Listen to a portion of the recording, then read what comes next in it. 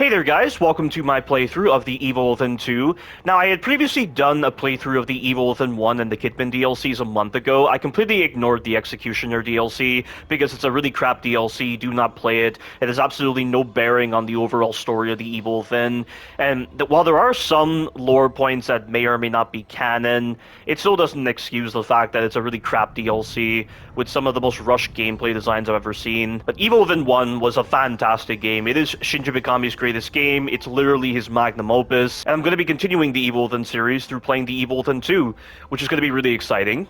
So I cannot wait to get back into this game. I haven't played this game entirely in a long time. I've played certain sections over the past few weeks repeatedly, but in terms of the overall game, it's been a long time. But let us begin. There's definitely a lot to discuss with the Evil Within series, but also with what I was doing with my Resident Evil 4 Remake retrospective, because I released that almost 2 weeks ago, and I haven't posted anything since because, let's just say when I released it, it was an overwhelming experience, and I sort of entered this rest and recuperation period where I just did other things before I decided to come back to YouTube. I'll talk more about that when I get the chance. Yeah, so we're seeing the, fire that engulfed the Castellanos' home. This was back in 2012. If I need to, I can pull up the Evil Within video again, just so I understand the lore again. Or just like remember certain details.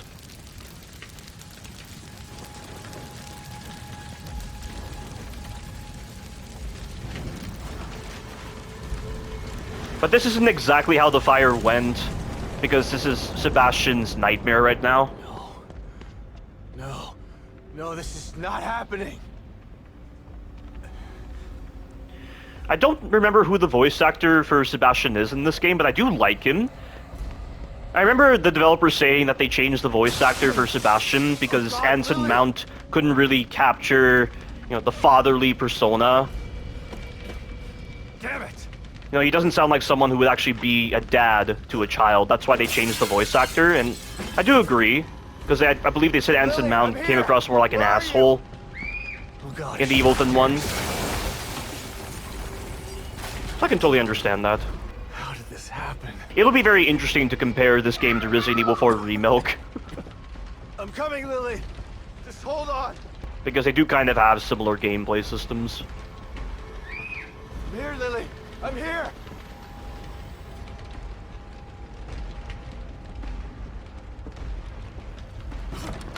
Lily? Come on out! Lily! Where are you? I'm here! Dad's here! You weren't here for me, Dad. Yeah, so again, because this is him dreaming, his prefrontal cortex is likely diminished in functions, which is why he's accepting these inconsistencies. Because I get these kind of dreams with inconsistencies. No! You didn't save me!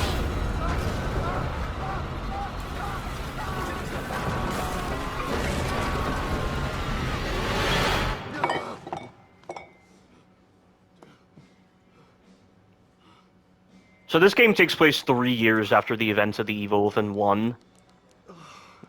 I don't really understand how no one noticed Mobius was in Beacon Mental Hospital.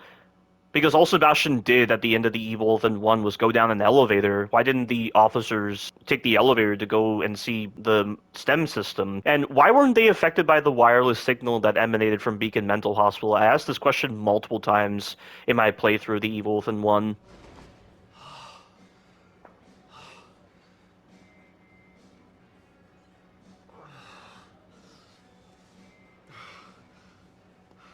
And there's Kidman. Kidman? Hello, Sebastian. It's been a long time. 3 years. I've been trying to track you down for 3 years. And you thought you'd find me at the bottom of an empty bottle. Is that it?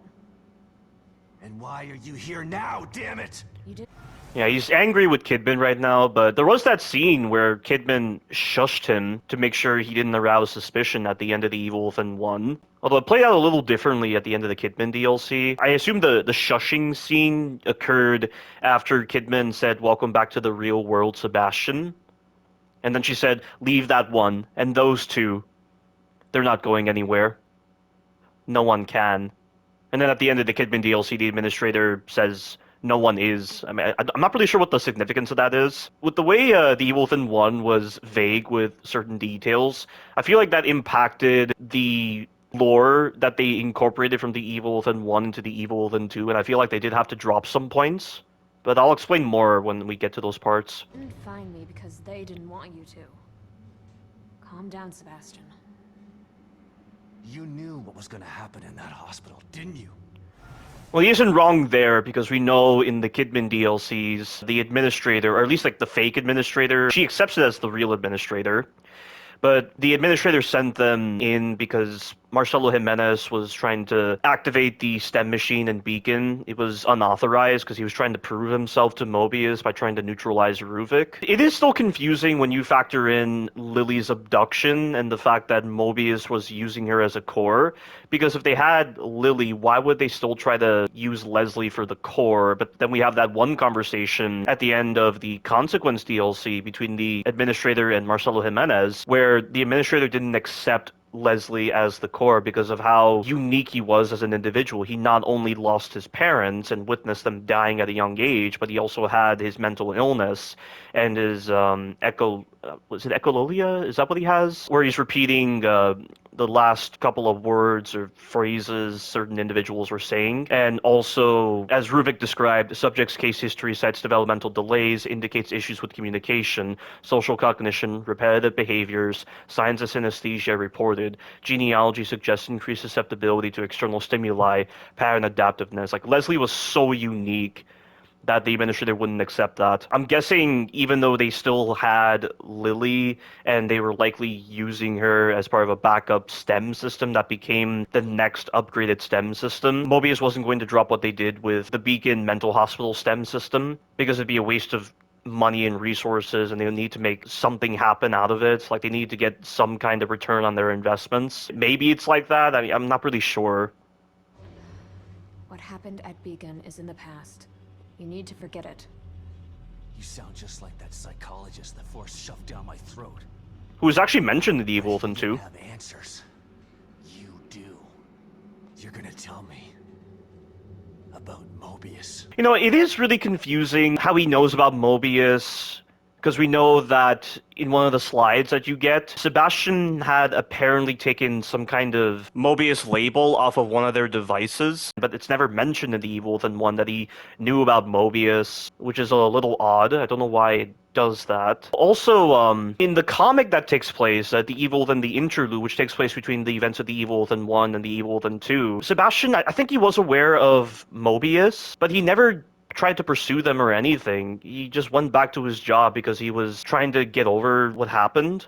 And he was hunting some nursery rhyme killer. His name was Samuel Dista, but he was actually a Mobius operative of some sort. Samuel Dista was hunting down Mobius operatives. In page 51 of the Evil Within Interlude, Kidman says that Samuel Dista had terminated one of Mobius's operatives in the KCPD and then left the body in her apartment. Yeah, so there were a couple of Mobius operatives that were killed. Those were his primary targets. He did try to kill Sebastian, though, because Samuel Dista believed that he was still in STEM, and he was trying to sever Sebastian's connection in order to sever his own connection to STEM, which is playing upon a story point introduced in the Executioner DLC of the Evil Within 1.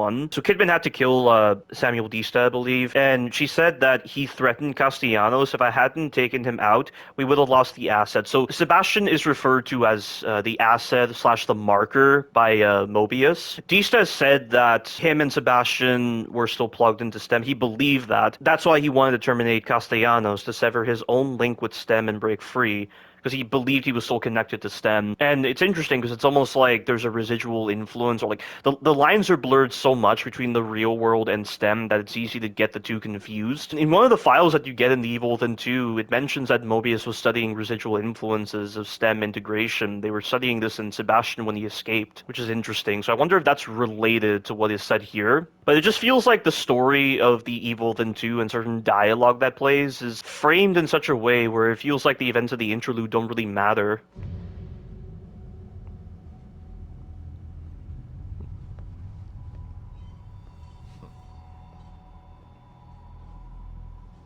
I'm here because of this. Yeah, so there's Lily, and Lily was missing for about a week, as they said, within STEM. Where did you get this? Lily's still alive.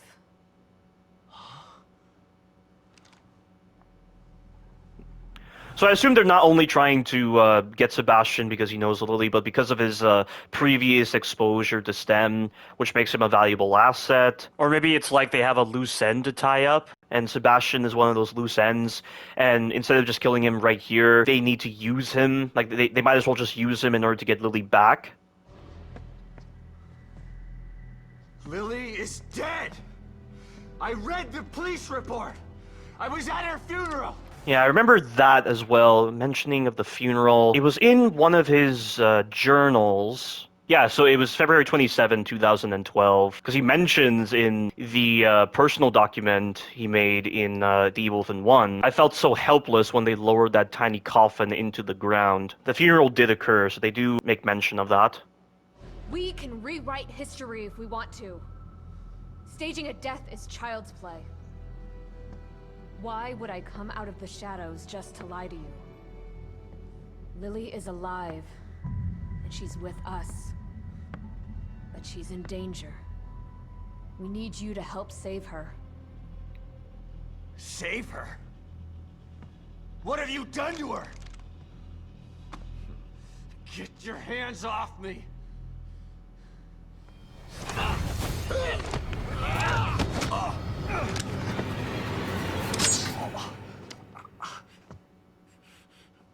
I was hoping you'd come willingly, Sebastian. But we don't have time for this bullshit. We need you. Lily needs you. And Kevin only found out about Lily during the events of the Consequence DLC. She didn't know about Lily prior to joining Mobius.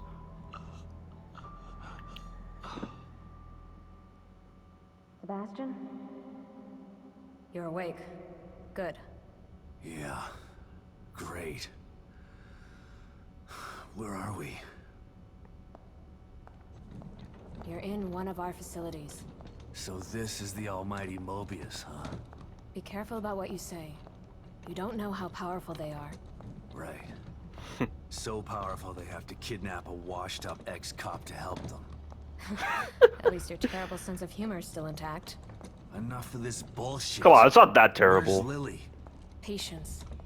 All your answers are right here.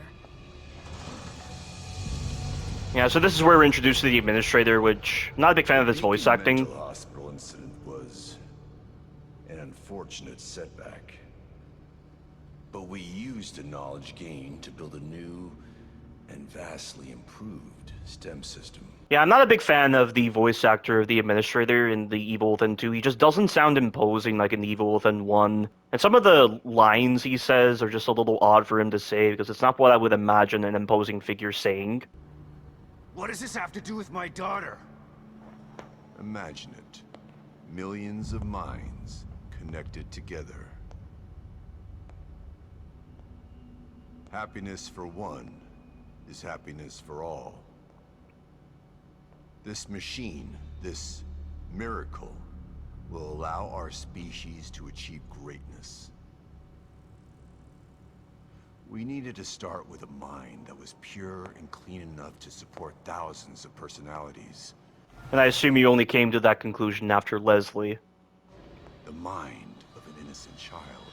And it's interesting how they changed the way the core is. I'm not entirely sure how they connected subjects to STEM terminals without using the bathtubs, because how did they interview patients when inserting them into the STEM device? And how was the core handled? Because they had to cut up Ruvik and simulate an artificial body in order for him to be the core of the system, but it came with some huge consequences because Ruvik's consciousness was still lingering in the Encephalon stem. When did Ruvik actually change the parameters of the core to only work with his brainwaves? Like, how was the core being handled when they were interviewing patients? That's what I don't understand. Was it like this? I'm so confused by that. who was serving as the core of the system prior to Ruvik being the core? And we know that Ruvik was trying to experience the terror his patients were experiencing, like the ones connected to STEM, as indicated in Chapter 9, because he's trying to connect with their terror before they diminish and die out entirely. So does that mean he was the core and they had a different means of actually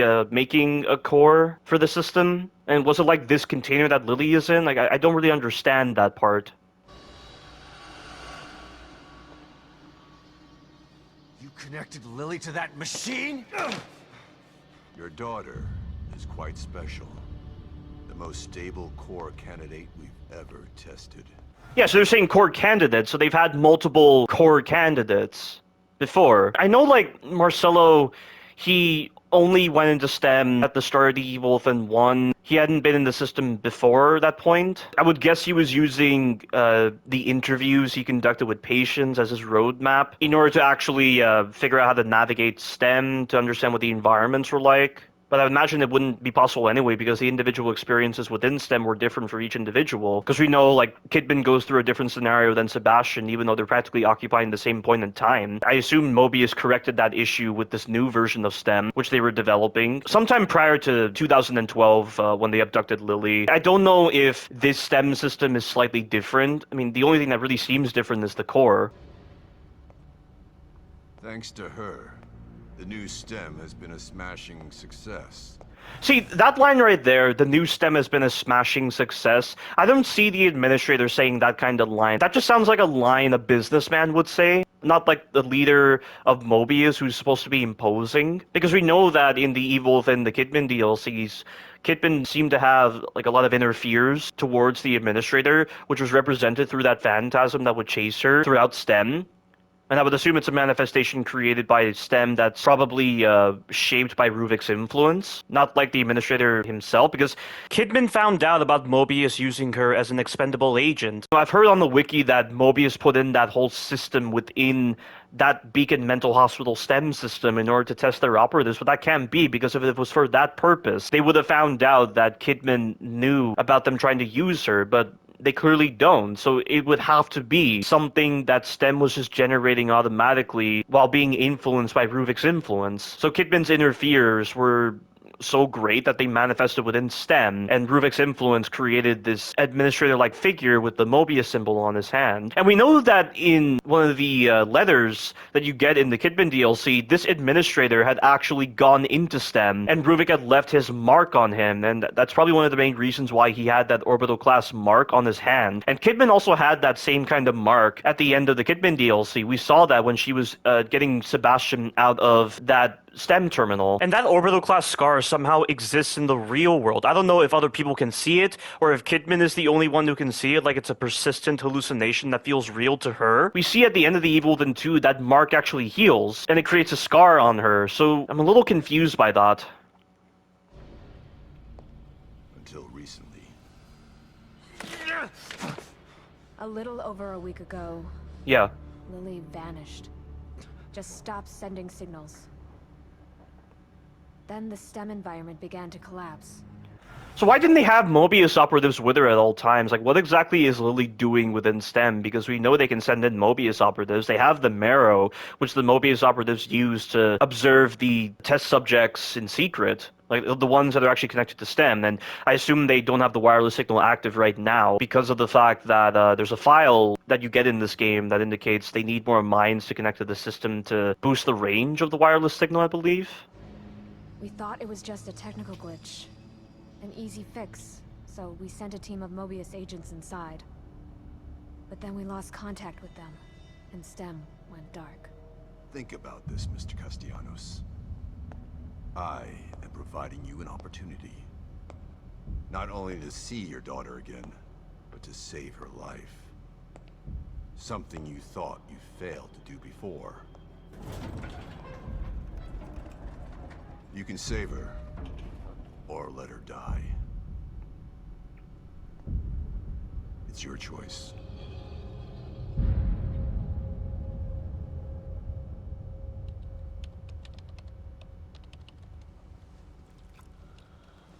It's still so confusing how in the Evil Within 1, Sebastian, Joseph, Kidman, and Connolly were all connected to STEM via the wireless signal, yet for some reason Kidman is the only one that's not connected at the end of the game.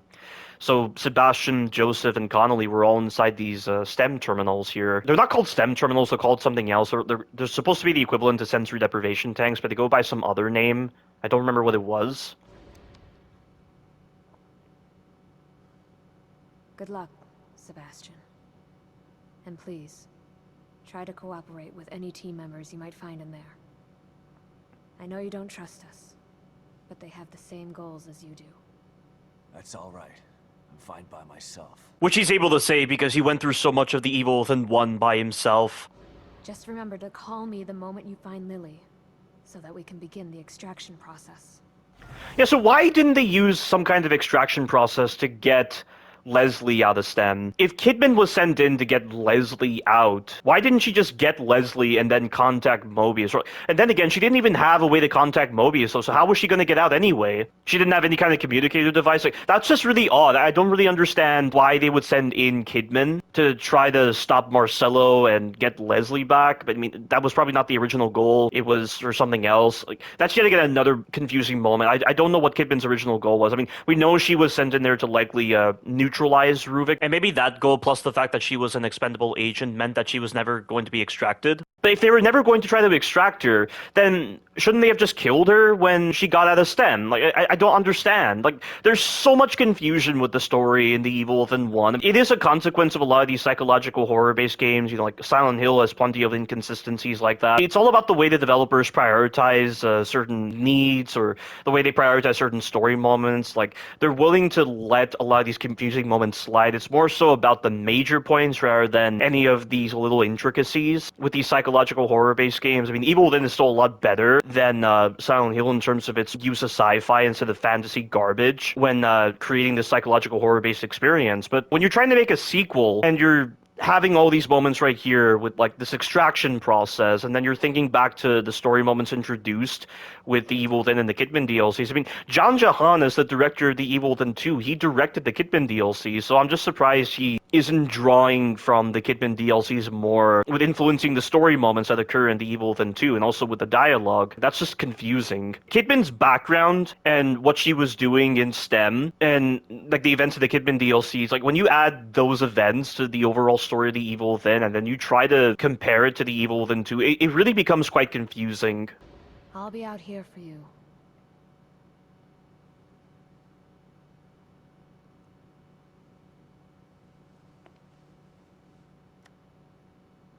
And someone else will be in there for you. Which is, of course, referring to Myra. And we know that Kidman was talking with Myra in those Kidman audio logs in the Kidman DLCs, because Myra is the one who was conducting those interviews with Kidman, and she's the one that helped Kidman get an apartment when she was working for Mobius. And she also tested that serum that they injected into Kidman through that syringe. And she also interviewed Kidman when she was first trying to recruit Kidman. And yet somehow Kidman didn't know that was Myra, because I'm guessing Myra didn't introduce herself, which is why at the end of the Kidman DLCs, when she heard Myra's name being called, that's when she realizes that was actually Myra. I still wonder how Kidman took the time to talk with Myra to actually save Lily. At what point after the events of the Kidman DLCs did she actually take the time to talk with Myra? Or rather, it's the other way around, because it was Myra's plan, not Kidman's plan. So how did Myra know that Kidman was going to betray Mobius, and then that would then allow her to talk with Kidman to come up with the plan to actually rescue Lily? This music is really great.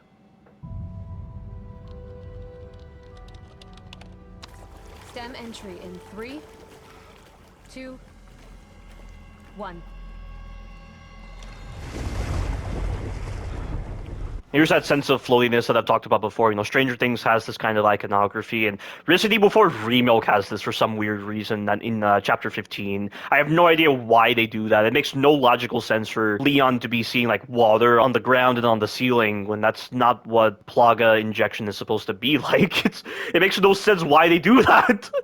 It's so dumb. But I know in the Kidman DLCs, when Kidman was injected with that serum, she said she felt a little floaty. I don't know what the whole point of that was, specifically. I know in one of those conversations between Marcelo and the administrator, they were testing ways of, I'm guessing, controlling individuals, because in the assignment DLC, when you get to that one part of the lab and you interact with that projector using your flashlight, it cues that conversation and it shows that video that Kidman saw when she first got to Mobius, and it was something that she was watching in that second Kidman audio log. But it involved staring at some images and hearing Claire de Lune, like a very distorted version of Claire de Lune. And she was hearing all that after she was injected with that serum. And she felt floaty. Like, I can't tell if that was supposed to be some prerequisite to stem insertion, or if they were testing some other form of control. Because, you know what? No. Because I remember in that same conversation, Marcelo then talks about STEM. And STEM was a relatively new method at the time, and the administrator had never heard of it. So STEM was used as another form of control, and I'm guessing that whole moment with the syringe and the video was meant to be another form of control separate to STEM. But then that would imply that STEM was created as a concept right around the time Kidman got into Mobius, which is confusing. I'm not sure, I'll have to think on this.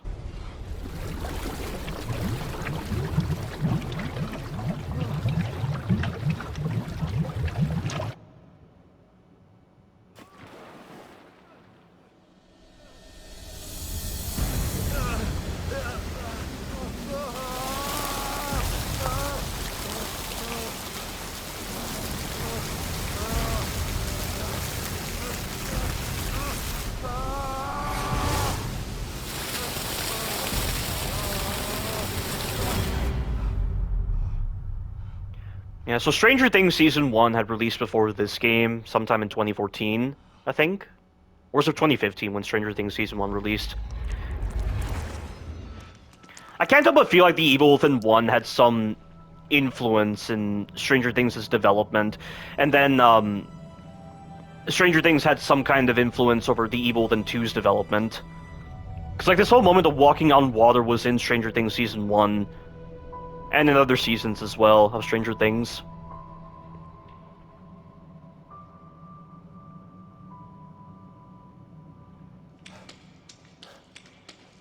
Is this?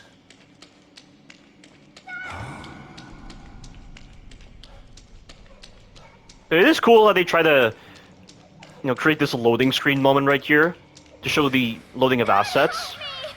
I'm coming, Lily. I know it's hard to accept, Myra, but she's gone.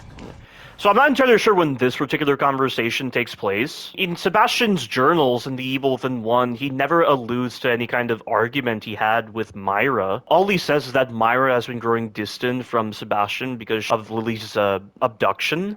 So on February 27, 2012, he says this: "I'm worried about Myra. This has been extremely hard on her, and her way of handling it has been unnerving. She wants to be alone, has taken to staying up all night, says she's doing work to keep her mind off the tragedy, but she seems to be closing herself off from the world. I know what tends to happen when a couple loses a child, and I hope that we're strong enough to avoid it." And then on July 11, 2012, Sebastian says this: "I finally got Myra to open up to me about the accident. Now I'm more worried than ever. I don't know what's worse, the fact that Myra is becoming paranoid and maybe losing her mind, or the fact that what she is proposing, that the fire wasn't an accident, could be real.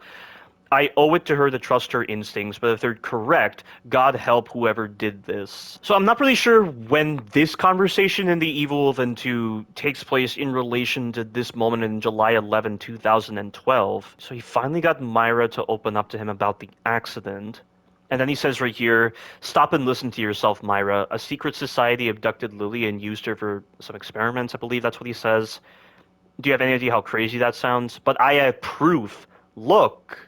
That's what Myra says. So that's confusing when you factor in the personal documents, because Sebastian received this evidence on Mobius through the mail, like after Myra disappeared. I'm not too sure I understand how this conversation could exist. It's confusing, unless, like with regular individuals, they forget these kind of fights, and he didn't find it necessary to document it. So after September 2012, Sebastian received that note from Myra, where she's enclosed a copy of her files. It's so confusing factoring in this conversation in The Evil Within 2 in relation to the personal documents. Or maybe it's like, on July 11, 2012, this conversation in The Evil Within 2 did happen, but then the personal document is sometime after that moment, and he was taking some time to reflect on this. Maybe that's it. But then again, the part where Myra says she has proof of this, that's confusing. The only thing I can think of as to how the events played out is that this argument happened in The Evil Within 2. Sebastian then documents his experiences on July 11, 2012, after some self-reflection,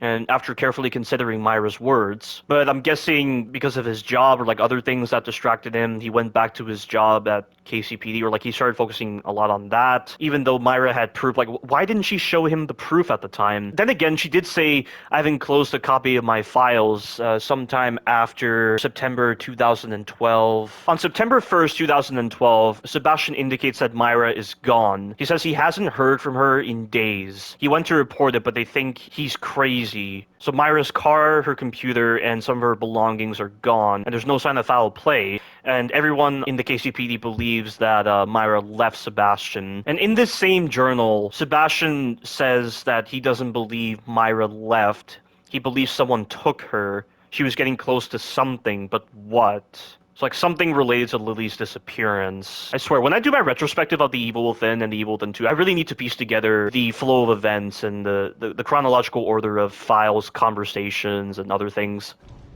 Our little girl is gone. No. I'll never accept it.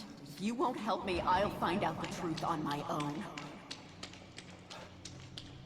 What the hell is this place? Detective, we've got a call. All units, 1199. Exploit cover code 3. Beacon Metro Hospital.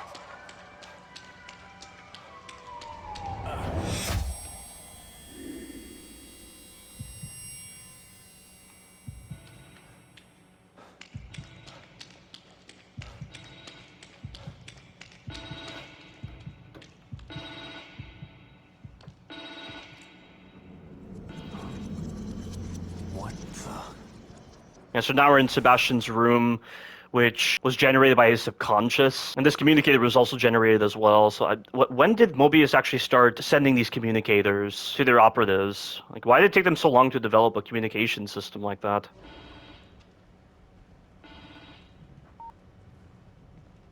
Hello? Sebastian, are you there? Kidman? What? Snap out of it, Sebastian. You've made it in safely. How are you feeling? Terrible. Like the worst hangover ever. Don't worry. It will pass once your mind has adjusted. You're in an area separate from the main system right now.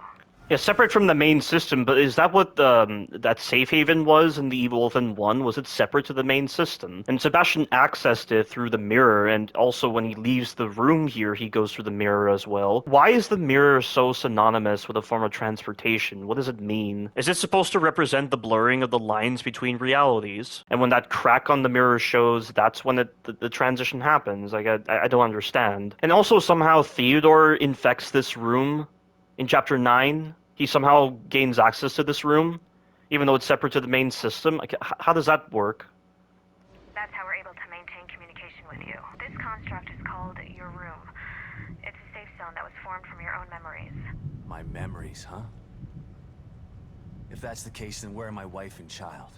And that question is interesting to ask because we know that in Evil Within 1, certain individuals were able to be generated, or like they were able to be in STEM without being connected to STEM. And I believe in the art book of the Evil Within 1, it mentions that the reason certain individuals appear, even though they're not connected to STEM, is because they're supposed to be the memories of subjects connected to STEM. The exact wording from the art book when it's talking about the Haunted is this: the Haunted came about as a result of Ruvik's mind synchronizing with victims linked to STEM.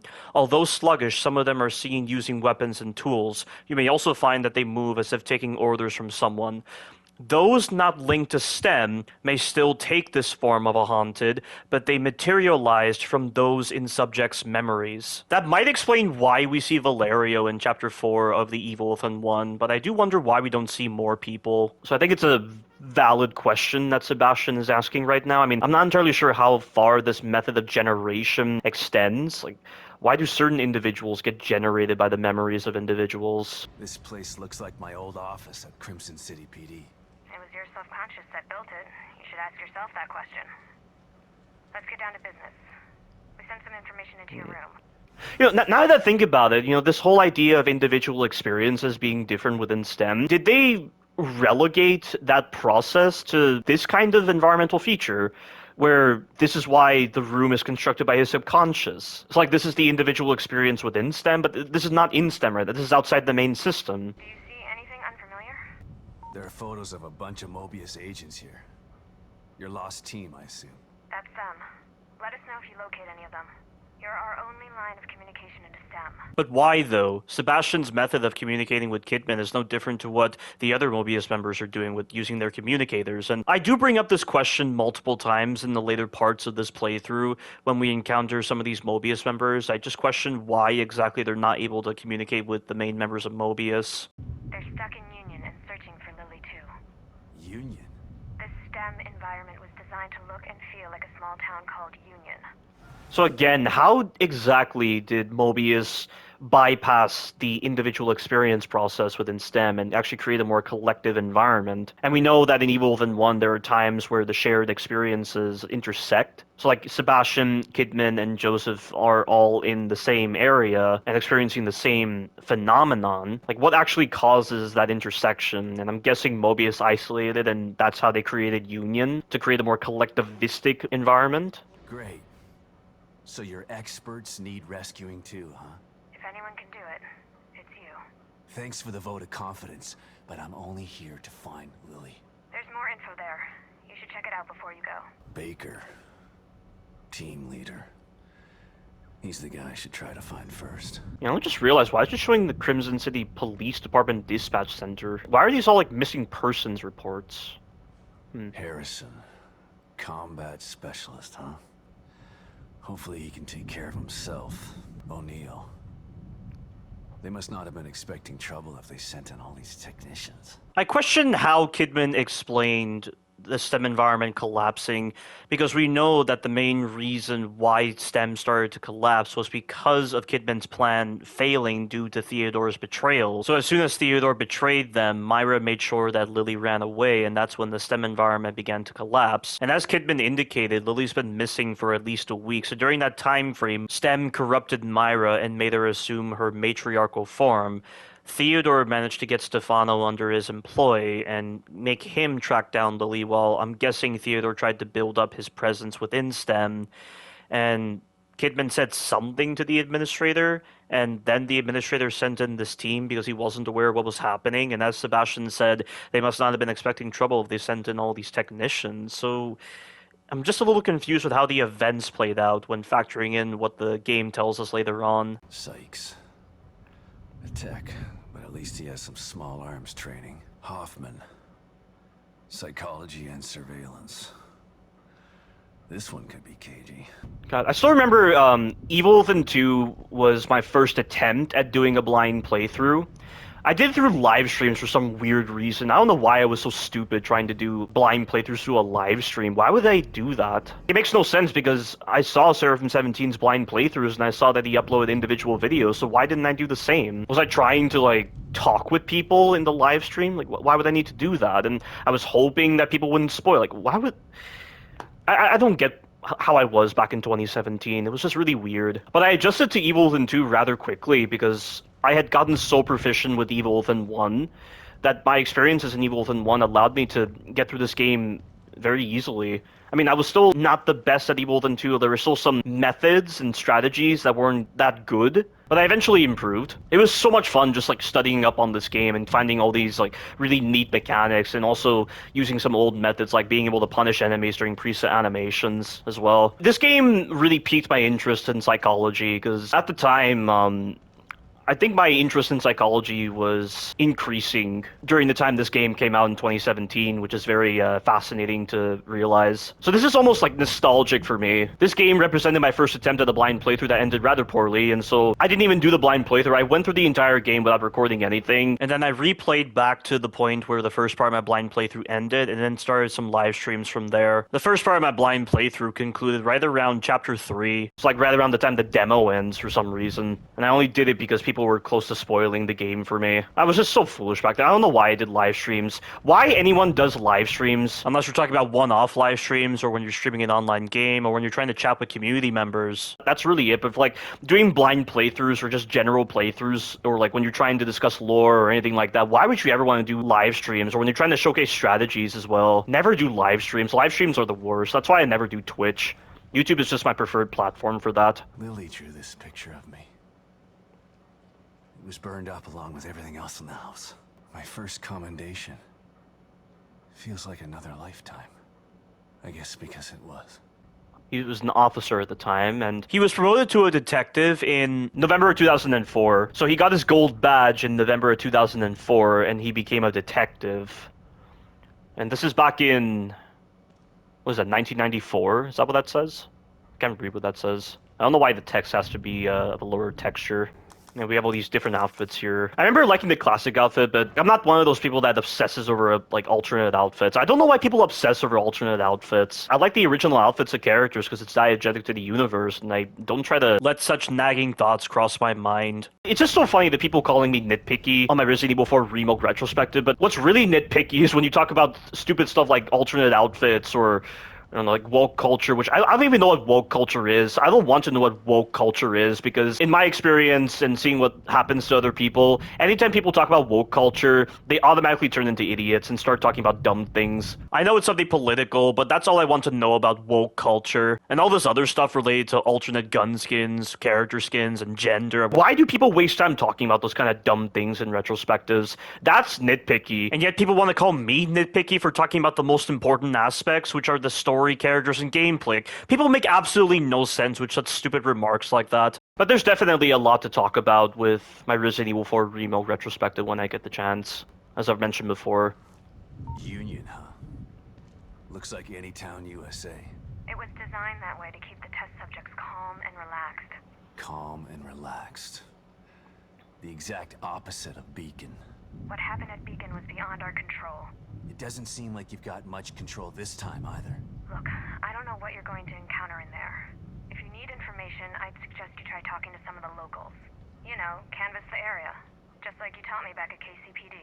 You were never a real detective, Kidman. And you're not a detective anymore. But let's try to do some detecting anyway, okay? I like these conversations between Sebastian and Kidman. I just like that they made the dialogue less vague, and they made it more, like, complex. Like, they actually say more in Evil Within 2 compared to the Evil Within 1. It just feels a lot more human that way. You know, like, Sebastian voices questions that the player would voice as well, which I really like. It's nice that they actually talk more about the STEM environment, but the problem is you kind of have to not think about the Evil Within 1 in the process because the vague storytelling in the Evil Within 1 was hard to translate over to the Evil Within 2, as I've already mentioned before, which is why certain details in the Evil Within 2 might not line up exactly with how the Evil Within 1 handled its details. Lily, your team, and now me. We're all stuck inside STEM. I still don't understand why you can't just take them all out of their pods and wake them up. It doesn't work that way. You know, is he actually mentioning that line because he's referencing the Evil Within 1 where Kidman literally did that? Where she actually extracted Sebastian? You know, I never did understand why Sebastian would ask that kind of question. I mean, I know, like, he's not a scientist and, you know, anyone would be asking this kind of question if they didn't watch, like, The Matrix or, like, they understand that if your mind is, like, basically like separated from your body, that's problematic. It leads to brain death, stuff like that. But now that I think about it, Sebastian is probably asking this question because of what happened in Evil Within 1, where Kidman extracted him. And Sebastian doesn't reference his encounter with the amalgam. He talks more about him being outside the STEM terminal when he destroyed that brain, and Kidman extracted him, but it was entirely different from Kidman's perspective. Without a core, we're totally locked out of the system. To forcibly remove anyone from STEM at this point would kill them and leave their consciousness trapped inside there. Great. Mobius has got some stellar backup plans. Yeah, but they removed Ruvik's mind from the core in the Beacon Mental Hospital STEM. I mean, Ruvik's consciousness was still there. It's like the system was still functioning despite the fact that they removed his brain. In the first torn letter from Ruvik, he said that Marcelo removed his mind from the core. He thought he figured out how to get around me, but he is such a fool.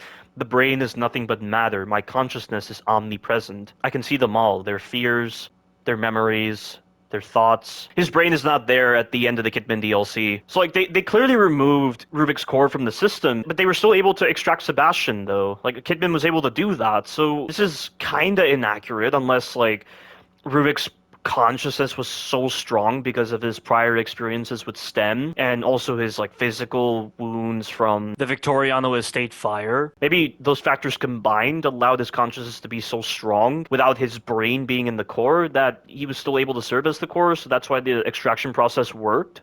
Stating the obvious isn't going to speed things along. You need to find Lily. Otherwise she, you, and everyone else inside is going to die. Yeah, like I said, a lot of confusing stuff with the translation of Evil Within 1's lore over to Evil Within 2. A cat?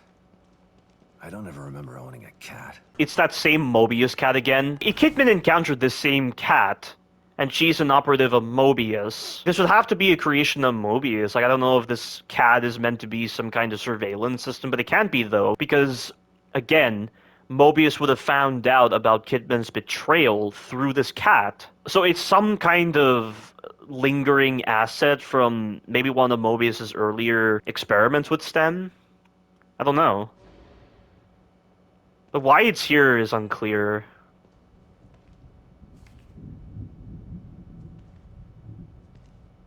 Slide projector? Where did my memory dig this up? Elementary school?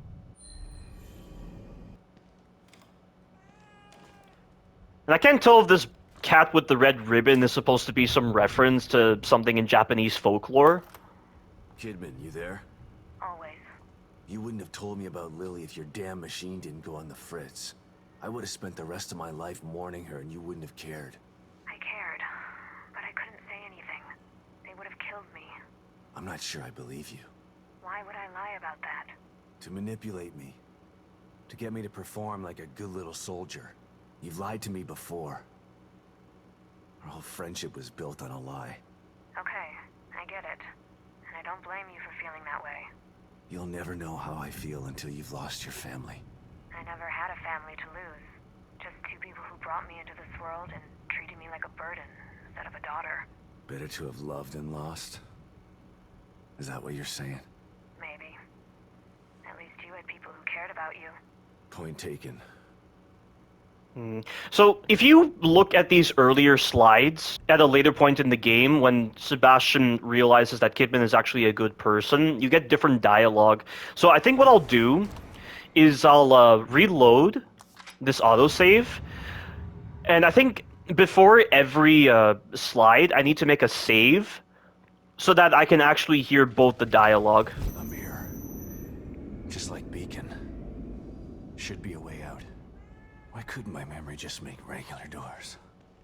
You're assuming that's part of your memory, but it isn't. I'm really glad that they put the save terminals within the actual world itself, not like just in the safe room. I can't tell you how annoying it was having to go into the safe room every single time to create a manual save, and at times you had to go through a little like set piece before you could actually save in the Evil Within 1. Not that it really mattered, because the manual saves were kind of pointless in the Evil Within 1. I mean, they're really good for like getting back to bosses if you wanted to replay them, but the fact that you had to go through that is just pretty silly. But the fact that they integrated the save terminals within the actual world of Union itself and not just in the safe room is a good choice. Here we go again. Into the looking glass.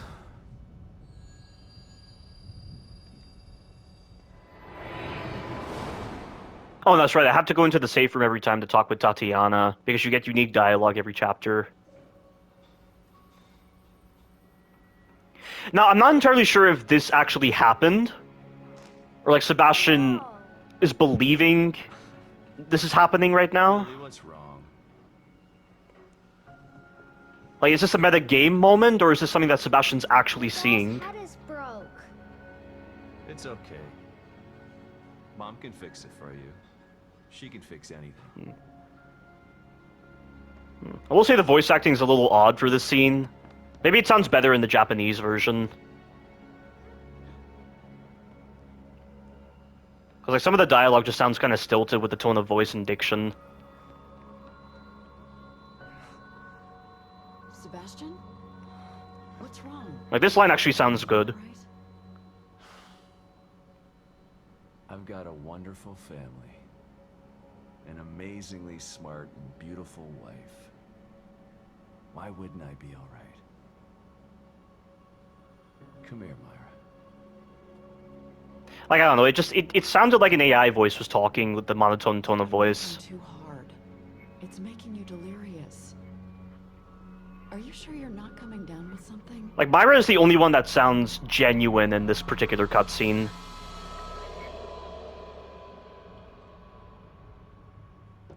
Like, was that like a dream within a dream? Something like that? And how is he so far away from the mirror?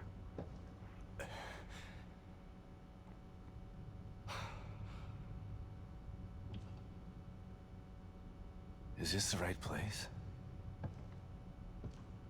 I wonder what the symbolism with this is, where there being just an empty void and the ground he's standing on. This is supposed to be Stefano's domain, and I really like this room. I was so impressed by it the first time I saw this, with the curtains everywhere, and then the silence. And this introduces you to quick turning, which I'm really glad is in this game.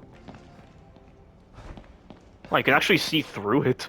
This song has become an absolute favorite of mine. I listen to it sometimes when I'm in the middle of doing retrospectives, or like writing a script, or just when I need to calm myself, or other things like that.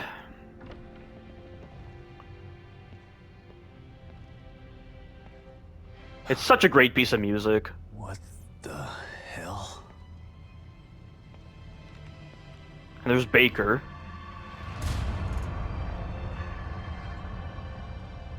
That's one of the search team. Baker.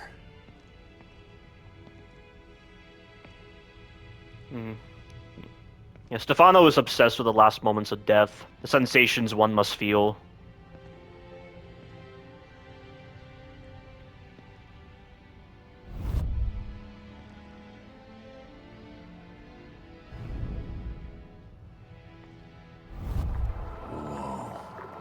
I like that line.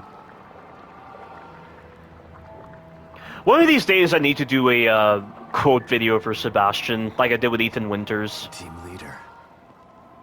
One bullet. Straight through the head.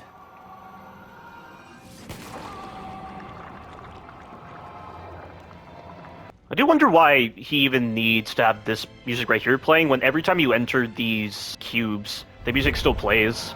Stefano's really fixated on this song. Sadistic. Whoever did this must have enjoyed it. Yeah, it's been 3 years since the events of Evil Within 1, so that's why Sebastian is saying, how is this even possible? And that's right, I remember in the interlude, Sebastian had hallucinations of the Keeper. I think that was mainly due to the incense that was present in the room he was in, because he was investigating the Samuel Dista case, I believe. The nursery rhyme killer, which I already discussed. Someone tried to block the way out. Or in.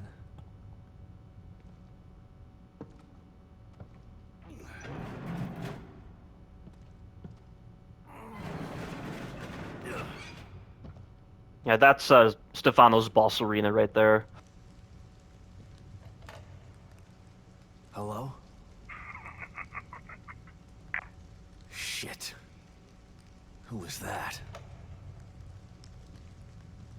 Manuela Ruberlo. So I'm guessing these are Stefano's victims? And then we have this file right here, which shows that Stefano was invited by the Muse Centers, which is a division of Mobius. Congratulations, Truth Seeker. Thank you for taking our spiritual acuity test. We're pleased to welcome you to the next level of knowledge. Please report to the nearest Mu Center with this letter to ascend from probationary applicant to the position of Mu Disciple. This letter guarantees you an exalted position at the next cleansing ceremony. Lies, all lies. So why would Stefano apply for this? I didn't expect Stefano to find Mobius through a cult like this. Because we know that Mobius was using Theodore, who then used his Mu centers in order to recruit candidates for the STEM trials. That's how Mobius was gaining subjects for their STEM experiments. I don't know when exactly they implemented the Mu centers, because we don't really hear them in the Evil Within 1, even though the cult symbol looks so similar to the cult from the Evil Within 1 with that church. So why would he seek out a cult? Grand. Not too sure what that's showing. Help! Help me! Hey! Damn it! What's going on here?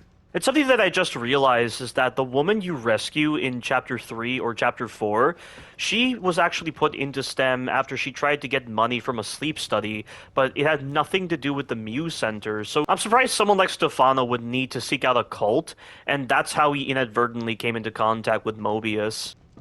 So this is where we encounter Stefano.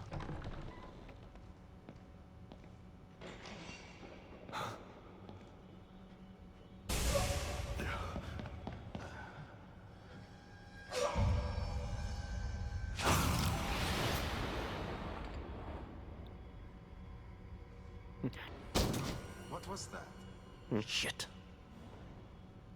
But this is where we're introduced to the cover system, which is rather janky in this game.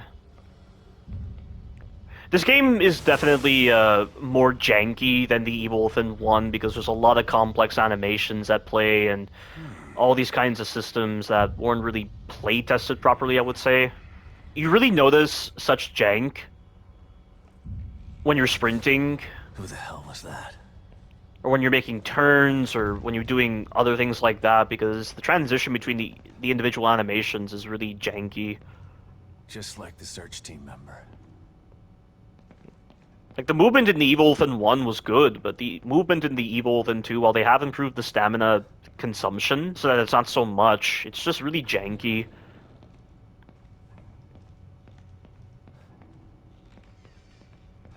I gotta find a way out of here.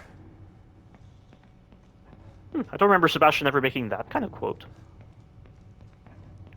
And I love the bell sound here, like in the grandfather clock. It really adds a lot to the ambiance of this place.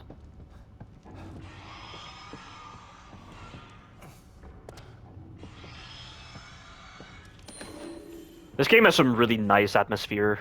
It's another Mobius uniform. There are other Mobius members outside of the search team that was listed in Sebastian's room, so why didn't Kidman acknowledge them? Oh yeah, this is a little distortion moment right here.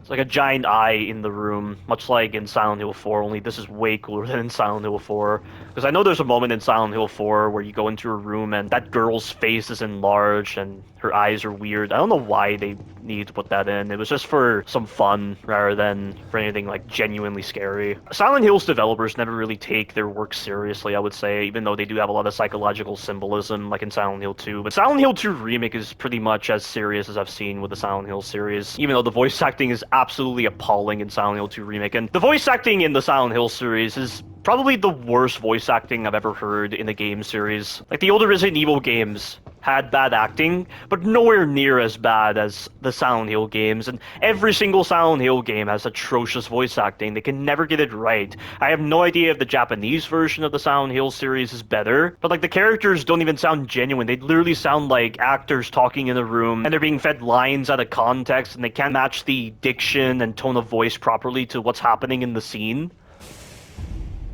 You think they weren't even trained actors. It's just ridiculous. And like Evil Within 1 had some big actors as well. I mean, like Yuri Lowenthal voiced Joseph. And the guy that voiced the administrator, he was apparently from some show called, I think, Star Trek Discovery. The voice acting in the Evil Within is superb. And while I did acknowledge in that one cutscene earlier that the voice acting of Sebastian and Lily was a little odd, the rest of the voice acting is superb, but you just cannot get good voice acting with the Silent Hill series at all. It's just impossible. Here's the rebirth scene, and Stefano really takes pleasure in the macabre, doesn't he? And I forgot to mention, the voice actress who did Poison Ivy in Batman Arkham Knight, she's actually the one who voices Myra in The Evil Within 1. Wonder why he calls that Rebirth. Also, I'll admit, guys, I do prefer the way the textures and the graphics look in The Evil Within 1 compared to here. It is nice, but it's too nice to the point of feeling washed out. Like, you don't really notice a lot of subtle textures on the characters' faces compared to Evil Within 1. Like, Sebastian's face with the way it's textured, I really like the way his skin is textured, because you really notice a lot of the wrinkles and a lot of the dirt on his face. I don't really feel... like, Sebastian's face is still good in this game, but I do feel like with the way certain textures look, they don't really feel, I don't know, like, gritty or rough or anything like that. They just feel kind of washed out in certain parts. So I can definitely understand people not liking this game based on the not-so-stylized texturing compared to the Evil Within 1. Like, Evil Within 1 had a particular art style with the way it was textured and, you know, the cinematic feel with the letterboxing, even though people hated the letterboxing in the Evil Within 1. But I just think the art style is pretty good in the Evil Within 1 compared to Evil Within 2. I totally understand why there aren't as many areas, though, in the Evil Within 2, because this is supposed to be a more stable STEM environment while still having that level of collapse and glitches, because of the fact that Lily has been missing from STEM for a week and there weren't as many like conflicting or aggressive personalities like with Stefano and Theodore. Whereas in Evil Within 1, they put a lot of patients with mental illness into the STEM environment, which is why the STEM environment was already like, screwed at the beginning, and Rubik's own mindset and his mentality with his psychopathic tendencies and his other less than human traits, they ruined the STEM environment further. So I could totally understand that, but Evil Within 2 I can totally understand.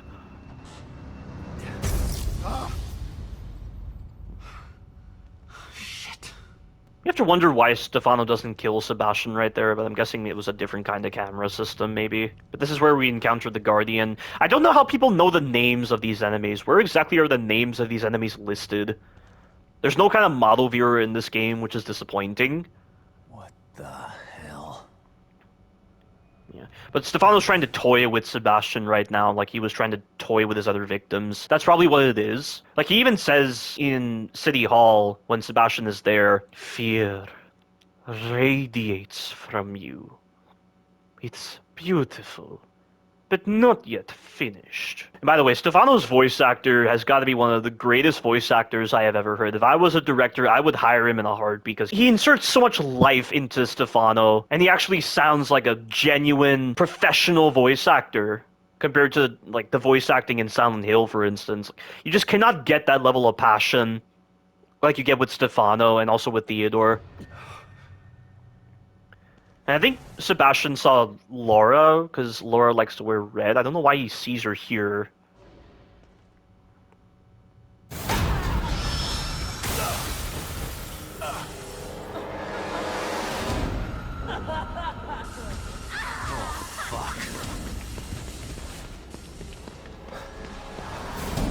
Yeah, believe it or not, if you turn the camera, the Guardian moves incredibly fast at an artificial speed in order to keep up with you.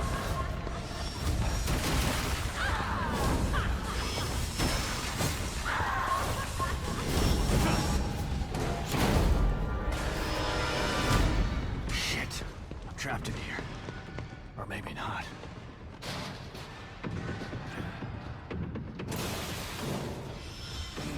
Yeah, Sebastian could never feel truly trapped because I believe his individual contributions to the STEM are allowing these kind of moments to happen, as Marcelo described in Chapter 8. Probably due to his willpower or something.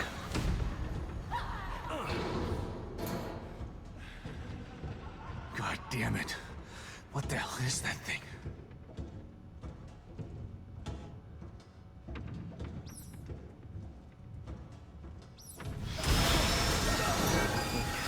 Also, if you're on New Game Plus and you have the upgrade for increased crouch speed, you can accidentally take damage from this because you end up walking too far ahead before Sebastian stumbles backwards, and you can get cut up in the process.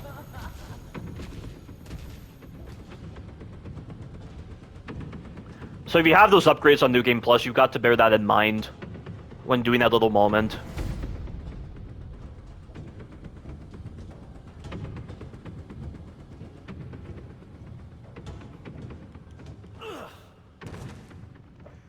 Oh, I don't hear it.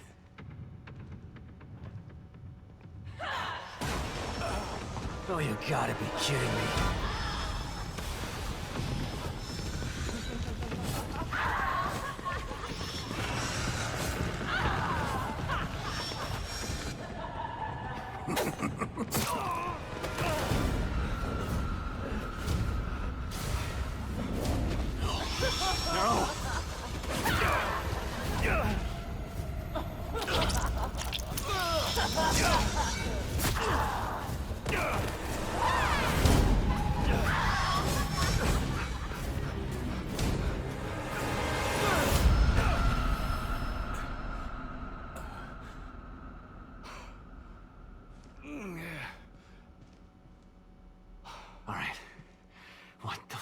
Is going on here?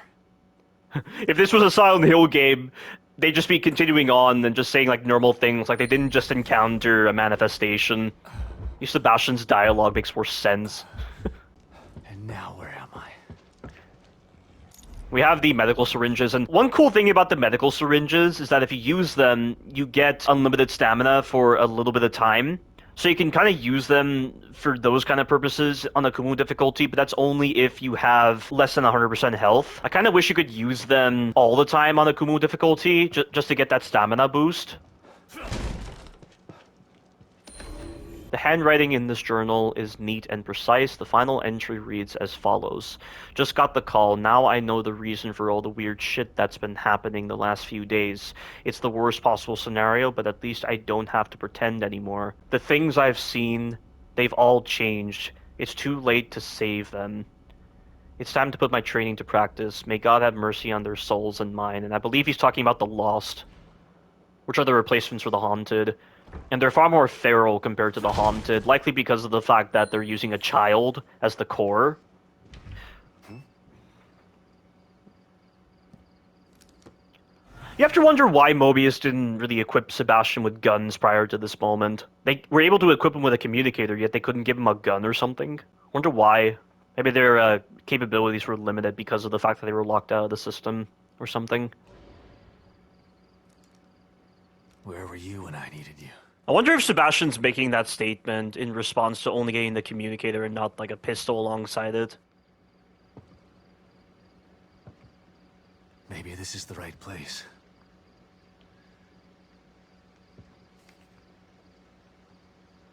Lily, I hope you're here.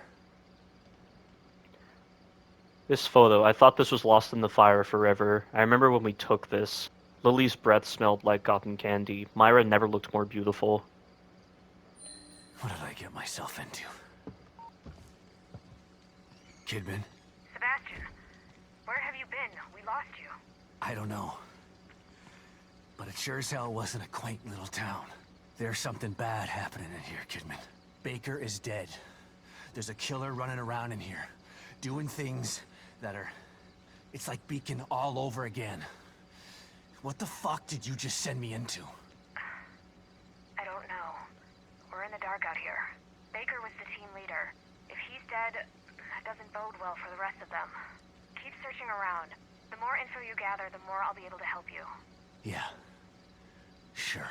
God, there's so much of the dialogue that I remember from this game. You know, I still remember watching that first demo video. Like, the guy actually handling the demo was playing on Nightmare difficulty, which was crazy because you never see anyone playing on the highest difficulty at the time. And Nightmare difficulty was the highest difficulty for the Evil Within 2 until they eventually released, like, I mean, technically classic difficulty, but classic difficulty is like nightmare difficulty, but with no saves. You could save like 7 times, I believe, which was really stupid. And this game is also not optimized very well because there are crashes that can occur. I haven't encountered any crashes on the PS5 version. I don't know if the crashes still occur on the PS4 version, but I remember having the game crash a couple of times, and for them to put in that kind of difficulty mode is just so stupid. It just shows they don't respect the challenge of their game.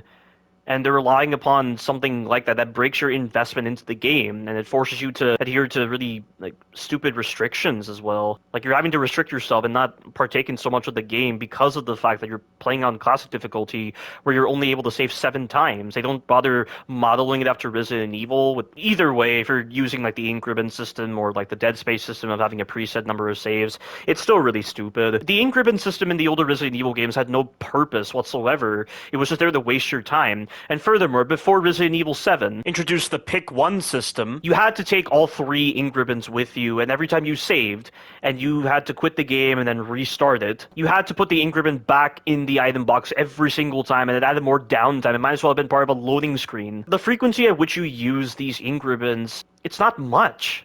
They might as well have just been regular checkpoints. It doesn't make any sense why people think ink ribbons are a part of survival horror design. If you were to replace them with autosaves, it'd be the same sort of outcome. It'd be Occam's razor. Like, why do people think that way? It just makes no sense. Furthermore, if you have to correct like small details with your inventory, or the fact that you need to create a manual save before a boss, you have to waste time with an ink ribbon system. It's just dumb. You're affecting a player's investment into your game, or when you're trying to replay certain sections that you enjoyed or want to learn more about. Why would the developers do that with the ink ribbon system? And it's the same with Dead Space's developers when they put in this whole system in Dead Space 2 with hardcore difficulty where you can only save 3 times, but there are so many things that can kill you due to stupid reasons because of how clunky Dead Space 2 can be and how bullshit some of the enemies can be. Like, there's a lot of dishonesty with the hitboxes as well in Dead Space 2. It's just dumb. I genuinely do not understand what they were thinking with that. And now that I think about it, I don't think classic difficulty is nightmare difficulty. I think it's like normal difficulty, but without saves. Like, when you restrict yourself on the number of saves, you end up compromising the entire game design philosophy because it forces you to rebalance other sections differently and not contribute so much to actual gameplay. And it's hard to explain. Oh, poor son of a bitch. Left here to rot like this. It's the same argument with the Souls games. I mean, why people think it's a good idea to have to run back to a boss every single time you die from a bonfire, and you're having to compromise your investment in the previous areas. Like, you were previously having a lot of fun in this area, but then you restart, and you have to run through these enemies over and over and over again to get back to a boss that kills you with a bad hitbox or some other terrible design like hitting you through the geometry, because the Souls games have more bad bosses than really good bosses. And people want to equate that to true difficulty because they equate poor designs with like difficulty. I mean, Bloodborne had some great bosses, don't get me wrong, but most of the time the bosses were pretty bad in Bloodborne. Or like with the Souls games, like Dark Souls 3 was just a slog to go through, and it was such a bore that it completely killed any sort of investment I had for the series. And then you have Sekiro, and then you have like there's all sorts of Souls clones nowadays, and people want to say that's amazing, this and that, but it's just copy paste. It's just copy-paste, and I'm getting so sick of the formula. I hate the Souls series now. I might have played Bloodborne last year and enjoyed it, but I didn't want to enjoy it, though. I didn't want to enjoy playing Bloodborne because I'm so sick of the Souls formula at this point. And one of my other subscribers is sick of the formula as well, and he gave some really good points on that. It's that kind of, like, stagnation and copy-paste nature to Souls games, Call of Duty games, Gears of War games, or, like, with other titles as well, that you're just seeing, like, being rampant throughout the games industry. Like, when you go to Resident Evil, every game feels different in their own way, and the actual gameplay flow and formula is really good to go through. I mean, in certain Resident Evil games. Some are just kind of like average, some are pretty bad, like in Resident Evil 4 Remake, or the really dull ones like Resident Evil 1 Remake, which I really hate. And Resident Evil 2 Remake is also boring as well, because, you know, Resident Evil 1 Remake and Resident Evil 2 Remake are designed for knife only, but that's a whole other tangent I need to go on later on. But at least with Resident Evil and The Evil Within, it never feels like they adhere to the same copy-paste formula. They might have some familiarity with their third-person elements and also with the shooting mechanics, but they feel intrinsically different from each other with some of the new things that they add. And that's the thing I like about these third-person games, and like with third-person shooter survival horror games, like these kinds of genres, they always feel so different. That's one of the main reasons why I like Silent Hill 2 Remake, because it felt so much better mechanically than the other Silent Hill games. I mean, the story was still dull and boring, and I understand that there's underlying psychological symbolism involved with James's traumas, but like the things you were doing just didn't really add up with James's traumas, and the voice acting was atrocious. But at least Silent Hill 2 Remake gameplay-wise is so much better than Silent Hill 2 OG, which felt so unfinished. Sebastian, it's just a small, quiet town. Yeah. Too quiet. Like, I genuinely do not understand why anyone thinks the gameplay in Silent Hill 2 OG is good. Because the amount of dumb things you have to do to bypass terrible sections. Like, you have bosses like Eddie, which has to be the worst concept for a survival horror boss I have ever seen. A human who takes a ridiculous amount of punishment from bullets and doesn't even flinch, and he just runs around the area like a dumb AI, and then occasionally shoots at you. And you have to use, like, cheeses, like using the Great Knife in certain ways, or like with the Double Pyramid Head boss fight where you just spend so much time, like 10 minutes, circling the bosses and firing like 50 sniper rifle shots into them. Or you use a cheese exploit where you hope the Double Pyramid Heads attack you in a certain way, and then you just bounce your Great Knife off walls while hitting both of the Pyramid Heads at the same time. Or like with that final boss fight where you just run around the area for 10 minutes without any ammo so that you can finish off the boss because of how badly designed the final boss is. That's what so many like extra players say. It's so fucking retarded. I can't believe people laud the Silent Hill series because there's so many like badly assembled gameplay moments like that with the Silent Hill series. And it's the same with like the older Resident Evil games as well, only they're much more competently assembled than the Silent Hill games of old, but they're still filled with a lot of clunky moments. When you go to like Resident Evil 0 with its boss designs, like the Infected Bad and the final boss are some of the worst bosses I've ever seen, and people still want to laud the fixed camera angle as being good, yet they don't even want to acknowledge the consequences that result from fixed camera based games. You don't understand the kind of gameplay compromises that occur when you favor the fixed camera format and the lack of creativity involved. That's unfortunately what a lot of people don't understand nowadays, because people are pretty stupid. You know, as I've voiced many times before during this generation, from like 2017 to even like 2020, but not so much now in 2021 and onward. I mean, I said many times 99% of gamers are idiots, and it really feels like that, especially with the number of dumb comments I see on my videos. And a lot of the comments I feel like bot comments, a lot of comments I feel like they come from drug users or people that are so obsessed with sex and all these other dumb things. That's the idiocy of gamers nowadays. And it's been persistent for generations, pretty much. Hello? Hey! She had to have heard me. Better check it out. I buy-hearted this entire exchange right here.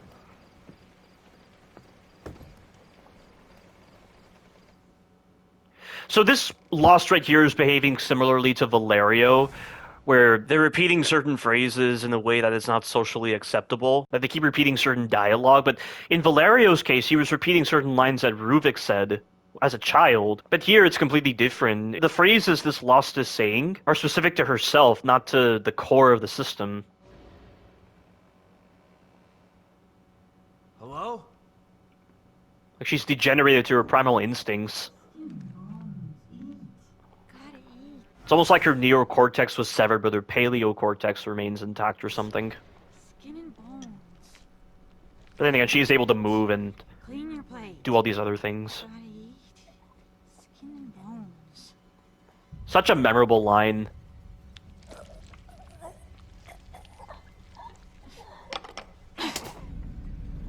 I said eat! There we go.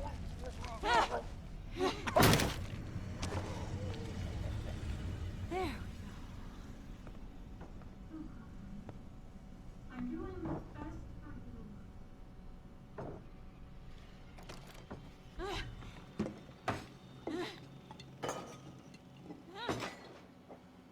What the?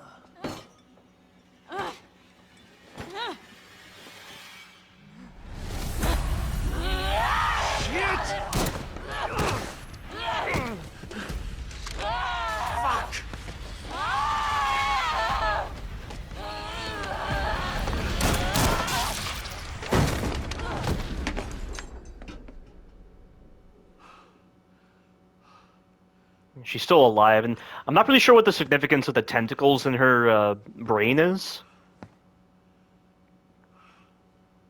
They don't go into much detail about the lost phenomenon. You get certain files later on in chapter 11. Oh, God.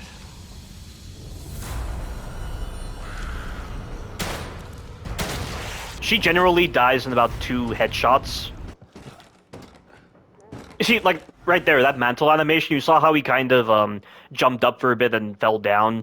That's the level of jank involved with this game. It's really odd. That's also really cool, being able to use the cover system to move faster while crouching, so you can sneak up on these enemies. Kidman. That was fast. Did you learn anything new? Yeah, I did. I learned that it really is like Beacon in here. The people in here are turning into creatures. Damn it. What the hell happened? I don't know. But it means that Lily is in more danger than just being lost. Sebastian. Save it, Kidman. Leave it to me. I'm gonna find her. So why don't the other Mobius operatives have communicators as well? Because they have communicators. Yet Sebastian is the only one that can contact Kidman? I don't really understand. So I wonder why this particular Lost was so fixated on the idea of force-feeding her son. If this even is her son, or maybe it's someone else. Also, you can use car horns in this game to lure enemies, but it's pretty useless. I never use it, because there's never a need. But it's nice that they have it in there, just for a little bit more experimentation. Yeah, also, if you stand on top of cars, the Lost will actually shake the car to knock you off. So never stand on top of a car when you're dealing with the Lost. I don't think there's anything here, but it's interesting that they let you go this way. This game was also the first time I heard the term wide linear, describing these bigger linear experiences with more open environments. There have been games like this where they have these big open environments in these linear games, but they never use the term wide linear. It was Tengu Gameworks that introduced me to that term. And like Lasers had never heard of the term until I told them about it a few years ago.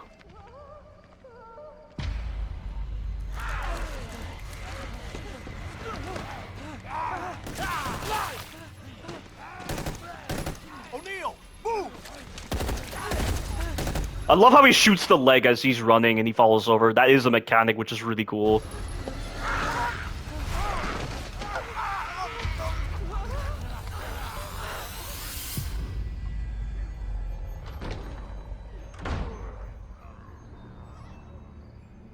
Mobius members.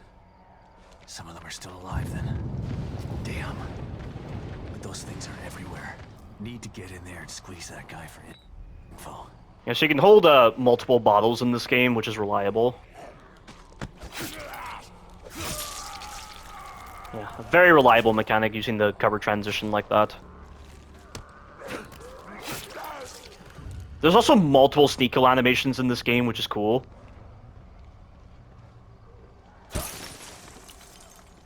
Yeah, I still like the one that Sebastian did in Evil Within 1, where he slowly took them out. And I just like that conveyance of personality. Like, Sebastian was incredibly cautious in Evil Within 1, but because he's trying to rescue his daughter in Evil Within 2, and he's already been through STEM before, his sneak kills are a lot faster and a lot more daring, I would say.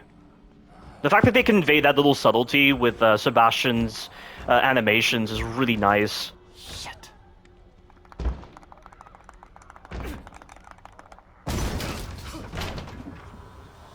Oh, fuck.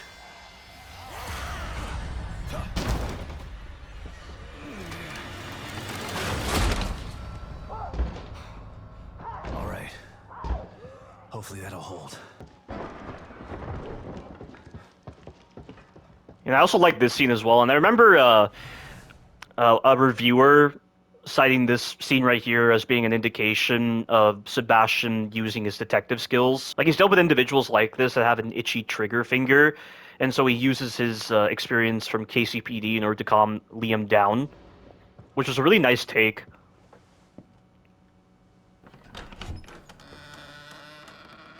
Don't come any closer! Okay, calm down. Don't shoot.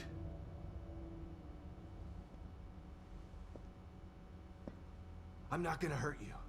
See?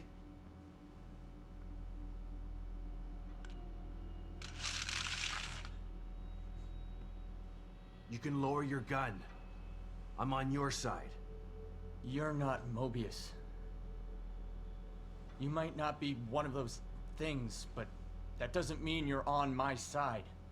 You're right. I don't work for Mobius, but I was sent here by them. Have you seen what those things out there? Well, I like this little detail too. You see how he's like lowering his gun because, you know, it's typical of individuals to lose focus for a bit because that's the case with a lot of individuals. But then Liam realizes this and then brings up his gun again. I like that little detail. It really conveys that human nature to him. What they can do? Yeah, see? So that's something that actually happens because people can't actually maintain concentration for that long. So, like, Liam sort of lost concentration for a bit, likely because he was so fatigued from running away from those Lost, and also because he was, like, standing still, not really doing anything. And so he lowered his gun slightly, but then realized what he was doing and then immediately pulled up his gun again. I like that little detail. It's really cool. Yeah, I have. Liam is one of my favorite characters in this Your game. partner was willing to sacrifice himself so you could escape. He wasn't my partner. He was just a member of Union security detail. Protecting me was his job, and my job is to solve a hardware issue. Dying inside here is above my pay grade. I'm not a soldier. So something about Liam's gun allows Sebastian to realize that the safety is on. I'm not really sure where the safety on this particular pistol is. How does Sebastian know the safety is on? I'm just a technician. I know. Stop! Or I'll shoot! No! But again, like, the way they show Sebastian here is perfectly, like, complementary to his character. Because, again, he's been in the KCPD, he knows guns, he knows how to calm people down like this when he's been in these kind of situations before. Like, this is a better showcase of a character than the way they show Leon in Resident Evil 4 Remilk. This is how you showcase a character in a sequel or, like, in their designated game. Like, it just makes so much sense. Like, the way they show this is perfect for Sebastian. It's so cool. They convey it through subtlety, they convey it through these little moments like this. It's so awesome. This is one of my favorite introductions to a character again. A soldier would have taken the safety off. I told you, we're on the same side. Let's try this again. That's another one of my favorite lines as well. Let's try this again. I'm Sebastian Castellanos. I practically incorporated that line into my lexicon because I find myself just saying this line out of the blue because I just really enjoy the vibes I get from this particular line. I'm Sebastian Castellanos. Like, I by-hearted so many of the earlier exchanges that occur in this game. I'm O'Neill. Liam O'Neill. So you're not Mobius, but they sent you in here? Why? I'm looking for my... I'm trying to restore the core. Just like you are. Yeah? Good luck with that. I'm done. I'm just gonna hold out here until extraction. They can't extract you. Not until Lily is found. Who's Lily? Look. Yeah, so you're not made aware of the core. Until the core is located. Can you help me out? If you're asking me to go out there with you, you can forget about it. This is a safe house, so I'm staying safe. Got me? But I may have a lead on the core. I detected some signals nearby that resonate at the core's frequency. We were trying to track them when we got attacked. Here, listen to this. It sounds like a little girl, right? Quiet.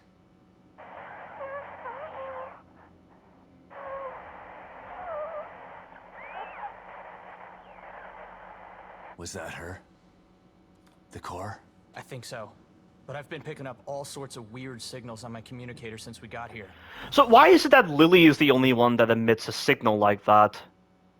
Like, is this signal something that every individual generates? Or is it just with specific individuals? Like, what's actually allowing the generation of these frequencies that are then picked up by these communicators? And I remember, like, you could find dead Mobius operatives using your communicator. I mean, the communicator is picking up on the object rather than the actual Mobius operative, but I'm just wondering if maybe there's some context as to why that happens. Like, can the communicators lock on to the actual chips installed in these individuals? Because, like, the Mobius operatives have that Unity Cerebral chip, which is also another confusing point, because I don't know if they actually had those chips installed during the Evil Within 1. Because the second file that you get in the Evil Within 1 mentions the stenographer and nurses and other individuals within Mobius, or at least within the Beacon Mental Hospital. They fell victim to STEM's influence even when the system was shut off, but if they had their chips installed, I don't think they would have been affected by it. But I don't even know if those individuals knew of Mobius, or were they like actual members of Mobius. Like, I'm not really sure about that from that one file. No way to know for sure until you track it to its source. How do I do that? Your communicator can pick it up too. Once you're out there, check it. You'll see. You'll probably pick up other signals while you're out there. It wouldn't hurt to follow them to find out what... No way. The core first. It's the only way we're getting out of here. Suit yourself. Let's pair up our communicators. That way I can tell you if I find anything. Yeah, okay. Can't hurt, I guess. So you've been stuck in here a week already? Has it been that long? Damn. Time's a little fluid in here. Yeah, time can be a little fluid with dreams. You know, I get those moments in dreams where it feels like a longer time has passed, when in actuality in the real world only a short amount of time passed.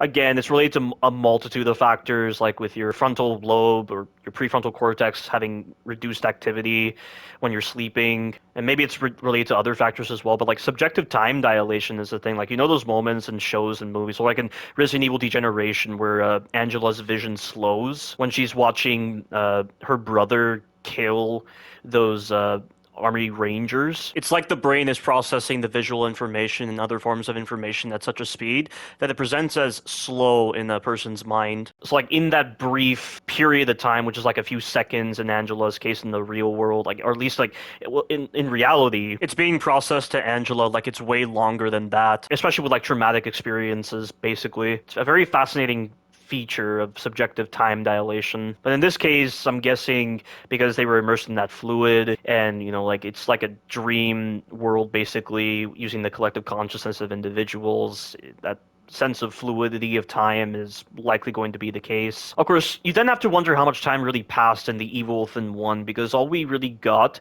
at the end of the Kidman DLC was 37 minutes since the first pulse, which I don't understand the context of. What pulse is Myra referring to, and how could it be 37 minutes? Like, did it really take them 37 minutes to actually secure Sebastian, Joseph, and Connolly when they were in that patrol car? But then you have the missing persons reports that mentions they were doing things differently. Like, there's that one missing persons report on Joseph that mentions he was looking for someone, and I think it was also different for Connolly as well. Like, how did the missing persons reports factor into what actually happened prior to Sebastian, Joseph, and Connolly being abducted by Mobius? Like, it doesn't really make sense. The fluidity of time really becomes confusing in the Evil Within 1, but like, again, they had to ignore or neglect certain story moments from the Evil Within 1 to make the story of the Evil Within 2 happen. This is one of the main problems I have with these vague storytelling models. Every time you make a sequel to a game that has a vague storytelling model, it's never going to make sense at all.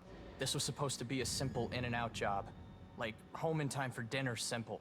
But this is different than anything I've ever seen before. What do you mean? Wonky stuff usually happens when a core goes AWOL, but what's happening is more than that. This place is falling apart at the seams. We use the stable field emitter, but it's not working like it's supposed to. What's the stable field emitter? If Mobius sent you in here, shouldn't you know this stuff already? Well, they weren't expecting much trouble. I mean, they sent you in. As Sebastian acknowledged, that they were sending all these technicians and they weren't expecting much trouble. There were 5 members of your team? There was a security force already in here to help us. But yeah, there are 5 search team members. Wait, did you just say were? I found Baker. He's dead. Huh. Doesn't surprise me. He locked onto a powerful signal and went to investigate. I told him we should just request extraction and report our findings, leave the dangerous work to somebody else. But he wouldn't hear of it, being team leader and all. Always had to be the brave one. You ask me, there's a thin line. I love this line. Brave and foolish. Yeah. There's a thin line between prudent and cowardly, too. Yeah, it was such a cool quote from Sebastian when he's countering Liam's statement between bravery and foolishness, and he matches it with a thin line between prudent and cowardly. I just learned, like, all these new forms of speech when I play these kinds of games, and this is so cool, the way they make the dialogue more substantial, and they really make the characters stand out in these particular ways. Thin line between prudent and cowardly. What a cool idea. I can think of other ways of using a thin line. Tomato, tomato. I'm not saying I'm glad he's dead. What kind of asshole do you think I am? I hope the others are okay. I'll let you know if I find anybody else. You'd really do that? Thanks. I'd appreciate that. Sebastian and Liam are such cool characters, and I like the dialogue they get into. It's more dangerous out there than I expected. Any idea where I can get some weapons and supplies?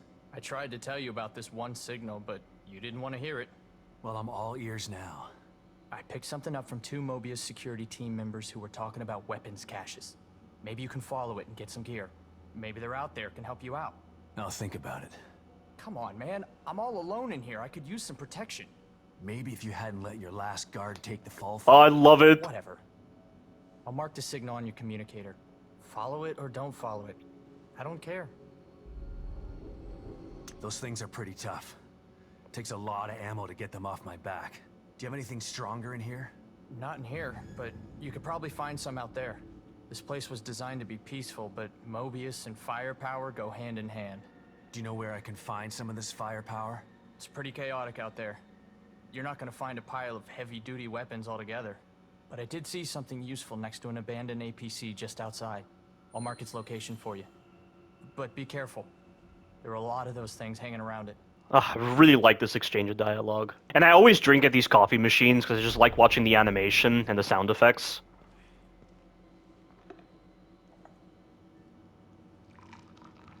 I'm doing the animations right now, actually.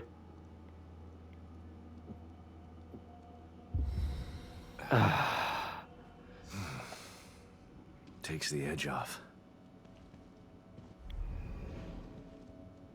And I have the workbench system, and you consume less resources if you use the workbench, but if you use the crafting kit, you consume more resources. But you have to interact with the workbench in order to gain access to the crafting kit. Yeah, the field crafting kit. It definitely feels like this game, it's a lot more strict on the ammo, because you get a lot of gunpowder instead, because they really want you to experiment with your ammunition types.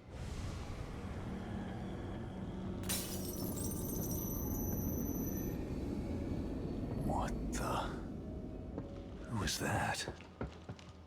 So I'm not entirely sure how Tatiana is here. I would assume she's a creation of Sebastian's memory.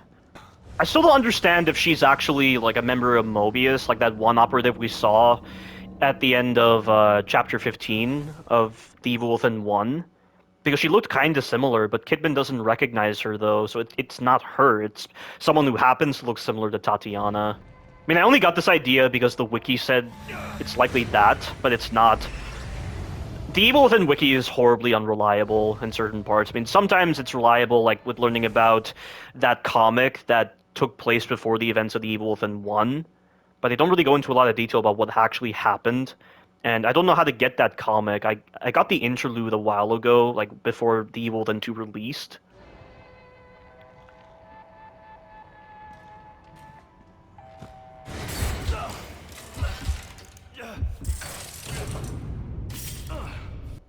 Yeah, so Sebastian is not exactly accepting this right now. He might have gone through this before in Evil Within 1, but he wasn't expecting this in Evil Within 2, of course. What the hell? Hey, let me out of here!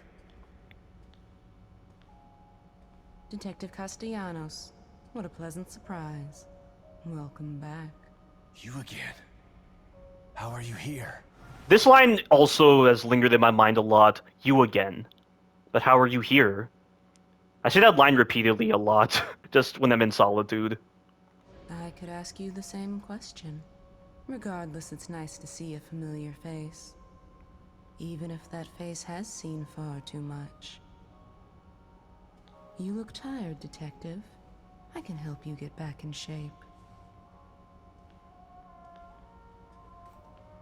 Just like before. So I'm not entirely sure if when Sebastian gets these kinds of upgrades in STEM, it actually translates to the real world. Like he actually becomes healthier or something. Maybe mentally he does, but maybe not physically. And also, what I said before about Tatiana likely being a creation of Sebastian is probably not true, because in Chapter 15, when you enter the safe room before you fight the effigy, and the Albedos, and you talk with Tatiana, she talks about Myra and why she's being so hostile to Sebastian. And it's because she spends so much time being a mother than a husband that STEM is reflecting that in her personality. And so her maternal desire is incredibly strong. And the fact that Tatiana says that to Sebastian would imply that Tatiana is not a creation of Sebastian. If she was a creation of Sebastian, everything she would be saying would be based on what Sebastian believes, and based on his realm of beliefs and like his realm of thought. But the fact that she says that in chapter 15 implies that she is not a creation of Sebastian. So she's something else entirely. Maybe it's a similar case to the cat as well. I don't understand. This place. It's just like Beacon. But this isn't Beacon.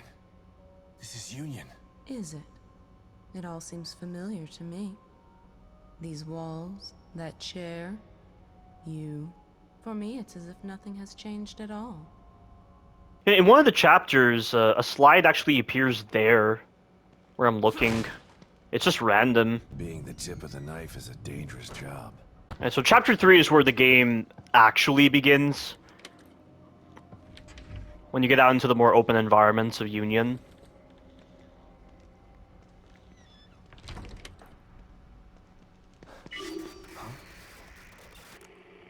Okay.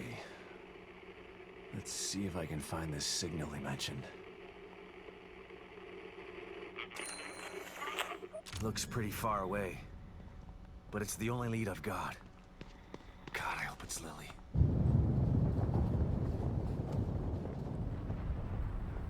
Yeah, so just like with Crimson City and the STEM environment, it's breaking apart, but this time everything is floating as well.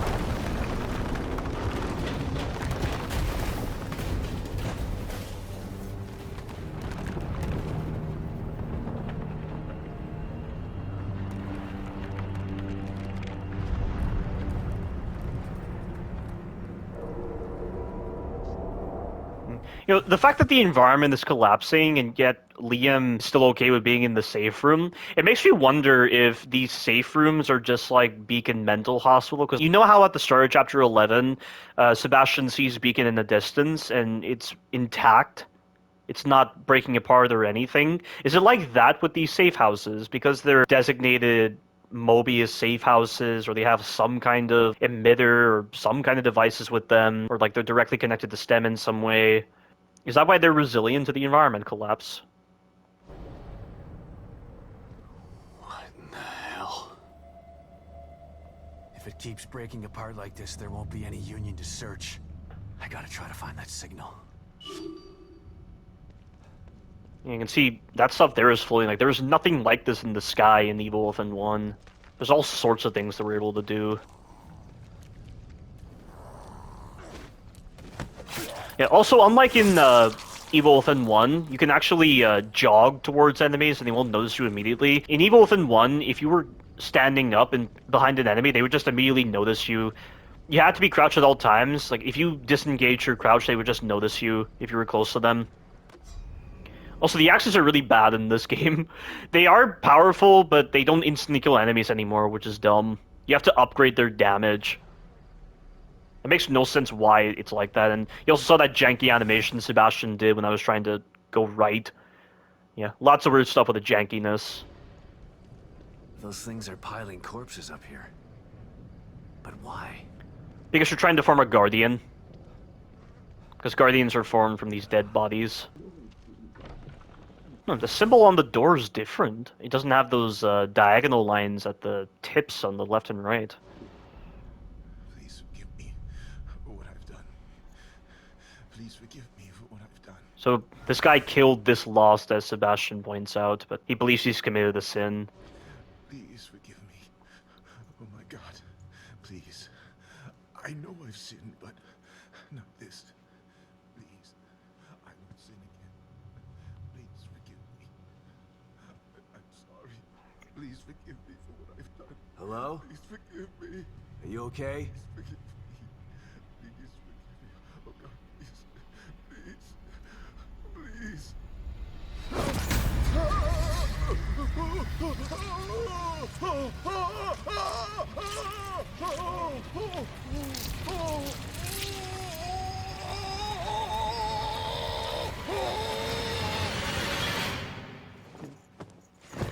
So I'm not entirely sure what happened there. I don't know if the anima actually had a hand in this, because we know the anima does something similar to Sebastian when it catches him.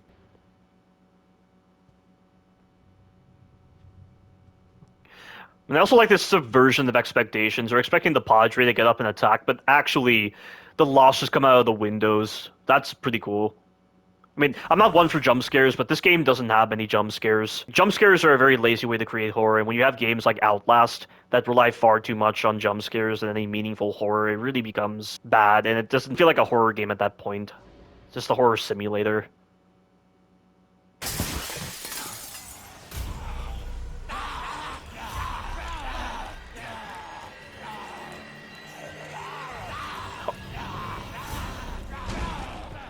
Fuck that. These guys are very aggressive too.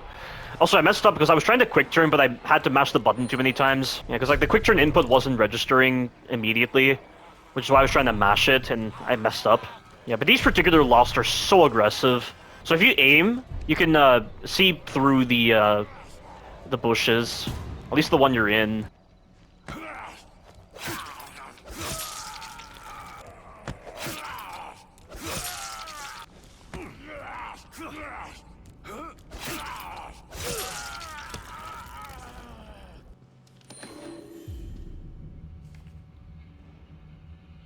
So I'm guessing they tricked the subjects into thinking that they took a vacation to Union or something. But with the number of glitches that occur within Union, like with that one woman's husband turning into a Lost, and also with the Mobius members having to hide secretly among them, that's when people find out. Yeah, you also notice that on the Lost there are faces. You see that face there? Wonder what the whole point of that is. Why is that showing up on this person?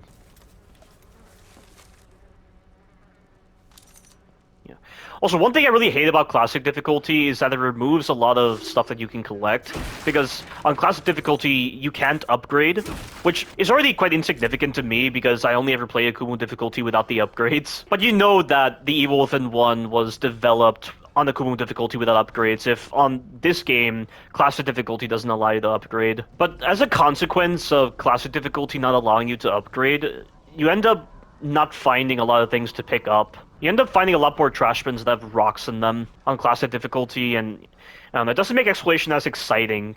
It's more exciting when you have like more things to pick up, even if you're not using those things. Yeah, there's a lot of like side exploration that's really encouraged in Evil Within 2, which I really like. Like, at least this game justifies its bigger open space. Union actually has things to do, things to explore, various different rooms. Like, Silent Hill doesn't make any sense. Like, why do you have to go through such a massive area to get to a main point? And a lot of the side exploration isn't really there in Silent Hill. Like, in Silent Hill 1 and 2, there's just nothing to pick up, nothing to really do that's interesting compared to Union and Evil Within 2. Like, all you do, a vast majority of the time in Silent Hill 1 and 2, is just run through these massive spaces that have nothing in them aside from enemies. And the world of Silent Hill is inconsequential to the actual story that's being told in Silent Hill 1 and 2. I mean, more so in Silent Hill 2 because of its more personal story based around James. Like, in Silent Hill 2 Remake, even, like, the first time when I was reading those files on Silent Hill, I'm like, what's the whole point of this? Like, I know the story of Silent Hill 2 is based around James. Why would I need to know the history of Silent Hill? Like, it kills a lot of the incentive to partake in the files. I mean, there are some files from James that indicate that, you know, this is a different timeline because, like, James is stuck in a time loop, apparently, in Silent Hill 2 Remake. That's what's indicated. I don't know if the actual... The rest of it looks okay.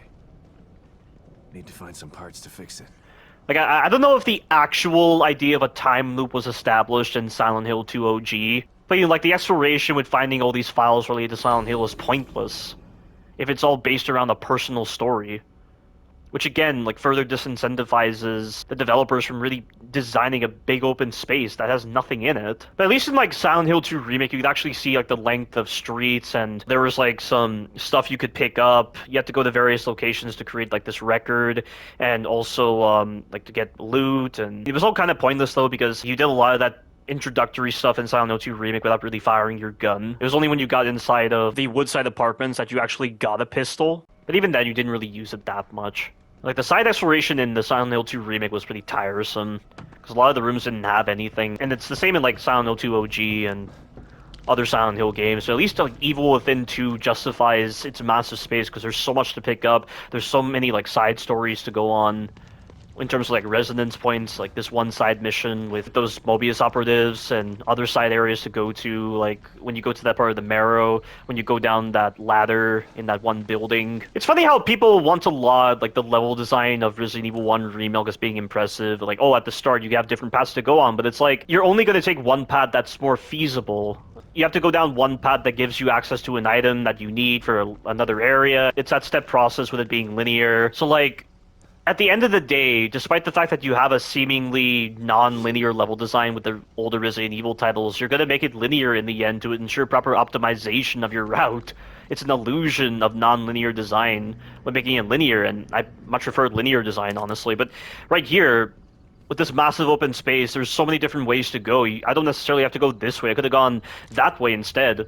And, you know, taking the path differently, like the actual path to get to the final outcome is different. But it's not like I have to go down this path to get a key item that I then need to access an area on that side. There's nothing like that. It's just all for, like, optional exploration.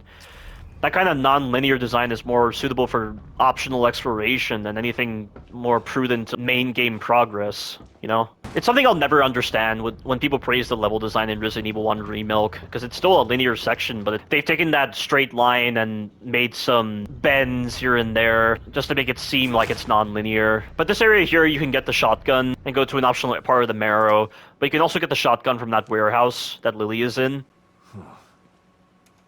This computer's still working.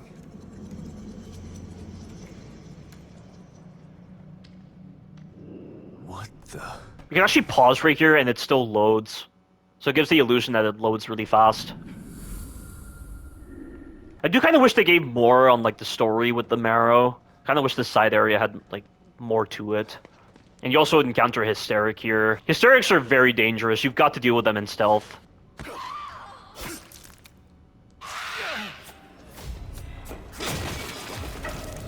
Yeah, so they take 2 stealth kills before they go down.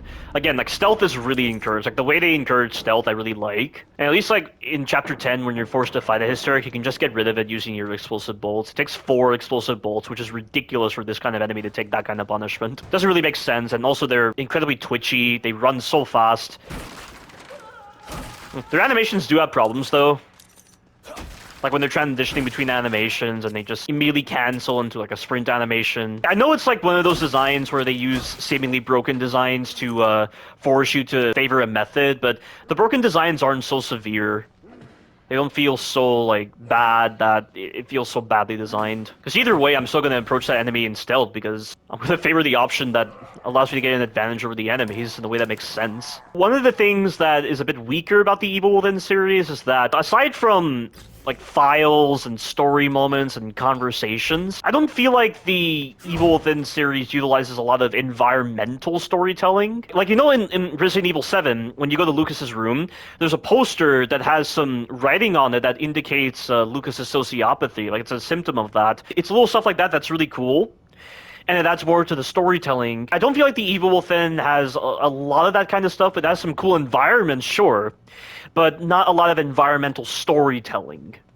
It's like, yes, we know we're inside the mind of a serial killer in Evil Within 1, but it's like we don't really learn anything beyond that through just the environments themselves. We get more from, like, the files and story conversations and other moments with the story. Of course, when you're getting such information through files and story conversations in such a direct manner, it doesn't favor such a vague storytelling model. Nice. I'll take it. But I just kind of wish, like, alongside these files, conversations, and optional collectibles and story moments, we also got more with, like, the environmental storytelling, basically. Although I'm sure because we're in the STEM environment, we can't really take much from environmental storytelling, basically. So I guess that kind of makes sense, actually. So I shouldn't really be complaining. Or, I'm not really complaining, I'm just pointing out something that's kind of subjective and kind of unnecessary.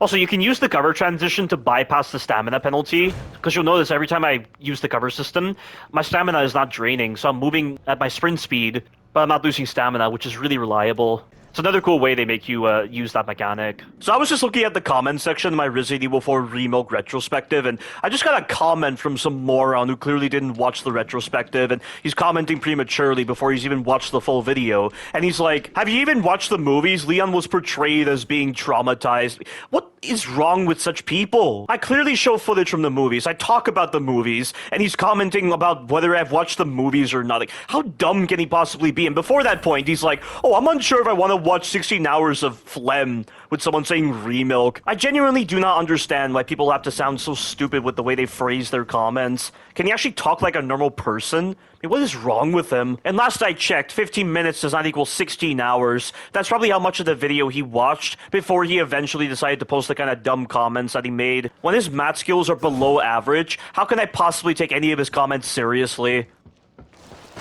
There's a lost here.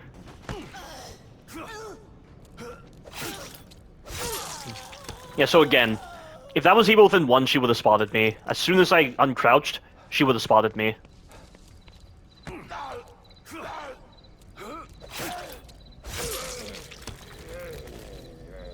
And also, later on, there's going to be a change to the enemy population, but it's pretty pointless because you've already explored so much.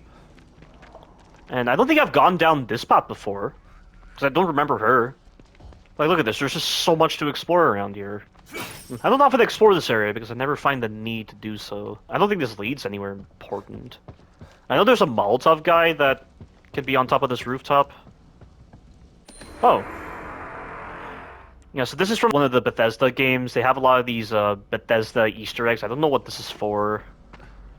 I know there's one for like Skyrim. There's another one for Wolfenstein, I believe. Yeah, got it.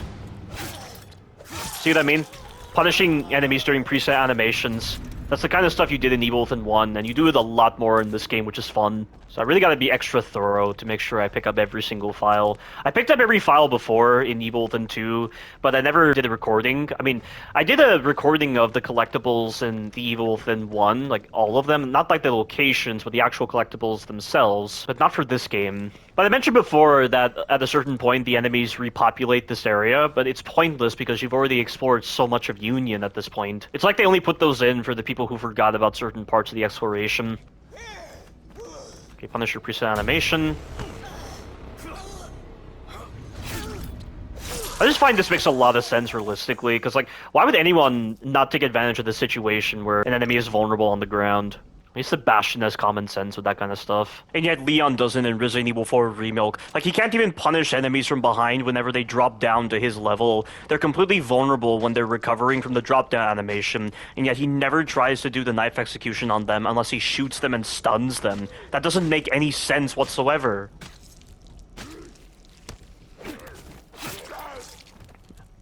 You know, I've tried crouching myself, and it never feels like it's quiet.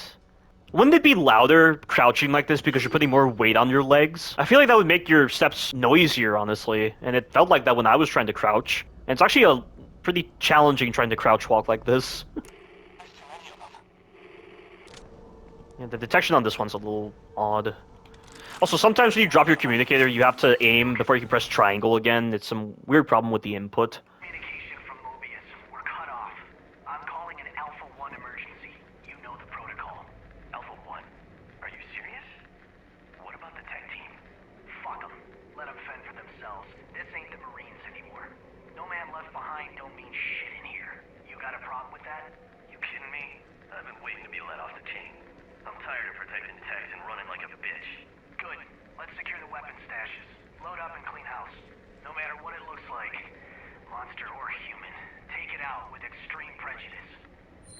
That?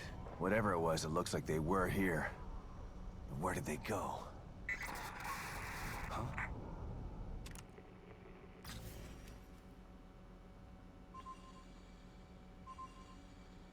More signals. Not sure if I want to run into these two. Sounds like they went rogue. Then again, weapons are useful. You see right here, it's a lot less cumbersome going this way to get the Warden crossbow. I just like that the game has a lot of options like that. They talked about this in their interviews when they were discussing the way Union would work with survival horror gameplay. I haven't seen one of these in a while.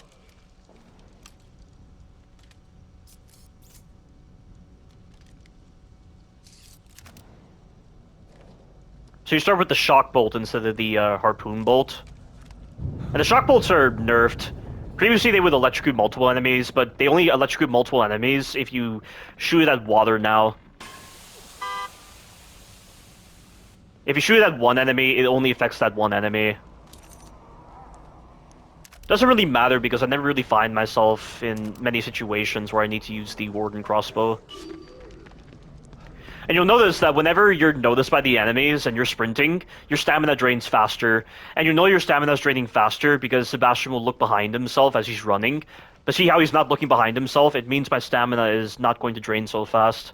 And you can also equip bottles just like in the Kidman DLCs. It's nice that they took some of the base mechanics from the Kidman DLCs and applied it to here. Like being able to open doors while crouched and being able to take cover. Well, gave me an excuse to use this mechanic. I love that. Gotta love realistic feedback like that. There's no other game that does it aside from Resident Evil. Last of Us has something similar with Last of Us Part 2, where you shoot enemies in the leg and they fall down and then you can execute them. But not really like shooting enemies in the leg while they're running specifically to get a different kind of animation. Yeah, the enemies do repopulate the older areas even though you've gone to them.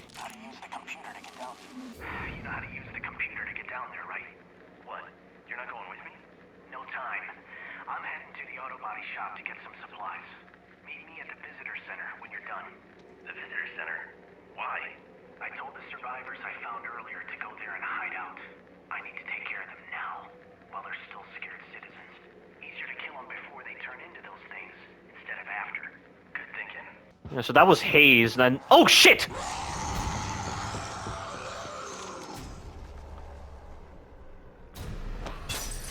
Yeah, so because we're indoors, the Lost is not going to be able to sprint. Every time you're indoors, they always have their jog speed be the fastest speed. When you're outside, that's when they start to run really fast.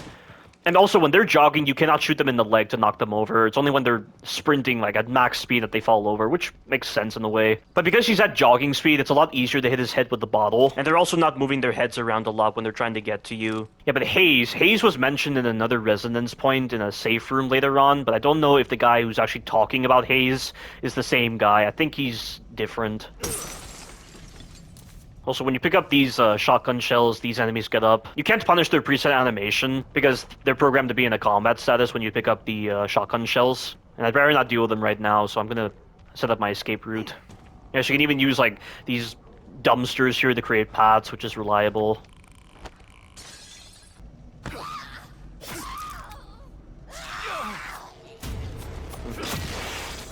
It seems kind of silly that Sebastian doesn't adapt to the hysterics. I kind of wish that also applied to the gameplay moments, because while he does adapt to, like, story moments, like when he's taking out those two pieces of art in Chapter 7, and also when he's transitioning between gravity planes in Chapter 8, he adapts to those changes, but he doesn't adapt in the way he takes out these special enemy types. And, like, Sebastian does have a sneak kill animation where he stabs the Lost's head twice. So why doesn't he do that specific animation for the hysteric right here? I mean, it's not something that really matters. It's not a real, like, criticism with the game. I get it's like a gameplay mechanic, but I just kind of wish it made more sense with the way it worked. This is an unknown resonance point, which is our first encounter with the anima. It's coming. It's coming. Walls won't stop it. Doors won't stop it. Nothing will. Can't hide from it. It's coming. That doesn't sound like any of the other ones. They're all seeing the anima, but what exactly is it? And apparently on the Wikipedia page, it mentions that the anima sings Claire de Lune. And I can't really hear Claire de Lune with its singing.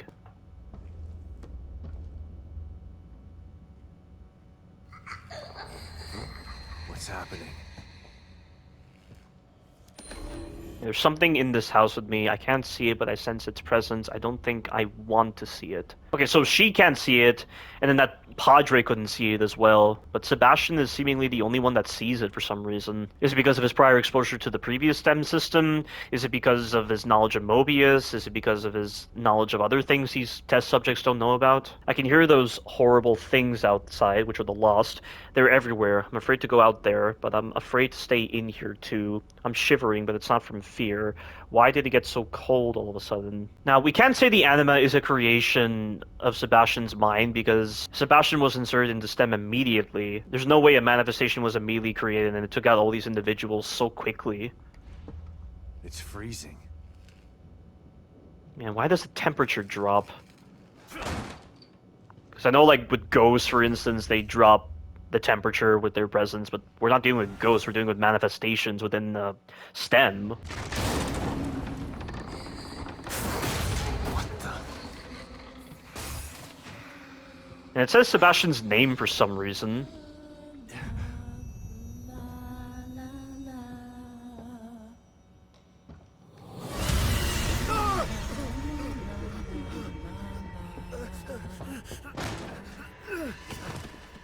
And now we're in Beacon.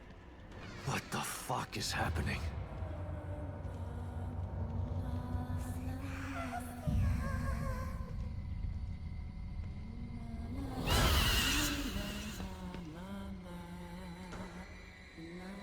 It's coming for me. I gotta get out of here.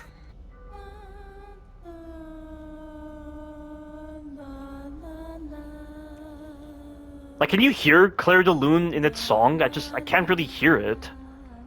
It just doesn't sound like Claire de Lune. It sounds like something else.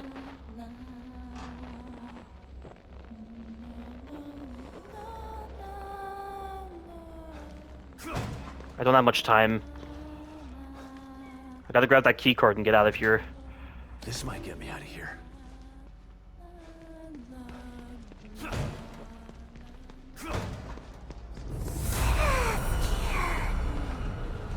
Use it, use it, use it, use it, use it, use it, use it, use it, use it, use it, use it! Go, go, go, go, go, go! I was right there, Jesus Christ. Did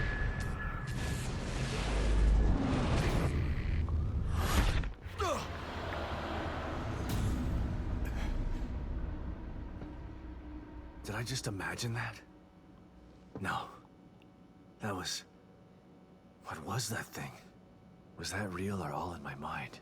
Yeah, I don't know what makes the anima turn around like that. I don't know if that's just part of her scripted path. Like, she can't hear you, I believe. But I don't know if I was supposed to, like, interact with the door before using the key card, or that was just the result of detection. That was pretty tense. I mean, I've been spotted by her before, and she's never really gotten close to grabbing me. Yeah, I didn't realize she was just standing right there.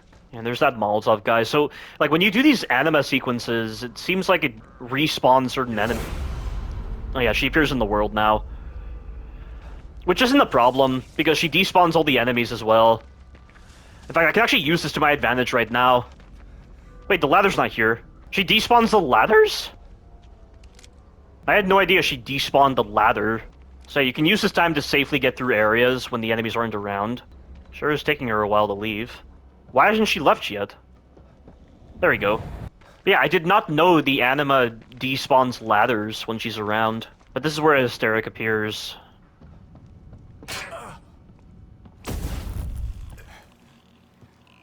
You gotta jump down here. And I always collect the ammo pouches. The ammo pouches are needed, and they actually appear in classic difficulty, which is good. Yeah, but I remember this house is where we learned about Sebastian's shrink. You know, at the time this game released, I was in school and I was in a psychology class, and I played this game before getting into that psychology class. And when I heard the term shrink, I didn't realize it was a derogatory term for a psychologist. And so when I was in the psychology class and the teacher asked what are different types of psychologists, I raised my hand and I said a shrink. And she was immediately confused with why I said that before I clarified that I didn't know what a shrink was. She then clarified that a shrink is a derogatory term for a psychologist, so that was a little hilarious. Wow, I had no idea that was actually the case. Yeah, but this was really the first time when I actually heard the term shrink.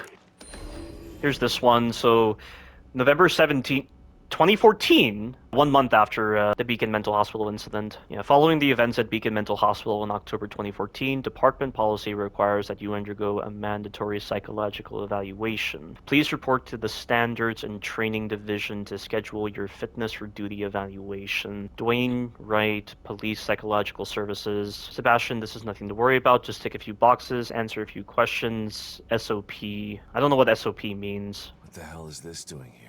Yeah, but that guy was a Mobius operative in secret. You have to wonder how Samuel Dista didn't target him. File number 15. Interview with Detective Sebastian Castellanos. Detective, could you please tell me about that day at Beacon Mental Hospital? I told you 10 times already. Let's go through it one more time. This is more like an interrogation than an interview. Please. Detective. That's me. So Sebastian does try to talk about his experiences with someone else at KCPD, or was he an FBI agent? I don't recall from the interlude. I think I talked about that part in my Evil Within 1 playthrough. Yeah, so let's go over what it says in your report one more time. You were kidnapped by an organization, this Mobius, and they trapped you inside someone else's mind using something called STEM. So this guy is interviewing him. I don't think he's a psychologist. I think he's something else.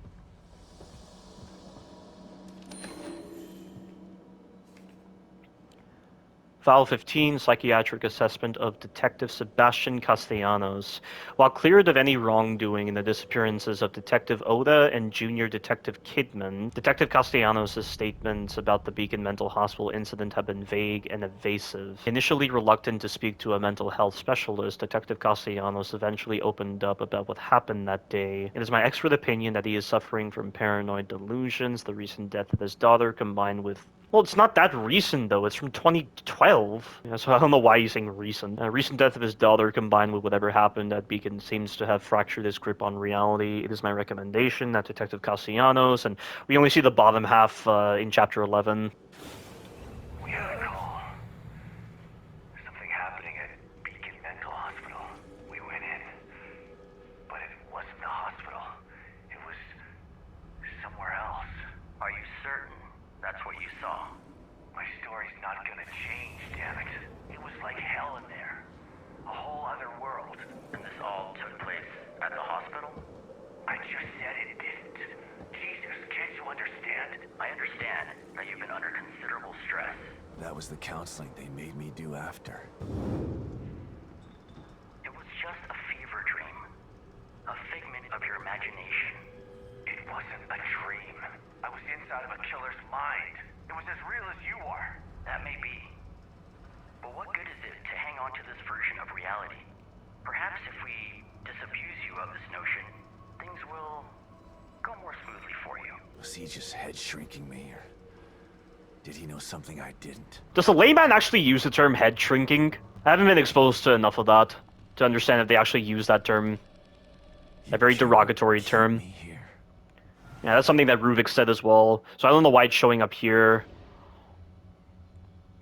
I mean, what's the final words that Sebastian heard Ruvik say in Evil Within 1, so it's probably manifesting here. Yeah, so again, like, I'm not entirely sure how the world manipulation works, like how Sebastian is suddenly in Beacon right here. It's almost like when he focuses a lot on one particular retrieval queue, it transitions him to this particular world, and then you have Stefano and Theodore with their ability to manipulate the worlds.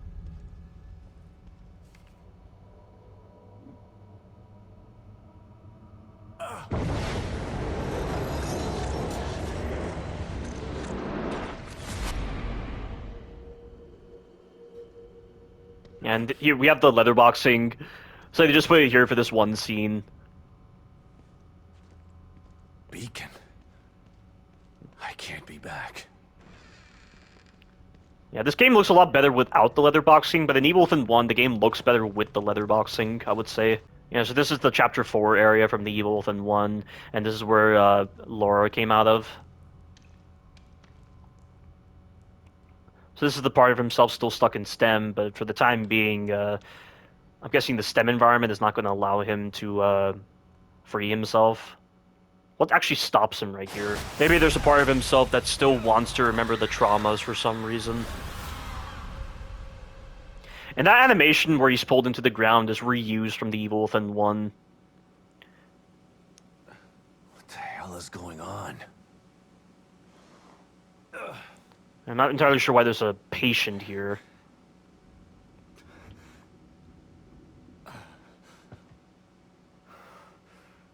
Were those just memories?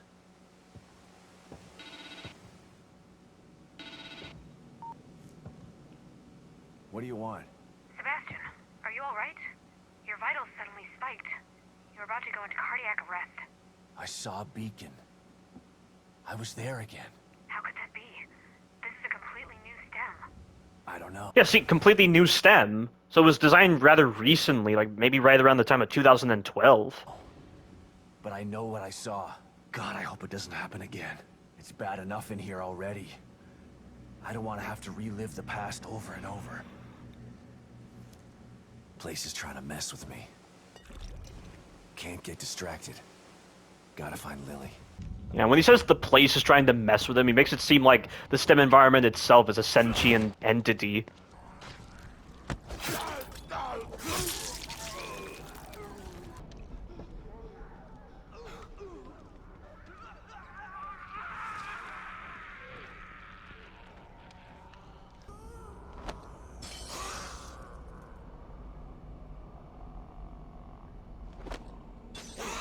That's right, come here. I've never tried to kill the enemies this way. Huh. Wow, that is very efficient. I've never done that before. Also, I love this animation. Watch this. That is so badass. That is such a cool looking animation. Just having him roll over the hood of this car. Sebastian is such a cool character. I honestly like him more than Leon. Even though Leon has a lot more games and a lot more like of a backstory with the Survivor's Guild. But Sebastian, he's a detective. He's not as like advanced in the skill level compared to Leon, but he's still very competent. I mean, he's able to do stealth. I mean, Leon doesn't really do stealth in the same way as Sebastian. Not to mention Sebastian does a lot of cool moves as well when he's dealing with the enemies, and he's very proficient with firearms. You know, just like all these characters that seem like underdogs, like Ethan Winters and Sebastian Castellanos, like, they just seem very comparable with their capabilities, and they're so awesome at the same time. That takes care of you. Not sure what this one is from. Also, if you come to this area, when the story demands you come here, this guy is not here, so you can't get green gel. Okay, so I checked my previous video clips. It seems like the audio is slightly off. I'm not really sure why. That sometimes happens when I record like long segments. But I'm making like multiple video clips and pretty short segments. I mean, maximum one is like 50 minutes or 55 minutes. You know, that sometimes happens with the video capture on PS5. So I think I'll have to restart my PS5 after this little session right here. Don't worry about what I just said here. I managed to fix the audio displacement issue using Share Factory. So by the time this playthrough comes out, there won't be any audio displacement issues. It's a really easy fix. I just took the broken clip and I placed it in track 1 and track 2 of Share Factory, adjusted its placement in track 2, turned off the audio on track 2, and I was able to fix it that way. Very simple. Oh, what the hell? She actually appears here. I didn't know that. Or maybe I did know this, but it's been a long time. Damn, it's that thing again. Yeah, this is very rare. I've never had this happen before. I still can't hear Claire de Lune in the song. Kidman, you there? Always. You wouldn't have told me about Lily if your damn machine didn't go on the fritz. I would have spent the rest of my life mourning her and you wouldn't have cared. I cared, but I couldn't say anything. They would have killed me. I'm not sure I believe you. Why would I lie about that? To manipulate me. To get me to perform like a good little soldier. You've lied to me before. Our whole friendship was built on a lie. Okay, I get it. And I don't blame you for feeling that way. You'll never know how I feel until you've lost your family. I never had a family to lose. Just two people who brought me into this world and treated me like a burden instead of a daughter. Better to have loved and lost? Is that what you're saying? Maybe. At least you had people who cared about you. Point taken. Yeah, so I forgot to mention when I first heard this conversation that Kidman's parents are mentioned in the Kidman DLCs, and her mother was neglectful, and she didn't talk much about her father. It was mainly her mother who she had a hard time dealing with. Hey, Kidman. What can I do for you, Sebastian? Beacon. My life was skidding off the track before I went into that place. Being inside Ruvik's head like that, I haven't been the same since. They tried to tell me it was all in my mind, but my mind couldn't have dreamt up the things I saw in there. You don't have to remind me. I was there too. Yeah.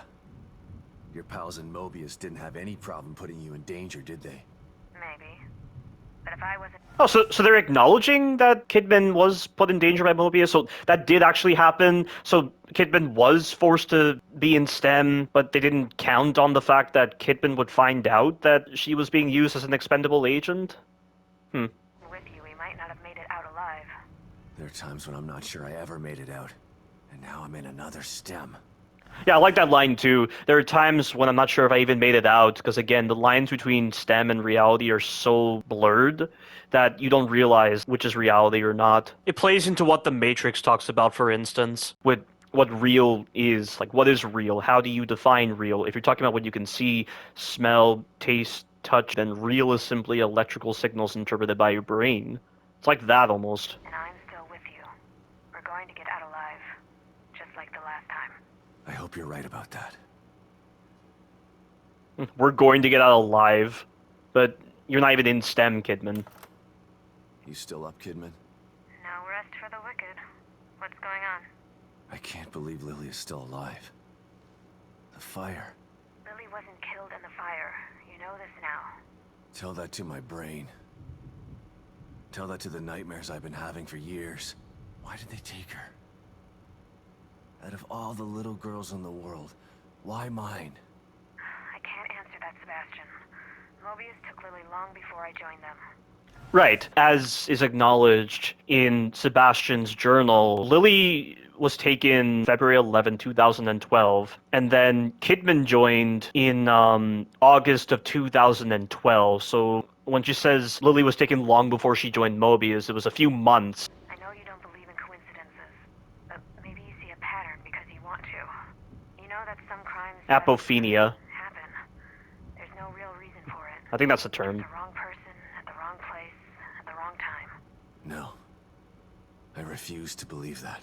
Regardless, the fire is a memory that you need to purge, Sebastian. It wasn't your fault that it happened, and you didn't lose Lily because of it. Try to remember that.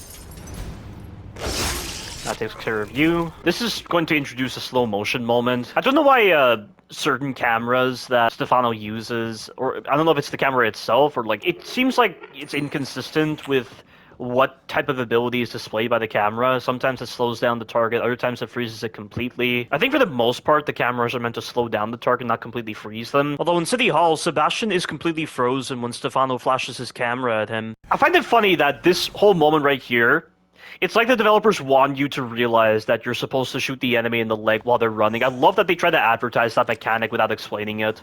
It's so cool. Because how else are you supposed to deal with this enemy?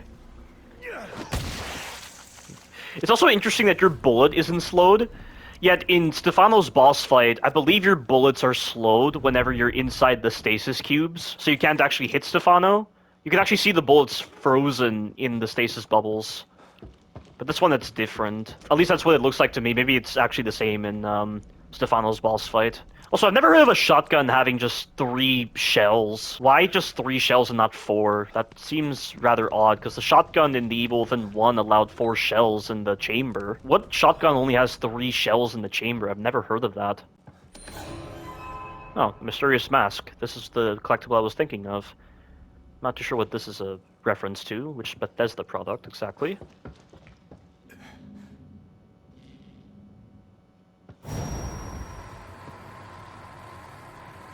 I think it's just this. Yeah. That's rather odd. And give 24. 24 is such a random number. Why that specific amount? It's also really dumb. Like, you see how we have the smoke powder? You can make smoke bolts, but the smoke bolts have a really stupid upgrade with them. So the smoke bolts do stun enemies, but you can't sneak kill them until you get the upgrade. That doesn't make sense. There's nothing about the ability to sneak kill enemies inside the smoke that should be tailored to an upgrade. That makes no sense. You don't see the stun talismans in Ghostwire Tokyo having such a stupid upgrade. So why is it that with the smoke bolts, they decided to limit the ability to sneak kill enemies in the smoke via an upgrade, even though it makes no logical sense. It's so silly. And the enemies are doing the same stun animation that they do when you hit them with a bottle to the head. That doesn't require an upgrade because it's common sense. It's Sebastian's own actions. It has nothing to do with the nature of his weapon. It's so silly.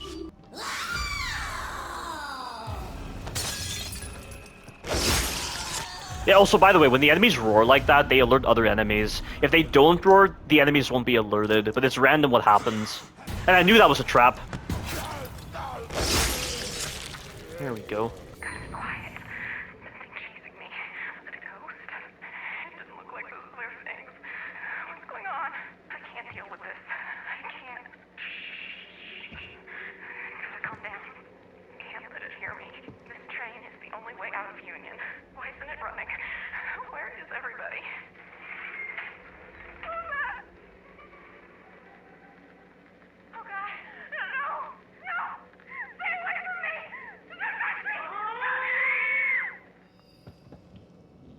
Sorry. Oh yeah, don't open this up. There's a bunch of Lost inside. Shit. How am I supposed to get supplies if every cache is overrun with those things? Should do it. You're not getting out of there, shitheels. James, it's Ryan. Come in. I locked a bunch of those things in the room underneath the auto body shop. I'm heading to the visitor center now. James, do you copy?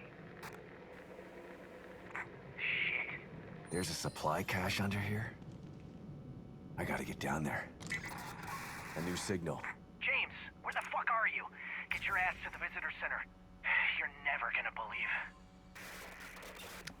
I think that happened in the past. Not right now.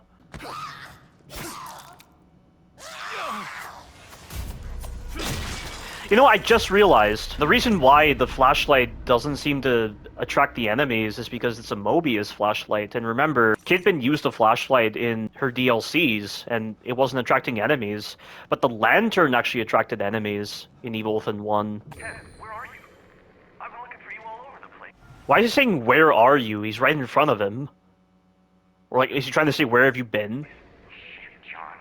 What are you doing down here? You weren't supposed to see this. I don't understand. Whoa, don't point that thing at me. We're best friends, man. Come on. I know. And that makes what I have to do even harder. Stop joking around, man. Sorry, John. But I have to do this. Mobius doesn't allow for mistakes. Mobius? What on earth is Mobius?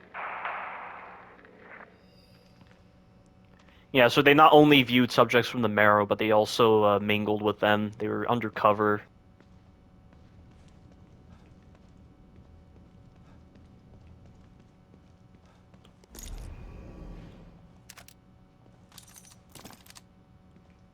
Okay. Oh, there's no enemies here. I've never had that before. That's unusual. So where did those enemies go exactly? What's this? Some kind of cipher? And there's no enemy here. Why aren't there any enemies?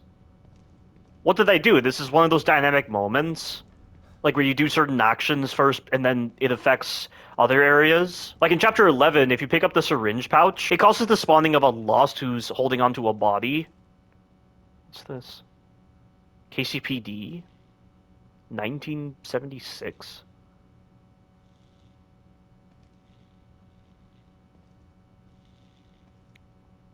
Doesn't seem that significant. And wait! This storeroom, it's unlocked? Have the assets not loaded in? Huh. That's weird. Okay, I'm really confused right now. I've never seen this before. I can't tell if this is intentional or if this is a bug. There's no wire trap here! What the hell?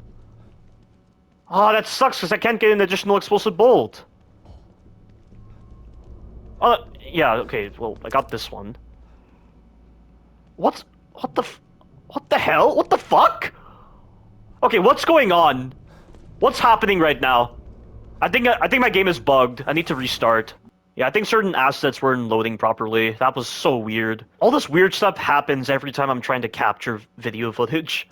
Yeah, now the door spawned in. Yeah, so it was bugged. Okay, that was really weird. That was really weird, guys. B34. What the hell? Okay, that is really weird. Okay, that was really weird. I've never had this bug before where these assets didn't load in. These interactable assets. How bizarre. And now these enemies have spawned in, and there's the trap I was expecting. Yeah, I never had these kinds of loading bugs in Evil Within 1. Evil Within 2's having these issues for some reason. I don't know if it's the advanced hardware, the PS5. I mean, this game doesn't even give a warning that unexpected behavior is going to occur. It gives me a warning every time I try to load Evil Within 1 on the PS5, and it says, you may encounter unexpected behavior when playing this title on PS5, but I got no kind of warning like that with Evil Within 2, and more unexpected behavior is happening with this title than Evil Within 1. Oh, see that? I don't know why this is a bug with this game, but whenever you swap to the Warden crossbow, it swaps your bolt for some reason. Like, I had the shock bolts equipped as I was pulling it out, but then as soon as the animation finishes, it swapped to the harpoon bolts. I don't know why. It's some weird bug. It never happened in Evil Within 1. I totally forgot about you.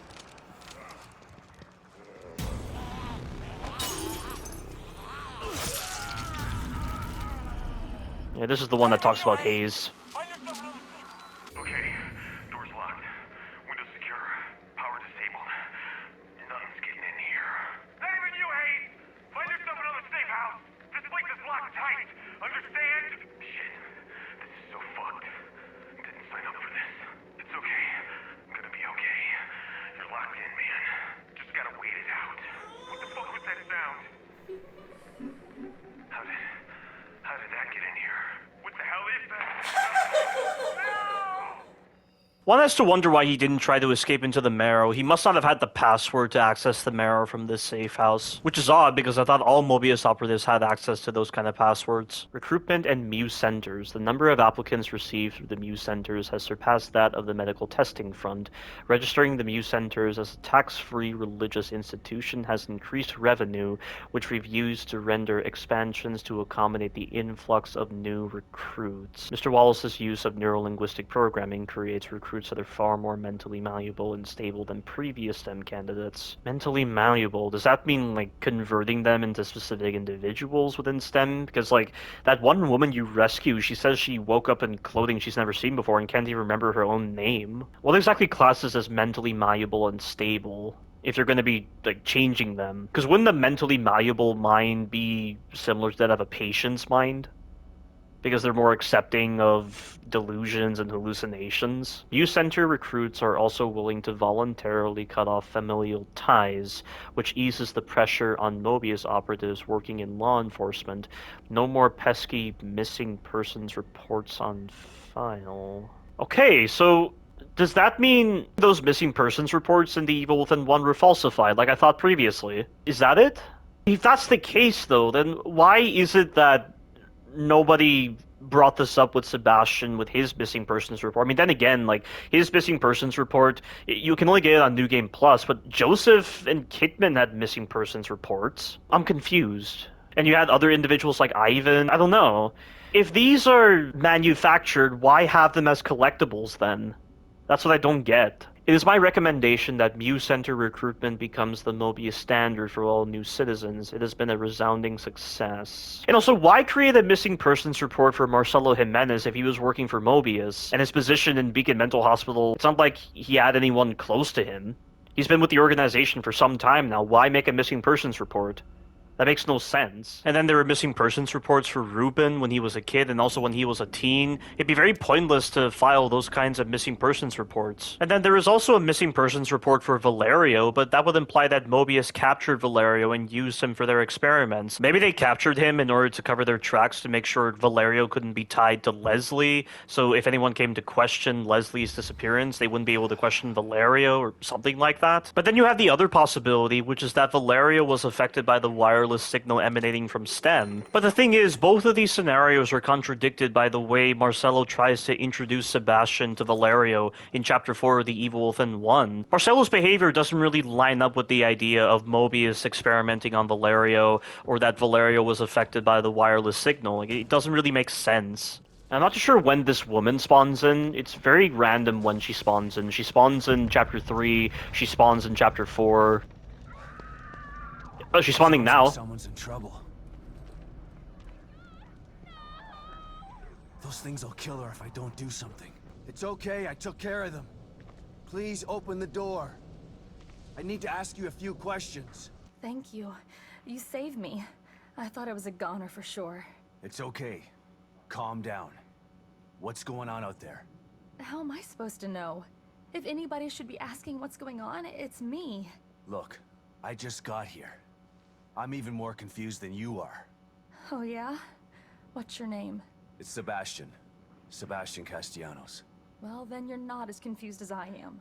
I can't even remember my own name. I don't know what day it is. Yeah, so she seems mentally malleable, and maybe the process is still ongoing, and it's like a slow and gradual process. Or maybe like the process was interrupted somehow. I don't know. And I would assume she's mentally malleable if she can't remember her own name. I don't even know where I am. God, what's happening to me? Just try to remember anything you can. 1 minute, I was in that office being interviewed by that Asian doctor lady. The next thing I know, I'm in this town I've never been to, wearing clothes I've never seen, and there's this guy who says he's my husband, telling me to run. I'm not married, mister. None of this is real. It can't be. Yeah, so how exactly does that work? How do they get their test subjects to accept these inconsistencies? And like I remember Ruvik, I theorized that he has to experience the torment of his victims in order to allow the stem insertion of individuals to be possible without having to reduce the activity in their prefrontal cortex, like similar to dream states. And is this related to that? Like, I'm not sure. Let me ask you something. I'm looking for my daughter. She's 6 years old. Her name is Lily. I haven't seen any kids out there. Nothing but those things. Damn it. 6 years old? Oh, I'm sorry, mister. Poor thing. Being lost out there. 6 years old? It's 2017. This game is 3 years after the events of The Evil Within 1. And Lily was born in July 18, 2006. Yeah, that doesn't make any sense. Why would he say his daughter is 6 years old? Lily was born in July 18, 2006. It's 2017. It's supposed to be about 11 years old for Lily, not 6 years old. That doesn't make any sense. It's like he somehow expects Lily to be 6 years old mentally or something. But that doesn't make sense because we know that Mobius treated her well and she was able to see her mother on a daily basis. And Lily would have to have been growing, right? It's not like they stopped her aging process. Like, how can he say Lily is 6 years old? That doesn't make sense. And Lily was taken in 2012. Why would he still assume that Lily is 6 years old? It's not like Kidman told him beforehand that Lily is going to be 6 years old within STEM or something. And Lily is the same age when she's taken out of STEM at the end of the game. She's not 11 years old. Apparently she's 6 years old. But that makes no sense. That's a really big inconsistency. I wish I could help you. Me too. Yeah, but that doesn't make any sense whatsoever. I can't believe it has taken me that long to realize this massive inconsistency with Lily's age. There's no way she's just 6 years old. If she was born in 2006, and this game takes place in 2017, she'd have to be 11 years old. So you just woke up here a few hours ago? Hours, days, I can't figure time. The last thing I remember was being in that office, like I said. What office? I needed some money, so I answered an ad looking for people to be in a sleep study. They took my blood and gave me... It's actually funny because I remember in one of Christian Genestia's community posts on YouTube, he said he had to go to a sleep study in order to get money. I don't know if it was due to financial hardships or something. He deletes his community posts, so I don't know when he actually said he had to go to a sleep study. There are studies like that offer an incentive. Though you have to wonder why they didn't use the Muse Centers to sample this woman. Physical, and then that Asian lady asked me weird questions all day, and I don't understand what's happening. Does the name Mobius mean anything to you? I don't think so, but I can't remember much of anything. What can you tell me about those things out there? I don't know. All I know is that they'll kill you if they get the chance. You should stay away from them. Any idea where they came from? That guy who said he was my husband started acting all weird. Kept looking over his shoulder at something I couldn't see. Was he looking at the anima? Because the anima seems to be responsible for the creation of the Lost. And she couldn't see it. Sebastian couldn't see the anima when the Padre was being changed into a Lost. So it seems like the anima is an entity that only exists in a person's eyes when it wants to show itself or something. Then all of a sudden he's screaming and starts to change. Skin bubbling up. It was horrible. Next thing I knew, he was trying to kill me too. So they used to be regular citizens. What's causing them to change like this? I don't know anything. I can't help you, mister. I'm gonna try to figure this out. Stay in here and keep the doors locked. It's not safe out there. I'm not going anywhere, that's for sure. But thanks for saving me. You need anything from the house? Go ahead and help yourself. Yeah. Wish I could do more for her.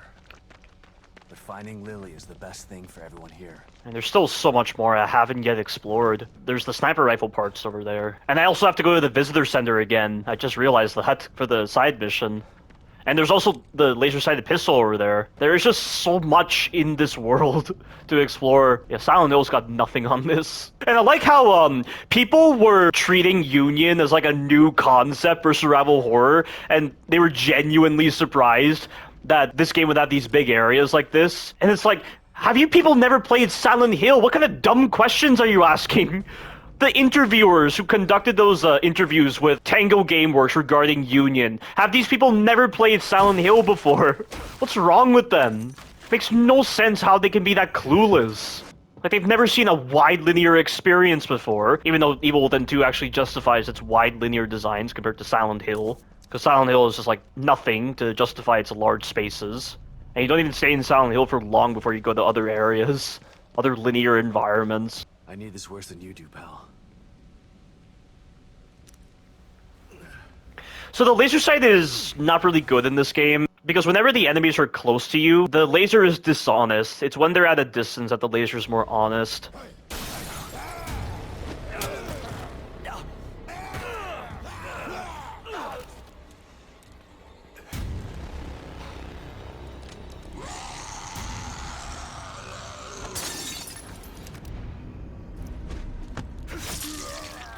Yeah, but you see the path along the laser, like, look at the part of the laser that's closer to the gun. That part is dishonest. Like, the enemy could be, like, right here, and it'll not connect. Yeah, see, there was no bullet hole or anything on the first shot. That's what I'm talking about. The laser's very dishonest, because it's not being treated like an actual laser sight from Resident Evil 4, where the point where the bullet impacts is directly along the laser. It's treating it like it's the standard reticle system like this.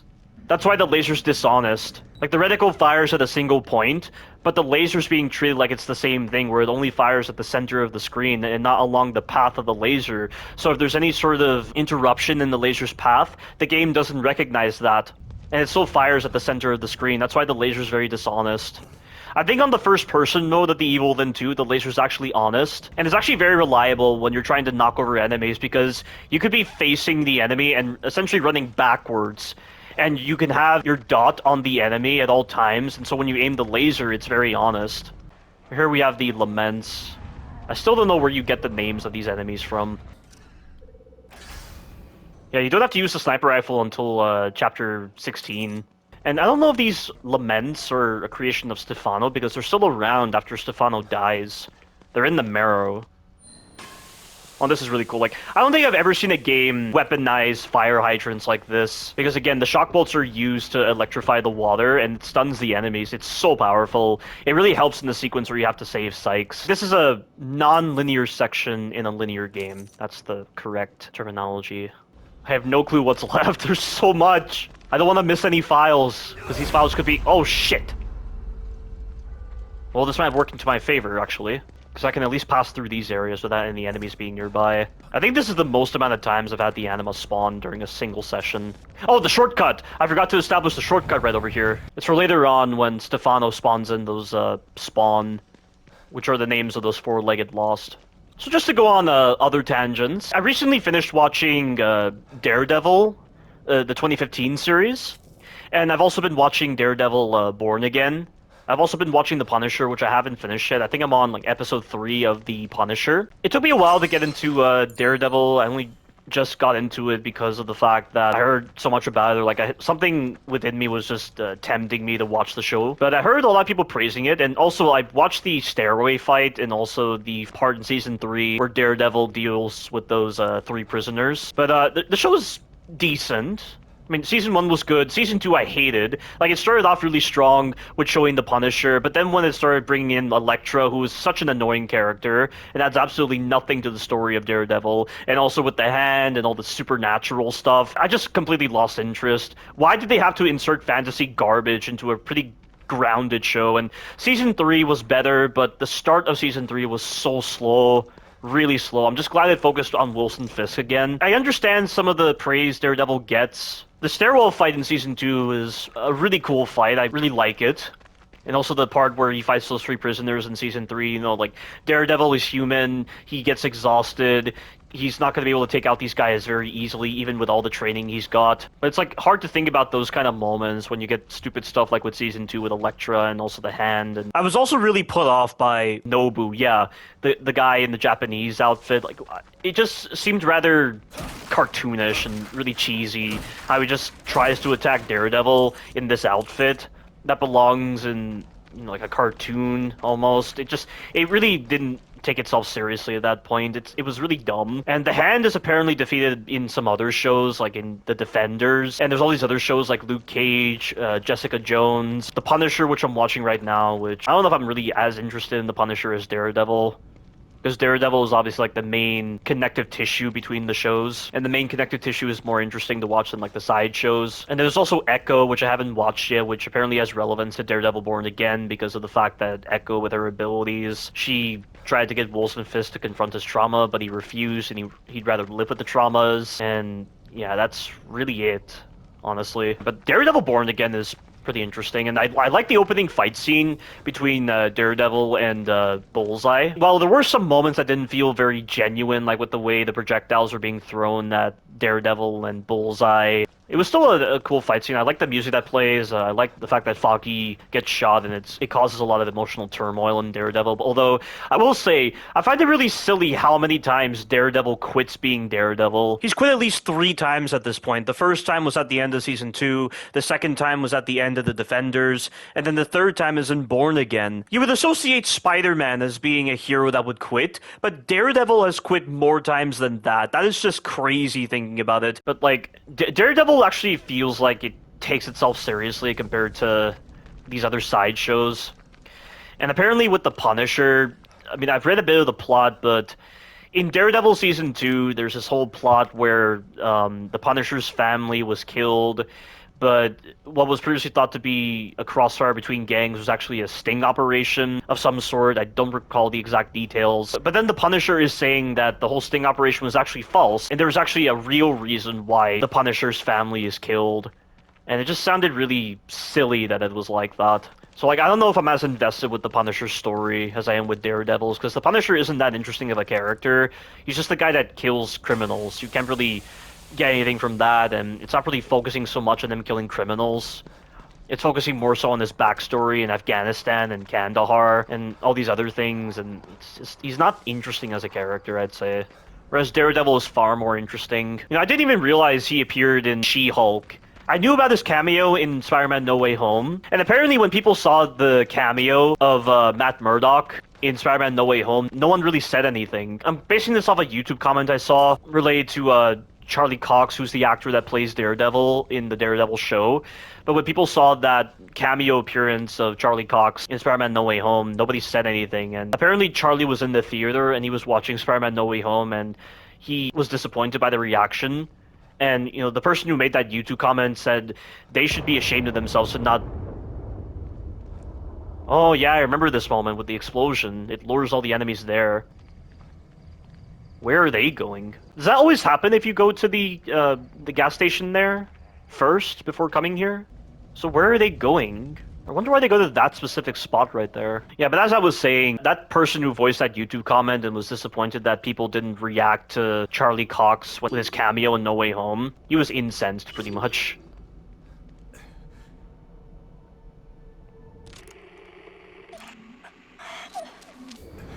What the?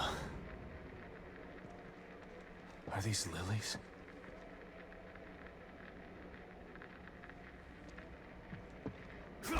Lily?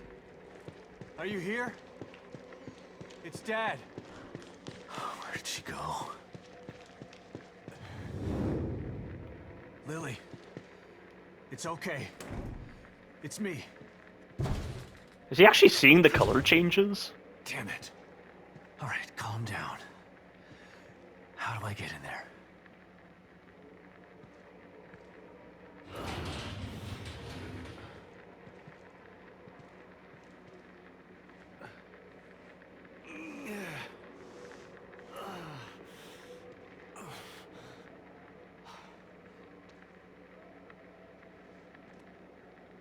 It's Lily's doll.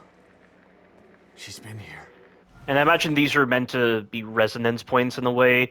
So what it looks like to Sebastian is probably different to us, because we're seeing what's actually happening. Maybe it's playing out differently in Sebastian's eyes.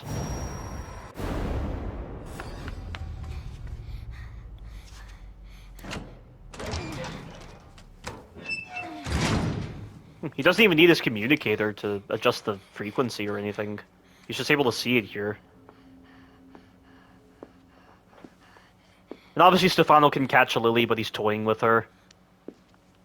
Because of course he's obsessed with fear and the way it looks. And plus, he's not going to kill her, he's going to try to capture her because he knows she's the core.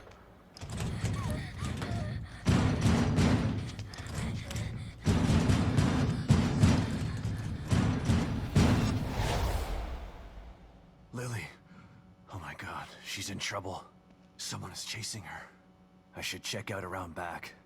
See where that window comes out.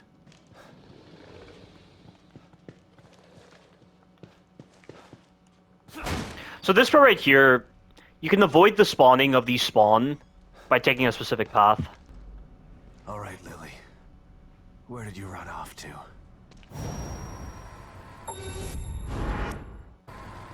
That's later on. I don't know why he's seeing that.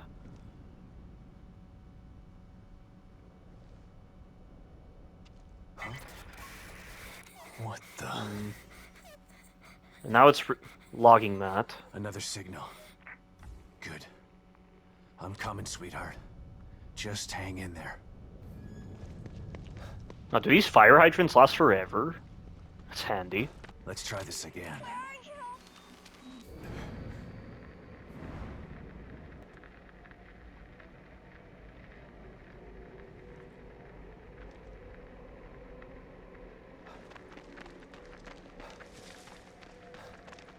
Blood. A few days old. Hope it's not Lily's.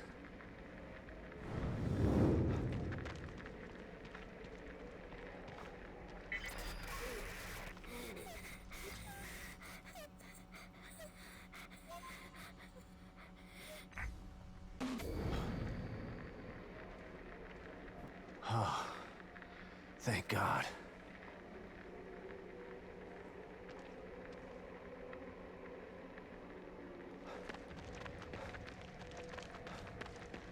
It looks like she stopped here to hide.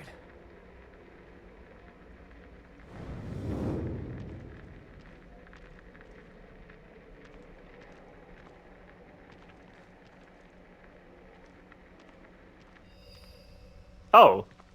She must be in that warehouse. I thought you had to look Lots at of good places to hide this spot in there, right here where Stefano was.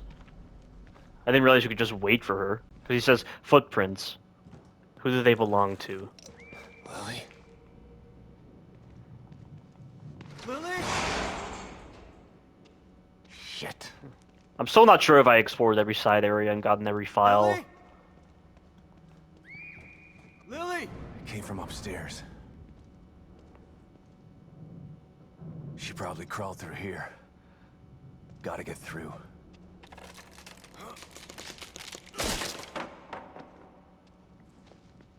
She's a brave and resourceful little girl. She's gonna be okay. I just gotta find her. I still don't understand how she can be 6 years old when she was born in 2006 and it's 2017. Did they somehow arrest her development? Is that the point of the fluid that she's in? Because at the end of the game, when she's taken out of the core chamber, there's fluid as well. Did that fluid somehow stop her development? Physically? I don't understand. That doesn't make sense. Unless... No. Hang on. I just... Is it like a form of cryogenic suspension? And they need that to be the case for her mind to be intact? But then how was she able to see her mother on a daily basis? Was she seeing Myra in the real world or within STEM? I don't understand, because she'd have to be in STEM the entire time if she's going to be sustaining this many minds. And Liam said wonky stuff usually happens when a core goes AWOL, and the way he says that almost makes it seem like it's happened multiple times. The administrator does say Lily is the most stable core candidate, which implies they had multiple core candidates before. I mean, I don't know how long Liam has been with Mobius. Maybe it's not something that's relevant. I don't know.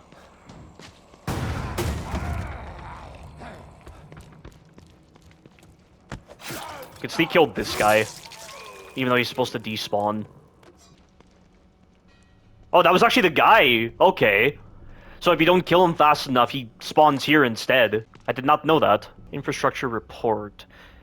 1501. Seismic trigger event this afternoon. System checkup revealed disengagement of core. Sent recovery team for preliminary scout. Report filed to Mobius HQ shortly before outside contact lost. 1632, core tracking unsuccessful, minor temporal displacement but no major structural damage. Citizenry beginning to make call center inquiries. 1803, core still offline, minor fissures forming in City Hall area, citizenry remaining calm, but unease is growing, losing atmospheric control, temperature drops in double digits. Yeah, so Mobius can apparently control the atmosphere. Like, this is all a simulation they're able to control, but I would assume they implemented such measures after the Beacon incident. 2300, another seismic trigger. City Hall fissure becoming critical. Separation imminent if core isn't restored.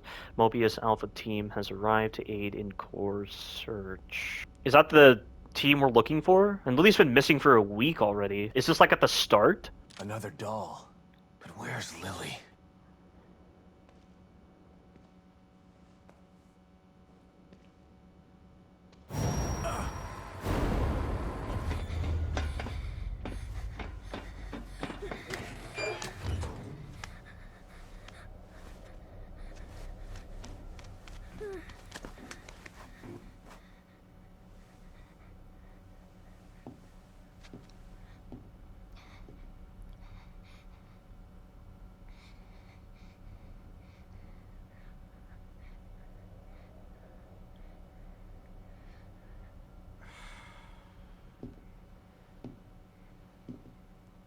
Yeah, he knows she's there. He's just toying with her.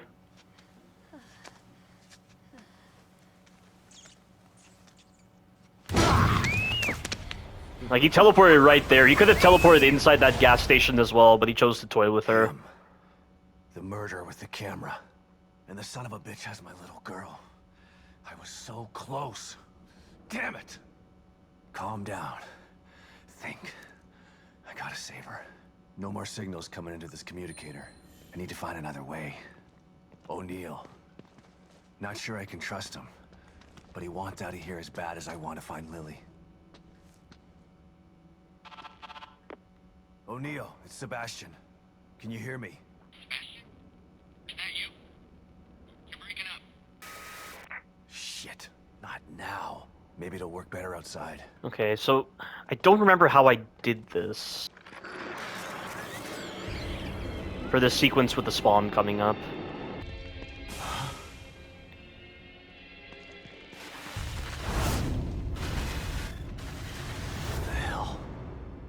And I'm not too sure why a world displacement event occurred. What is it about Stefano's influence that caused this moment to happen?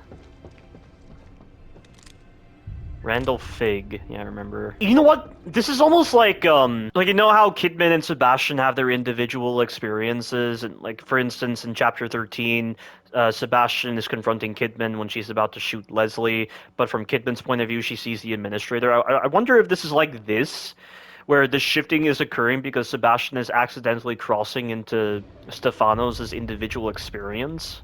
On the way back was closed. I didn't realize that. Oh wait, the visitor center! God damn it, I forgot to go there.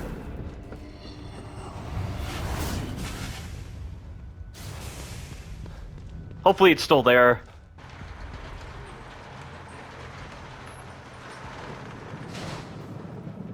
Hey! You! The girl! Where is she?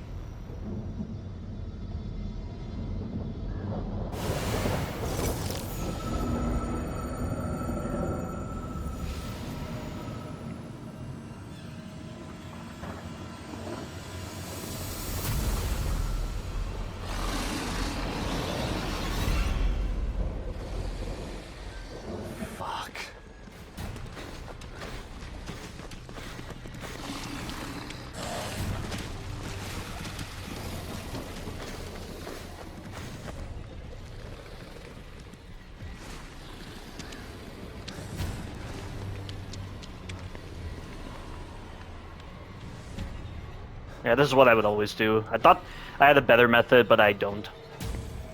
Also, do not go back to where they are, because they're so active.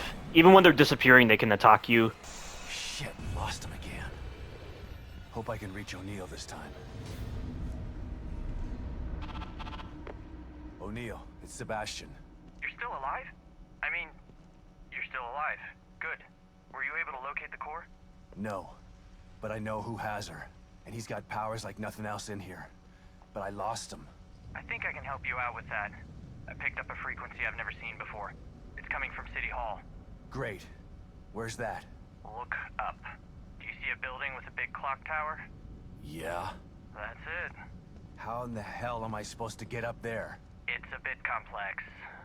Come back here, I can You explain. phase shift. Right. I'm on my way. Occupy a different point in space, and use that path instead. Like that, with dimensional parallelism, as I like to call it.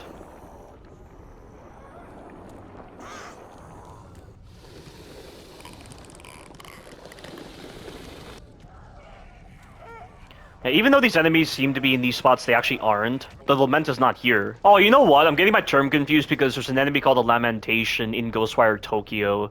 Yeah, so these are Laments. Okay, but I need to go inside of the Visitor Center.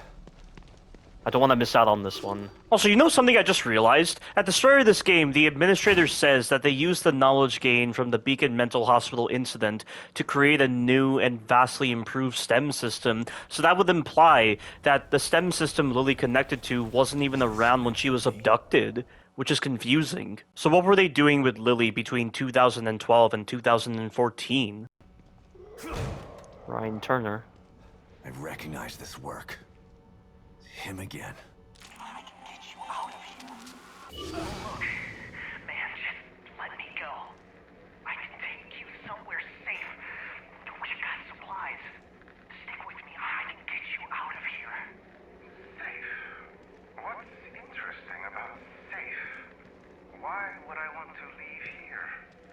This place is a work in progress, but soon it will be perfect. All it requires is my inspiration and your blood. What the fuck is wrong with you, dude? Don't move. Oh shit! Oh shit! Help! Somebody help me! I said don't move. Now, let's make some art. Not sure why that sounds like a sniper rifle shot instead of a magnum shot. Tough luck, Ryan. A camera rigged to take a picture of the victim. Oh, here comes one of my favorite lines. This is supposed to be art, more like an execution. God, I just like the way that's acted, and I just like the way he says it. Huh. Another communicator. Must be Ryan's. Huh. Mobius team members. They might have something useful on them. I rigged my communicator to pick up Unity. Yeah, so the communicators can pick up Unity cerebral chips. That's what I was saying before. I managed to find locations for the rest of the security team. What's left of them anyway. They'll have supplies, and it's not like they need them anymore. All of these chips are broadcasting from dead brains. So we have been locking on to the Unity cerebral chips, even though in the description it says, oh, this guy has shotgun shells, this guy has gunpowder. Yeah, so we've only been locking onto the chips. Damn it. Where did he go?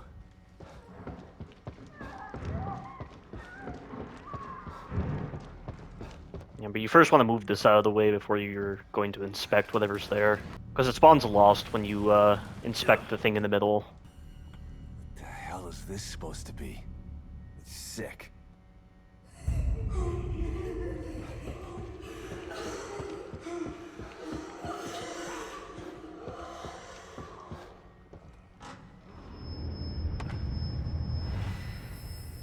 That's that. That was weird. Even for this place. O'Neill's safe house is right there. Might as well give him the bad news about his entourage face to face. You made it here okay. Not sure if okay is the right word, but yeah, I made it. Now, tell me how to get to City Hall. Union was built with a sort of backstage area, so Mobius operatives could observe the test subjects in secret. And also blend in with the local populace as indicated in that one resonance point. Most of these passageways are still intact enough to bypass the fissures in Union. But chunks of the city are floating in the air. How are there tunnels? They're passageways, not tunnels. When you go in and out of them, you're basically phase shifting. We call it the Marrow. It exists in a layer separate from what you see. That doesn't make any sense. You obviously haven't Fortunately studied for you, It physics. doesn't have to make sense. It just has to work. But it's a maze down there. You take the wrong path, you could end up on the other side of town. Where's this Marrow that gets me to City Hall? And who comes up with these ridiculous names? I'll mark the location of the port. It's in the north safe house.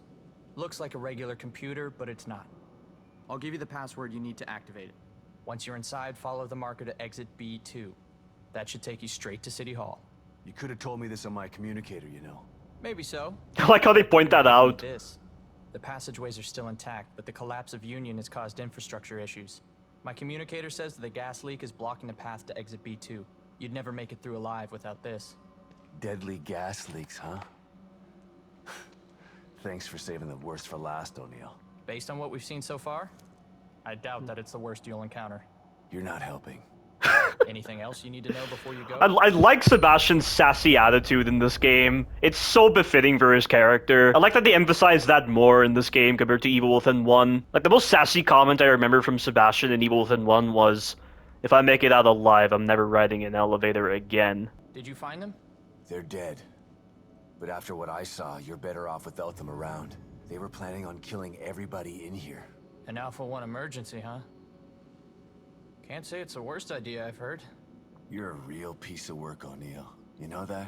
I like that line too, and also O'Neill's face. I'm just being a realist. You can't save everybody. It's impossible. Mobius made emergency plans for a reason. If they never made this twisted machine, they wouldn't need emergency plans in the first place. Maybe so. But look at what they've done. It is Pretty incredible. incredible. Still a company man after all this, huh? Hope your loyalty pays off for you in the end. Because right now, it seems like they don't give a shit about you. What do you mean? They sent you in here, didn't they? Sorry, I didn't mean to make you angry. Here. I made some more of these for you. For your troubles. God, I love the exchange of dialogue between Sebastian and Liam. It's so cool. I just like the sassiness on both their parts. By the way, how did you know that this signal was coming from the guy I mentioned? My communicator went crazy when you tried to call earlier. Something was interfering with it, a frequency I'd never seen before. And it was coming from the warehouse that you were just in. Right before you called, the signal disappeared. And then bam, it was at City Hall. When you said this guy was powerful and that you lost him, well, it stood to reason that he was the source of the signal. What kind of powers are we talking about here? He summoned some of those things, like he was controlling them. Then he just teleported away. Reminds me of the last time I was in STEM. But everyone in Union was tested before they were placed in STEM. There's no way they'd let a psycho in here. Well, I'm here. They didn't test me. But you're not a psychopath. Right? How funny that they point that out. It's like they're trying to point out the fact that he's gone through, like, hell in both the games. He's gone through so much hell, he might as well be a psychopath in a layman's eyes. Even though that's not even what a psychopath is. So why is it that psychopaths and sociopaths have such a profound control over the rules of STEM? What's so special about their pathology that allows them to manipulate the world like this? Why do you think he chose to camp out at City Hall? It's probably got something to do with the stable field emitter we set up there. Damn it. What's a stable field emitter? It's a machine that temporarily stabilizes an area of STEM environment if it starts to break up. It's not nearly as powerful or effective as a core, so we only use them for emergencies. It doesn't seem like it's working. Yeah. We sent Harrison and a security team to set it up when we arrived. I hope they're okay. Maybe you should come with me. If I can find Lily, we can get out of here together. No way. I'm not leaving this safe room, unless it's to get out of Union entirely or someone forces me out. And who the hell is this Lily you keep mentioning? Lily is my daughter. She's the core. No wonder you're so determined to find her. I could really use your help. I'll help you from in here when I can, but I'm not going out there. She's just a little girl. I know, but appealing to my better nature isn't a good way to convince me of something. Sorry, I'm just not built that way. Yeah, I've noticed. I don't know how I feel about him openly admitting that Lily was his daughter. I guess he had to say something at some point. Doesn't really change anything. Oh, the shooting range. Huh? Was that door there before? I'll try this out. On classic difficulty, you mainly got gunpowder. Whereas on the other difficulties, you get, like, upgrade materials. What the hell is this? It's a chance to test your skills. Step right up and try your luck, detective. This is insane. You'd be insane to pass this up. Steady your hand and put your shooting skills to work. No need to worry about ammunition in here.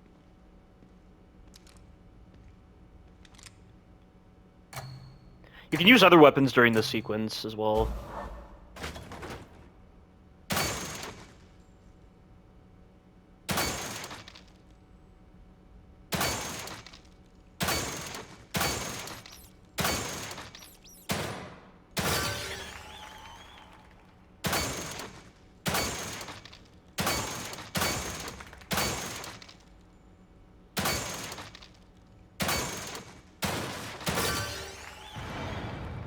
That was simple.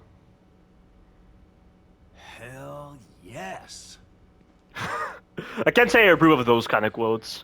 Just sounds kind of weird. You know, I still wonder the main reason why Tatiana is detached from all emotion. I mean, in Evil Within 1, it's mentioned that it's because of all the horror she's seen, and so it implies that she's a real character in the real world. But why specific to Sebastian, and how does Kidman see her? And then again, if Sebastian is seeing Stefano's plane of existence and Theodore's plane of existence, then maybe Kidman stepped into Sebastian's plane of existence?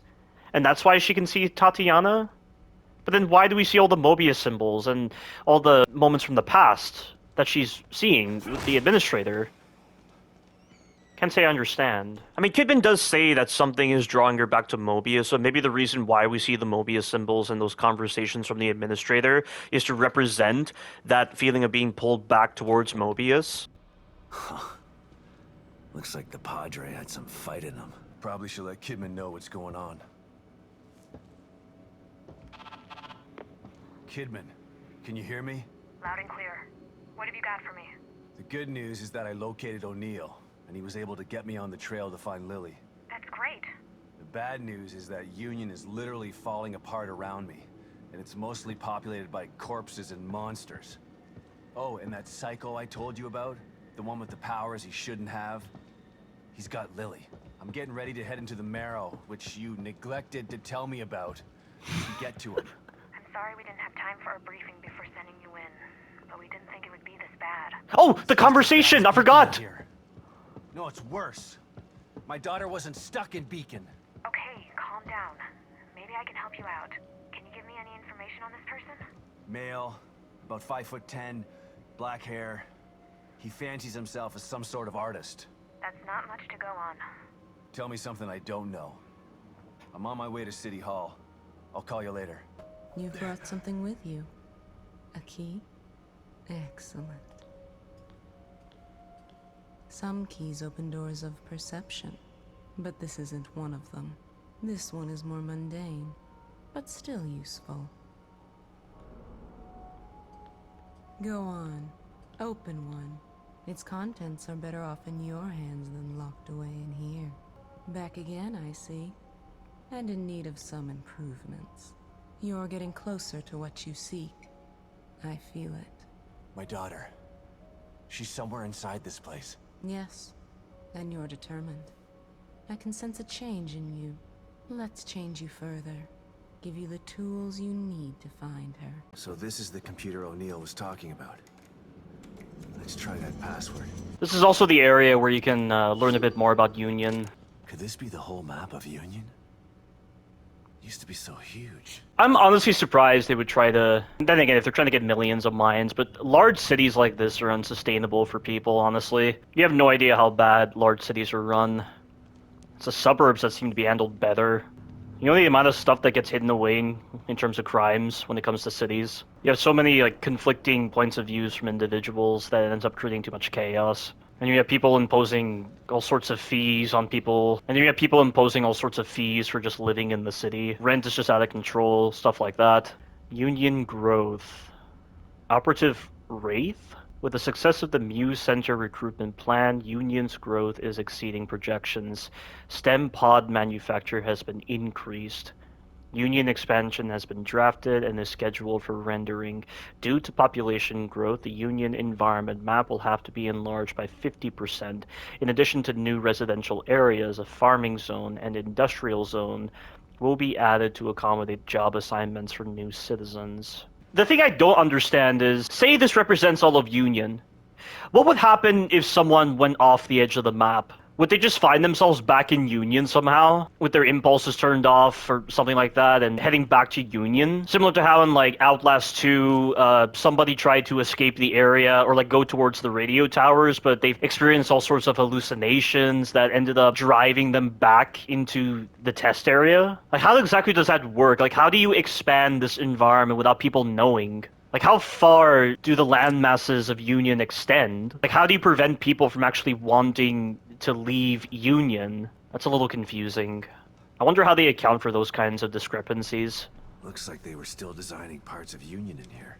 And there's a tree there. I wonder what the whole significance of the tree is. I wouldn't really associate STEM with it. Well, then again, it could be.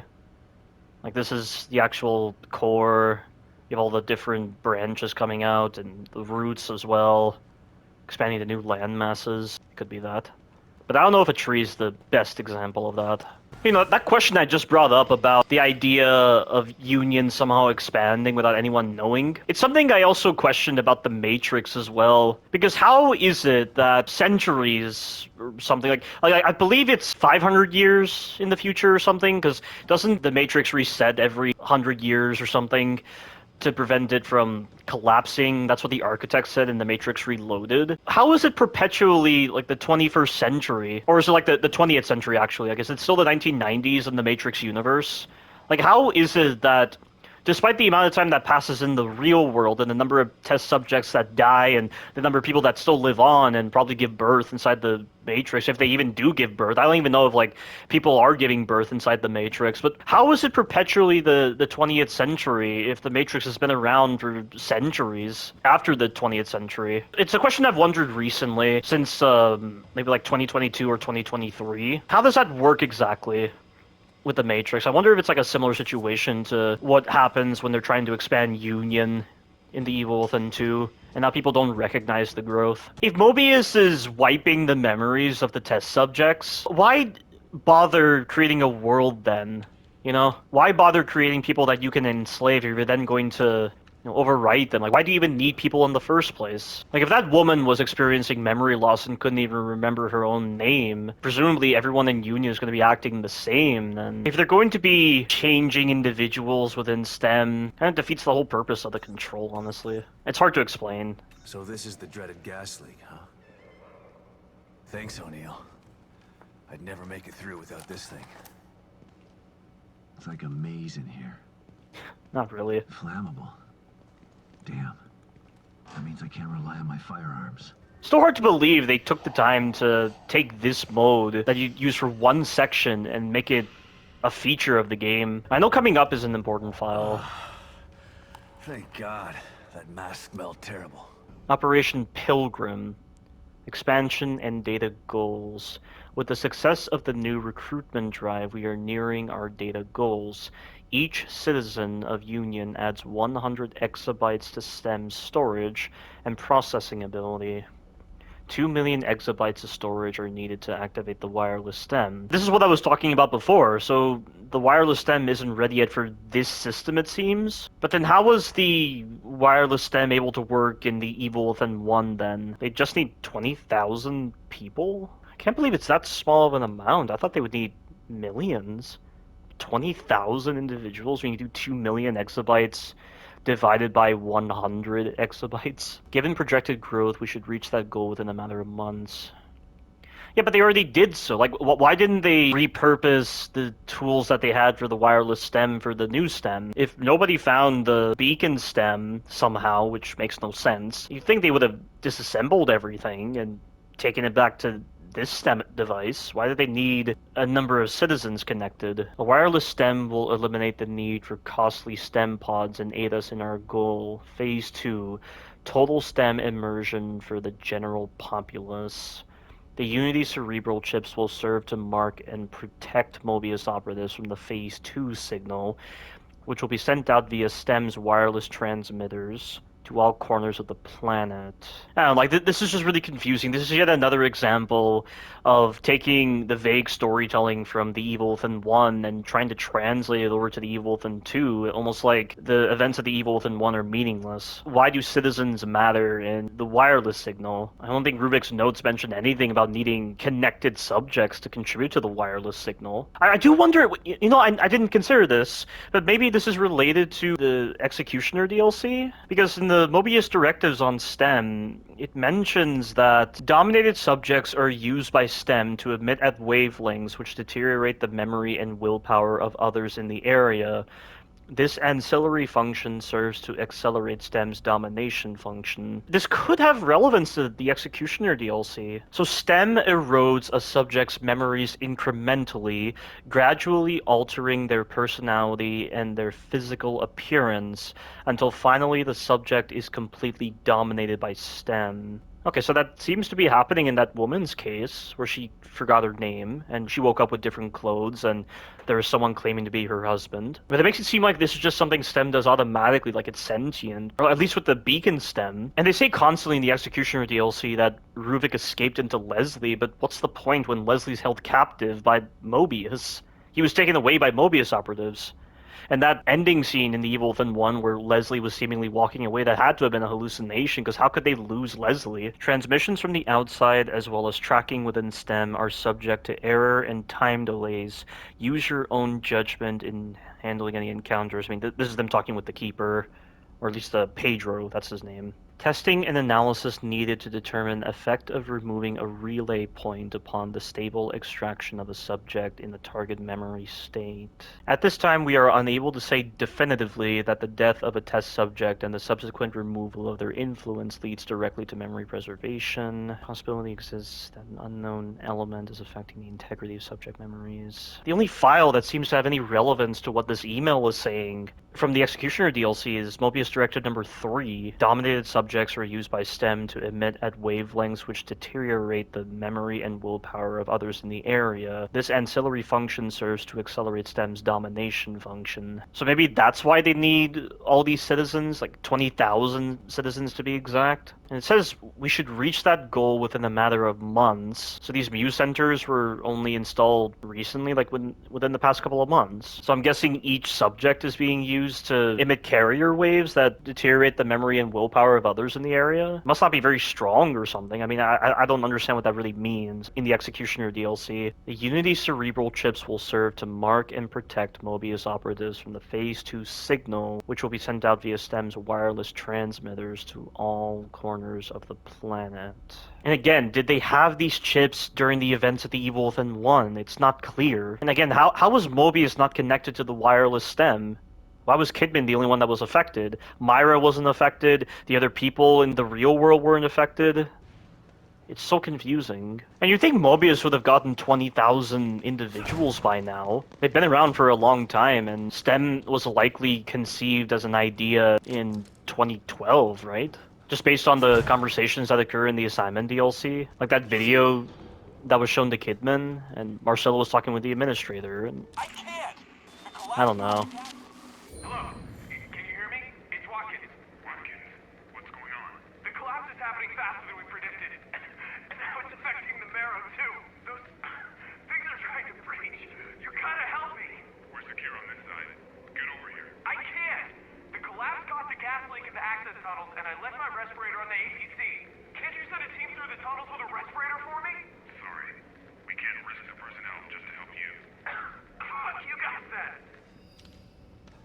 That's unfortunate, but that kind of stuff happens all the time. It's not just with a criminal organization like Mobius. It's with even legal organizations as well. It's funny how they give you the ability to aim your gun while crouched, yet you never encounter enemies in the vents.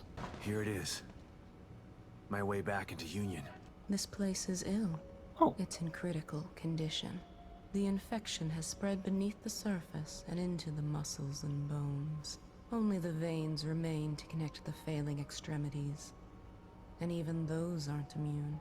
It seems, however, that you have no interest in healing this place. Your only interest is getting your hands on the cure. So be it. I am here to help you with whatever you decide to do. This must be City Hall. Gotta stop this guy and save Lily.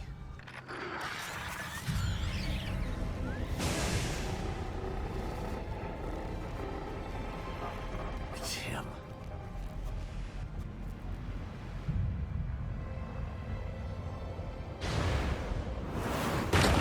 Shit! What the fuck is that? Not sure I'm ready for this. But I can't turn back now. Another beautiful day. I can't remember the last time it was overcast or too cold. Always feels just right. I'm truly blessed to be born and raised in Union. Never left this place. I don't want to. I plan on dying here. Smell that. Smells like spring. Flower beds they planted here are really I hate spring. I hate summer. I'm more of a fall and winter kind of guy. But I think it's fascinating how they made this perfect world, basically, and there hasn't been any sort of system collapse or anything. Because I remember in The Matrix, when Agent Smith is explaining to Morpheus how the first Matrix was a failure because it was designed to be a perfect world, and how because of that it was a disaster. No one would accept the program. Entire crops were lost because people found the idea of the perfect world to be a dream that their primitive cerebrums kept trying to wake them up from. So it seems Mobius already found a better solution compared to the architect who made the Matrix. I have to be careful, those can damage me. And they're all coming from, yeah, that aperture there. That is actually called the aperture. Not too sure what that means. Yeah, just you wait, asshole.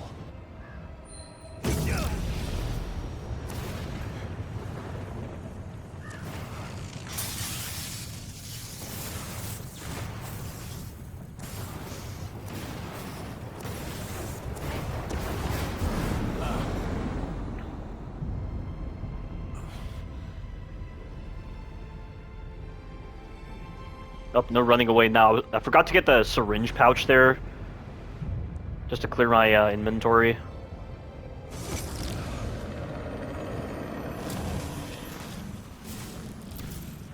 But this boss is optional, you can run away. Especially do that. Because the Guardian has a lot of life.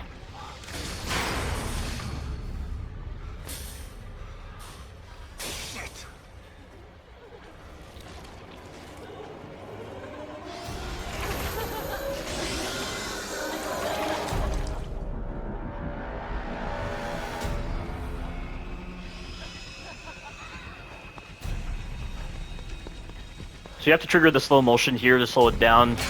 The Guardian is relentless in trying to catch you. By slowing it down, you can get away.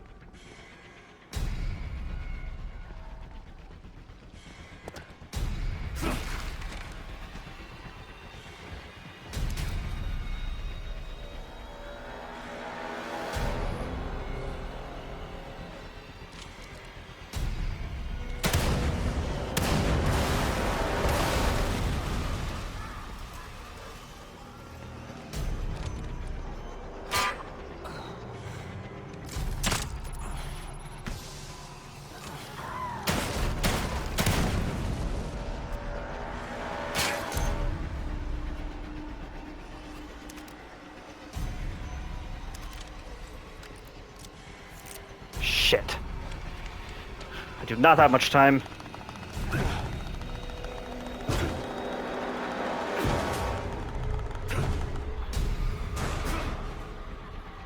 That did it. Don't have to worry about that thing for now, at least. You've got to use both of your index fingers Where that cycle went. if you're going to be able to get through that fast. This level was also in a demo. It's how I by-hearted the lines that Stefano says to Sebastian. Because again, Stefano is such a great actor. Who's there? It's okay. Harrison, right? I'm not one of them. Who are you? Don't worry. O'Neill sent me. I thought I was the only one left. I'm looking for the core. Where is she? Is she here? Second floor, the stable field emitter. Emitter? Forget about that. I'm here to find the core. You must turn on the emitter. It will stabilize the environment. Without it, Union will completely collapse. Then the core won't matter. Turn it on. It will affect his power. His power? You mean? Take this. Use it to turn on the emitter.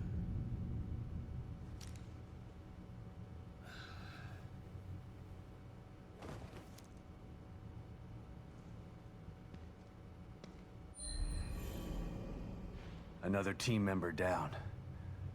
Wish I could have gotten more info. Don't worry, Lily.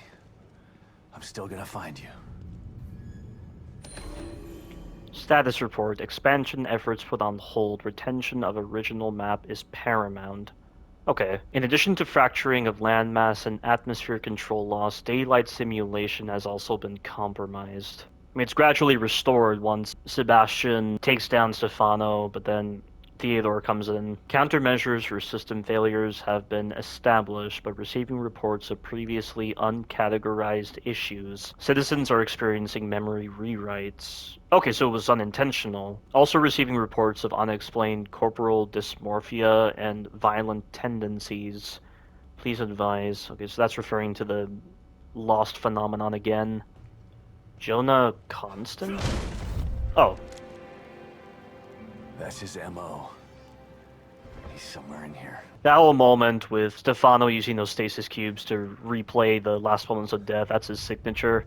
A rare combination of MO and ritual that allows organizations like the FBI to link cases over long distances. It's hard to explain why ritualistic behavior is such a thing with individuals to the layman. It's like with verbal tics, it's like with trying to preserve some remnant of the past, something ingrained with that person specifically.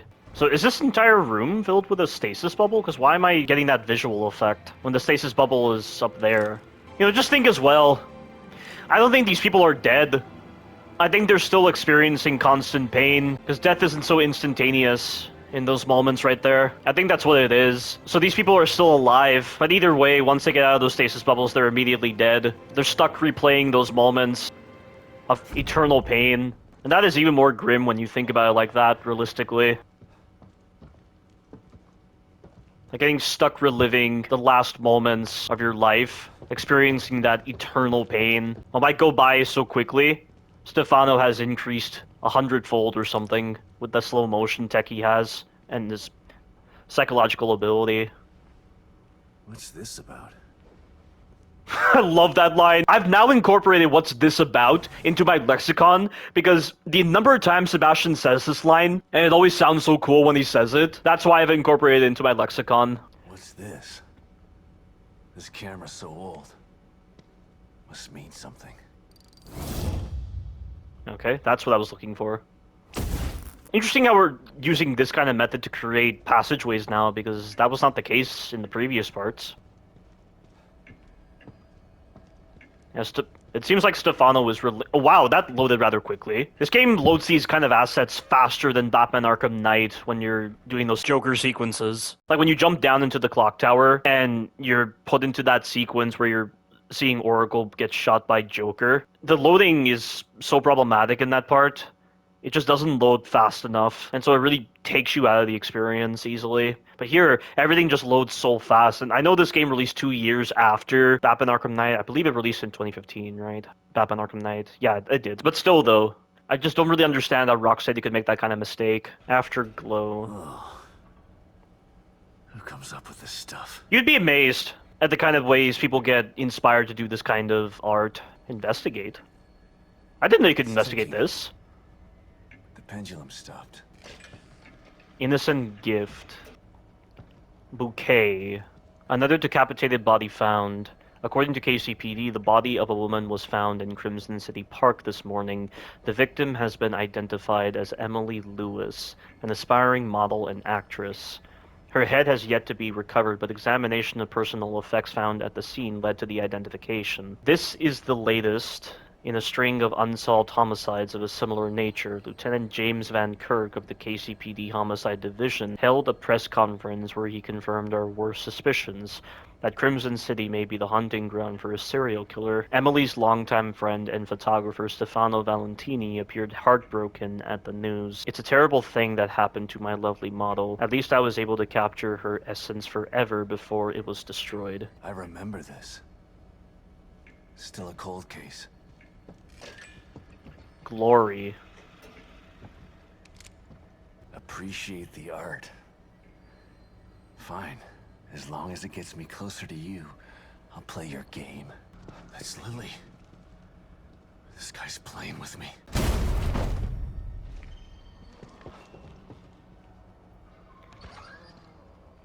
Yeah. I'm sure Crimson City had more serial killers, not just Stefano and Ruvik. Assuming Ruvik was even committed to his role as a serial killer still, after the Elk River murders. This one is perfect. Naturally so. It is my work, after all. Death preserved on silver nitrate. Like a fly in amber. Beautiful. Another one. But what's he after? Oh, he didn't take kindly to that. And all this loaded so fast, too.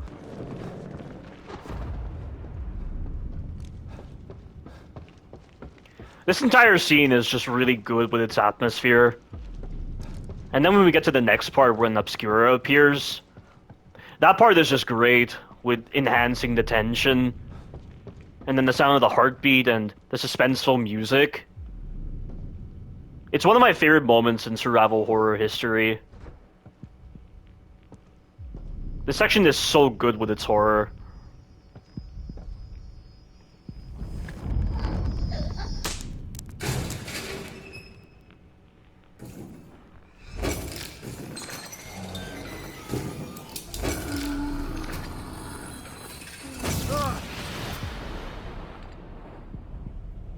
What are these things?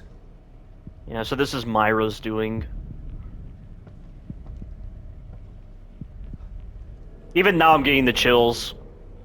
I can feel the tingle in my backside right now. People want to say that Resident Evil 1 Remake is like the best horror game ever, yet nothing in Resident Evil 1 Remake can compare to this. And I don't even consider Resident Evil 1 Remake to be a survival horror game.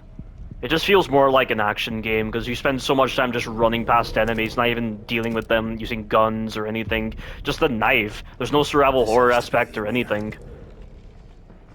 And with how silly the AI systems are in Resident Evil 1 Remake, and with how dull some of the set pieces are. I mean, I know people might like Lisa Trevor's area, but Resident Evil 1 Remake, I could never really be impressed by it because of how arcadey the environments are. Not to mention the number of set pieces involving like puzzles and other bizarre contraptions. It's like they had to artificially create the environments, like create this very like ludicrous idea for a mansion setting that just doesn't feel like a real mansion. And then you get like Resident Evil 7, which is the complete 180, because the Baker estate can feel like an actual mansion but still feel scary and have a lot of character with the areas, and it never feels arcadey with the Baker estate. And then you have this sequence, which I really like with its choice of atmosphere and music and the heartbeat you hear. Authorization required. Please connect an authorized terminal. Terminal? Must mean this communicator. Restart sequence initiated.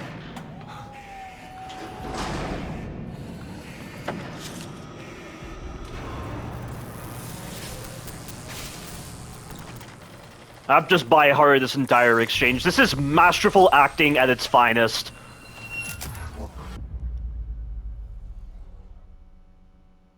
I can even recite it right now. You've been searching for me for so long, so I have come.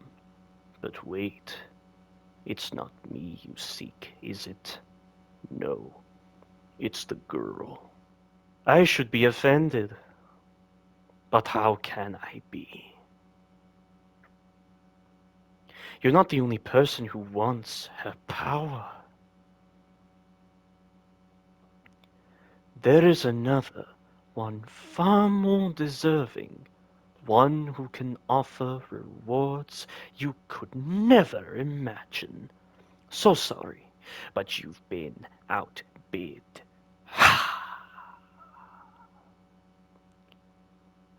Fear radiates from you. It's beautiful, but not yet finished. I am Stefano, and now you are my art. I gotta figure out who this actor is. Hang on, let me actually look it up right now. Raphael Goldstein. What a phenomenal actor. There's just something about the way Raphael Goldstein makes the character feel so impactful, so colorful, so full of life, and so full of horror too. It's just, I've never really heard anything like this in a survival horror experience. The closest I get is probably like Resident Evil 7 with the Baker family, because the voice acting in Resident Evil 7 has to be the best voice acting in the Resident Evil series, and that's not even counting like Resident Evil Village with the Lord's voice acting. You've been searching for me for so long, so I have come. But wait, it's not me you seek, is it? No, it's the girl. I should be offended. But how can I be?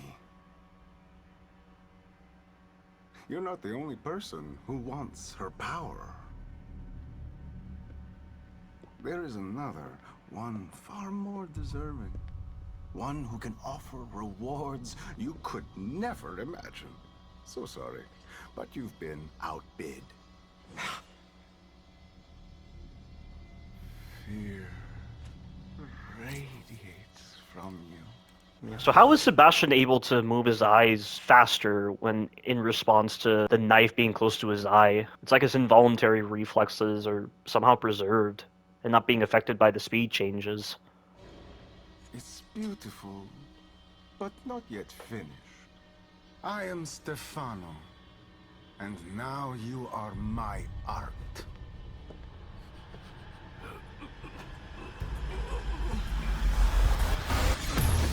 Son of a bitch! Also, I don't know why, but whenever I hear Sebastian say son of a bitch and it shows that camera angle, I keep thinking of Barry from Resident Evil Revelations 2. I don't know why that image always pops into my head every time I see that part of the cutscene.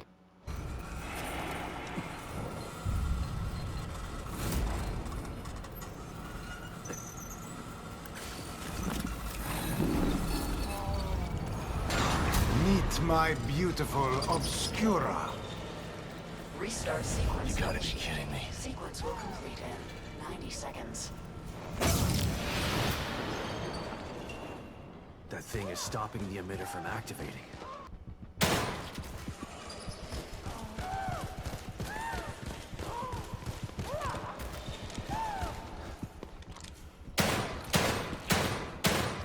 Alright, that got it going.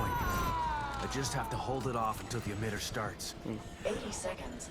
So you can stun lock her with the shock bolts to prevent her from slowing down the timer. She's not coming after me, which is good. 70 seconds. And here she comes. Oh shit! No, you don't. 60 seconds. Oh, when she's on the ceiling, it's even more dangerous. Her attacks are so fast. But I think you can take pot shots at her from cover.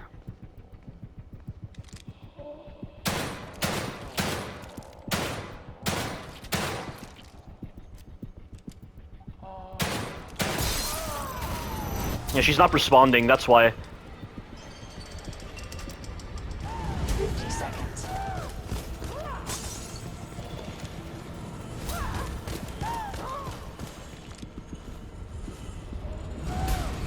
seconds.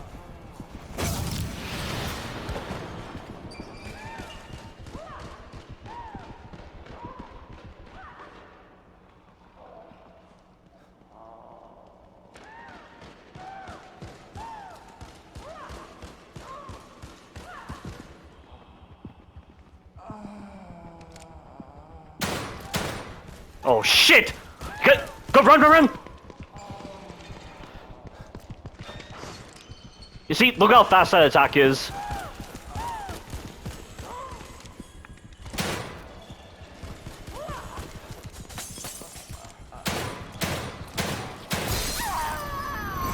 Yeah.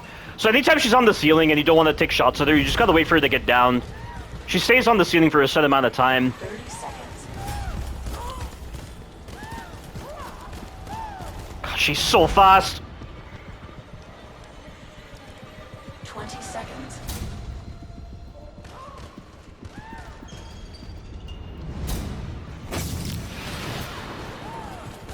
Oh, you gotta be kidding me! She normally doesn't go after me that quickly.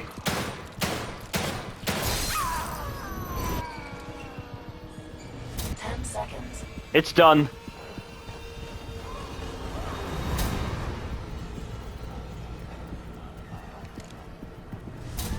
Stable field restarting.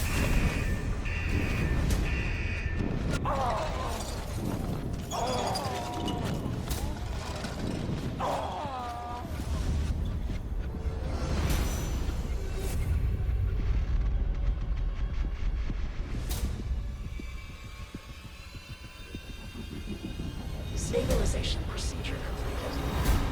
Great. Saved my own ass. But what am I supposed to do now? If he's gone, he didn't leave Lily here. Where did he take her? Should give Kidman an update about this.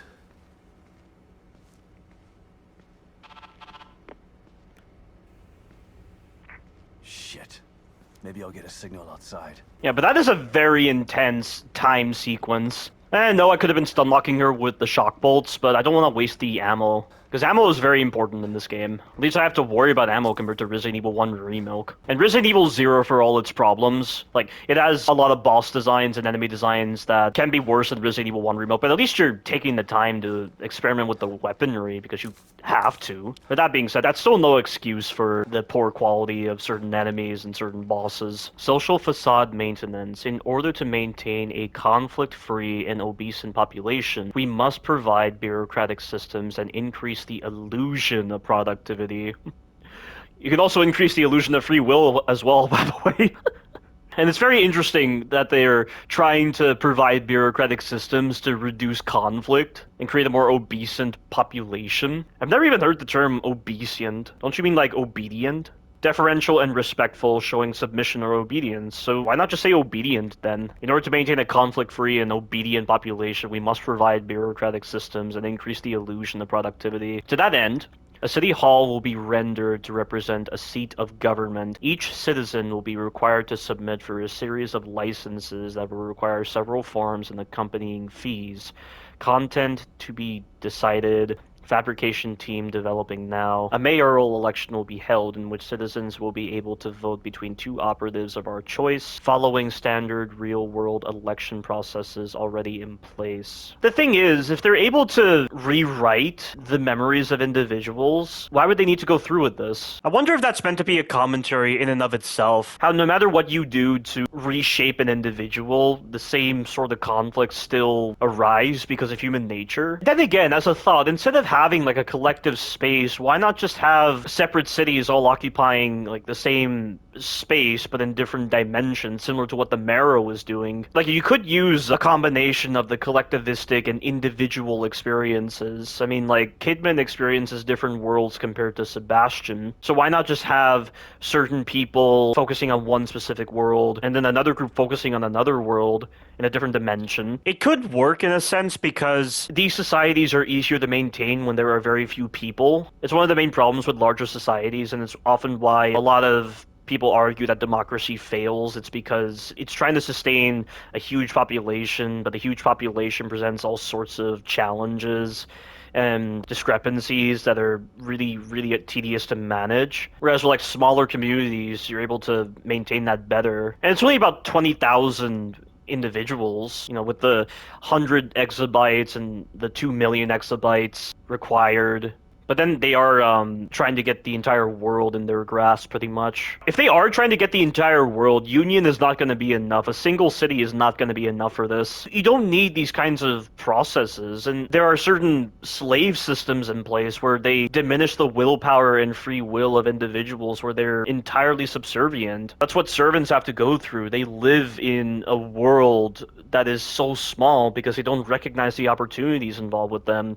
And when they're rendered to be so subservient to their influence, you don't really need bureaucratic systems and the illusion of productivity. And I would imagine Mobius would have found some way to implement that. I mean, just think of what Jeffrey Dahmer tried to do with creating sex zombies. I mean, it's disgusting what the hell he was doing, but goodness me, if people can do that through chemicals, just imagine what it would be like here. And of course, I assume in the context of a collective world created by the collective consciousness of individuals, since psychology is a big factor to consider here, I would assume servants or anyone with a very subservient mindset, they don't have the means of actually living in a space like this. It's almost like they need an individual's identity to be intact. And of course, they did select Stefano as a candidate because of his artistic personality. And it's funny how they're saying, like, standard real-world election when we already know that the election process is rigged. Because, like, you have lobbyists, you have people in power with a lot of money being able to pick who goes on the ballot. I mean, come on, people say that the president is a puppet for those with a lot of money. The ones managing those big corporations, because a lot of people feel that America is a kleptocracy run by corporations instead of the actual government. So I just find it really funny that they would just say, oh, following standard real-world elections, when they should already be well aware of how screwed up the election process is. New Union expansion renders will retain the Americana build mold, but retrograded by 30% to allow for citizen domicile improvement and individualization. So I assume what this is saying is, while they are maintaining the template for an Americana build mold, they're not going to put anything on it. It's just going to be like a simple landscape, like in Minecraft when you have those flat surfaces that gives you the opportunity to build on top of it. I assume it's like that because they need to keep the mind engaged or something. These new measures should keep the populace calm and normalized. A docile populace will aid in the expansion of Union, which will ultimately lead to enough citizen memory units to achieve Phase 2. Can't believe these bastards used Lily like some kind of science experiment. And then they have the nerve to send me in to clean up their mess? It's like some kind of sick joke. Very interesting that he's talking about that now, when it seems like an odd time to talk about that. Damn it. Son of a bitch still has Lily. And now I'm back to square one again.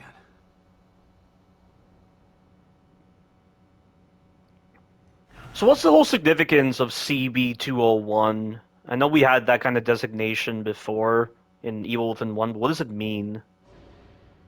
We've re-established contact with the marker agent, Kidman. About time. Patch him through. Sebastian? Sebastian, are you there? Kidman. Finally. Are you all right? That psycho is still on the loose in here. I turned on the emitter, and that seemed to slow him down. But he got away. And he's got Lily. She must be so scared and alone. I've got to find her before he does something terrible to her.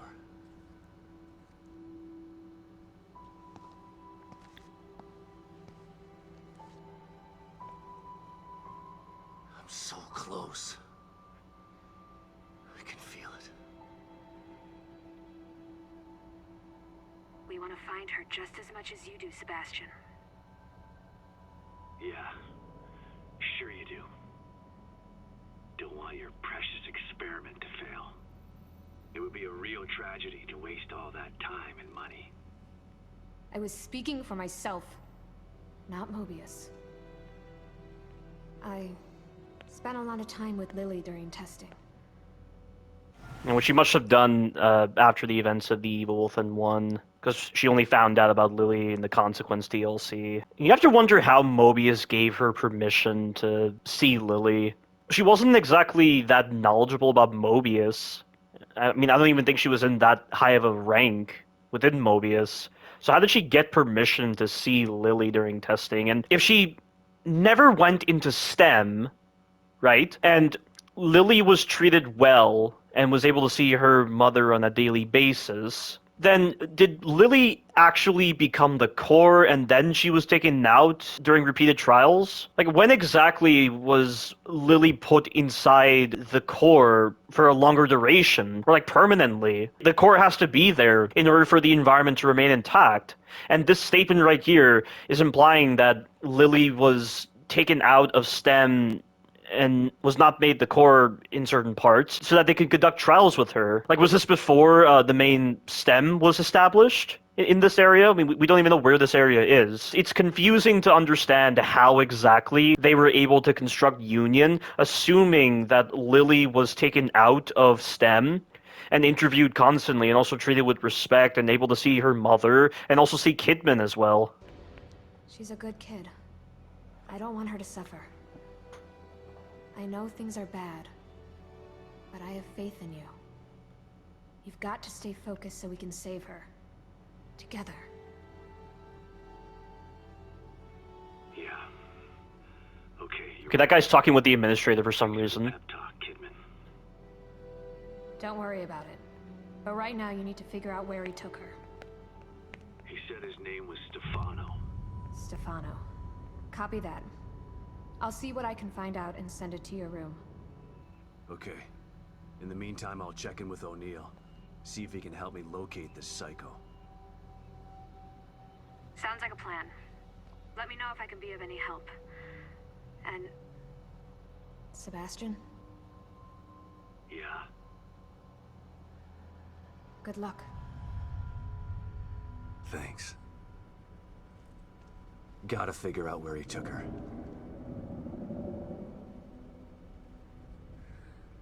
Think I might have just figured it out. Not doing a very good job of hiding. It's almost as if he's taunting me. Well, if it's a fight he wants, he's gonna get it. I just have to find my way there. O'Neill, it's me. I see the stable field emitter is back online. Please tell me you found the core and you're on your way back here. Sorry. That lunatic still has her, but I think I have an idea of where he went. Yeah, I see it too. I'm picking up the signal again, but now it's coming from the theater in the other part of town. Right. Through the marrow again, I guess. May need a little guidance here. I'm on it. Looks like turning the emitter back on stabilized some passages there. Exit D5 looks to be the one closest to the theater. I'm not totally sure what you'll encounter down there, so watch your back. At this point, nothing would surprise me. I do wonder why they call it the marrow, because that would imply it's related to, like, bone marrow. You know, like red blood cells are produced in red bone marrow, and other cells are also handling activities in the red bone marrow. But we're talking about the psychological world, not something related to bone marrow or whatever. And also, when you come to this area, all the static ammo drops despawn, except for the ones that are generated by crates. You've returned. And now you fully understand what you're up against. He's powerful. He's also a sick freak. But he is as driven as you are, and seeking the same thing. You are more alike than you'd care to admit. I'm not like him. He's a murderer. And there are no bodies strewn in the path behind you? I'm not here to debate with you. Let's get going. I've got stuff to do. So why she would be saying that is unclear. And of course, without her having emotions, she wouldn't really understand the difference between Stefano and Sebastian. Because it's not just a matter of logic, it's also a matter of emotion as well that really separates the good people from the bad. This must be the passage O'Neill was talking about. Lily? Oh, this place is messing with my mind. Whoa. What the hell is this stuff? And so Myra's been here. I'm not entirely sure how she got here. You would assume if she's driven entirely by emotion, she wouldn't really be using her Mobius knowledge to her advantage. And what's the whole significance of this plasm or whatever? How is this specific to Myra? And then here comes this conversation that I talked about. Stop and listen to yourself, Myra. A secret society abducted Lily and staged her death? Do you realize how crazy that sounds? But it's true. Why can't you understand that? I know it's hard to accept, Myra. But she's gone. Our little girl is gone. But I have proof. Look. Myra, you're obsessed. You need rest. Once you get past this, you'll learn to accept... No. I'll never accept it. If you won't help me, I'll find out the truth on my own. Myra. You were right all along.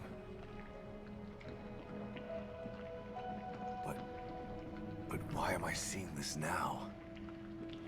I don't know. And also, I just realized, in the interlude, there's actually a conversation Sebastian has with the hallucination of Myra in the real world. The comic isn't framed very well to understand what's actually happening, and if is this happening in the past, is this happening in the present? It's really confusing. Because like at the start of the comic, there's this moment where Sebastian is nearly run over by a car, and then all of a sudden he hears Myra, and he holds onto Myra, and he says, "Thank God, are you okay?"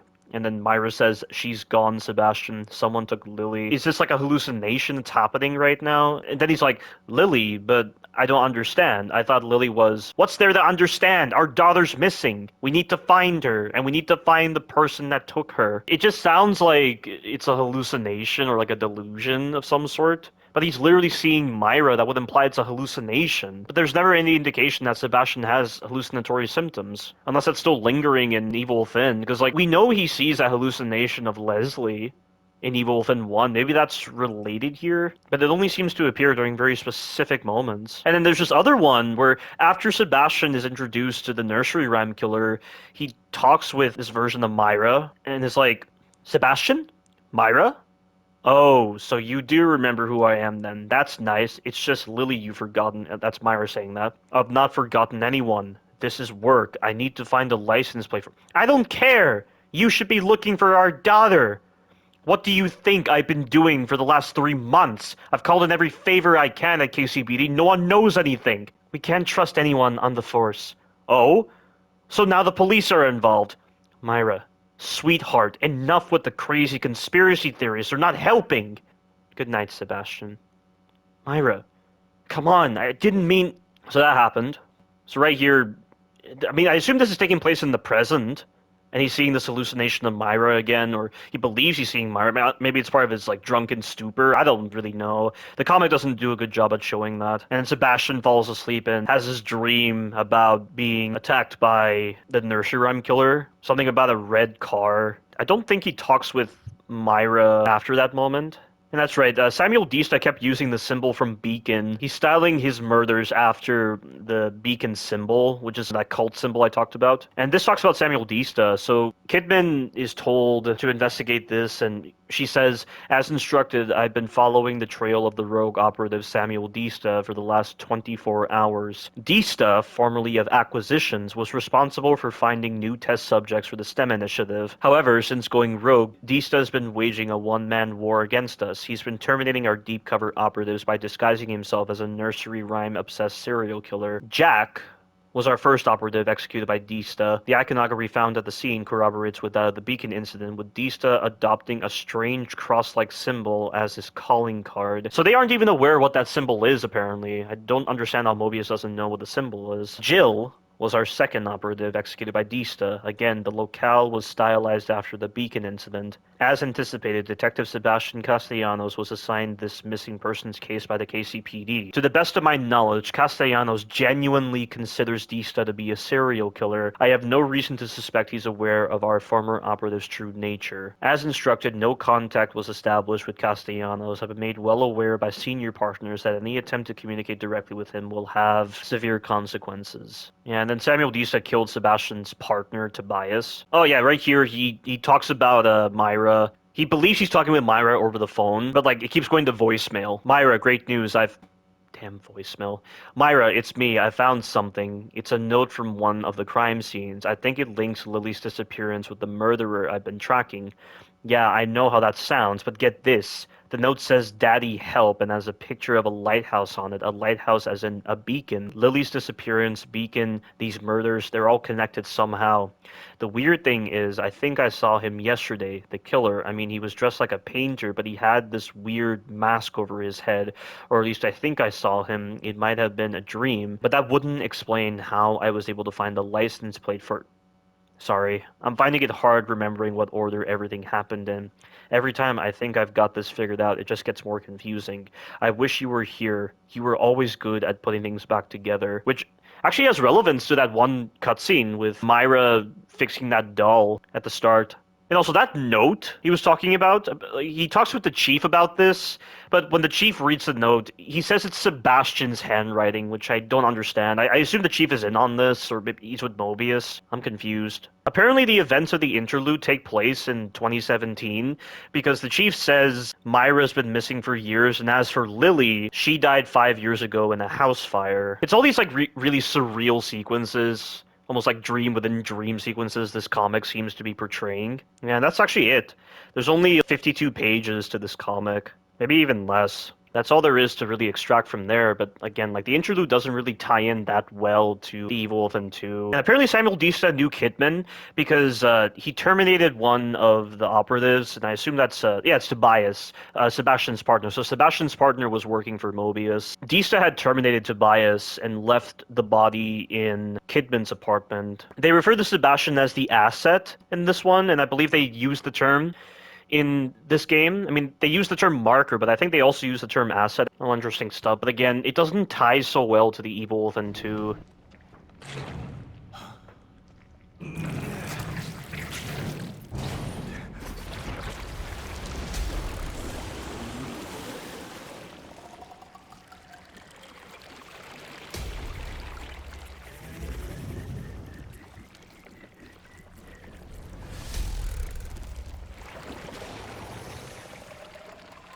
God, look at the size of that thing.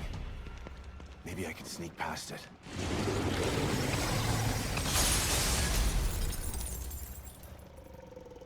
Shit.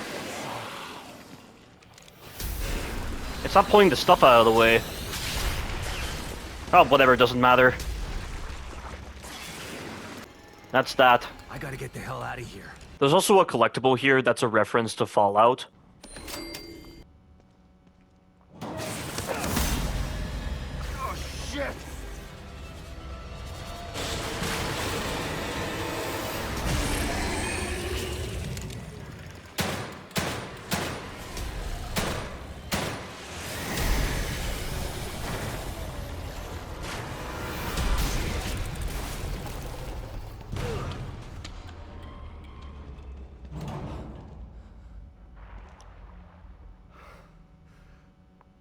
I thought this place was supposed to be fucking stable.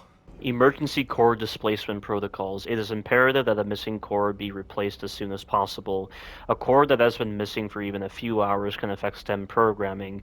If the core is missing for over 36 hours, emergency protocols must be instituted in order to prevent the core from escaping. Emergency protocols are only accessible for Mobius operatives with alpha security clearance and can only be viewed on the Marrow servers. But how can the core escape into the real world, though? And where exactly do they keep Lily in STEM when she's trying to act as the core? It's never made clear where exactly the facility within STEM is that allows Lily to serve as the core. It doesn't really make sense.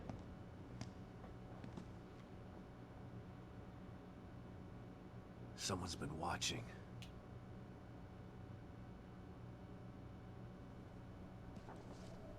Lily. Whoever's been here was gathering data on her.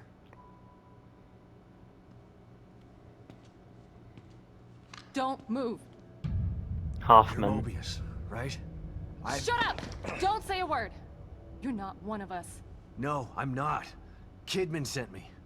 Look, I'm here to help, okay? My name is Sebastian Castellanos. You're lying. Sebastian Castellanos is dead. What? No. Who told you that? Turn around. Do it slow.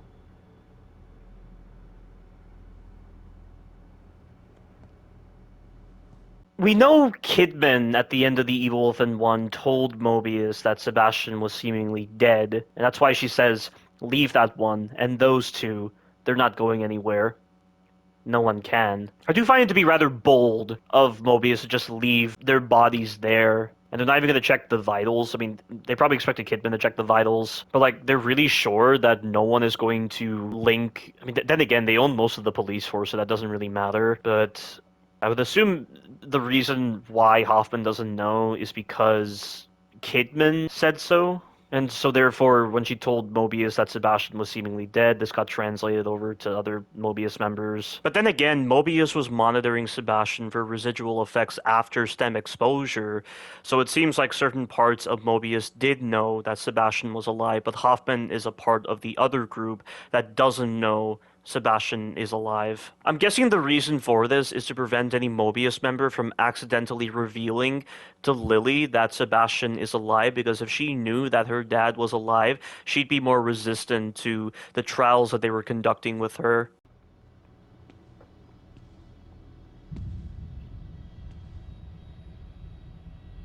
You're Yukiko Hoffman. How do you know my name? I told you. They sent me in here to find my daughter Lily. The core. I'm telling you the truth. I know. You do? Lack of microexpressions and deflection. No verbal parroting. I've seen enough to know you're telling the truth. Right. The team psychologist.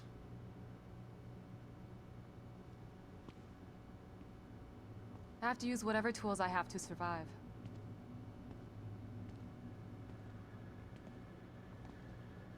Combat isn't my forte. Seems to be running theme here. I remember that line. Sorry for pointing my gun at you. So they're sending independent contractors now? That means things aren't improving. Have you found any other team members? I have, but the only one I've found alive is O'Neill. Liam is alive? Good. Has he made any progress on stabilization? The big emitter's back on, but this place is still falling apart. And I think it's all because of this psycho that kidnapped Lily. He's running loose in Union, and can manipulate this place at will. That means my theory is correct. This is more than a core disconnect. We doctors don't like to use the term psycho in pejorative terms. This is also the first time I ever heard the term pejorative, which is like combative or insulting. Expressing contempt or disapproval, that's what the term means. It's almost like belittling in a sense. But in this case, it's apropos. Only a clinically diagnosed psychopath could affect STEM like this. A psychopathic personality type using Lily to amplify his power. This is the worst possible situation. You're a shrink. Any suggestions on how to defeat him? Psychopaths are antisocial, lack empathy, and exhibit sadistic tendencies. But their main commonality is their pathologic egocentricity. They don't care about people, only themselves. Can you think of anything that would be important to him? Yeah. He thinks he's some sort of artist. It's all he talks about. Then maybe the best way to attack him would be through his art. Destroying something valuable to him could knock him off of his guard. I'll keep that in mind. But I've got to get to him first. He's holed himself up in the theater. Right. So exit D5 then. It's right here. Just in the next room. Let's pair communicators so that we can stay in touch. I'll review my files and see if I can't dig up any more information about what's going on. I still feel like there's more to this. Regardless, he's probably going to be difficult to fight. Feel free to help yourself to anything here you might need. So does Lily really think I'm dead? Or was that just a part of your lie detecting test? Sorry to break it to you, but she does. I thought it was the truth too, until just now. But over the years, I've learned to take everything Mobius tells me with a pinch of salt. It wasn't difficult to see you were telling the truth. Why would they do that? What kind of monsters do you work for? I know it's not right. But consider this. Lily is probably less traumatized by thinking you're dead than by thinking you're alive, but she can't be with you. Yeah, maybe. But what will happen when I finally find her? Don't worry. She'll believe the evidence of her eyes once she sees you. If Mobius knew to keep psychopaths out of STEM, then how did one end up in here? I don't know. Every individual in STEM was subjected to a battery of psychological exams prior to placement, and we've been... Yeah, because there's always like errors like that with these kind of screening tests. That's why we have false positives, false negatives. observing them from here, in secret, to keep an eye out for mental instability. Yeah. Well, that didn't work. Unfortunately, Psychopathy and sociopathy are incredibly difficult to diagnose correctly. So I believe now in the real world, we aren't really using the term sociopaths. We're just sticking with the psychopathy as the umbrella term, pretty much. Psychopaths tend to be cunning and highly intelligent. Aware of their own diagnosis, they're able to disguise themselves among us. Whereas, like, with sociopaths, they aren't really as capable at disguising themselves. I mean, I assume they have a bit more intelligence, but, you know, they don't have the same level of remorse, just like with psychopaths. And, like, they're generally more noticeable, I would say. The fact that this one was able to fool us, he's obviously adroit and self-aware. Disturbingly so. Great. So the tests only filtered out the weakest of psychos. Yeah. I feel terribly responsible for all of this. I helped devise those tests. You said you think there's something more to this? I studied the Beacon incident extensively, so that we could avoid another disaster like that. In that case, the person in question was the core. But even then, the environment remained relatively intact. Did it? You didn't hear about what happened with the Crimson City version in STEM? How it was just collapsing and structures were just rising, parts of the ground were falling. How can you say the environment remained relatively intact? Not to mention you have the different planes of existence. I mean, didn't Kidman tell you about what she saw? I mean, they know she went into STEM. Like, you don't go into Mobius without first being introduced to Hoffman. That's what Torres says. So how can she believe the environment remained relatively intact? And furthermore, the number of patients that they put into STEM, they cause the environment to become more macabre, basically. And that's why Marcelo says we need more sane subjects, perhaps to cleanse the system. But even then, Ruvik's influence wasn't really allowing such efforts to work properly. It just doesn't seem right here. What do you mean? Creatures in here. The dissolution of Union. The total breakdown in communication with Mobius. It just seems like a lot for one person. Even with the power of the core. Well, it's not really a total breakdown with Mobius, because Sebastian's still able to communicate with Kidman through the communicator, and she's in the real world, so it's not a total communications breakdown. So what is it about Sebastian's communicator that just allows him to communicate with the real world, but not these other communicators that these people have? He mentioned someone before. Another person who wanted the core's power. That could mean... No. It's too horrible to contemplate. What? There's only one thing that could be more powerful than a psychopath in here. But I need to do some research before I can commit to the theory. What's possibly more powerful than a psychopath? Operative Grisham, Lily Castellanos' initial findings. The ideal core candidate must have an unfettered ego in order to retain their own personality while supporting the interlinked minds of many others. Now, unfettered ego is a little confusing with its word choice, because unfettered ego means that it's referring to an ego that is unrestrained, unchecked, or free from limitations or constraints, often leading to excessive self-importance and potentially negative behaviors. But Lily doesn't display those kinds of characteristics, though. She doesn't seem self-serving. She's a good child, so I don't really think she has an unfettered ego. Given these parameters, there are only two possible candidate types: egomaniacs with psychopathic tendencies, or children. Why does it matter that the core has the ability to retain their own personality? I thought they were serving as like a blank slate to allow the support of interlinked minds. We all know what happened the last time an egomaniac with psychopathic tendencies was in STEM, so a child is our best bet. Having access to standardized school test results, we were able to narrow down our options. We feel that we found the ideal core candidate in Lily Castellanos. Her tests show that she not only has a guileless ego, but she also exhibits incredibly advanced empathy for a child her age. The word choices here just seem contradictory to each other. Yeah, they're two completely separate terms. An unfettered ego is not the same thing as a guileless ego. A guileless ego is one that is innocent, sincere, and free of deceit. A person with a guileless ego has self-awareness and confidence, but without manipulation or ulterior motives. They do not seek to deceive others or use cunning to advance themselves. Instead, their self-assurance is transparent and honest. In short, an unfettered ego can lead to excess and self-indulgence, while a guileless ego is more about authenticity and sincerity. And I just feel like there's an issue with the writing here. I don't know if the Japanese version is different, because unfettered ego is diametrically opposed to the idea of a guileless ego, and they say here, the ideal core candidate must have an unfettered ego in order to retain their own personality while supporting the interlinked minds of many others.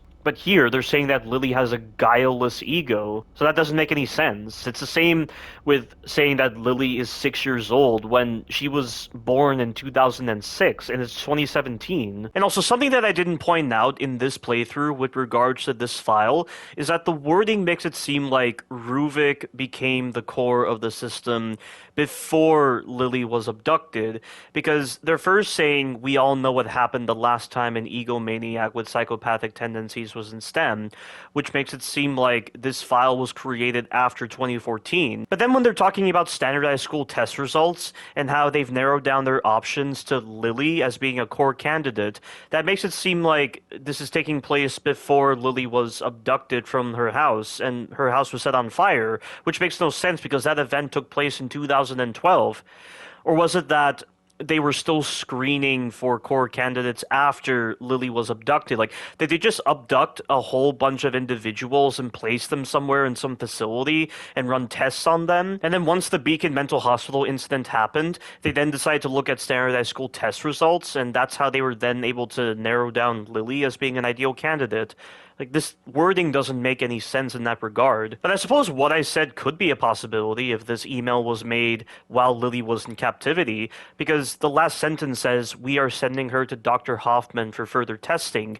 The way that's phrased would only be possible if Lily was in captivity. If they didn't have Lily in their captivity, I feel like the last sentence would not be, "We are sending her to Dr. Hoffman for further testing."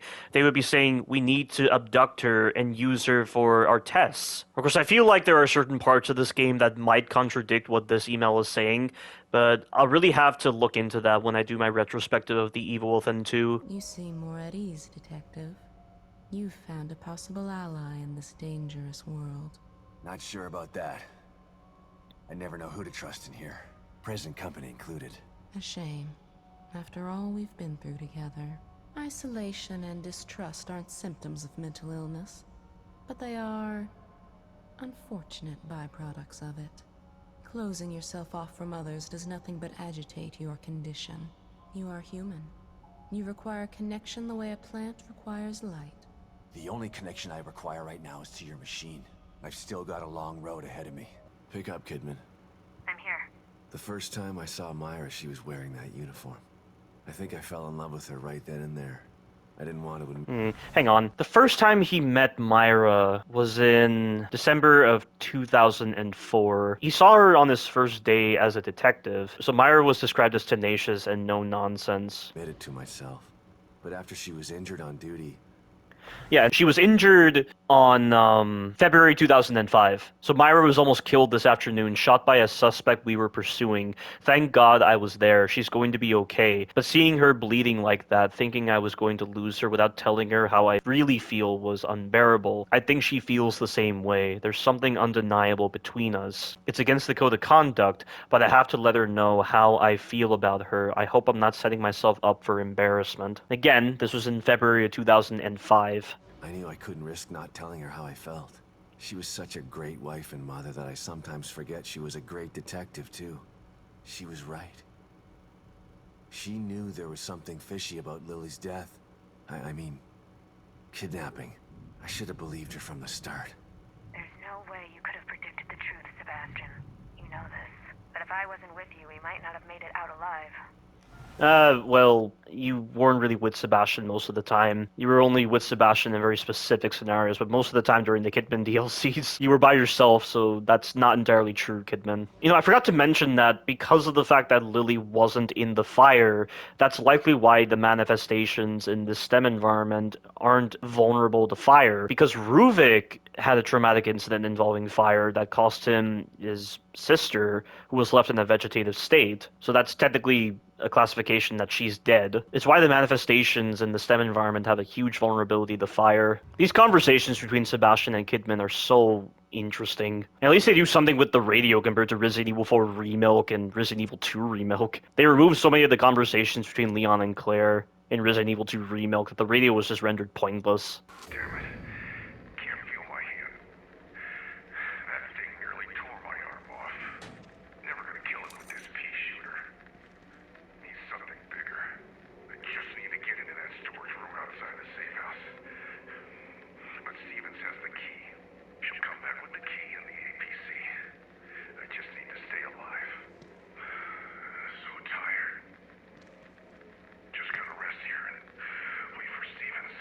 All right. The theater. I'm coming for you. What the hell are these things about? Damn it. Lily's inside there. I can't help but feel like the right picture is an homage to Resident Evil 0 with the scale puzzle.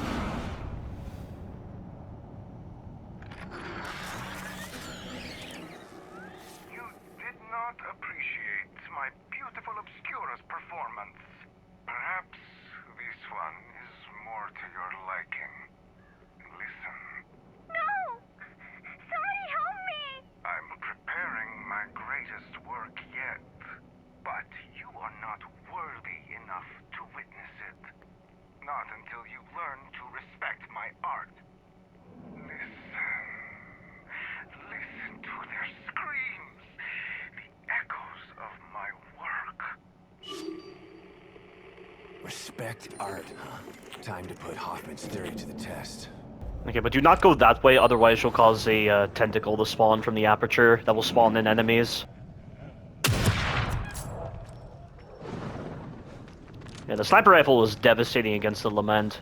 That is really cool. Interacting with that resonance point is not good right now because it will spawn in the Guardian.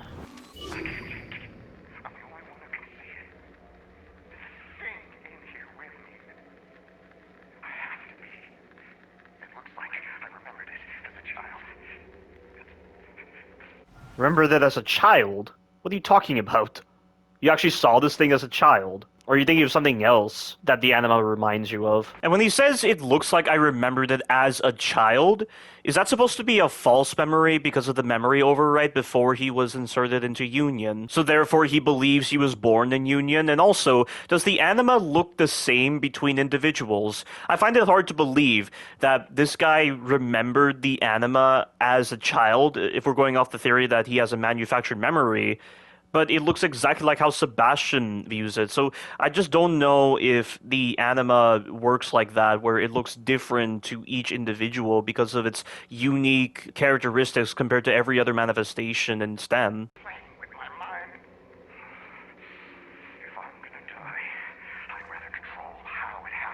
If you turn the camera towards the jukebox, it goes even slower.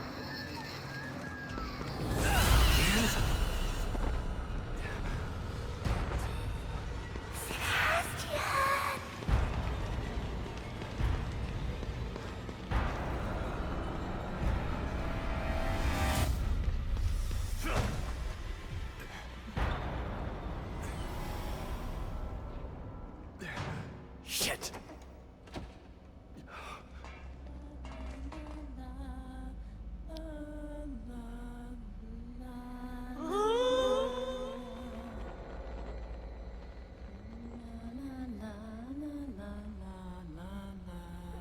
What's it doing this time? What does that thing want from me?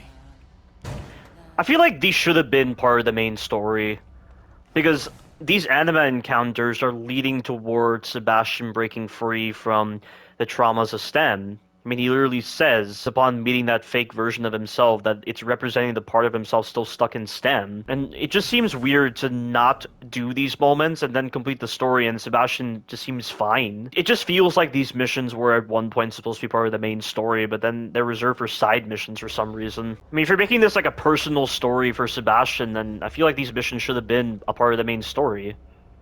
That's me from back then.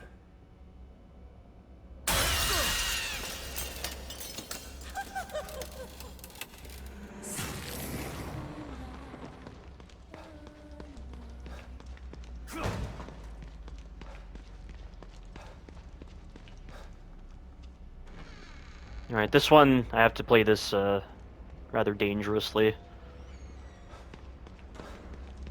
Oh, shit.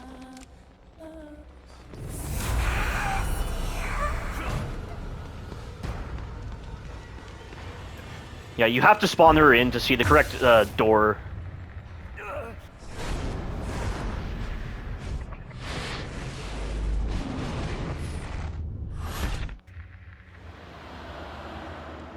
Something's wrong. Why is that thing chasing me again? The tap room's been booming. Business is good. Lots of new faces in Union these days. They are arriving by the train load and they're thirsty. If it keeps up like this, I'll finally be able to afford some beer taps. Pete complains about the crowds, but I say the more the merrier. He's always been cantankerous, but lately he's been acting extra weird. He sits there in his usual spot, giving new customers the stink eye and mumbling to himself. I would cut him off, but he's always been my best customer. Yeah, you know, you keep those kind of people around if it helps you financially. So this is his art? It's just a photo. I'm gonna stab the shit out of you. I'm gonna stab the shit out of you. God, I love the lines. You gotta love his sass. It's not like awkward sass like in Resident Evil 4 Remilk. It's genuine sass.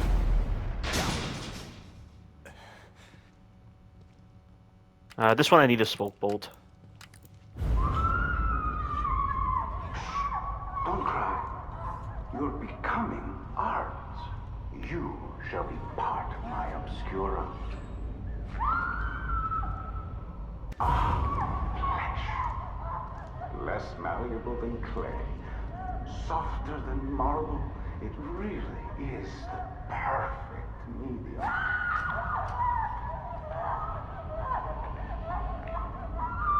Oh, I can't concentrate like this. A sculpture doesn't need a tongue.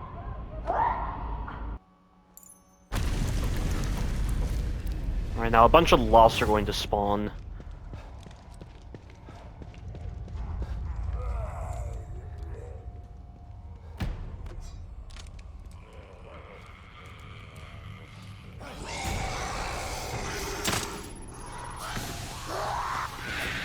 That was close.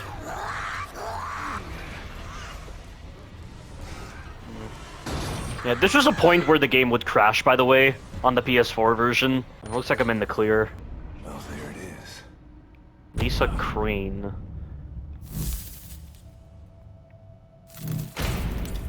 Okay, Hoffman. Hope you're right about destroying these things. Okay, let's hope the detection isn't too bad. Here we go. There we go.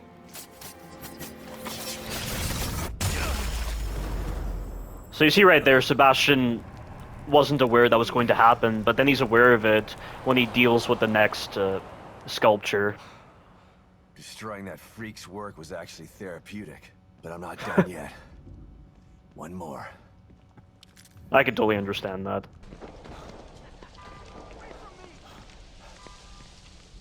Sounds like someone's in trouble. Damn, he's gonna get mobbed. Whoa! What the hell? Okay. I've never had this bug before. I think the game just crashed. God damn it, are you kidding me? I've never seen a crash like that ever, where the game literally freezes and certain assets aren't loaded properly. It didn't affect my commentary, but still though, that is so stupid. And just imagine if I was on classic difficulty. Why, again, would you design a fucking difficulty around limited saves when the optimization is this bad? Oh, that's annoying. So because of the fact that you can dismember limbs, oftentimes that takes more priority than the actual knockback generated by the shotgun.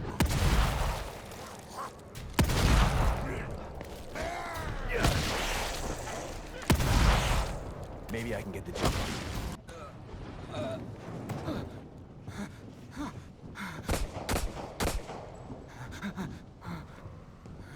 Hey, you over there! You gotta help me! Come on, man! I know you can hear me! Help me out! Ah, man! Come on!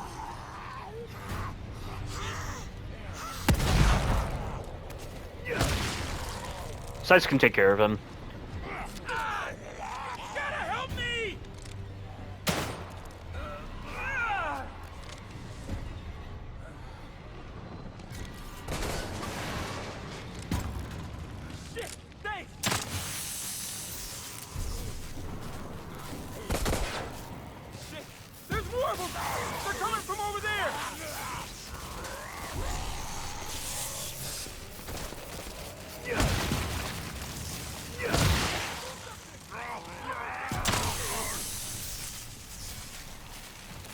Yeah, so it cost me 2 shock bolts, but it's fine. You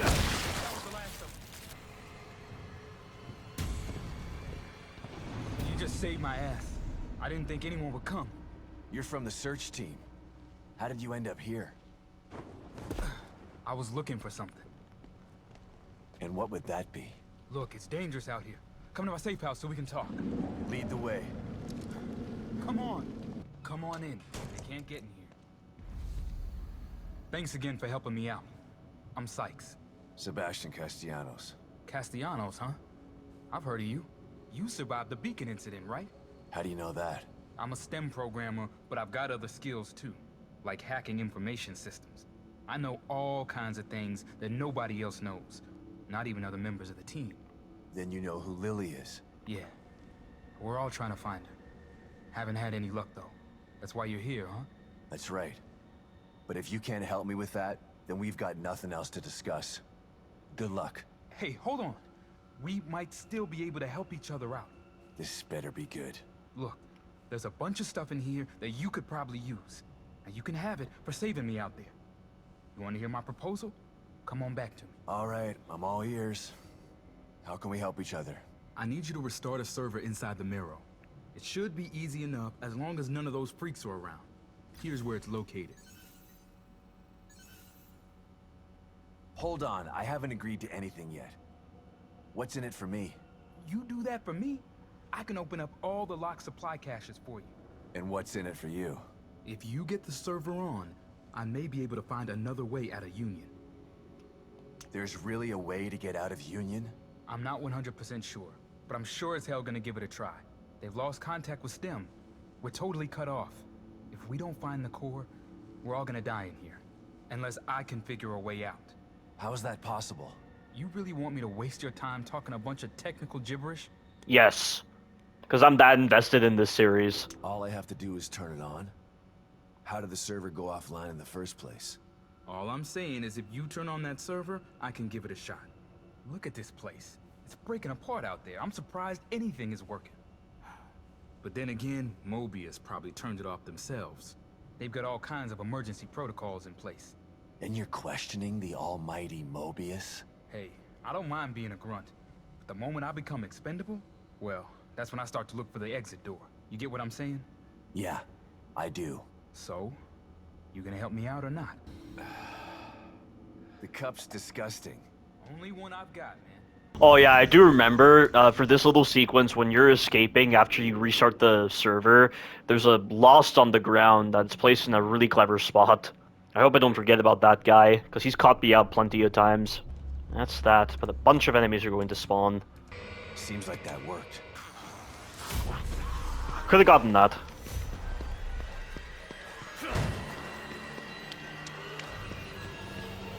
Give it. Careful with the right-hand side. Yep, that's the guy that catches me every time. Good thing I remembered him. He's throwing axes at me.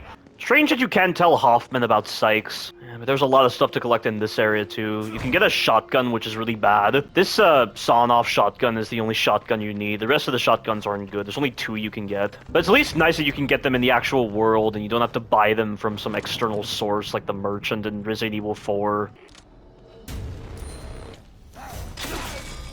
See what I mean? The axes are bad in this game.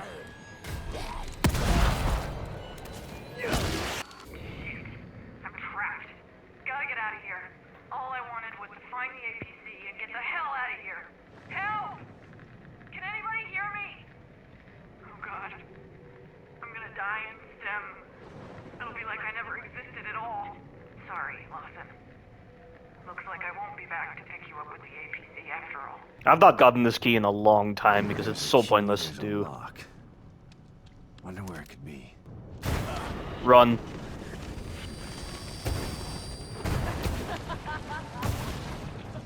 I swear to God, guys, going through these optional areas can be trickier than playing The Evil Within 1, because there's no telling how the sequences are gonna play out. These open areas are so random with how they turn out. This is where you can get the shotgun. It's a long-range shotgun, but it's pretty bad, because it misses at ranges it shouldn't. Yeah, that's more like it. In this one, you have to be spotted by the anima. You have no choice. Shit! Yeah, so I don't know what that was about. I don't know why the anima doesn't kill you there. Body parts reassembling into a monster. Sure, why not? I'm not surprised by anything I see in here anymore. Won't happen again. I'll burn these before they can change. Wait. Did that arm just twitch? Shit. No. Oh god. No.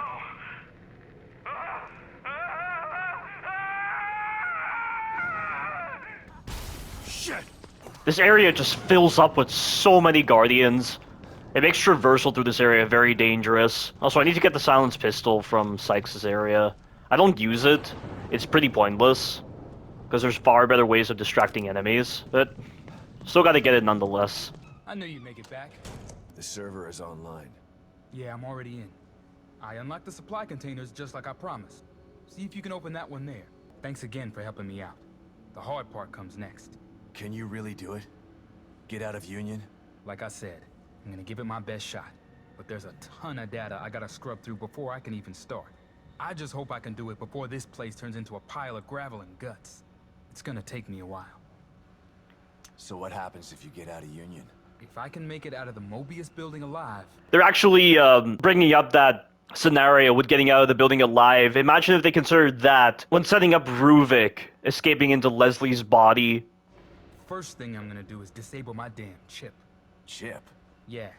Everybody in Mobius has got a subdermal chip in their head. Sorta like an RFID, but way more advanced. And I mean everybody. From the administrator all the way down to the guy who cleans the toilets. And you submit to that willingly? Like they say, membership has its privileges.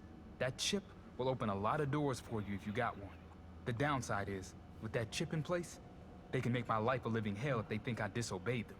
I guess you can worry about that if you make it out of here. See, my problem with these optional conversations is that they reveal a lot, but the cutscenes that play in the game are often framed like Sebastian never had these optional conversations. So while they are a cool addition, and I like that they clarify on these details, it sucks that they don't have an influence over the cutscenes. I might be interested in getting out of here too. You're welcome to, but I'm not gonna wait around for you. I'm leaving here as soon as I find a way. Your best bet is to hang out here with me and wait until I figure this out. No way. I'm not leaving this place without Lily. Theoretically, if you find her, you'll restore this place and get yourself out. I'd prefer to take Lily out the back door with me. Mobius just wants to plug her back into STEM. And God knows what they've got planned for me. If we could just get out when they're not looking. Well, either way, I've got a lot of work to do. Otherwise, nobody's using the back door. Let's pair up our communicators.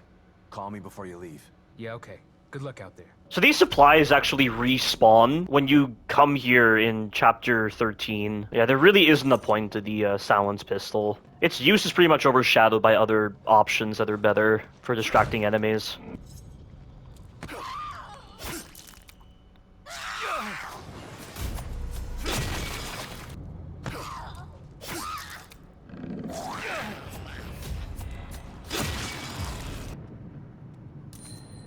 And this is actually a good way to get past this Guardian. Of course, the Harbingers are a lot more dangerous to get past compared to the Guardians. Because the Harbingers can fire their flamethrowers at you. And see, Sebastian is going to adapt right here, because he's just going to go into the painting knowing what he's expecting. Let's finish this.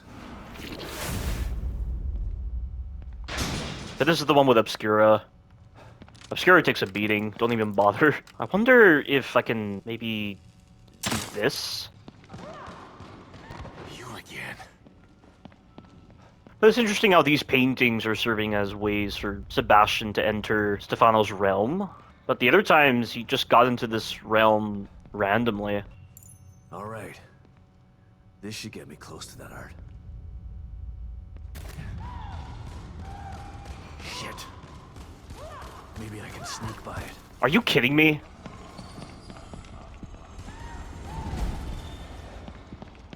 Please hit the shock bolt. Motherfucker!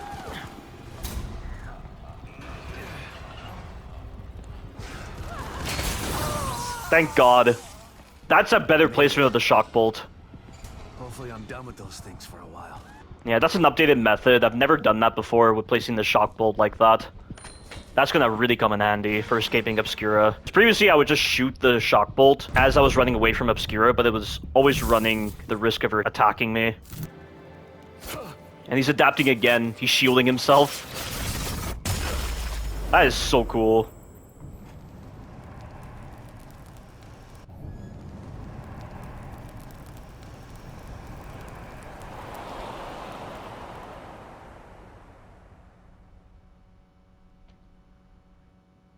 That's both of them. Should have done the trick. Better head back to the theater and see if I can get in. The daylight's coming in, so the simulation is slowly fixing itself. I've never actually gone here. Can you actually see the... Oh, what? This thing can jump? I had no idea the Guardians could jump like that. Not like a natural part of its behavior.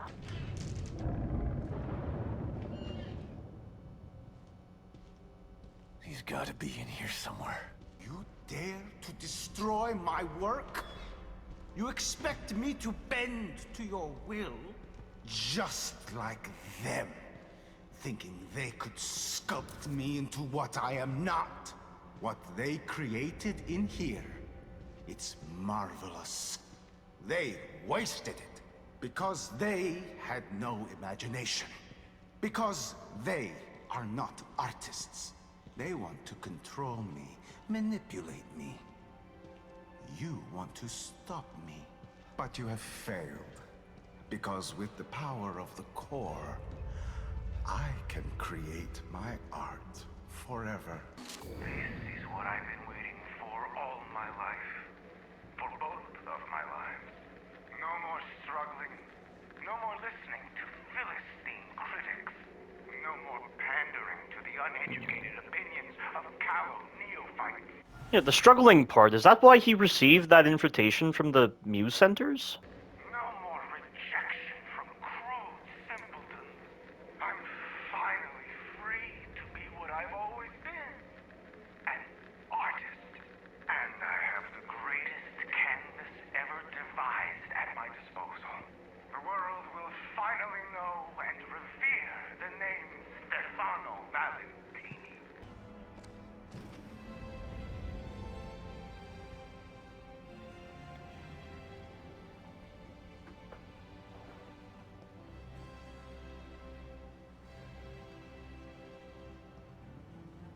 What the hell is he doing to these people?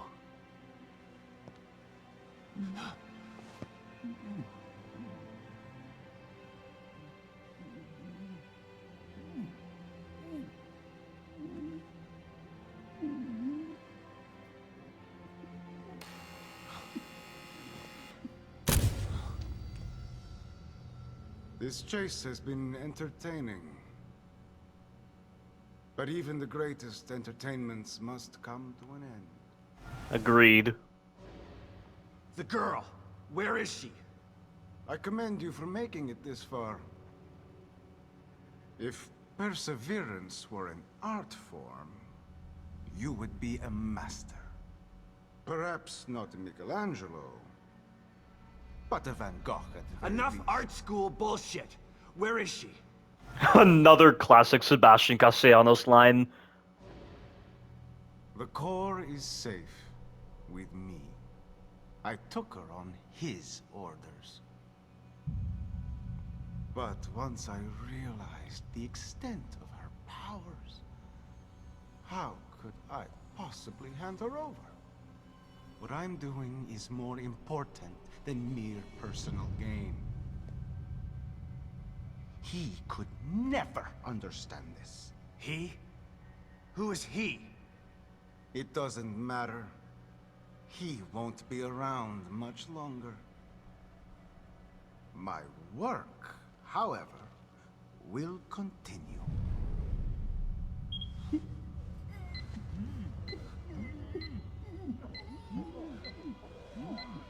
Picasso had his blue period. I have entered my crimson period. Shit! No! Don't! Behold my latest creation. No!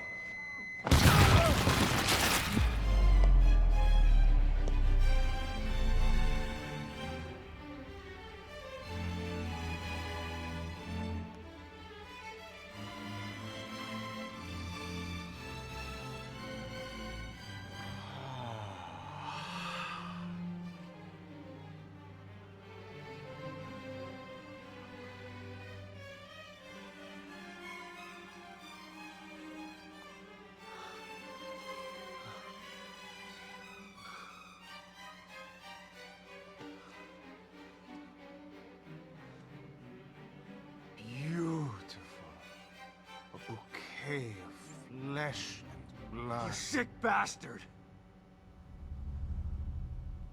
How will I ever top this? I'll find a way. Her fear is always inspiring.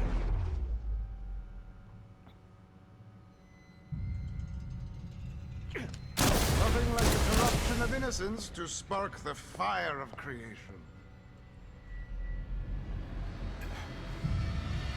You cannot have her. You would do nothing with her power. You are an uncomprehending Neanderthal. She's useless in your hands. Stefano may be a serial killer, but there is something to admire with his conviction and some of his beliefs. I'm coming for you, asshole.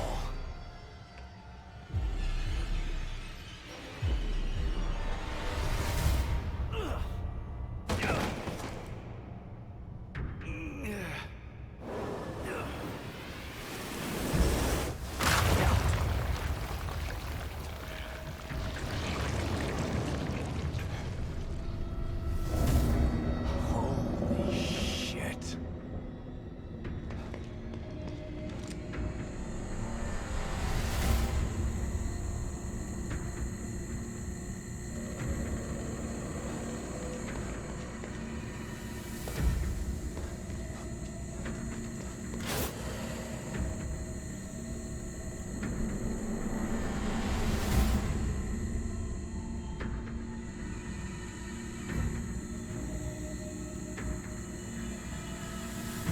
You know, I just realized, is the floor patterned in the same way the administrator's wall is?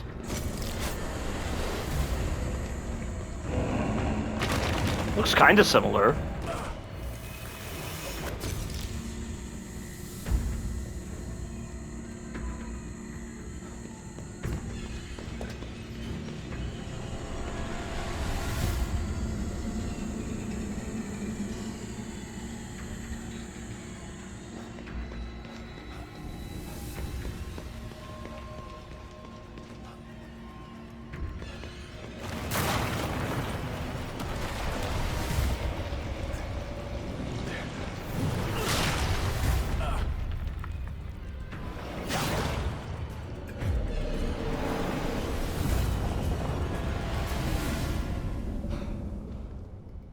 Where the fuck did you go? And it begins. This boss fight I've replayed over and over again because it is amazing. They really did Stefano justice with this boss fight. It's so much fun. It's high octane, it gets your heart racing, and their subtlety with the way the phases present Stefano. You're preparing to face one of your greatest challenges. Will you be ready for it? With your help? I hope so. You'll need more than my help. Maybe there are others here who can assist you, who have the same goal. I haven't met them yet. If they even exist. And there's no time to wait for them. I hope you're ready. You are still so full of rage and uncertainty. Maybe. But Lily needs me. I have to at least try. And if you die trying? Dying isn't an option for me. It's me, Kidman. Good to know you're still there, Sebastian. After Beacon, I tried to make some sense of what happened to me. But everyone said I was delusional. Or hiding the truth. I started to believe that maybe they were right. That maybe I was crazy. I felt so frustrated. Useless. Drinking was the only thing that killed the pain. So much time Foolish. wasted. I could have tried harder. Shit. Don't beat yourself up, Sebastian. When Mobius doesn't want to be found. Don't make excuses for me, Kidman. I fucked up. Look, Sebastian, this isn't the time to dwell on the past. This is the time to make up for it. Self-pity is what led you to drink in the first place. You have a chance to get back what you lost. Don't lose sight of that. Harsh. But true. You're right, Kidman. Thanks.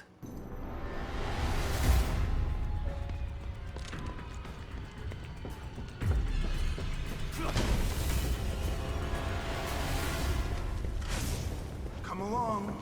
I'm waiting for you. My next piece will be amazing. The full absorption of her powers, the subjugation of her will. It will be art in every sense of the word.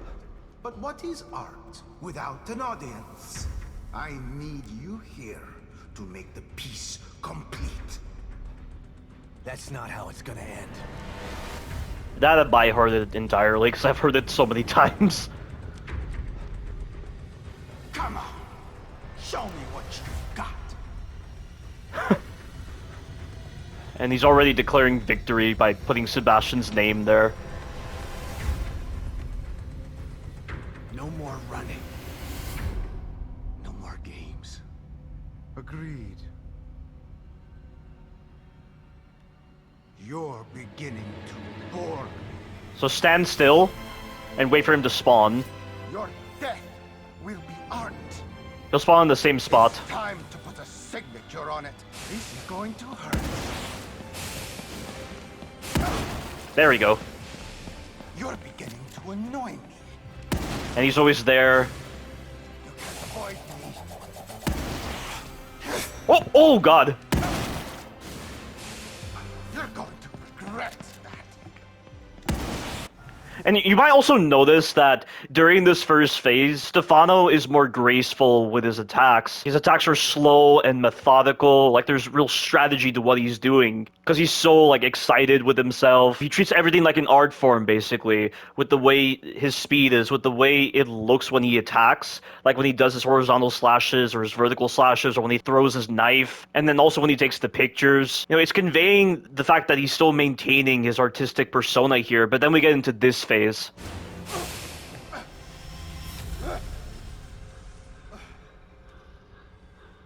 I've had enough of this. Here, go. Die! There will be nothing left when I'm done. Yeah, so now his moves are more brutal and more ferocious, more savage. There's no real art to his methodology.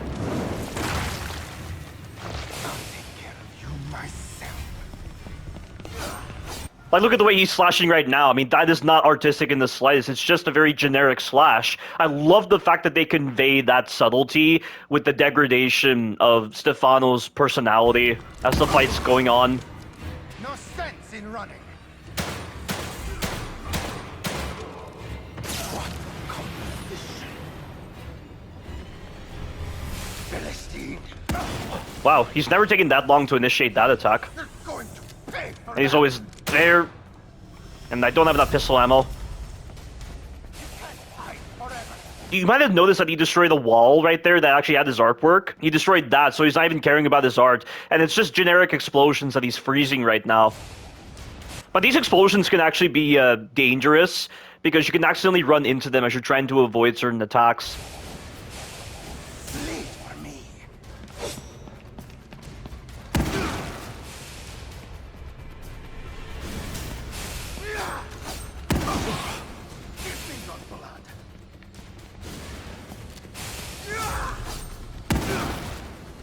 Philistine. You're going to pay for that. There will be nothing left of you when I'm done.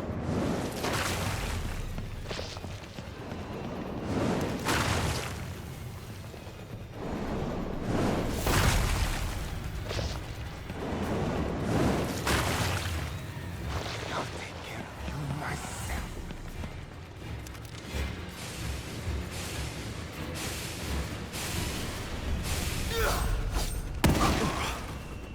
No sense in running.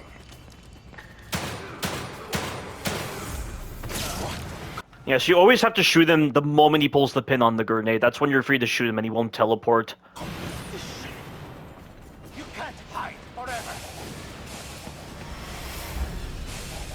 Bleed for me. And he's done. What a fantastic boss fight. I mean, it's a lot more intense than what I just showcased here, but it's still an incredible boss fight. It's so well designed.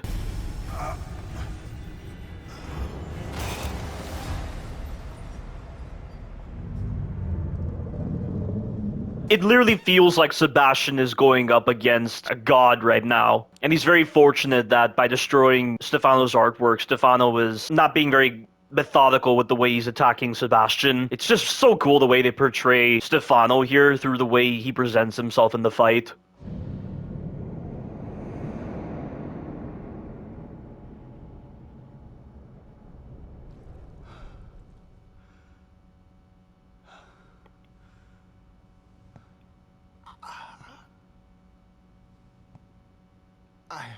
so much left to create.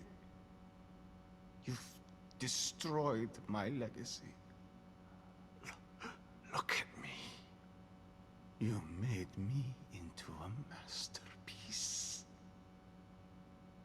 Must record it. If only I had my camera. Where did it go?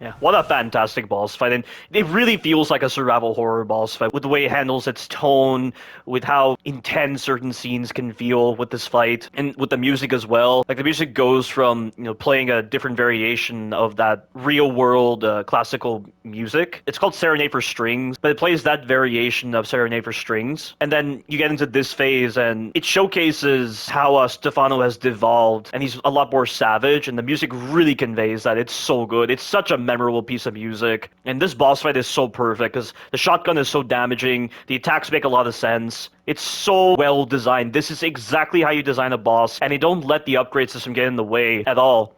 The Evil Within understands how to do bosses. Still time. For one last photo.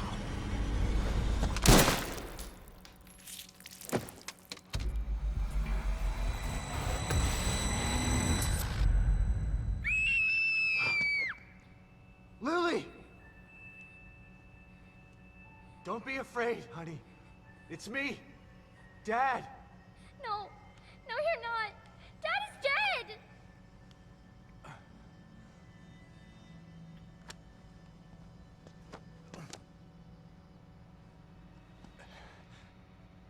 Honey, I know that's what they told you, but it's not true.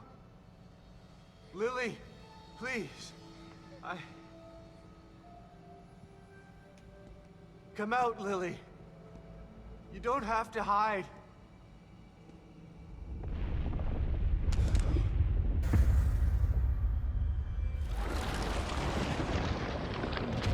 So here comes Myra, and I don't know why she looks so similar to Ruvik. What's the whole significance of that? There's no reason for her to look that similar to Ruvik with the cloak and everything else.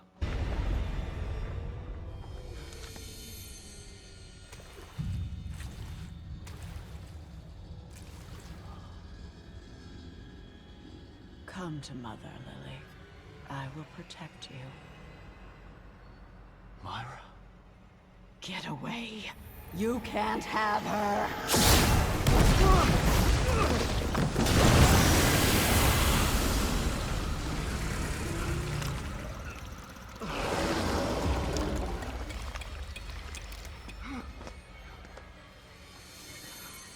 Lily!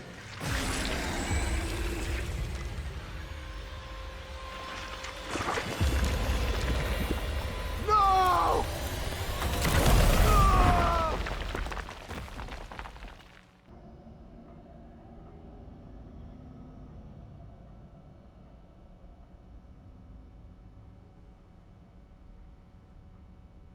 Myra?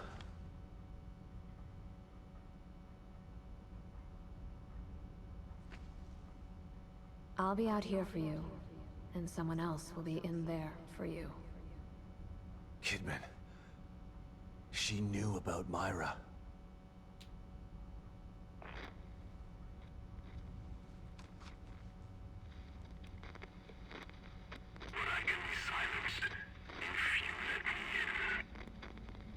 That's Theodore.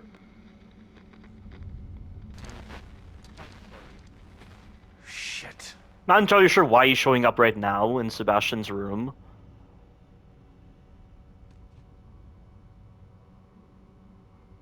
A giant red X.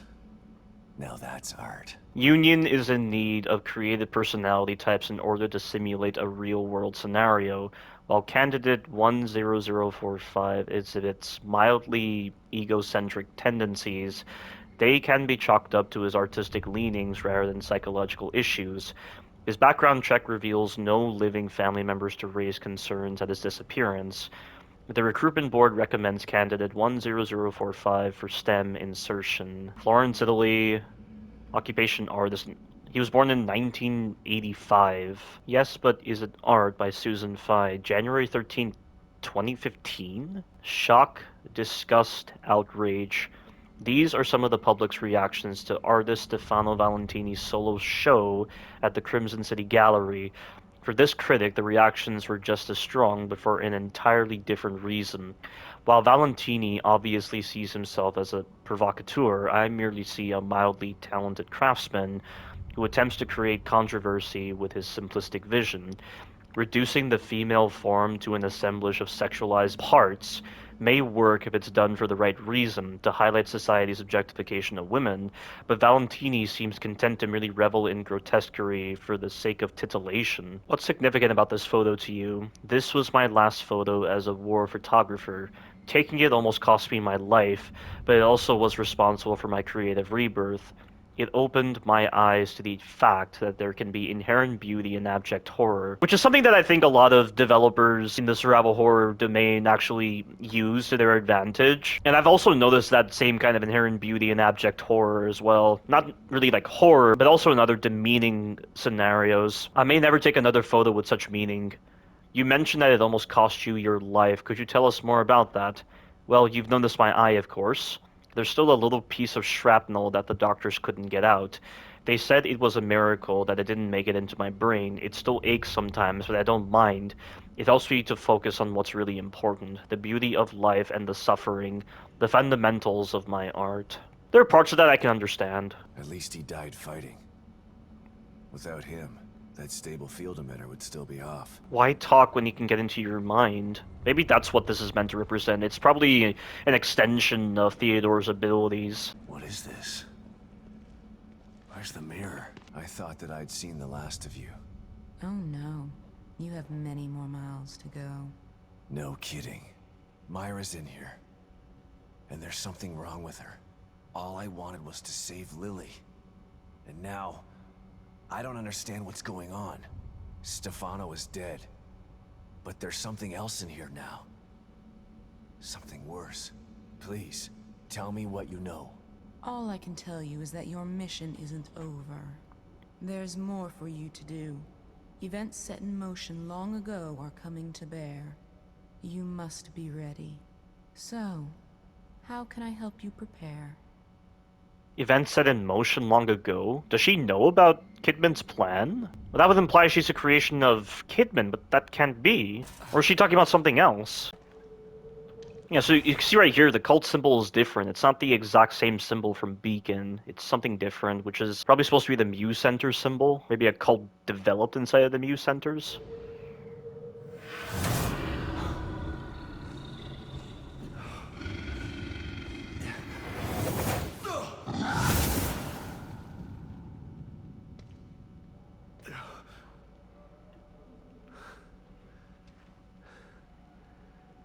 Where is this place?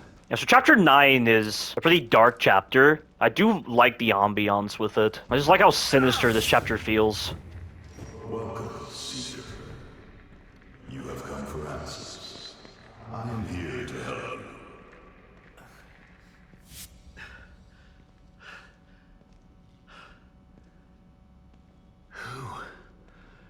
What was that?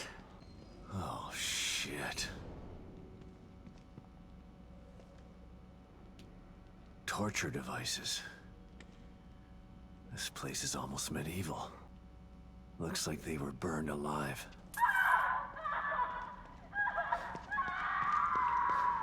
This is a good place to use your harpoon bolts. This chapter feels a lot more disturbing and sinister than any other chapter in The Evil Within 1, I would say. There's something about this chapter that feels so much more dark.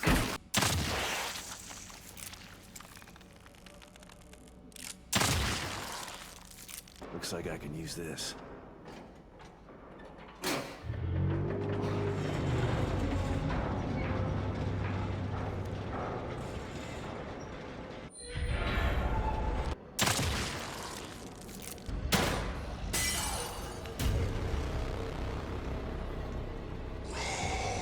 I knew that wasn't gonna do anything. I told you. Fire is just not powerful in this game. Oh shit! I didn't think he was gonna rush after me like that.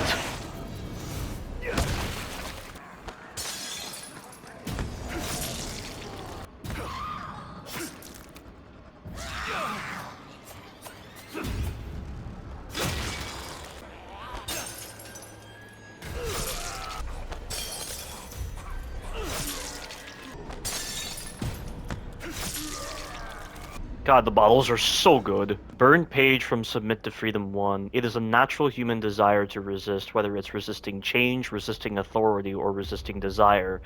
But the mental and emotional toll of such resistance often outweighs the benefits gained by it. The universe is too well organized, too perfect in its construction. How could we possibly believe that such perfection arose from chaos? It is my hypothesis that there is a plan, for me, for you, for each and every one of us. Some people say that everything happens for a reason. Some people call it fate. Whatever it is, woe unto those who attempt to resist it. It's not really a submission to freedom, though. You can just hear the wind effects right now, plus the sound effects. I mean, this atmosphere is just so sinister. I love it. And he's even taken out some Mobius operatives as well. Wait. No. Still here. It wasn't all a dream. Hello? Can anybody hear me? Please, I know you're out there. Just do whatever you want. Just please. Let me out. Let me out. Let me out. Let me out. Let me out. Let me out.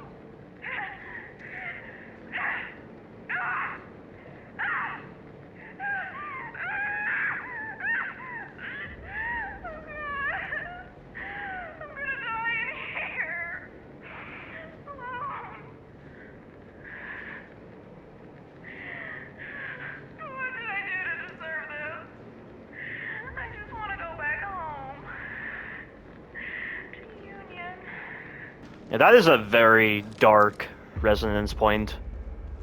It's the most memorable one in my case. You must go deep to find what you seek. Only by descending can you rise again.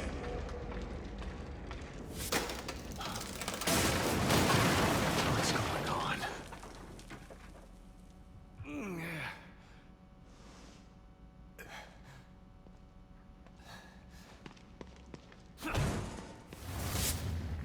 You lost everything.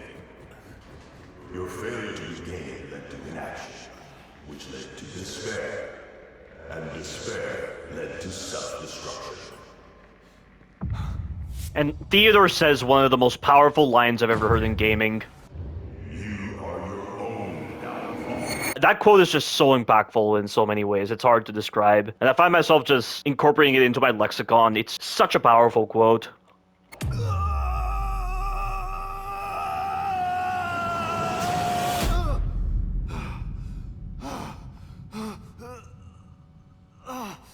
You didn't believe your wife. You refused to see. It's all your fault. You are a failure. Your daughter was lost because of you. You couldn't save her. You hold the key to easing your torment. I can guide you to the lock. Who are you? What do you want with me? You cannot change your past. You can only embrace it. He's not wrong. Acceptance of the past and the fact that such negative outcomes in the past led to your development, it's important to realize that. Go toward it. Don't avoid it. It's just he's twisting such lessons into a power play for himself to take advantage of these people. Lily?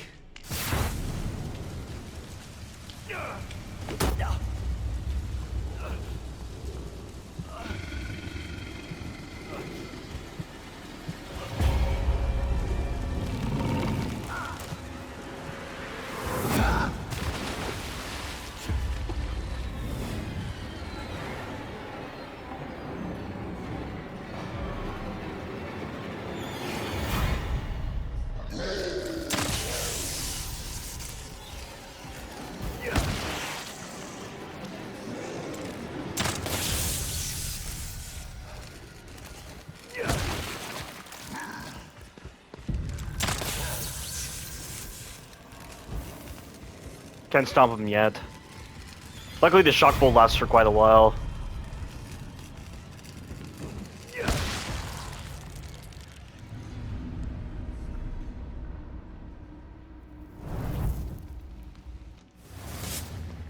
Stefano defied me, became a thorn in my side. A thorn which you removed. For that, you will be rewarded. Stefano. This guy knew him. This place I'm going through. It's hell. Literally. So much suffering and death. Yes, you need strength to traverse it. Strength and willpower. I don't know how much more of this I can take. You've only just begun to test your limits. To plumb the depths of why you're really here. Why I'm really here? I'm here to save Lily. Yes, but to succeed at that, there are other challenges you've yet to conquer. It's cool that they're doing it like this, because one of the benefits of STEM that was indicated in Evil Within 1 is its capacity to cure mental illness. Not really cure, but like, I mean, maybe it is to cure. You know, people say in Silent Hill, it doesn't matter how many manifestations you take down, your trauma isn't going to go away anytime soon. I remember someone saying that with the Abstract Daddy, when you kill it, it's not going to take away all the pain that Angela went through. But here it's different, because of the fact that it's using STEM, you know, a science fiction device. And it's basically creating this journey for Sebastian to allow him to overcome his own demons in his quest to save Lily. It's showcasing that aspect of STEM that wasn't explored as much in Evil Within 1, which is its capacity to help in mental illness, basically. Like that, it's very interesting. You know, it really feels like Sebastian undergoes inner peace, and he comes to terms with himself because of the fact that STEM put him in this situation. And it feels like as he's encountering his demons and putting them aside, he's becoming better. And even Sebastian says when he does the final anima sequence that he actually feels good because he eliminated the part of himself so stuck in STEM. And you can imagine going through this kind of journey of redemption in his mind. It's relieving to him. And I just like that they're touching upon that with this game.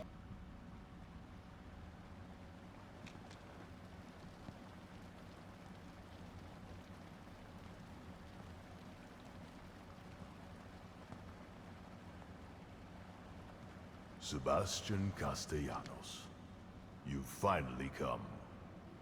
I've been waiting for you. Who the hell are you? My followers call me Father Theodore. I hope that you will call me that too, Fred.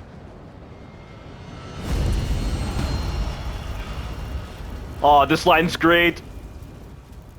Another lunatic with a god complex, huh?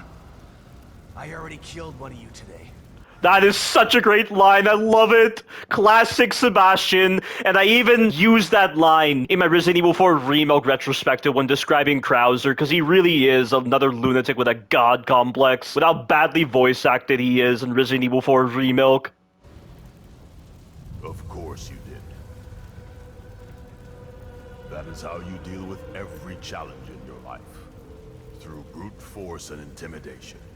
Another line from Theodore that I really like, brute force and intimidation when dealing with challenges in life. That can be applied to so many individuals I know of. And look where it has led you. Into a hell of your own making. Lower your weapon. Use your mind instead of your fists for once. We have the same goal, Sebastian. We can help each other.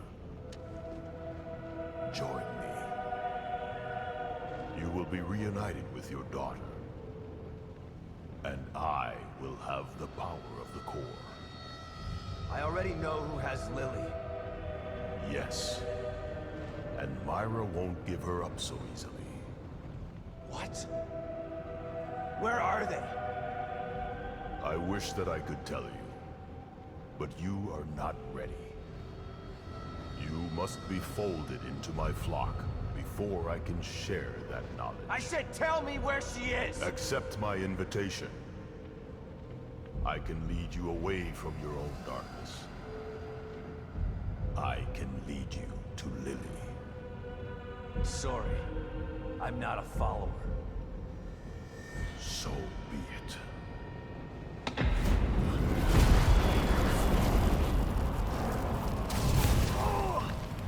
You have so much pain. The events of the past haunt you every moment. I showed you the path here. You must learn that I am here to help. Return to me willingly. Then we can assume our natural roles. Not as adversaries, but as allies. Farewell for now, Sebastian. This game is just filled with great voice acting.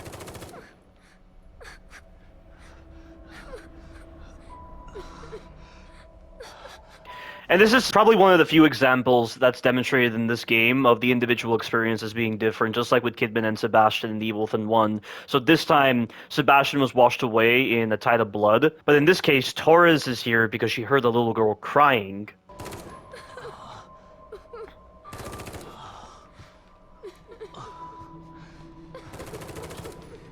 Wait! Look who finally woke up. About time. I could use a little help here. You know how to use a gun, right?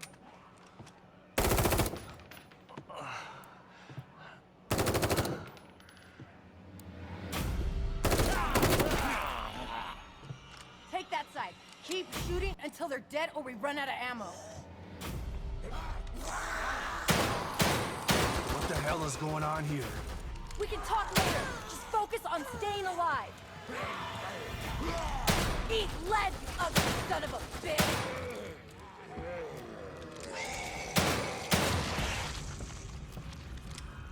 Looks like you've done this before. Too many times to count.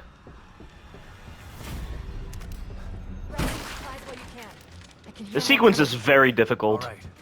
But I'm getting some answers when this is all over.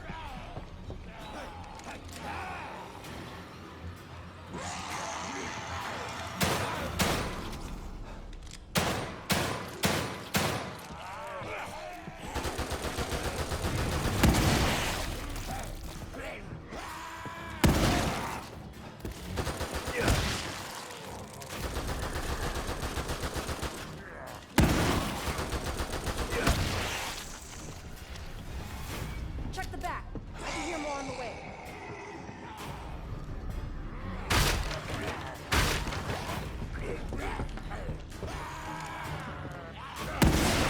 Eat lead, ugly son of a bitch! Aim for the head. Takes less ammo. More than that to stop. Wow. If that was Resident Evil 4 Remake, I would have been grabbed. Hey! Give me a hand over here, would ya? Shit! They're everywhere! Don't let them gang up on you. Nope, couldn't sneak kill him then. I don't know why I got it that one time.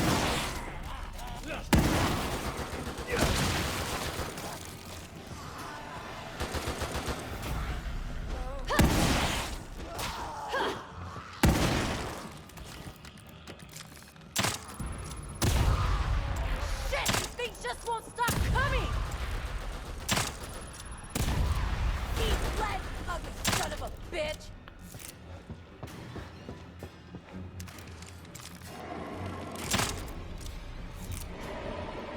Hey, what the hell is that noise?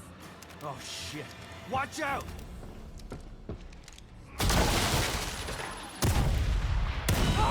What are these things? Doesn't matter. Still alive? Oh shit!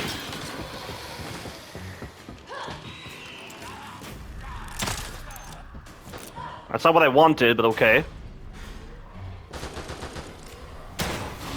Not today, sucker!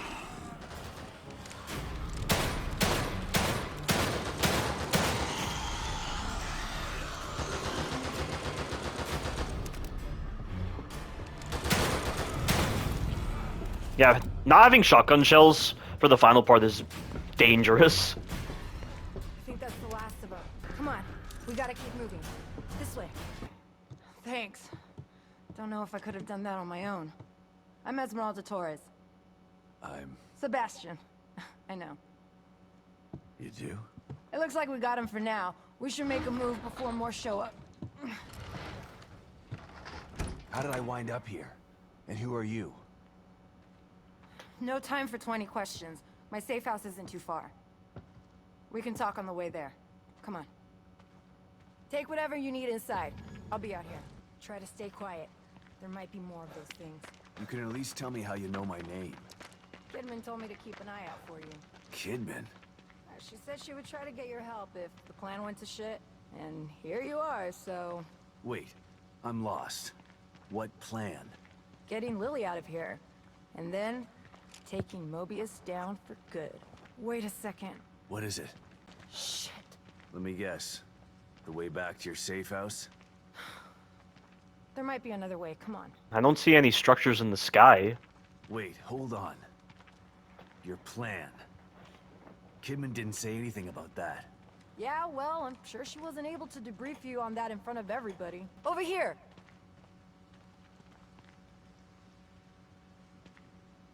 One of us has got a lift while the other one crawls through. Got it. I'll just... Get under! Whoa, you alright? Let Get me your help. ass through before I drop it on your head! Okay, I've got it. Thanks.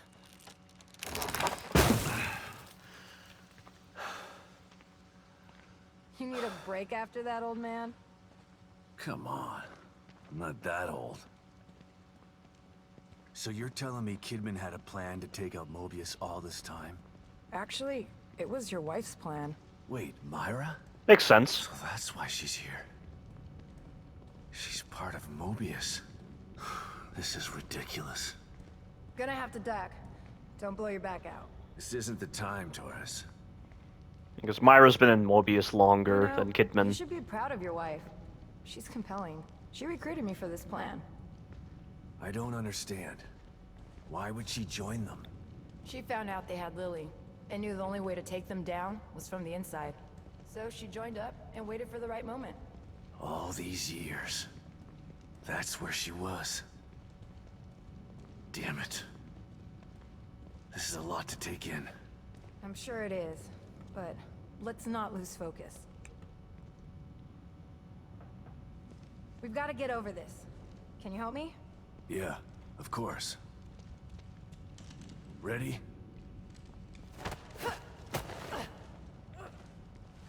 Hold on, I've got you. Yeah, I'm fine.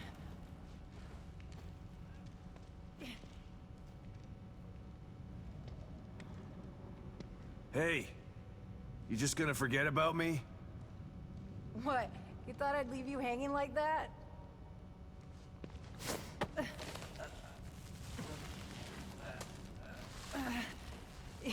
You're a part of the plan now.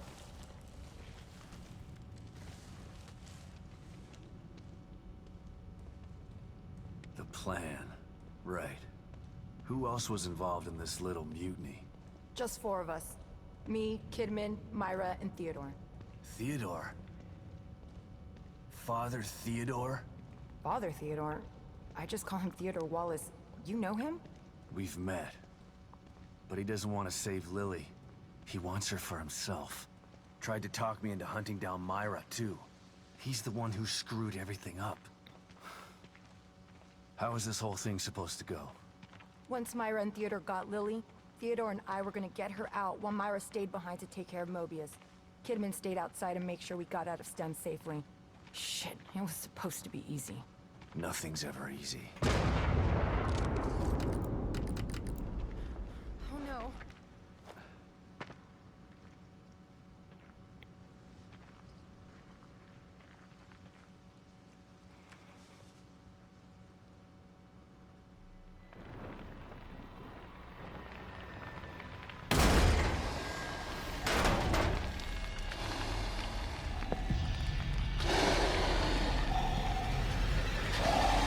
Oh no! I just realized I forgot to go back to get that one conversation with Liam. It was the one where it's like, Sebastian, what are you doing here? I need your help for this, Liam, or something like that.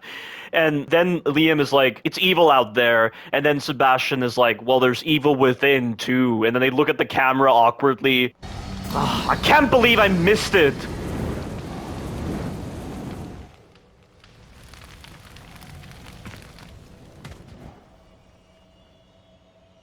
So much for your safe house. I wouldn't put my safe house in the open like that. It's hidden, but we've got to get past those things to get there. You see that red banner behind that building? Yeah. The hatch to my safe house is under it. Okay. I'll take the lead. Stay low and keep behind me. Right, but listen. I've seen these things before. Don't get near them while they're on fire.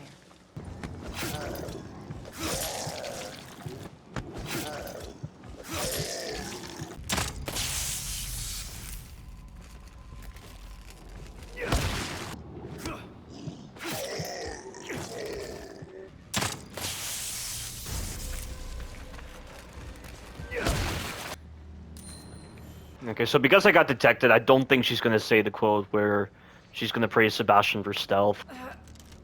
Oh, never mind. Pretty good, Sebastian. Managed to save some ammo.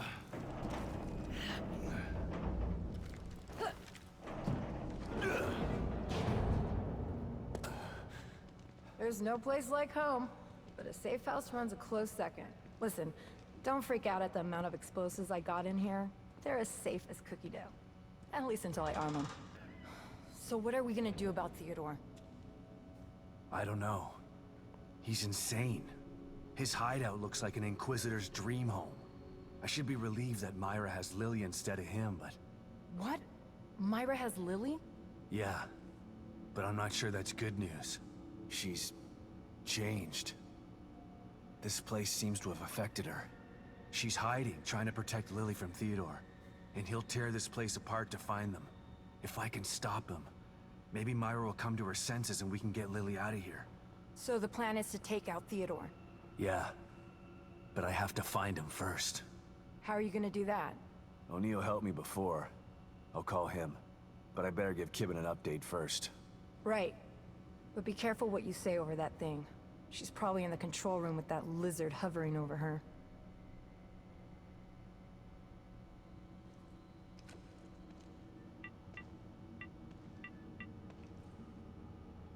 Sebastian? Where have you been? Did you find Stefano? I did more than that. I eliminated him. Good. And Lily? She slipped through my fingers again. I'm sorry to hear that. Any leads? The good news is that I've been in contact with Agent Torres. Her intel has been invaluable. That is good news. So what's the bad news? The bad news is there's someone more powerful than Stefano who wants to take this place over. And he needs Lily to do that. Torres told me you know him too. He's a real smooth talker. Damn. I think I know who you're talking about. I'll send some stuff to your room. That might help. Keep me posted. You know I'm here for you. I know. I trust you, Kidman. Okay. Time to get down to business. O'Neill, it's Sebastian. Come in. Huh. Something's wrong. I gotta try and find him. You should stay here and get your explosives and weapons ready. I'll need your help once I locate Theodore. Is there a way into the Marrow from here? Yeah, there's a Mobius computer in that room. It'll take you to exit 72. Great. I'll call you when I'm ready. Hang tough, Torres. Got it. Good luck, Sebastian. Not sure how long I've been waiting for Myra and Theodore to return. Time is a sketchy concept inside STEM, which is what Liam already acknowledged. Even more so since Lily escaped. All I know is that they should have returned by now. If I die in here, I just want whoever finds this diary to know that I went in willingly. I did something a long time ago, which was her abducting Lily from her home. Something that I regret, and that's why I'm here now, waiting to take Lily out of here. This is my last chance at redemption, and maybe a shot at starting my life over. Either way, I'm committed to this plan. I'll see it through to the end no matter what. But it's obvious something went wrong. If that's the case, I should keep an eye out for help like Kidman told me to. But this place is falling apart around me. I hope I can find him if he gets sent inside. Let me ask you a few more questions before I go. You said Myra was supposed to stay behind to take care of Mobius. How?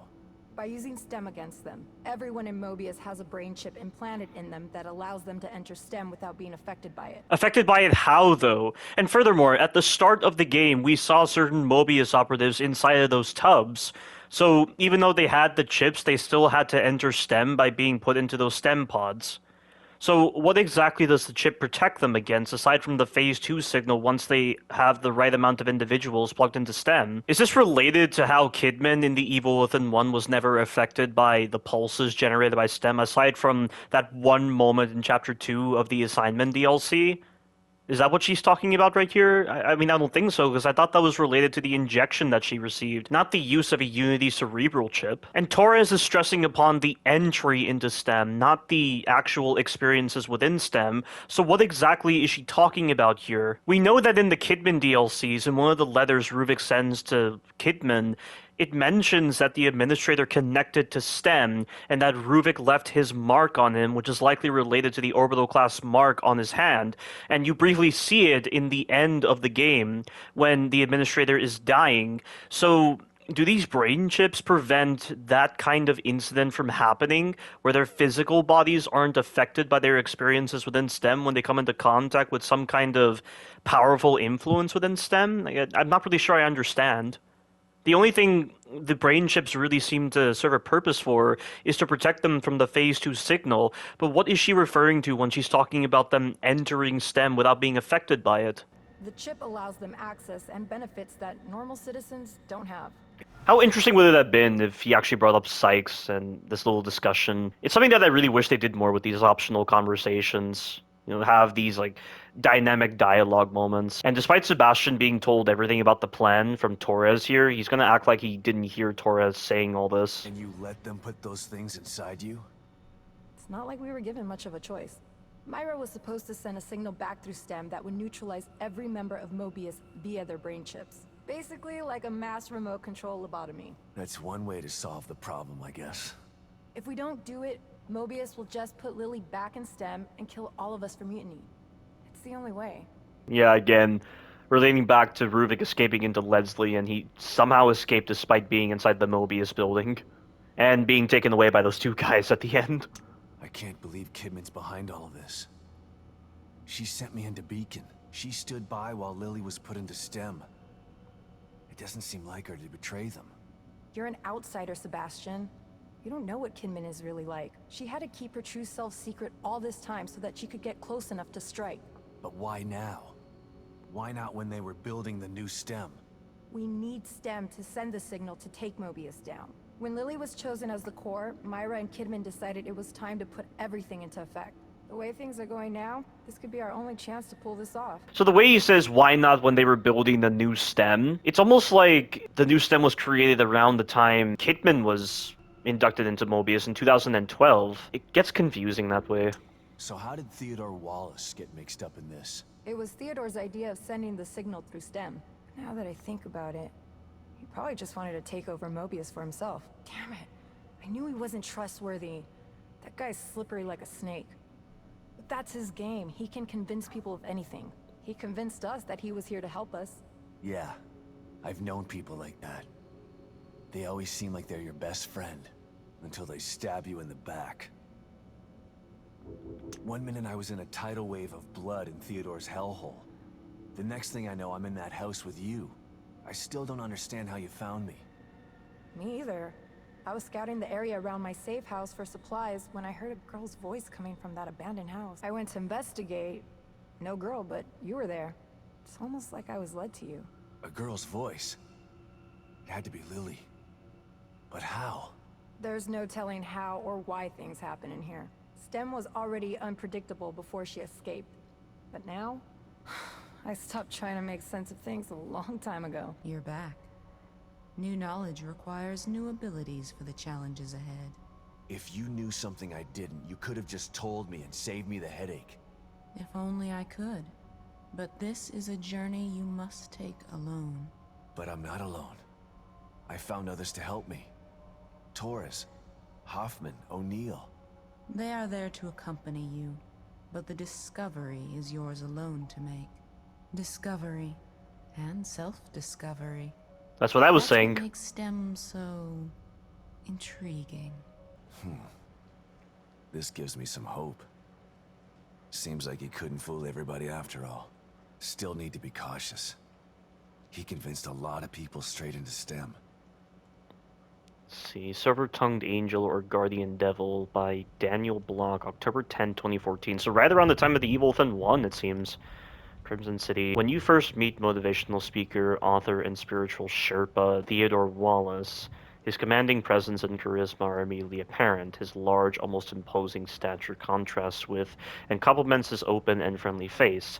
It's this face that has graced the covers of a series of best-selling self-help books and launched a series of so-called spiritual well-being oases known as Muse Centers. What lurks behind this friendly and benevolent demeanor? While some consider Wallace a guru, and health gurus are known to be very mischievous and big scammers, Dr. Mike on YouTube deals with them a lot. Others, religious watchdogs and more disturbingly family members of Muse Center congregants, consider him nothing more than a modern-day cult leader. Preying on the lost and hopeless by pretending to have the keys to happiness.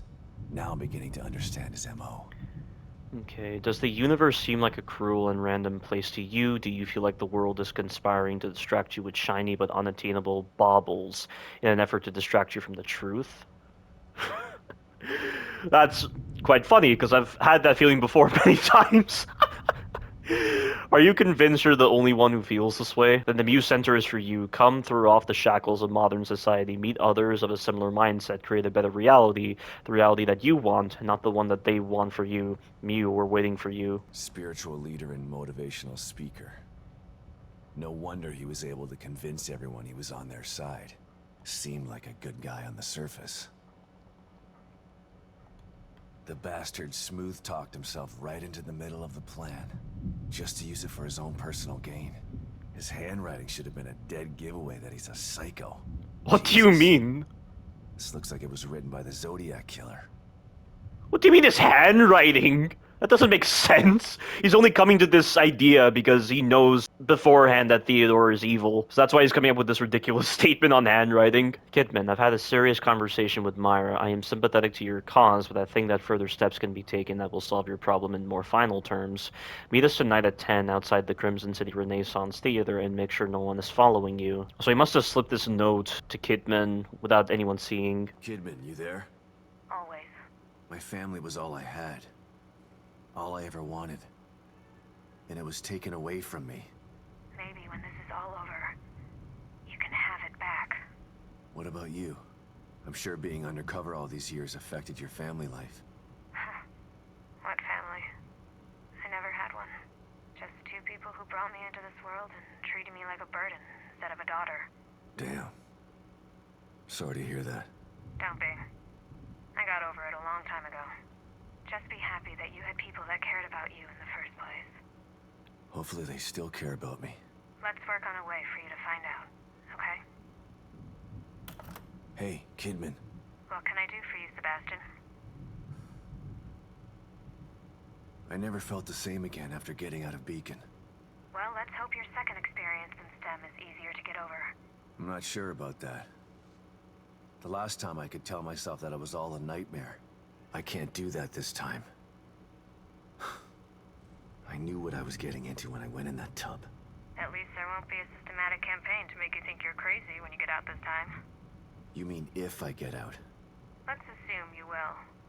Even if I do, STEM has a way of sticking inside you, of burrowing its way into your mind. Which relates to the side mission with the anima. You're better prepared this time. Keep your eyes on the goal. Yeah. Okay, you're right. Thanks, Kidman. You still up, Kidman? No rest for the wicked. What's going on? Thinking about the fire. Everything I believed after that was a lie. Lily wasn't dead, and Myra wasn't crazy. I know it's been traumatic, Sebastian, but think of this as an opportunity. People who lose their loved ones don't get second chances like this. I wouldn't have needed a second chance if Mobius hadn't messed with my life. You can't change the past, but you can start over this time. You should take advantage of that. I will. If I can just save them and make it out of here alive. Pick up, Kidman. Myra was right all along. I should have listened to her, but her theories seem so unbelievable. Unbelievable.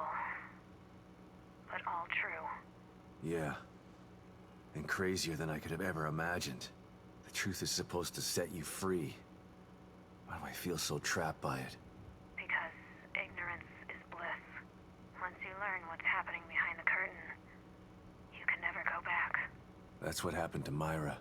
She was a damn good detective. Better than I ever was. She went searching for the truth and it trapped her too. This is your chance to free yourself. To free all of you. I love these conversations so much. They really expand upon Sebastian's character and also Kidman's character as well. They give them so much more substance. It's great. This is exactly what a sequel should do with its characters. It's me, Kidman. Good to know you're still there, Sebastian. I've been a mess for so long. Lost years of my life after Beacon and losing my family. You should have thanked me when I found you instead of waving your gun in my face. Yeah, well... It seemed like a good idea at the time. I was still a little drunk. Sorry about that. Don't apologize. I would have done the same thing in your shoes. The past is the past. It's time to make a new future. I like that attitude, Sebastian. Don't let the bastards grind you down. I won't. I'm gonna grind them down. Hey, Kidman. What's up, Sebastian? I was thinking about our first case together. You mean back at KCPD? That pawn shop robbery? You broke that case all on your own. I was impressed. Yeah, I remember finding confusion with this particular one, because Sebastian first dealt with Kidman in August of 2012, so that's when Kidman was assigned. And like in this journal, he didn't really like Kidman, but in the Consequence DLC, he was willing to train her, so it just seemed kind of odd for him to make that transition. It's almost like they didn't read the journal before deciding on how Sebastian should be in the Consequence DLC, or maybe this is slightly after. Like, which came first, the journal or... No. It would have to be the journal first, and then that conversation in the Consequence DLC between Sebastian and Joseph when they're talking about Kidman. But I thought there was a problem with having this pawn shop robbery here. Something about it didn't make any sense to me when thinking about the Evil Within 1's lore. I don't recall what it was. That was all thanks to you. You took me under your wing and showed me the ropes. Treated me like an equal. Wish I had a mentor like you when I was younger. I wanted to help you become one of the best. But the whole time you were really working for them. Someone wanted me in there to keep an eye on you. To make sure KCPD weren't onto us. Too bad. You could have been a great cop. I'm not so sure about that. The personnel report you read when I joined KCPD was falsified. I spent most of my youth in juvenile detention. Which is talked about in the Kidman DLCs, because we know that she's been on her own since 14. She was sick of the neglect, and she was sick of the cult. She was sick of the entire village. And I remember she used to take statues from the cemetery, make them think they were cursed, but they were always back in their places every single time. She did spend most of her life in juvenile detention, and she was charged with 4 juvenile offenses, and the rest are non-juveniles. There's 7 non-juvenile offenses. By the time Mobius found me, it was either join them or rot in jail. Not a hard choice to make for someone just out of their teens. I don't even know you, do I? I've been in Mobius for so long. I'm not sure if I know myself half the time.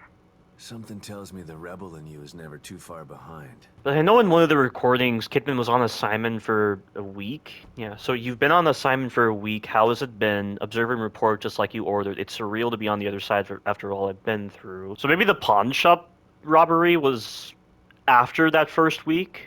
Maybe that's what it is. Alright. Let's hope the marrow is still there. This is it. Looks like Theodore's been here. Maybe that's why I couldn't contact O'Neill. Yeah, there's the slide I was thinking of. I should check up on her. Hoffman, you here? Another one of these. What happened here? Liam? Is that you? How is my communicator getting your signal? Never mind.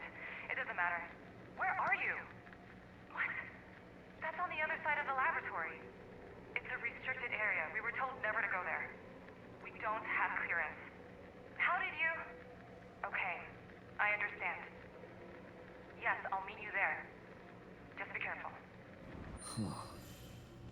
O'Neill left his safe house to go to a restricted area of the Marrow?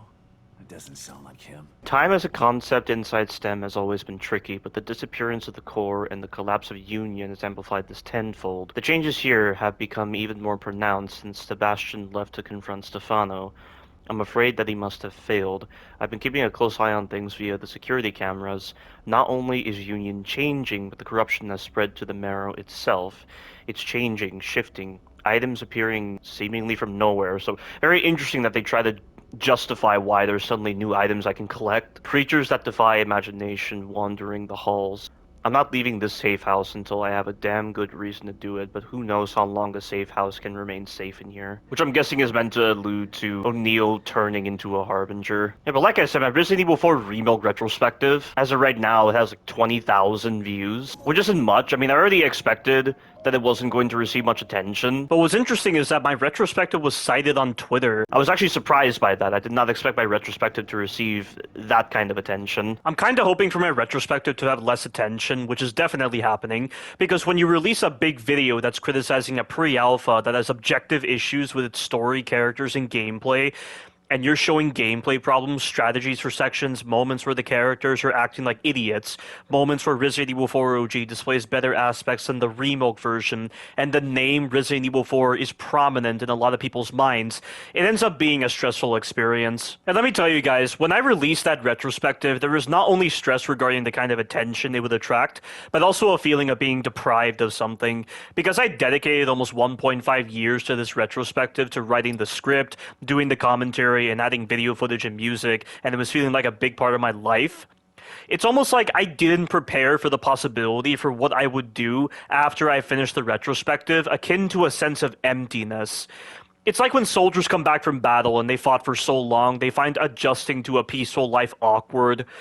I don't recall how strong that feeling was, but I think it was only a brief experience. And it's odd too, because I never had this feeling when I released my Resident Evil Village retrospective and my Shadows of Rose DLC retrospective. But basically, the combination of the stress and emptiness served as one of the factors that contributed to me taking a break from YouTube for almost 2 weeks after releasing my Resident Evil 4 Remake retrospective. I mean, I was doing other things as well. I was, searching for jobs, doing other pointless job interviews and all this stuff, because the job market is in such a shit show right now. I mean, it's always been in such a shit show because the job market system is badly designed and awful, and people will just decline you with AI systems. People will just decline you because of one detail in your resume, or they don't even look at the resume. They just rely upon ATSs, and they just let your resume and cover letter go down to the bottom of the list until eventually they just stop paying attention to you altogether, stuff like that. It's just hard to really care about that kind of stuff. But aside from those kind of things, I was trying to take a break from Resident Evil, which is why at a certain point, I started playing other games like Marvel Spider-Man. Marvel Spider-Man 1 was so much fun to go back to. Marvel Spider-Man 2 is one of the greatest superhero games ever made, and Marvel Spider-Man 1 is like that, but there are some problems with it that I feel kind of bring it down compared to Marvel Spider-Man 2. And then you have Evil Within 2, which I decided to do a playthrough of. It's all necessary just to get a break from Resident Evil, not to mention the amount of attention a retrospective like that is going to attract. You not only get positive attention, but negative attention as well, because the problem with a lot of people is that they don't have good math skills, and they believe 5 or 10 minutes is equal to 17 hours, and so they immediately judge your video based on that lacking information. At that point, they're just there to troll you rather than deliver any kind of meaningful critique of the video, and very rarely do I ever get such meaningful comments from those kinds of individuals. These people don't even bother looking at the video description or the timestamps I clearly laid out in the pinned comment. And even then, these people are a bunch of weirdos because they're the kind of people that post weird videos on their channels or have such bizarre channel descriptions. Do you know the amount of times I look at the channel of a person who commented negatively and it always says oh, I post stupid videos, oh, I post dumb stuff, or they use terms like bro and bruh, or shit, or all these other curse words, or they post porn stuff on their channel. It's like that almost 99% of the time when I'm looking at these individuals who post these very negative comments. And it's not even meaningful critique or anything. It's just, oh, you're shit. Oh, Resident Evil 4 Remake is better. And I also got this really stupid comment from someone who tried to invalidate my critique of Resident Evil 4 Remake by citing my thoughts on Resident Evil 3 Remake. He took my thoughts on Resident Evil 3 Remake, twisted the context for it, and then tried to say, because I liked Resident Evil 3 Remake, I can't deliver an effective critique on Resident Evil 4 4 Remake, which has to be one of the most retarded comments I've ever heard, because Resident Evil 3 OG and Resident Evil 3 Remake are different on a design level compared to Resident Evil 4 OG and Resident Evil 4 Remake. And when I'm clearly showing objective issues with the characters' behaviors, story problems, and also with gameplay issues, how can you say those are invalidated just because of how I feel about Resident Evil 3 Remake? That defies all logic. It's not even human what this fucking moron is saying. So apparently, me pointing out a dumb moment in Resident Evil 4 Remake, like with Leon letting Ada leave with the Amber for some stupid reason, is apparently invalidated because of the fact that I like Resident Evil 3 Remake. Do you have any idea how ludicrous that sounds? That's literally a non sequitur. That is a conclusion or statement that does not logically follow from the previous argument or statement. How the hell does that make sense in this moron's mind? There's just no rationalizing these kinds of individuals. It's like what Bill Murray said. It's hard to win an argument with a smart person, but it's damn near impossible to win an argument with a stupid person. This clueless dolt should have been able to identify that Resident Evil 3 and Resident Evil 4 have completely different stories, completely different characters, and completely different gameplay. Based on that alone, the critiques are obviously going to be different. You can't say, oh, I'm automatically invalidated on how I view Resident Evil 4 Remake based on the way I view Resident Evil 3 Remake, because they're very different experiences. I just pointed this out. Oh God, I just don't get why people can be so retarded at times. And it's the same when I say Resident Evil 1 Remake in my retrospective, and it's so funny how in 17 hours of a video, people look at that little remark I make about Resident Evil 1 Remake and they focus all of their attention on that because they're that pretentious and that petty of individuals. I seriously do not get it at all. All these people are showing when they're displaying this kind of stupid behavior is that liking Resident Evil 1 Remake turns you into an idiot. That's what they're showing, guys. I just don't get it. It's like these people have never gone to school before when they're coming up with some of the most retarded forms of belittling I've ever seen. By far. It's like they've already gone into the video hating it, and so they're just trying to find some way to hate it further, and therefore they invalidate themselves as critics. They're not even critics. These guys are like armchair critics for crying out loud. They just take one look at the video and they're like, oh, I know exactly how your video is. You're seriously stupid. Whereas with my retrospective on Resident Evil 4 Remake, I made sure to replay sections multiple times to better develop my strategies. I watched the cutscenes so many times. I brushed up on the lore like crazy. I've had to brush up on Resident Evil 4 OG's lore, as well as the lore of any other relevant Resident Evil media, in order to increase the internal validity of my retrospective and actually point out real objective issues with Resident Evil 4 Remake. You know, that's one of the main reasons why I felt it was justified to release a 17-hour retrospective, because you can really judge the character of these individuals when they're immediately providing some sort of retarded comment from just the first 5 minutes of your retrospective. In essence, the introduction to my retrospective served as a screening tool to screen out the dumbest of individuals. And that was definitely reliable. Like, you know the amount of subscribers I have that like Resident Evil 1 Remake? Do I hold it against them? They still are able to identify the objective issues of Resident Evil 4 Remake. Seriously, and you know, like, I have a lot of subscribers on my own channel that don't understand why I like Resident Evil 3 Remake, even though I already posted a video on that. And I've explained everything I know regarding Resident Evil 3 OG, everything I know regarding Resident Evil 3 Remake. And they're not holding it against me because that's common sense. But you have all these random individuals just coming out of nowhere just to troll me, and they try to just come up with the most pathetic and desperate excuses I have ever heard to try to invalidate me as a critic. Even though I'm far more objective than these other critics, I've at least taken the time to play Resident Evil 4 Remake and Resident Evil 4 OG repeatedly. I've taken the time to analyze the story, the characters. It's like, what is wrong with these people? It's like what I said before, like 99% of gamers are just fucking retarded. They're really idiotic. Due to the sensitive nature of the experiments being conducted, the laboratory is only accessible to Mobius operatives with the proper Unity cerebral chip designation. Please observe all security protocols when entering the laboratory and be aware that your clearance level also binds you the top secret non-disclosure tenets as outlined in your enlistment contract. Any operative attempting to access the laboratory without proper clearance will be subject to corporal punishment as outlined in the Mobius security bylaws. You need my assistance again.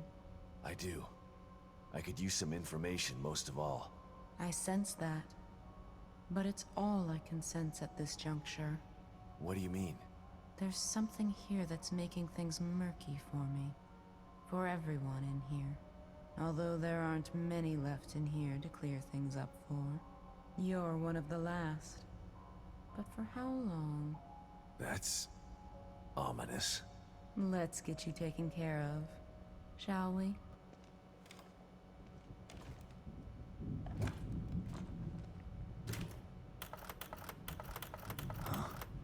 Go on. Kidman, it's me, Read you loud and clear, Sebastian. Mobius. A name. That was all I had to go on. Every avenue I pursued led to a dead end. And now I find out that they're everywhere. Hidden in plain sight. I don't understand how.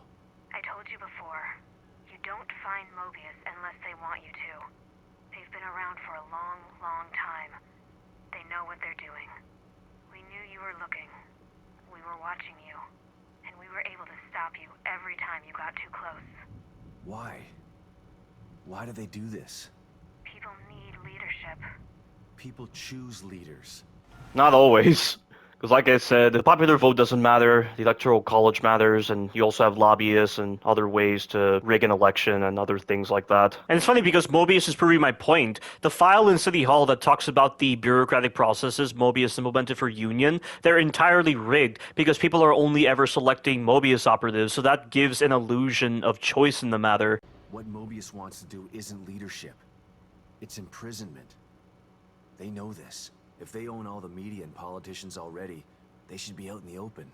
They hide in the shadows because they know what they're doing is evil. That's a very interesting perspective, Sebastian. That was always one of the most interesting quotes from Sebastian. If people knew the truth, they'd burn Mobius to the ground. Maybe you're right. But if people ever did find out the truth, who would believe them? Yeah. The easiest way to hide a conspiracy is to make people think there's no such thing as a conspiracy. I'm sure Umbrella has experience in that area. All these tanks. What's this about? I assume they're studying the Lost phenomenon, because there are files related to the Lost phenomenon. I do wonder how they generate things like the green liquid. When they're first constructing this area within STEM, how exactly do they load in all these assets? I feel like they could be loading more assets, right? If this is a collective consciousness.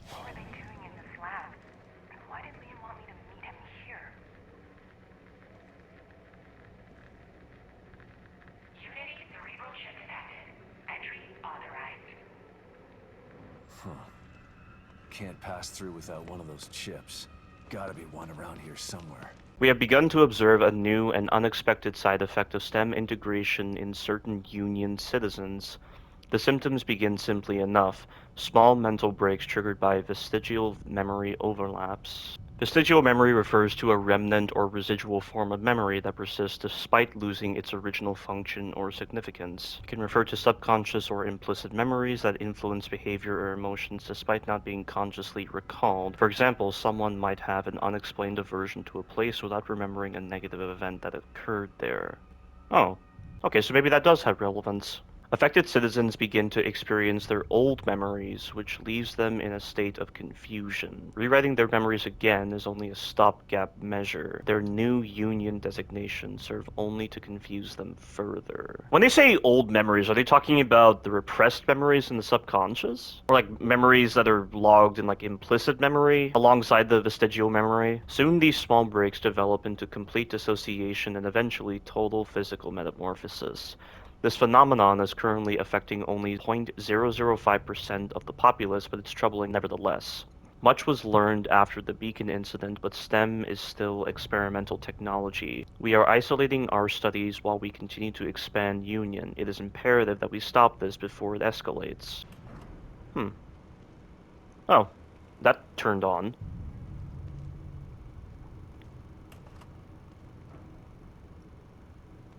It's actually showing the different Lost.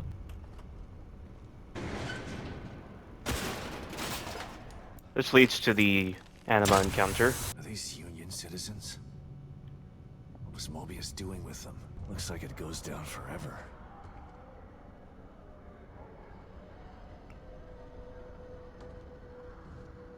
It's lonely in here and creepy, dumping these bodies, these things into this pit, and they just keep coming. How did I end up with this detail? Been hearing things, voices coming from the pit, but that can't be. But if they aren't coming from the pit, then they're in my head, and that's even worse. Oral hallucination is one of the symptoms. but I can't be infected. It's not a virus or bacteria, it's a mental thing that only infects citizens whose memories have been rewritten. At least that's what they told me. Shit, I've got to keep it together. It's just loneliness that's making me think like this. Loneliness and being around these freaky corpses. It's not the phenomenon. Oh no. It's coming.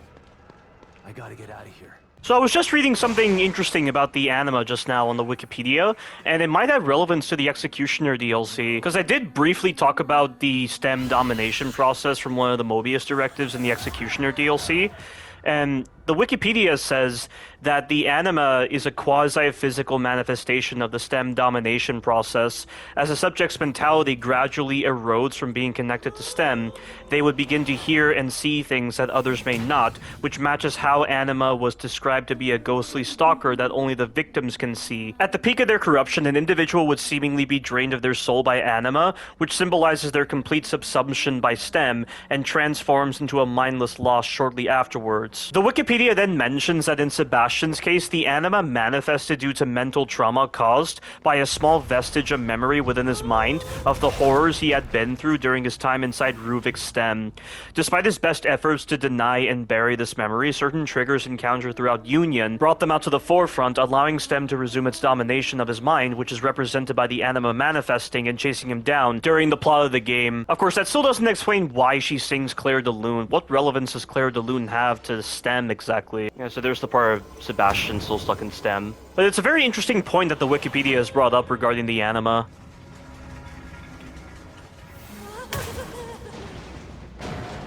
You are able to run past her at a certain point. You don't have to use stealth entirely.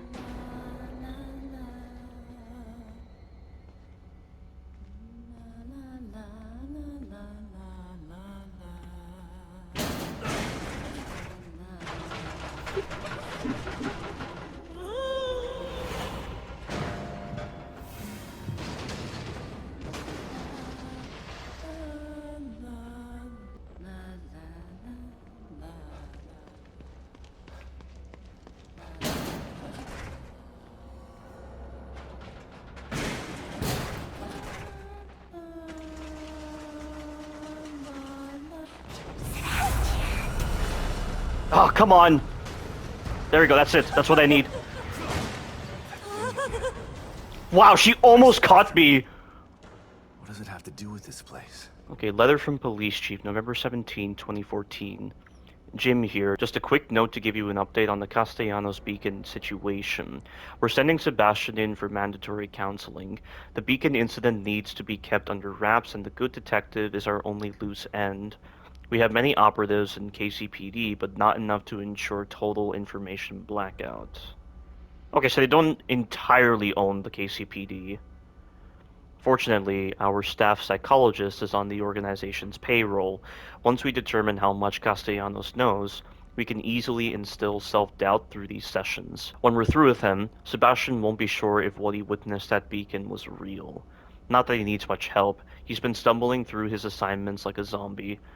Poor son of a bitch is obviously having trouble dealing with whatever happened to him in there. I almost feel bad for him. I've known the guy for over a decade. It's like he's a different person now. But that's the price of progress. If you want to make an omelet, you gotta break an egg or two. James Van Kirk, KCPD. Kidman was right. They are everywhere. They were right under my nose the entire time. Yeah, I do wonder if that whole idea of the chief being involved with this shadow organization is meant to be similar to Brian Irons and his involvement with Umbrella. Although, wait, if that's from the police chief, the final journal from Sebastian in The Evil Within 1 has him talking with... Oh, I'm sorry, that's not the chief. This is an internal affairs interview transcript. Okay, so I was of the belief this was the police chief, but it's actually someone from internal affairs. And that was on March 13th, 2013. And I don't think they're aware of Mobius, but the police chief is. Damn. Mobius were... Hang on, I didn't see the full file. Be kept on duty and observe. The information gained from his experience in STEM could be invaluable for the organization. It has been posited that STEM immersion can have long-lasting residual effects. Detective Castellanos is unique in that he has entered and left STEM without standard preparation or memory overwrite. But What about Kidman? But then again, she was prepared for STEM insertion based on the exchange she has with the administrator in the assignment DLC at the start. We could learn a lot about the mental repercussions of STEM use simply by letting him go about his business while we observe from a distance. I will continue to track Detective Castellanos' mental state via our mandated therapy sessions and will report any findings to the organization on a weekly basis. Walter Harrington, Side D. Using me as their guinea pig. Long-lasting residual effects. They knew STEM would scar me like this. A way out? That's when we see scenes from the Evil Within 1.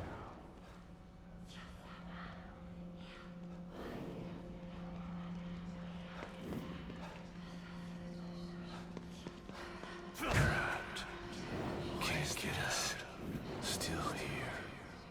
Can't leave. Nothing changes. Okay, so we have the drive to Beacon. We have Valerio,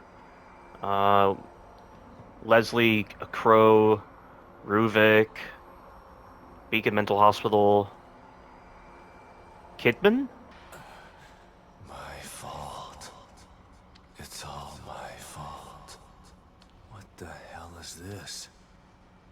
Can't move on. Can't move.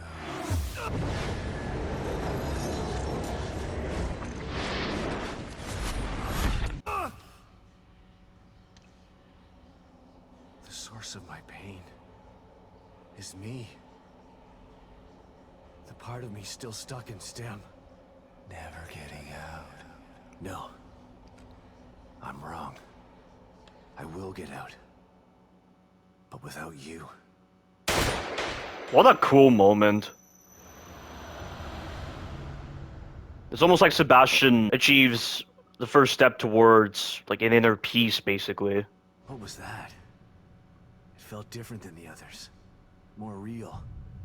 Like something changed. I feel good. Huh. My trusty revolver. Haven't seen you in a long time. And unlike the Evil Within 1, this revolver doesn't have that stupid problem with the random variable on the reticle. Anytime my reticle is on an enemy, it will always hit the enemy. Not like in Evil Within 1 with the revolver and the magnum, and the bullet just fires outside the reticle. But again, those anima sections, they should have been a part of the main story. I don't know why they're reserved for side missions. It just doesn't make any sense to me. Like, you could have easily integrated them into the main story and it doesn't break the pacing whatsoever. Like, some of the major encounters with the anima, if you were to integrate the anima into the main story, they could have occurred in chapters 4, 6, and 11, for example. You know, I'm really annoyed that in one of my earlier playthroughs of the Evil Within 2, I had saved footage of a weird bug that occurred, where when I was reloading my crossbow, Sebastian was actually doing the reload animation he does when reloading the revolver. So he was literally twirling the Warden crossbow like he was reloading his revolver, and it was so funny. It was a fancy reload animation for the Warden crossbow, essentially, that I somehow triggered on accident during the Double Keeper boss fight. I have no idea why I deleted it. I think it was an accident. I'm so annoyed. I was really hoping to show you guys. The phenomenon has become more prevalent. We have dedicated the entire laboratory wing of the Marrow to studying it. Citizen transformations have become quick, violent, and even more obscene. They are mutating into forms that can't even be considered humanoid. They have lost any semblance of humanity altogether. We have dubbed these affected citizens the Lost. We have determined that the last phase before metamorphosis involves the belief that they are being pursued by some invisible but inescapable force. Once they have succumbed to this force, their transformation begins. As we saw with the Padre, and as we heard about with that woman's husband, STEM is an artificial construct. There are no viruses, bacteria, or contagion here. The lost phenomenon is therefore a mental process. We are still in the dark as to how it spreads, and to whom it will spread next. Well, if you think about yawning, for instance, I mean, yawning is considered contagious. When you see someone yawn, you're gonna be yawning at a certain point. It's probably related to mirror neurons for all we know. I mean, mirror neurons are one of the main ways people experience empathy, or they're able to see an image or a video, and if something happens to the person in that video, they experience some form of physical trauma. We almost feel that physical trauma if it's done correctly. Perhaps the trigger was present in the subjects before they ever entered STEM. Further research is needed. I don't know why such civilians are in the Marrow right now, or is this guy working with Mobius? Oh, no, he's wearing gloves, I think. I don't see the mark on his hand. Was that guy there before? Oh, he was not. Our efforts have been in vain. The core escaped less than a day ago. Within hours, we began to receive reports of lost emerging in staggering numbers. They're everywhere now. 20% of Union's populace has succumbed already, and they're actively hunting down and killing whoever is left. It's a nightmare. At this rate, there will be no one left in 2 weeks. We've lost contact with Mobius. We're trapped in here. With the Lost. It's too late to stop now. The entire Union experiment is doomed. We're all doomed. I'm sorry. I still don't understand how they lost communication with Mobius, yet Sebastian is still able to maintain contact with Kidman. And also, what exactly is the population size of Union? If they need 20,000 individuals to activate the Phase 2 signal, then was there less than 20,000 individuals within Union already? It just seems odd that they don't specify the population size of Union, yet they give these percentages like 0.005% and 20% when it comes to the loss phenomenon. What good are such percentages if we don't know the exact population size of Union? Our worst fears have been realized. The loss phenomenon is spread to Mobius operatives. We have theorized that the transformations were a result of memory override, but no operatives have been overwritten. We were able to quarantine and terminate an affected Mobius operative before he could transform. Perhaps his exposure to so many lost corpses in the pit made him susceptible to whatever is causing... Wait a second. I just remembered. Degradation of the ego generates strong suicidal tendencies. That's what Ruvik said, and also we saw Joseph turning into a haunted. He might have had suicidal thoughts and he was hiding it very well with his professional attitude. Maybe it's like that, or like how in Silent Hill 2 when James stares at Angela's knife enough. This is one of the main factors that leads to the in water ending, which is the bad ending, because it's almost like staring at the knife is triggering the strong suicidal tendencies, or at least aggravating them further. Maybe it's like that. But then again, Sebastian was also turning into a haunted because of Ruvik. But I'm guessing the Evil Within 2 equivalent is the anima? But that's not going to happen now because Sebastian dealt with the anima? Yeah, but I never considered that. That could have relevance to this. Perhaps it's merely a coincidence. We are harvesting his Unity cerebral chip in the hopes that it will provide new data. Removal of intact cerebral chips is possible with the extraction device. It's a relatively simple and automated process. Merely place the subject on the gurney and enter the extraction device's activation code 0128. If they haven't removed this guy's chip yet, I can use it to get through that door and find Hoffman. Okay, let's see what happens.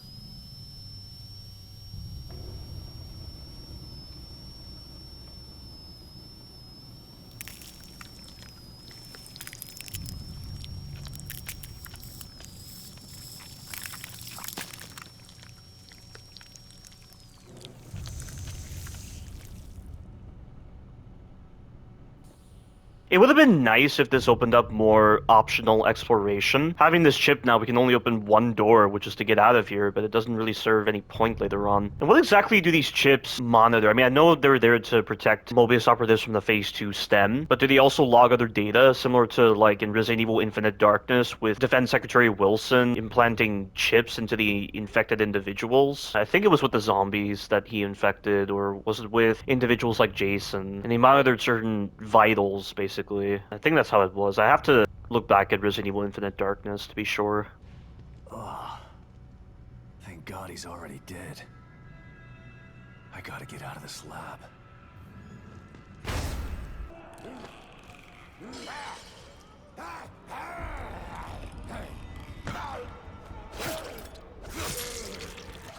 Scanning for Unity cerebral chip. Please wait. Unity cerebral chip detected. Entry authorized. About time. Hope I can still catch up with Hoffman and O'Neill. Now, this boss fight against Liam is pretty fun. You can do it knife only, but it makes sense because the stealth attacks do far more damage than your guns. Harbingers take an absolute beating, but they are very, very susceptible to stealth attacks, which is the point. The developers encourage stealth in the right sort of way. And don't even think about shooting his flamethrower tank. He moves incredibly fast. He moves way faster than Sebastian does. They're impossible to escape. Voices.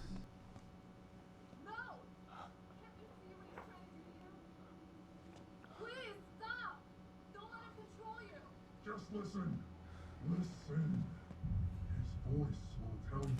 You've got to resist him! Hoffman, stand back!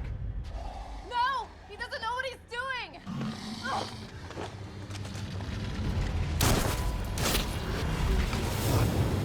Ugh. Liam! Don't! What do you mean, Liam? Stay back!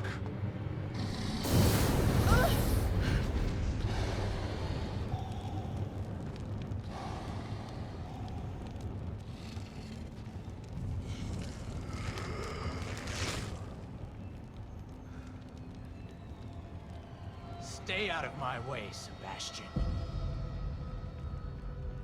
O'Neill, what happened? Theodore showed me the way.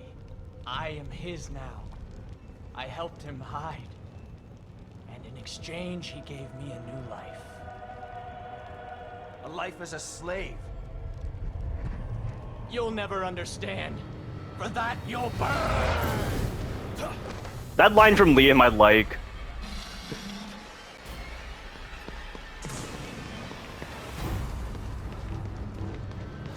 You'll never escape me! Getting too hot in here. Gotta put the flames out. You won't get out of here. He commands that I take care of you. You can either die or change like me.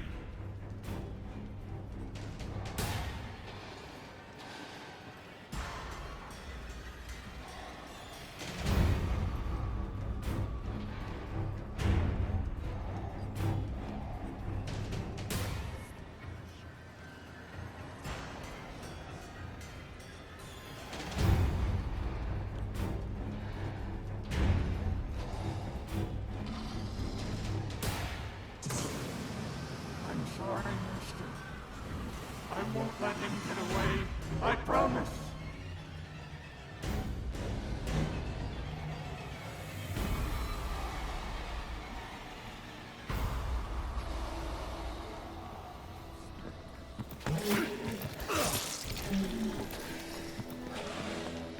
You sneaky bastard. I'm a weak more, Sebastian. I won't go down easy.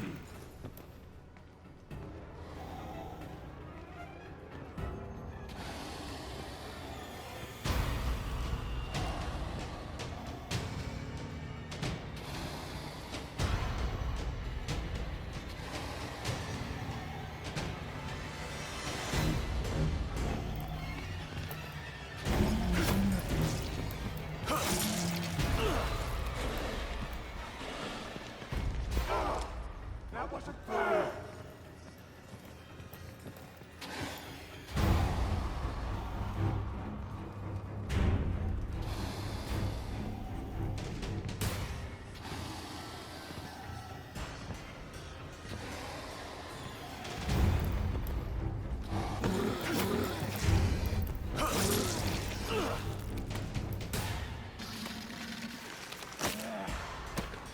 That's it!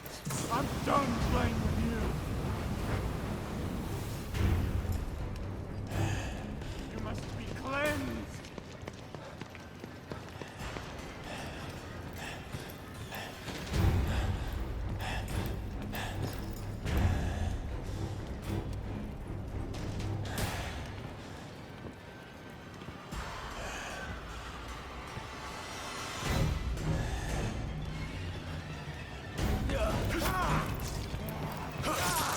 Yes, Father Theodore. I told him, you sneaky bastard!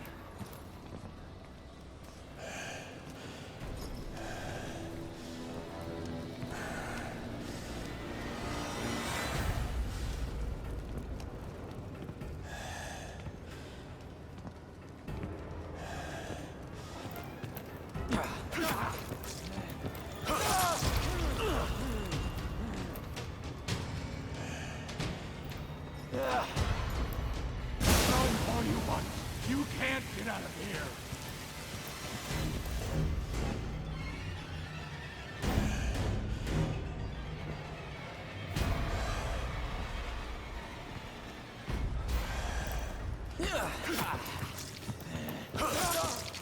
It's done.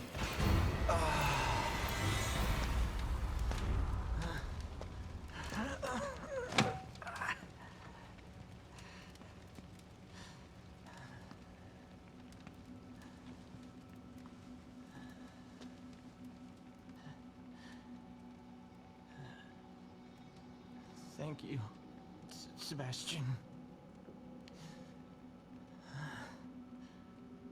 Finally, free from his voice.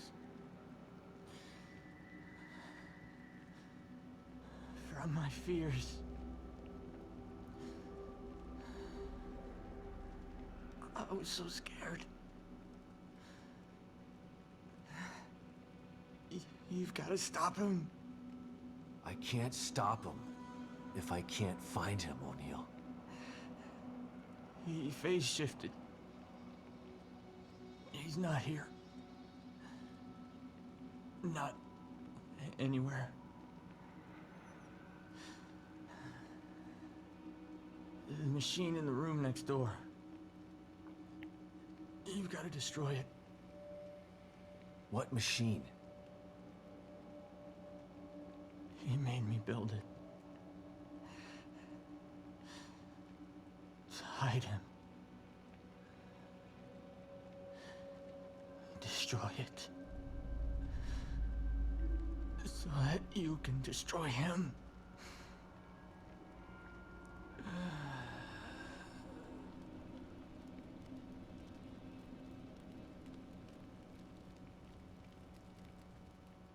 What happened? How did O'Neill get turned into that thing? I don't know. I've been locked in my safe house since you left. When Liam called and asked me to meet him, I was so relieved to hear his voice. But he wasn't Liam. He was that thing. I tried to get through to him, but you heard him. Theodore Wallace did something to him. Poor guy. I didn't want to have to kill him. You didn't have a choice. Theodore wasn't gonna give him up. So what now? Let's take a look at this machine O'Neill was talking about. I think it's on the other side of the room where you found us. Let's go. So yeah, Liam's death is quite tragic, and I just like how Sebastian isn't saying anything at the start of the cutscene, and he only starts talking to Liam when he's asking him how to stop Theodore. I just like the way it's done. It's also interesting how he said, poor guy, I didn't want to have to kill him. Because Sebastian and Liam's conversations are quite memorable, so I can totally understand why he didn't want to have to kill him. Now, this flamethrower, in order to get the parts to fix it, you have to kill 2 Harbingers in the theater district. Flamethrower. I could use this, but it's broken. If I found the right parts... Yes, Master. Of course. The machine is operating as it should. Thank you, Father Theodore. To hear you say that, it fills me with pride. What? But she is harmless to us. She's not... No. I would never disobey. Of course I will. Whatever pleases you. Yukiko, can you hear me? I'm in the fabrication room. Clearances don't mean much when everyone's dead. Just, please come and meet me here. I have something to show you. It's important. I'm sorry, Yukiko, but he demands it. Mark of influence. Theodore's sticking his fingers in every part of this place. It's almost like a form of communication with him. Lots of weird stuff in here. Looks like he was building something. Maybe that machine he was talking about. So you know Theodore Wallace? Of course. He's head of recruitment. But what's he doing in STEM? And why is he doing this? There's a lot going on that you don't know about. Theodore wants Lily for himself. You saw what he did to O'Neill. He'll do that to everybody in here if he has to. He'll tear this place apart to get his hands on her. I can't let that happen.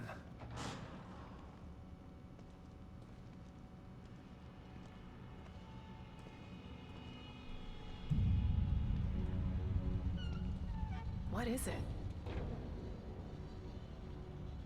I'm not totally sure, but it looks a hell of a lot like the stable field emitter. Whatever it is, O'Neill said to destroy it. So that's what I'm gonna do. And I know just how. It's me. Sebastian, I was starting to think you forgot about me. Have you finished arming that cookie dough of yours? I have. Looking for an excuse to use it too. Good. I'm sending you my coordinates. Bring the big guns. We're going hunting. Got it. I'm already gone. See you soon.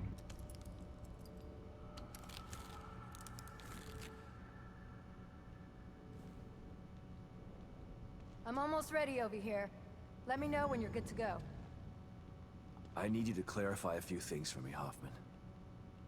You didn't seem surprised to see Esmeralda here. Why should I be? She's a familiar face in STEM. Everybody knows everybody in Mobius, huh? More like I know everybody. I've been in charge of new hire evaluations for years. Like one big dysfunctional family. Esmeralda's the best person to have around in dangerous situations. She's a good soldier. You're damn right I am. I assume you know Myra, too? I do. We work together closely. How could she do this? How could she stand by while they conducted experiments on Lily? How could she tell Lily that I was dead? Myra's maternal instinct is very strong. She joined Mobius to be closer to Lily. And the word experiment is a bit harsh. Lily was treated well, and she was able to interact with her mother on a daily basis. But how? Are you talking about outside the STEM environment or within the STEM environment? I don't understand how that works. This is the thing I'm very confused about. I don't know if they were actually talking with Lily while she was in STEM, or did they conduct some practice sessions with Lily to figure out how best to use her as the core, and during those times, that's when she was treated well and she was able to see her mother on a daily basis. And we know the reason Lily escaped is because Myra's plan was in effect, but Theodore betrayed them at the end. Like, I'm not entirely sure how this works with actually interacting with Lily while ensuring that she's remaining as the core of the system, because if they were in the middle of constructing new land masses for Union, Lily would have had to have been the core for a longer duration, or at least permanently. As far as telling Lily you were dead, I believe Myra only did it to protect Lily's feelings. Yeah, well, I believe Myra's maternal instinct has gotten a little bit out of control. Hopefully, you can work this all out as a family when this is all over. I've been into Theodore's reality. If it's a reflection of his psyche, he's definitely got some serious mental issues. That would explain why he's so powerful. And yet he's hiding. Perhaps it's easier to manipulate from the shadows. Well, I'm about to drag him out of the shadows. If what Liam told us was true. There's only one way to find out. I don't know if you should be in here when this thing goes off. I don't think I want to be. There were some interesting items in the other room that Liam was working on. I want to go check and see if there's anything that might be useful. Okay. But then you should get back to your safe house. No telling what will happen in here once we shut this thing down. Will do. Tell me something, Torres. So you knew Hoffman before this? Everybody knows Hoffman. You don't get into Mobius without passing through her office. Can she be trusted? I might have said no before, but nothing like being abandoned by your corporate masters to make you rethink your position.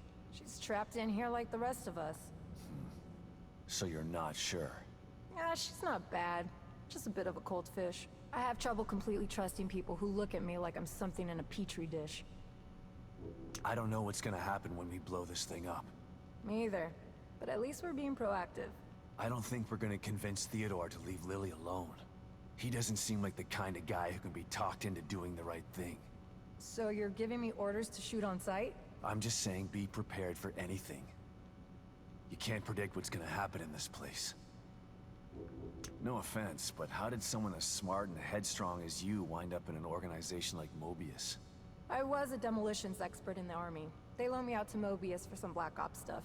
Once my term was... I thought Mobius was a shadow organization. How could the army know about Mobius unless Mobius was assuming a different identity or they used some kind of dummy corporation? They loaned her out to Mobius for some Black Ops stuff. I'm guessing it was a different name Mobius was assuming. That's the only thing I can think of. Up. They came knocking. And you just joined up like that? They were pretty good salesmen. They don't tell you everything when you sign up. I was... tasked with some things that I'm not proud of. They expect you to follow blindly, and if you disobey... When Myra offered me the opportunity to get out, I had to take it. I've still got some morals left, despite the things that I've had to do. Is that enough to take care of this thing? Like 10 times over, and it's ready to go when you are. I'm good to go. I'm going to check out the equipment in the other room. Good luck, you two.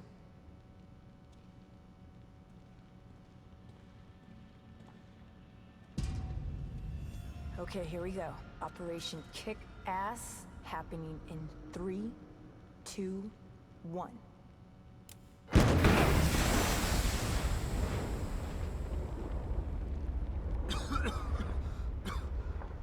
Are you okay, Torres? Torres? Where'd you...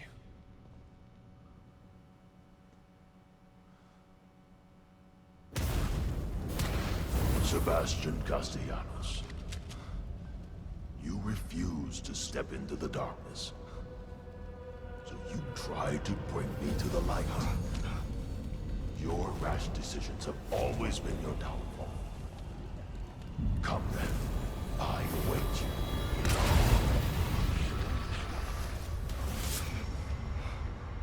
You want to find your beloved daughter? Go there. See if it's everything you dreamt of. I'm over here, Dad. Hurry! Oh God. Lily? You're here. So this is the part of the game that really confuses me, because why is Sebastian letting his guard down? And furthermore, why is he assuming that Theodore has Lily when he knows that Myra has Lily? That doesn't make any sense. And it's almost like when he transitioned to this realm, his rational thinking diminished almost. Like, it's so odd. Like, I don't really see how Theodore is getting into his head. I don't really understand why Sebastian is acting so gullible right now. It's really confusing.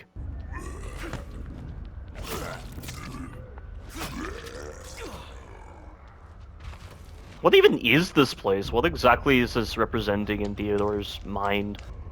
Oh shit! Jesus, that shocked me. What is freedom? It's a word and a concept rife with individual meaning, yet utterly meaningless in the scope of time and space. We are comprised of atoms. Each atom has a central nucleus that is orbited by electrons.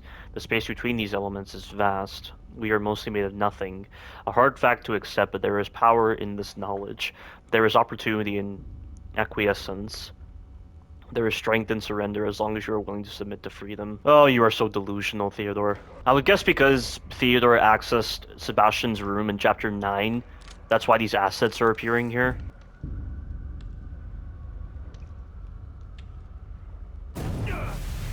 Mom never gave up. Not like you. She tried to tell you that you were too stupid to listen. No. No. No, this isn't right. Myra succeeded where you failed. You refused to listen. You lost them both, and then became lost yourself. You know anything about me? Myra understood that goals can be achieved by submission, by joining. Why was you there when I needed you? Okay, I have to be careful here. There are a bunch of spawn, and they're really good at sneak attacking you.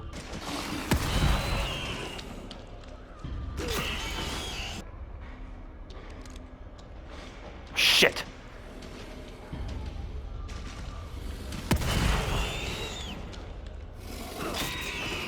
This is definitely a nerve-wracking sequence, because I can't tell when these spawn are going to attack. Oh!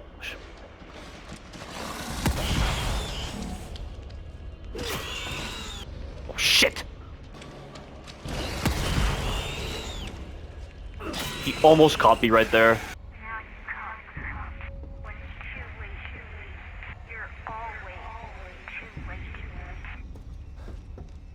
Like, I don't really understand how Sebastian is falling for this. After all this, you still want to be reunited with Lily? I do. I need to find her. Fine. Then come to me. Like, what exactly is Theodore doing to make Sebastian this gullible? I don't understand. It's just so sudden. We don't really see a process happen. All that happens is that Sebastian gets transported to this realm or whatever it is, and he's suddenly believing Theodore's words. It's so confusing, and we didn't really see any real indication that Sebastian was letting the darkness consume him prior to this chapter. It's just really odd the way the screenplay is handled here. Lily? Is it really you? I don't see how you can be fooled by this, Sebastian. You know Myra has Lily. Lily.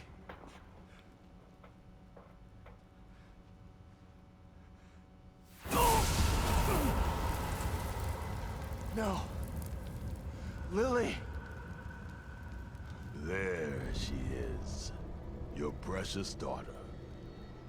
Isn't this what you wanted?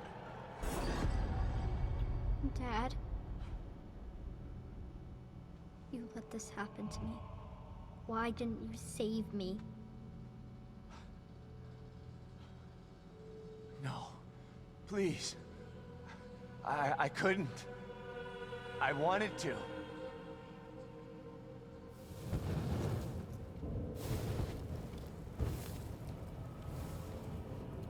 And I can understand him having difficulties confronting this version of Lily right now, because he doesn't have the resilience necessary at the moment.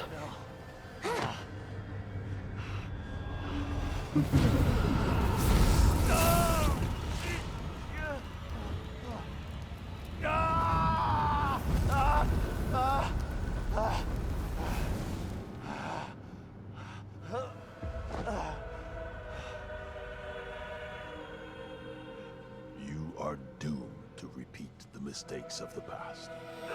Unless you join.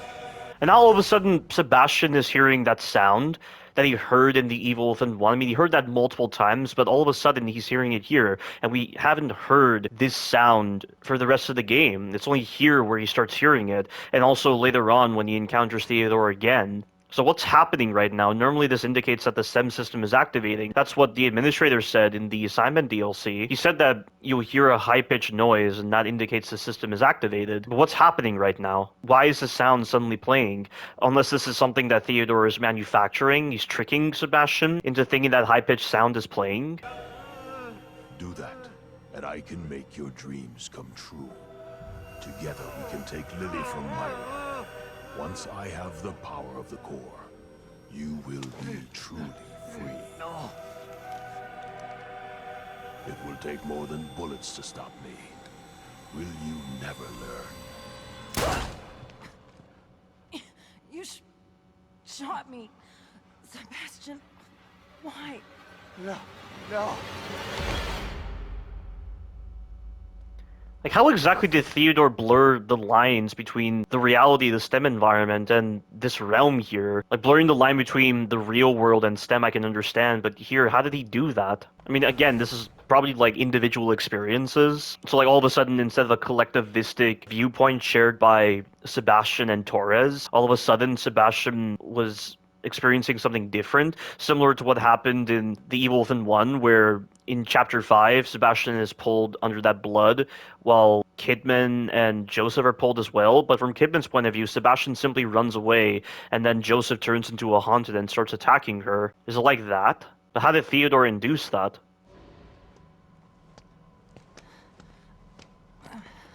I mean, I get he's kind of acting like the core right now, because he's the strongest influence within STEM, and Myris is hiding in the background. So maybe it's like that, but it's still odd either way. Come on, man. Let me get you out of here.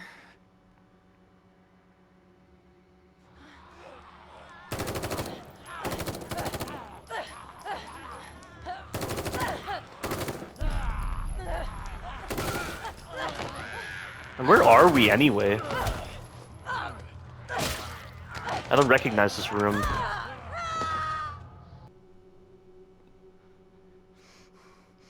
You can't let him get to you. You gotta give that son of a bitch some payback. Sebastian? What's wrong? Are you all right? You've been working too hard. It's making you delirious. Myra?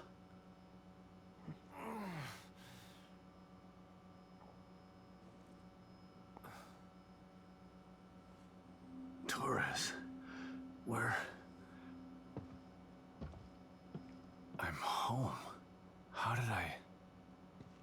I'm not entirely sure how Sebastian did this. I mean, he said he searched inside himself, and STEM represented that experience like this. But he was experiencing a lot of negative emotionality, so how did he even access this? Unless, like, Torres being around and seeing her saving him, that's what gave him, like, the right breach in that negative emotionality to search inside of himself. I mean, I know STEM is still experimental technology, but it should be similar to the experiences of the Beacon STEM. Of course, now that I think about it, maybe this is similar to what happened at the start of the Consequence DLC, where after Kidman escaped the Administrator, she woke up in some kind of recreation of a hospital within STEM, before transitioning to Sebastian's safe room when she tries to leave the room. And the hospital wasn't exactly specific to Kidman compared to Sebastian's house being specific to himself, but maybe their experiences are parallel either way. Yeah, so this is supposed to be Skyrim or Elder Scrolls. I buried myself in work so hard. If I could only get some of that time back, I'd spend it with them. It's not very easy to access a positive experience in the middle of a negative emotionality moment. I know, because I've gone through this many, many times. Lily? What is that? How'd they get a photo of this? Huh? Myra. What an incredible woman. She really could do it all. No wonder she was able to infiltrate Mobius. Once she set her mind to something, she wouldn't stop. Not like me. That letter. Myra's last communication. It was hidden with her files. It's still so cool that they brought this file from the Evil Within 1 into this game, and they even give Myra a voiceover. It sounded so crazy at the time. But I should have believed her. My dearest Sebastian, if you've received this letter, then I fear the worst has come to pass. It means that my investigation got too close to the truth. It means that you may never see me again. I'm sorry I kept it from you, but it was to protect you. From either the truth or my madness. I've enclosed a copy of my files. I only hope that you never receive them, but if you do, it's up to you to finish what I started. Please, find justice for Lily, and for me. I love you with all of my heart, Myra.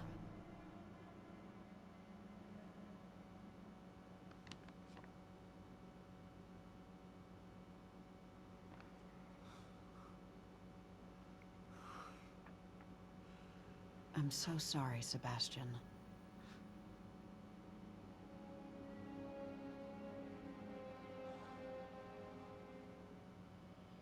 You've endured so much. All this time, all alone.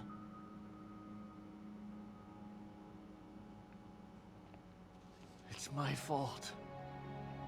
You tried to tell me. But I didn't believe you.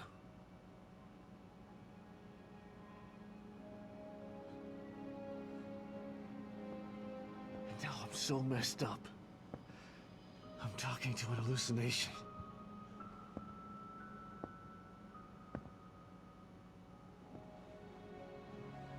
I failed you.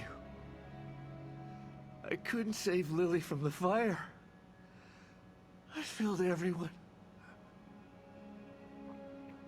That's That's not true, Sebastian. There was no fire to save her from. You know this now. But I couldn't protect her. How could you? Mobius are a force of nature. What you're doing, it's like blaming yourself for an earthquake. It wasn't your fault.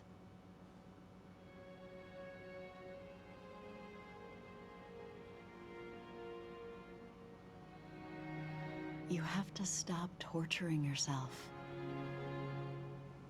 You're a good man, Sebastian. That's why I married you. And this time, you can save her.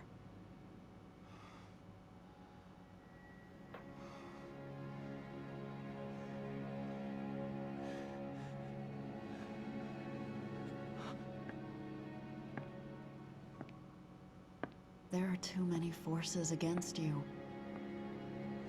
You have to stay strong. Don't let the past defeat you.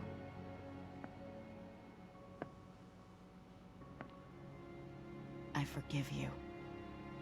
And Lily will too. But the most important thing is that you forgive yourself. Forgive yourself.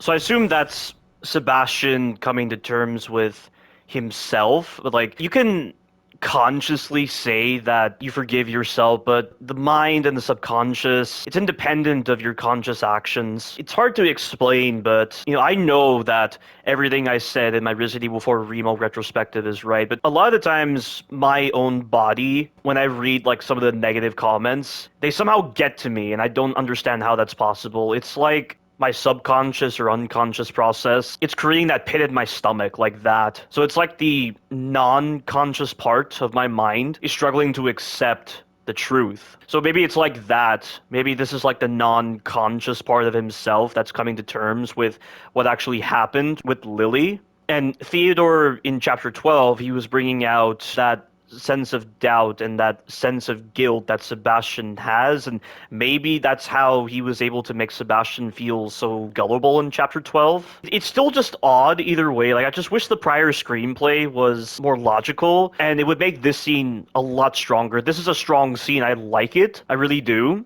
But I just wish the prior screenplay reinforced the scene better. That's my main gripe with the scene. The timing of this just feels inopportune. Like, it doesn't feel like it's occurring at the right moment. The scene is great, but it's the timing that's just a little weird. And I get that Sebastian's never really encountered someone like Theodore before, so when he goes in unprepared, he was able to be defeated by Theodore, and maybe that's why this scene now exists, and maybe when he was unconscious and he saw Esmeralda saving him, this is what allowed him to access this unconscious part. But he's inside STEM, though. I don't really see how STEM can bring that out. Like, I don't really understand how STEM draws upon conscious and unconscious experiences, or subconscious experiences within an individual, and represents them in the simulated world. And we know at this point Hoffman is treating Sebastian, so right now he's experiencing an individual experience that no one else can see, which is something that Marcelo Jimenez pointed out before, so it's like that, probably.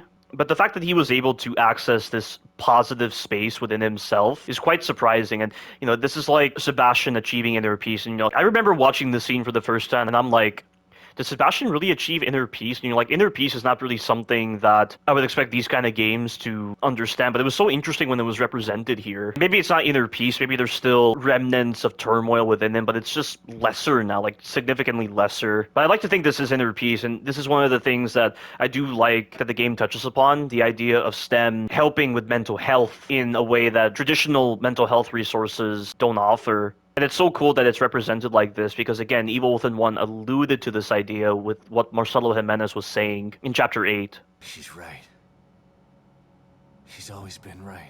Theodore uses my own guilt against me. But guilt for what? You see? It's their fault, not mine. They took everything from me. I didn't start any of this. But I'm gonna finish it. And God help anybody that stands in my way. Wake up, Sebastian! Sebastian!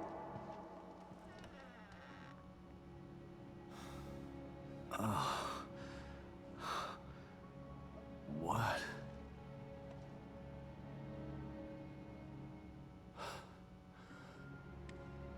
Hoffman? What happened?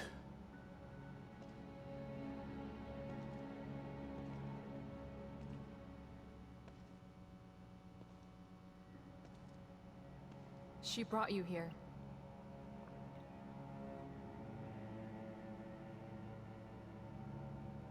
I'm sorry, Sebastian. I tried to save her, but... No. I shot her. The bullet wound was superficial. She died from injuries sustained in a battle with those things. Damn it. She didn't have to die like that. She was a good soldier. She just wanted to save Lily. And now she's dead.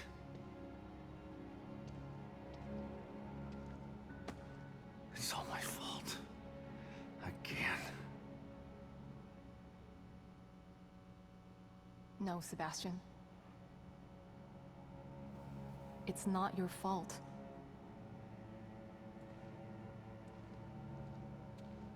Don't let him do this to you.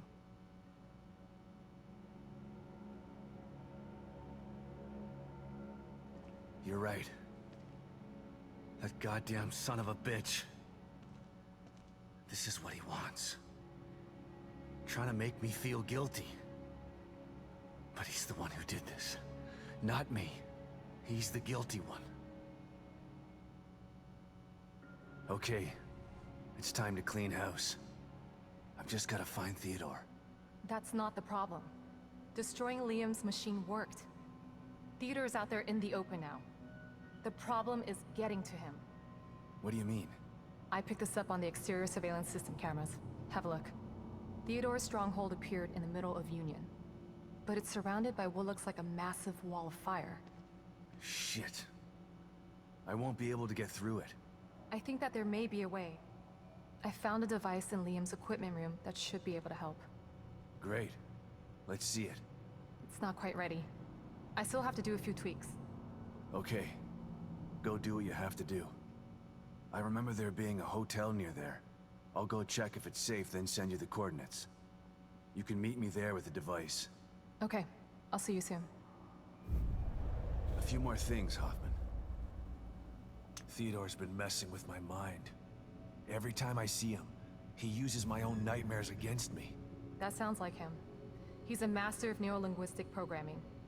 And in here, the linguistic part becomes irrelevant. Why talk when you can get straight into your mind? He almost had me. But I searched inside myself, and there was someone there. Someone who told me what I needed to do. I know I can take him on now. Yes. I can see that you're ready. How did you... Right. The team psychologist. Esmeralda might have lived if she didn't try to save me. Don't feel guilty. We talked while I tried to save her. She told me about the plan. She wanted it to succeed. She made the decision to get you. She knew the risks and did what she thought was right. She said that she owed you. Owed me? For what? We just met. Esmeralda is the operative who took Lily from your home and burned it down. She's felt guilty ever since. That's why she joined Myra. That's why she risked her life to save you. What? Don't hate her, Sebastian. She didn't have a choice at the time. And she did everything she could to make it right. I can't hate her. She sacrificed herself for the plan. She made her amends.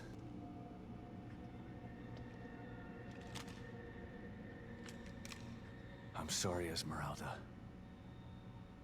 I'll make sure you didn't die for nothing. I'm gonna hunt him down like the dog that he is. Another great Sebastian Castellanos quote. It's just a shame that the assault rifle's useless. It's a really bad weapon because with these survival horror games, machine guns never have the kind of power that they have, which that's actually an incorrect statement on my part because, you know, the machine guns in Resident Evil 2 OG and Resident Evil 3 OG were really good. And, like, they worked off a percentage-based system rather than an ammo-based system. I mean, like, in most survival horror games, machine guns are typically pretty useless. I sense you're preparing for something you're afraid of. I'm only afraid of failing. If I don't succeed... Then you will have sacrificed yourself for a good cause. If I sacrifice myself, there's no one to finish this. Sacrifice means you've lost. Sometimes. Sometimes it's what's needed to complete the task at hand. Well, let's hope it doesn't come to that. I question if Tatiana's statement is meant to allude to Myra becoming the core and initiating that pulse that wipes out Mobius, but in the process she's not able to join Sebastian and Lily in the real world. Kidman, come in. I'm here, Sebastian. What's up? Ever get the feeling you don't know what's real anymore? More than most people. Although probably not as much as you. The first time I was inside STEM, I didn't know I was in it. Even when I got out, I was never totally sure that I'd ever left. And when I tried to explain what happened... People told you you were crazy. Of course. If someone came to me with my story, I'd have them committed for their own protection. I know. I'm with Mobius, and it still took me a while to adjust after Beacon. It was like living in a perpetual state of déjà vu. Sometimes I still get a little confused. And that's why you stayed out this time? I don't ever want to go back into STEM again if I can avoid it. Consider yourself lucky. Union is like having déjà vu in the middle of a dream about déjà vu. I hope I can make it out of here with my mind intact. I just hope you make it out of there, period. I'm not sure anyone gets out with their mind completely intact. STEM marks you in ways that I think no one's aware of yet. I think she's talking about the mark she received, because Ruvik said in one of the letters that I will leave my mark on anyone who connects with the device. And he mainly did this with the administrator and also with Kidman. Kidman. Yes, Sebastian? What are you thinking about? Lily. Everything that's happening in here is because of her. Everyone wants her. Like she's just some object to be owned. She's the real victim here. Poor thing doesn't know what it's like to live a normal life. All these years with Mobius have probably destroyed her innocence. She's still a sweet little girl. I hope so. Her youth was stolen from her.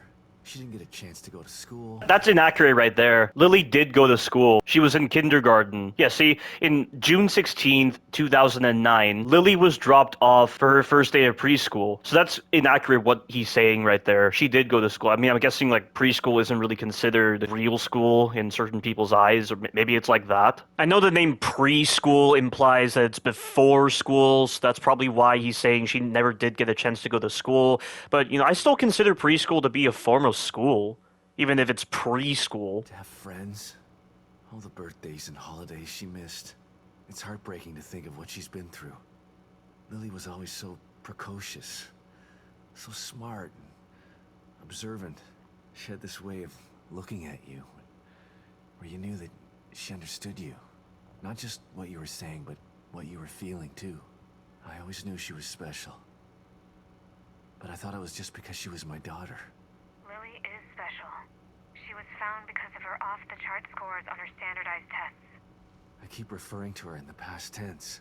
It still doesn't seem real to me that she's alive. And in here. She is. But you've got to save her before you can start to rebuild your relationship. I'm here to help. Just let me know what I can do for you. It still makes no sense how Lily was born in 2006 and they're still referring to her as a 6-year-old even though it's 2017. The way she looks right here, it's exactly how she looks at the end of the game, which makes no sense. She's supposed to be 11 years old. It's really confusing. Hello? Can anybody hear me out there?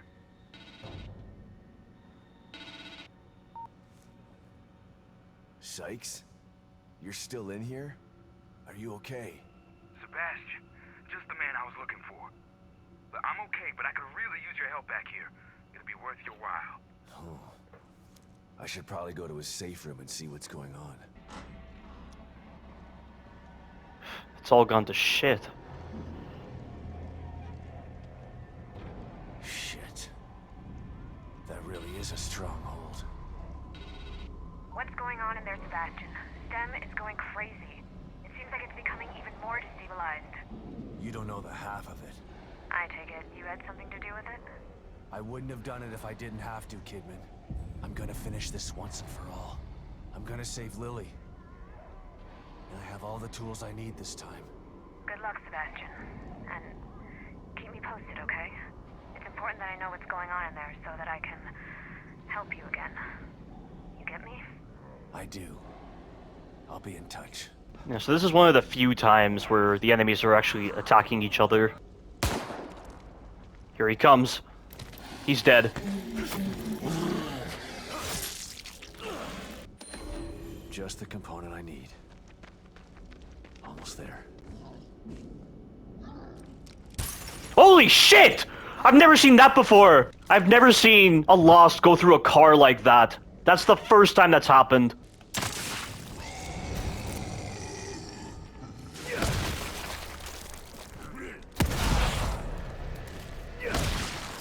God, I keep discovering new things with this game. That's how great it is. I've never seen a Lost bust through a car like that. That did it. That's it. The last piece I need.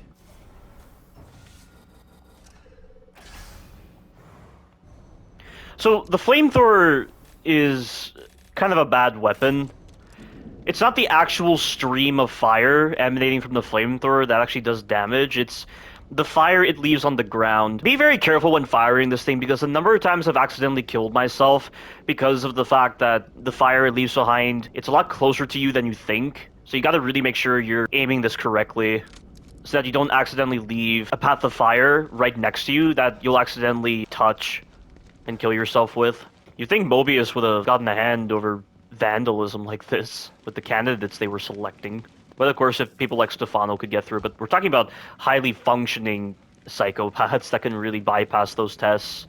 Anything lower, there's no way they could bypass those tests. I know there's a trophy on this game where you have to use the flamethrower to kill Laura, but you'll want to do it on casual difficulty because she has so much life on nightmare difficulty, and using the flamethrower against her is so awkward. I can't even tell if she's taking damage while she's on fire. Like, if you're shooting her while she's on fire, is she taking damage or not? Like, I just got those weird moments with Laura's AI, and it's just weird. You're here. Good.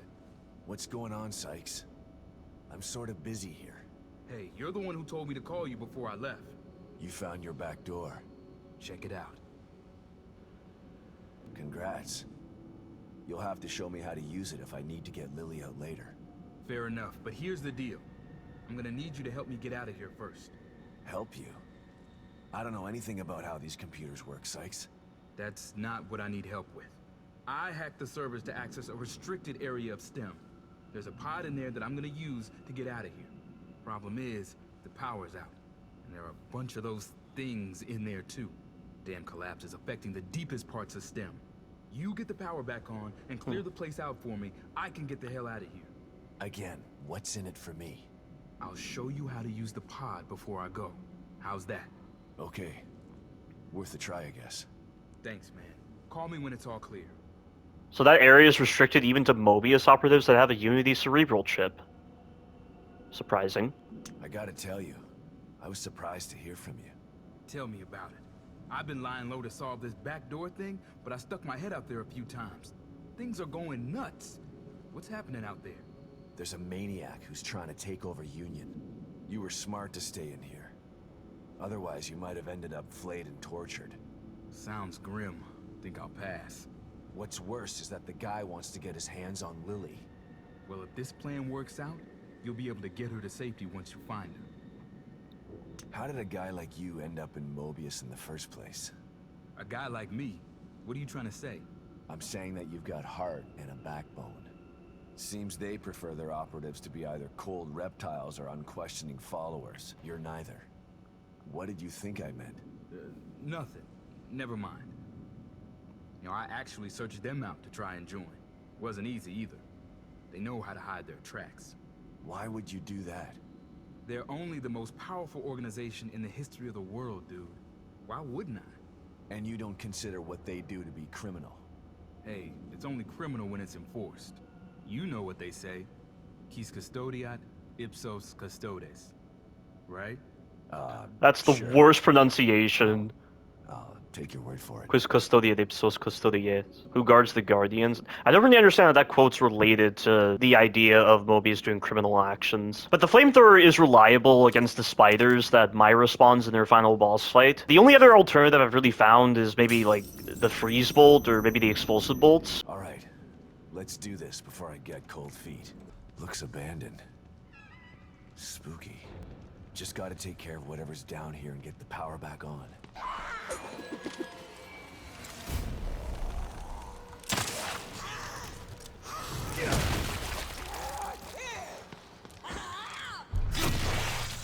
This is it then. Better call Sykes.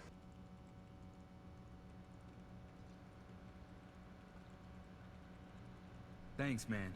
Wouldn't have been able to do it without you. Are you sure this is gonna work? No, but staying in here isn't gonna do me any good. Anything is worth a try at this point. Okay, it's all set. When you bring Lily back here, there's a timer right here. Turn it a quarter rotation, and then you just press this button. It'll give you 60 seconds to climb into the pod. You both should be able to fit in it together. I don't know, Sykes. I got a bad feeling about this. Look, man, I know what I'm doing, okay? Maybe you should hold off on this. Help me find Lily, and then we can all find another way out of here. I feel for you, man. I really do. But I'm doing the best thing I can do for you by getting this pod operational. Okay, if you say so. Wish me luck, Sebastian.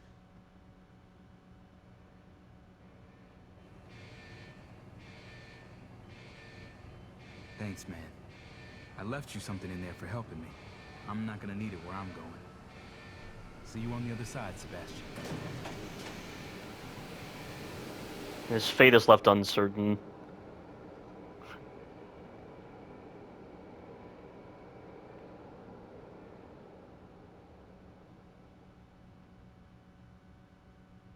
He's gone. I wonder if it worked. Our attempt to use a STEM pod as an emergency exit port has been declared a failure. Despite a 25% success rate, the decision has been made to discontinue research. 1 in 4 test subjects made the trip back successfully. The other 3 simply ceased to be. We believe that the other 75% have been lost in an uncharted sublevel of STEM. A dream within a dream, from which there is no known way to return. Due to the number of unknown factors, the experiment has been abandoned. 25% chance of success. I'm not gonna risk Lily's life like that. Hope Sykes is out in the real world. 1 in 4 chance. Maybe he'll get lucky. Or he'll be killed by Mobius if he did make it back. And it's funny how she says dream within dream, because the number of times we've experienced like, dream within dream like sequences, like all these surreal sequences within STEM, like this blending of individual experiences. Kind of wish the word choice was better. Well, at least I have the final slide now. And this shotgun isn't really that good. It seems powerful, but it's not as powerful as the Sonoff shotgun. You around, Kidman? For you? Always. STEM. This is twice now it's failed. A machine that puts you inside other people's heads? Who decided it was something anyone needed? I don't want to know what's in another person's head. I learned that the last time. Ruvik developed it for his own twisted reasons. But Mobius saw potential in the technology. Potential to enslave everybody, you mean? Better than having it in the hands of a psycho. I don't know about that. Don't tell me you buy into that whole unifying mankind thing. Who knows what Ruvik would have done if you hadn't stopped him. So she says Sebastian stopped Ruvik, but how does she know? She never saw Sebastian dealing with the amalgam, and she just pulled him out of that STEM pod through entering that escape sequence once she exited STEM somehow. Is it because she knows about the whole process where severing the link of the other subjects allows one subject to return back to the real world? Is that how she knew that Sebastian defeated Ruvik? And was she even aware that Ruvik escaped into Leslie? I mean, she saw Leslie being turned into cerebrospinal fluid in STEM. And I know when she saw Leslie emerging from that pod, she was confused. She was like, what? How is that possible? And she saw Leslie being taken away by those agents, so I'm guessing they did dispose of Ruvik when he escaped into Leslie. Maybe it's that. Ruvik or Mobius. Either way, nobody should have their hands on this technology. It's too powerful. And power tends to get abused. No goodies for me this time, huh?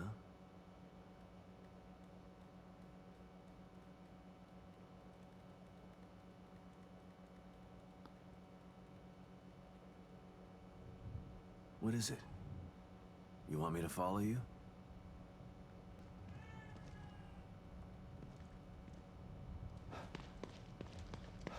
What? You want me to sit in the chair?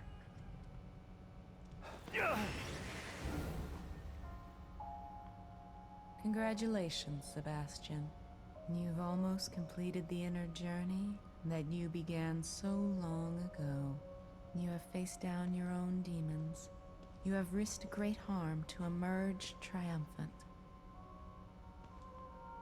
But there is still a memory that you've refused to confront. Joseph. What do you mean? It's all so pointless in the end, because there's no sequel. Joseph being alive doesn't serve any purpose whatsoever. This will help you.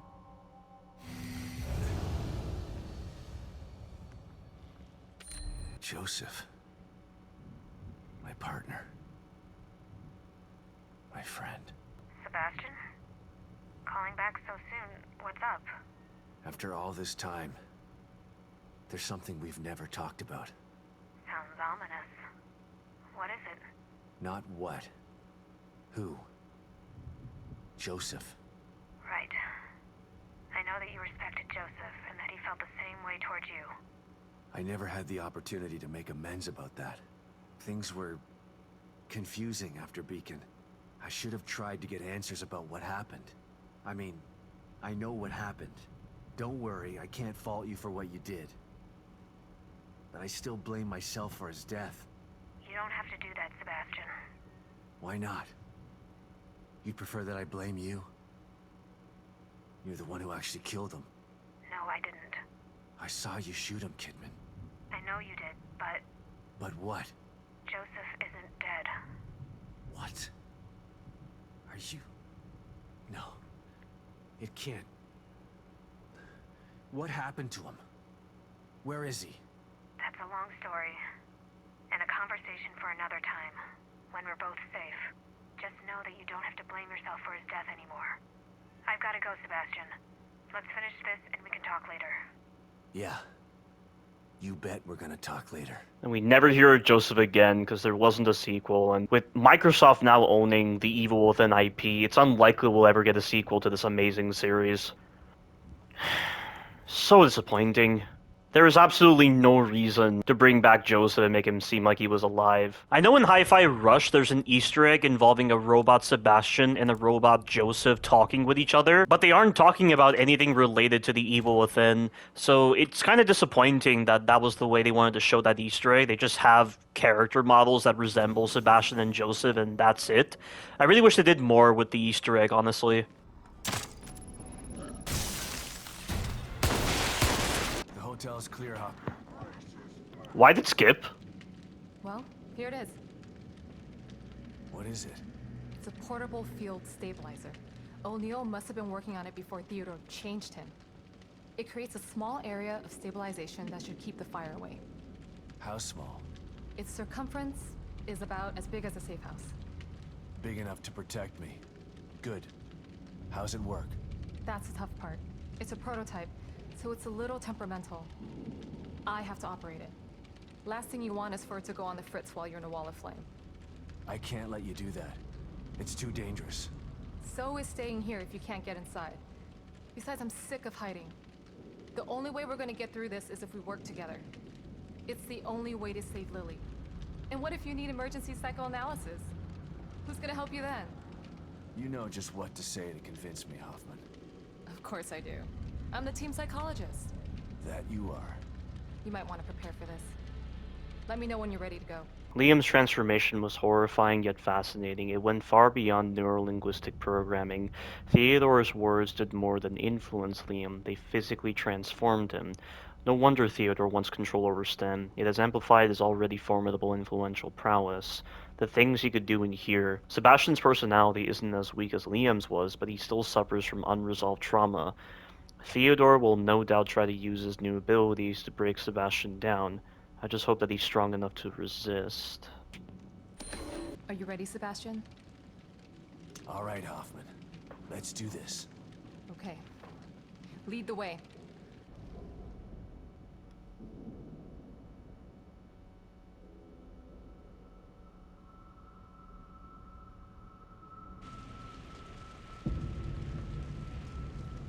I'll have to carry and operate it from here.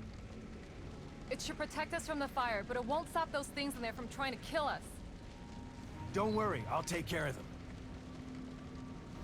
Here goes nothing.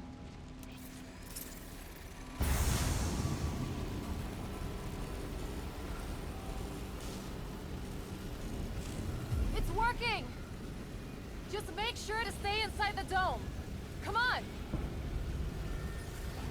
I can't see anything through these flames. This sequence is quite difficult. Keep an eye out for those things and follow me.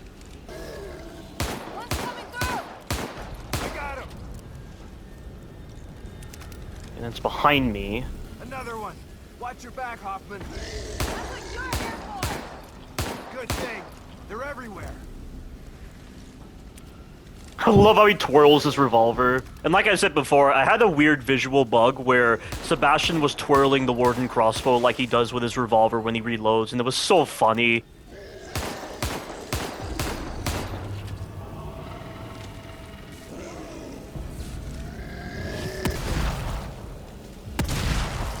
How much further? It seems a lot longer once you're in it. He wants to keep us out.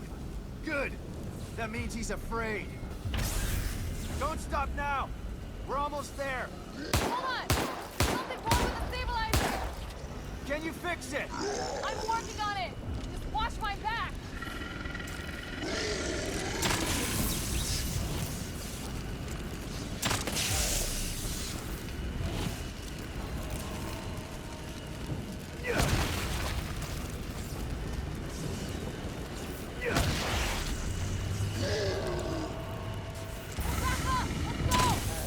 That was close. Come on, come on. Are you regretting this yet?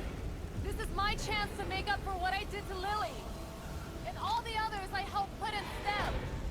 So no, I don't regret it.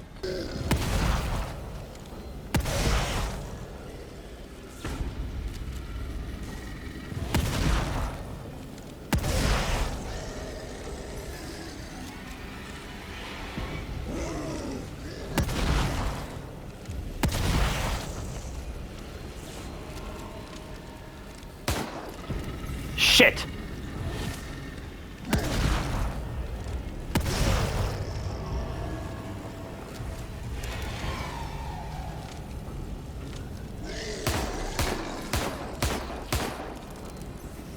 Shit, my skin is burning. Just gotta get through this. Hoffman, what's happening? I gotta swap to the smoke bolts. Hurry up, it's getting hot in here.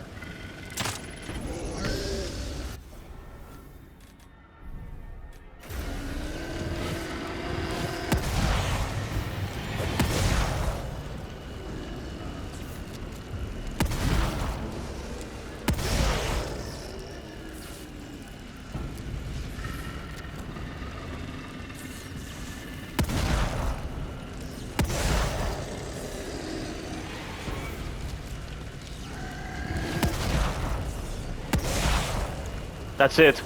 That is a pretty challenging sequence. Probably harder than any sequence in Evil Within 1, even though that game is incredibly difficult.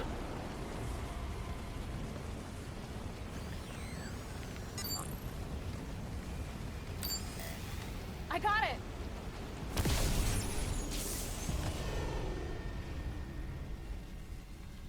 We gotta go, now.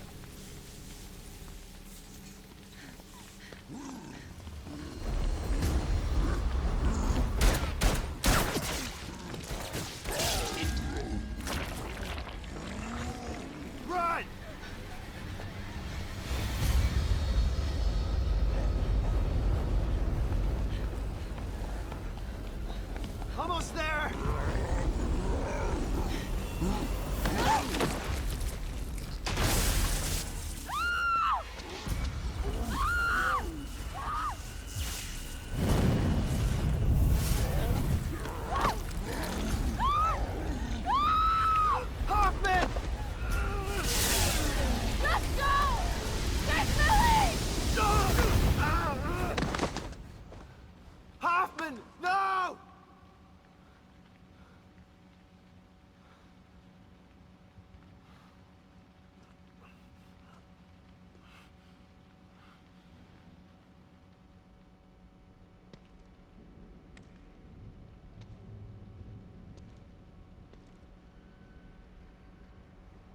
I'm sorry, Yukiko. I'll make him pay. I promise. Okay, so after all of this, I'm the only one left. Chapter 14 stop me. is another chapter that could have the potential to crash on the PS4 version, but I haven't encountered any crashes on the PS5. The crash usually happens when the elevator is rising. Like, you see the elevator rising once you get to the next room. I'm not entirely sure what causes these crashes sometimes. This place, Union, has incredible potential and Mobius wastes it. They fail to understand the magnitude of what they have created. Imagine an entire world of converts, their memories overwritten and reprogrammed, all connected to a central mind, the core. My commands traveling at the speed of thought and accepted without question. I could build my own spiritual utopia in days instead of decades. But how is that any different to what Mobius is trying to do with creating a world? And isn't he well aware of the loss phenomenon? He should be aware of that with individuals having their memories overwritten and this likely leading to the loss phenomenon. I mean, it's not just that. There are other factors as well. Yeah, Theodore doesn't make sense.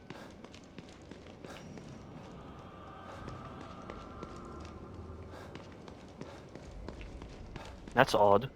The elevator didn't rise. There's supposed to be a moment where he says, "You've come back to me, Sebastian Castellanos." And he's like, "Yeah, but this time it's different. You're not getting away." I hope it's not another scripting error. Another sacrifice has gotten you this far. Damn it. Why did she have to die? I've lost them all. It's a tragedy, but they died honorably. One can only hope the trade-off is worth it. It has to be. Otherwise they died for nothing. I can't bear to think of that. Then you owe it to them to see this through, to save her, so that their sacrifice wasn't in vain. You're right. Let's do this.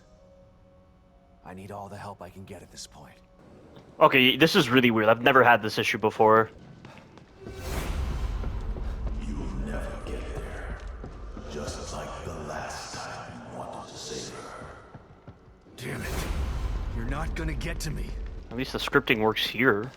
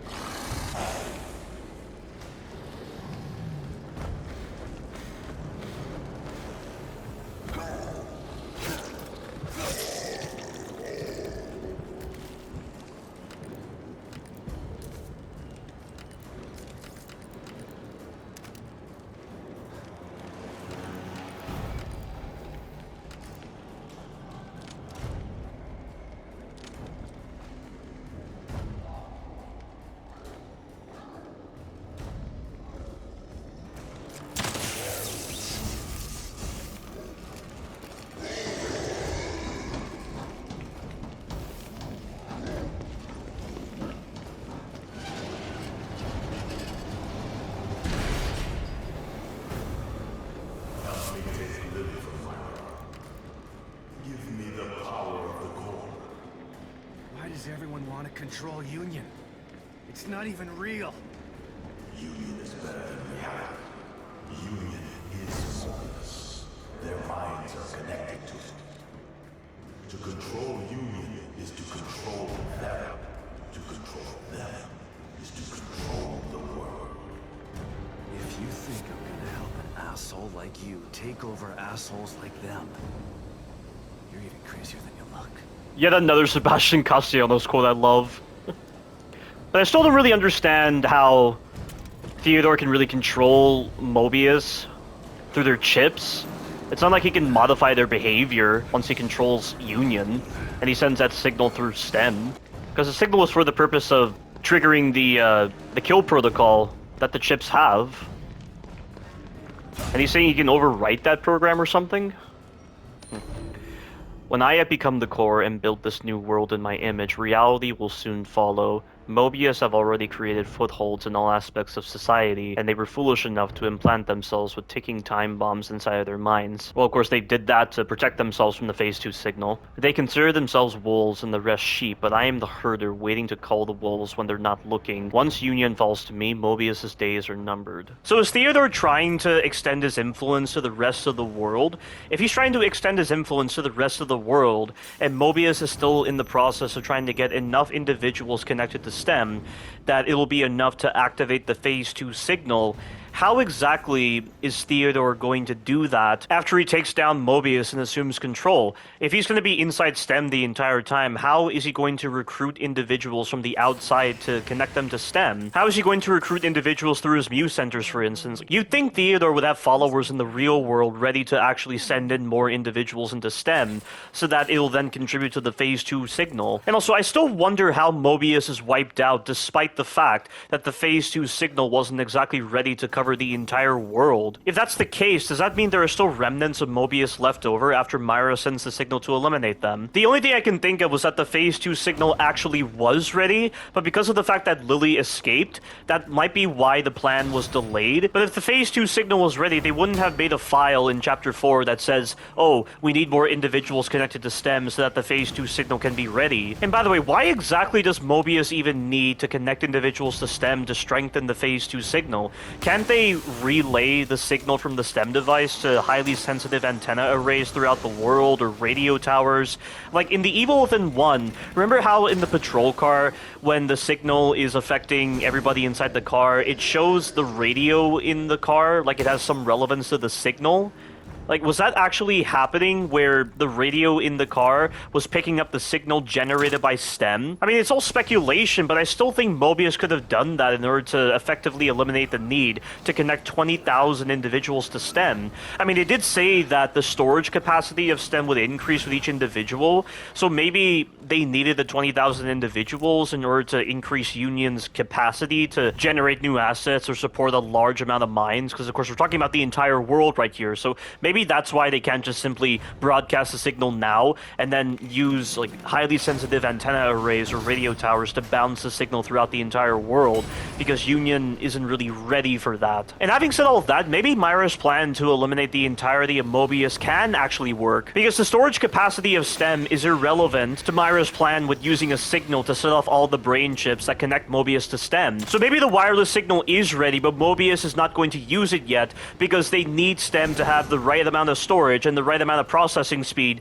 to support millions of minds. But because the signal is ready and storage is irrelevant to Myra, she's probably using the signal in an unorthodox way to set off all the brain chips within Mobius, which is why she's probably able to affect Mobius throughout the entire world. That's my theory on the matter, but I don't know if I'm contradicting lore or not. Again, I really have to brush up on the lore of the Evil Within series when I get to my retrospectives.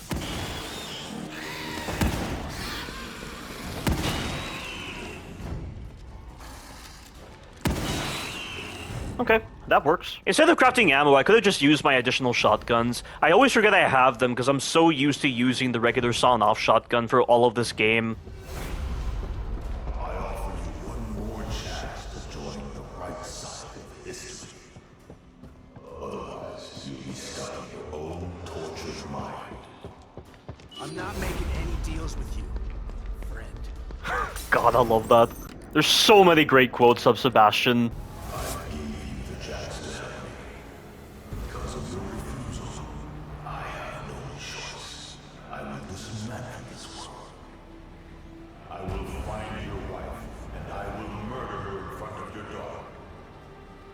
Suffer dearly at my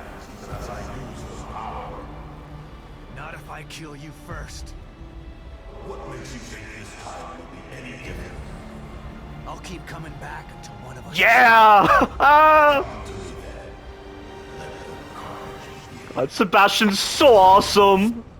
He's so cool. He's just one of the coolest video game characters ever. You found her. Excellent. You are special. You've always been special. That is why I brought you here. Why I allow you to create your own space. Prove your fealty to me. Bring me the core. Of course I do. You are an artist, Stefano. I respect that. But I need the girl first. This game is an absolute blast to play. Just like the first game.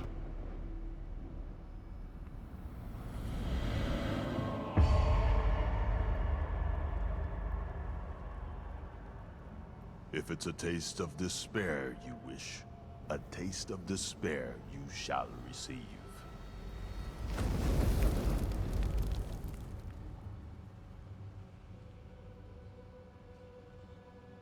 You did this to me, Dad.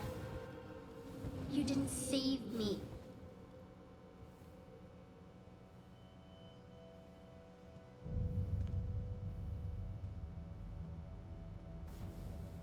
It's okay, sweetie. I'm gonna make it right again.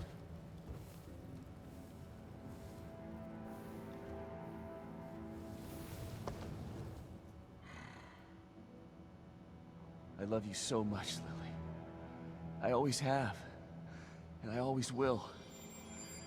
And I'm gonna save you this time. I promise.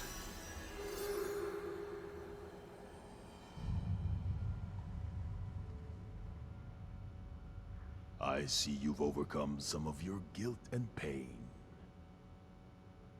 But the depth of your past traumas is vast. I've by-hearted this at this point. I know everything about you. I know what lies beneath. You have a deep well of fear from which to draw. You've seen many horrors, and they still haunt your memories. Remember where this all began. Remember Beacon.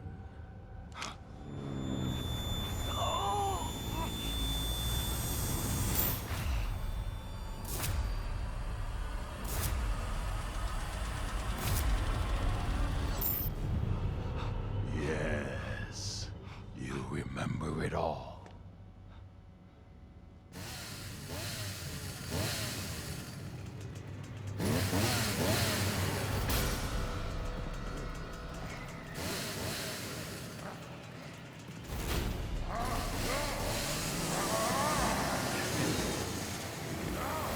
Sebastian still has yet to conquer the traumas of STEM, even though he severed his own connection, or the part of himself still stuck in STEM. These experiences have still lingered in his mind. What? This is what survival horror is. Enough of this shit!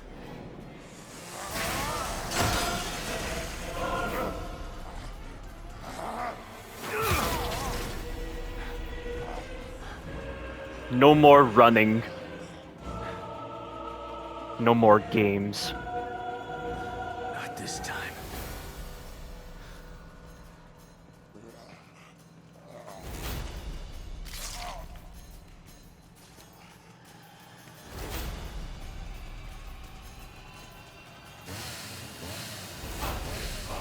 You think this will stop me?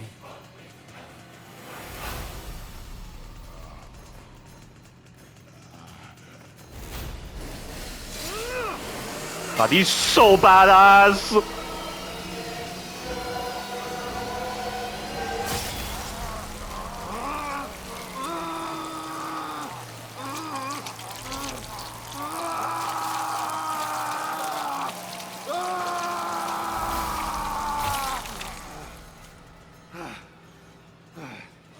Fuck you.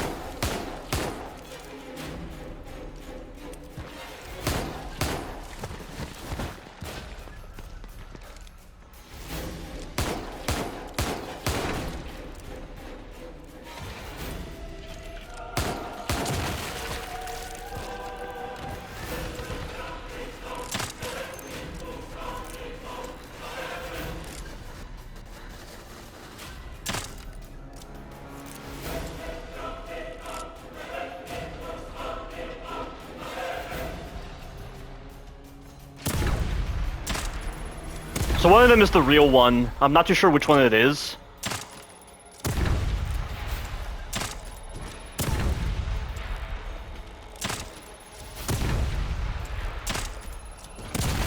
Oh, that was the real one. Okay. The one on the left.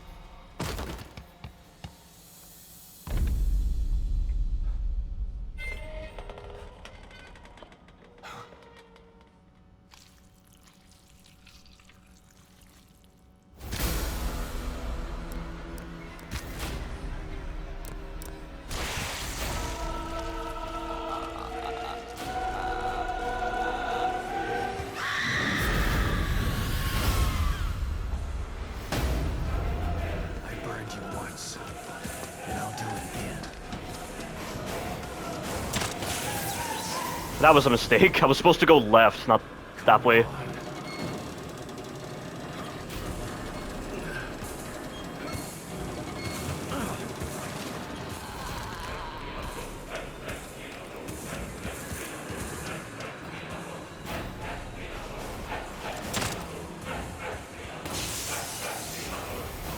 Come on, come on!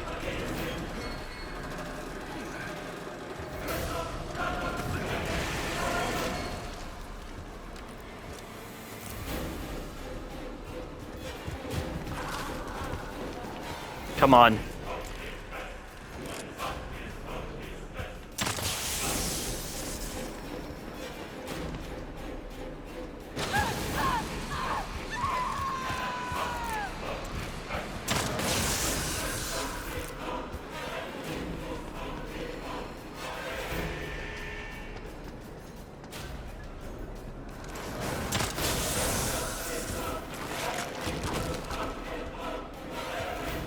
And it's done.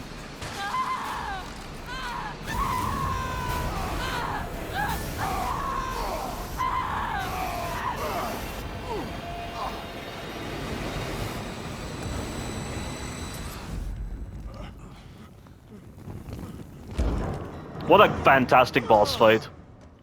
What are you? What else have you got?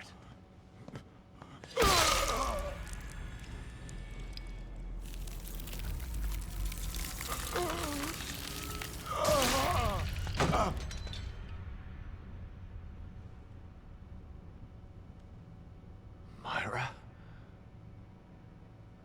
She must stay safe. I will protect Lily from anyone who wants to take her. You did it. Theodore is dead. Let's go home.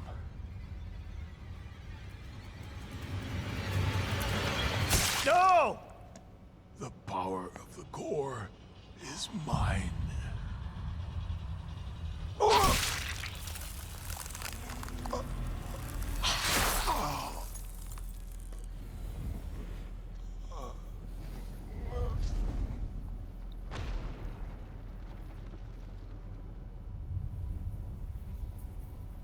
Lily is safe now. Where is she? Let's get her and get out of here.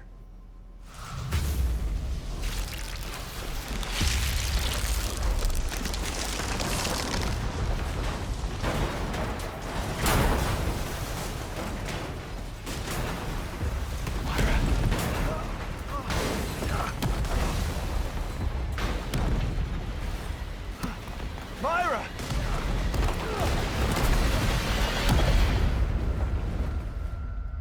And now Myra is going to be the most powerful influence over Union in this case. And I really like the tone of Chapter 15.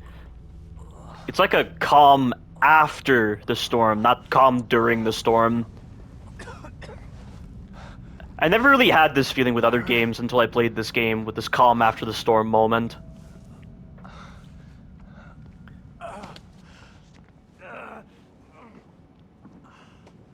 You can really feel how dead Union is now. Union really feels dead in the aftermath of taking out Theodore and Myra assuming control.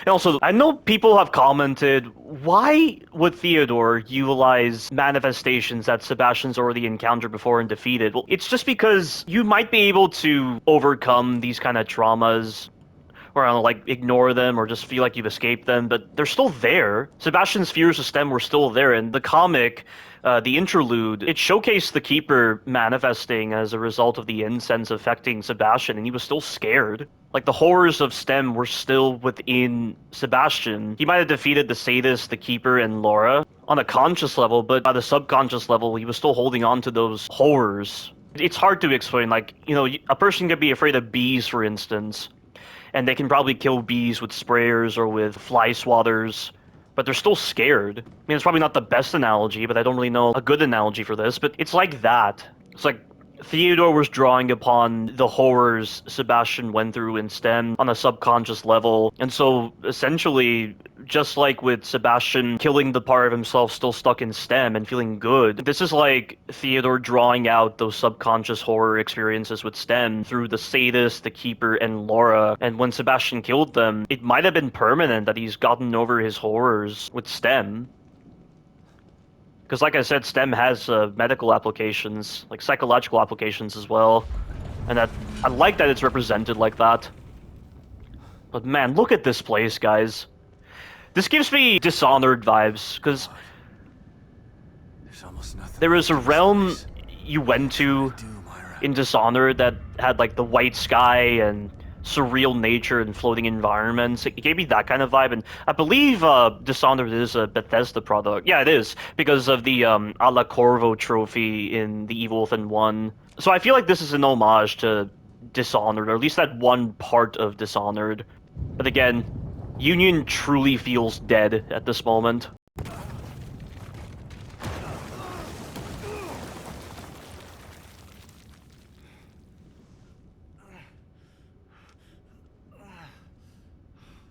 Damn it.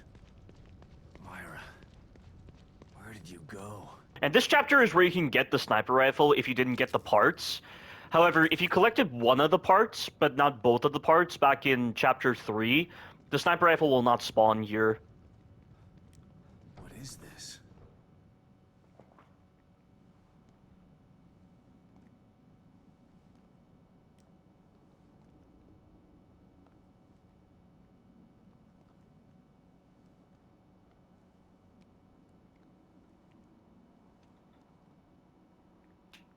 Myra?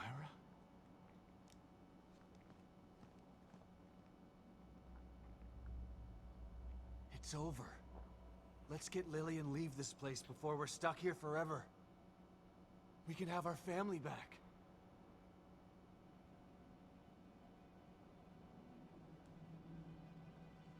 Please. I know you're still in there.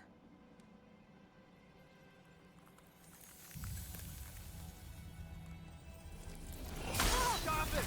Damn it! You have to listen to me!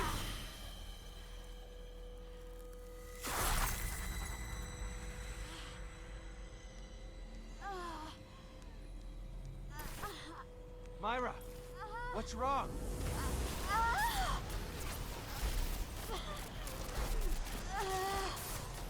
You gotta fight it! I can't. I have to protect Lily. Already did, Myra. Stefano can't hurt her. Neither can Theodore. They're dead. But Mobius isn't. Yes. Good. Go. Sebastian, now. Leave.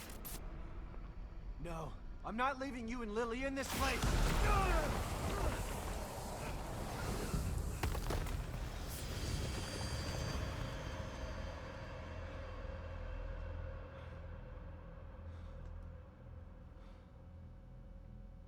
Myra! Shit. What is she trying to do? Oh. But I already have the sniper rifle. Surprising. You're facing your worst enemy, the one who you love. I don't understand why she's doing this. Her maternal instinct is strong. It's overwhelming her. She only remembers what it is to be a mother. It's been too long since she's been a wife. I wish I could talk some sense into her.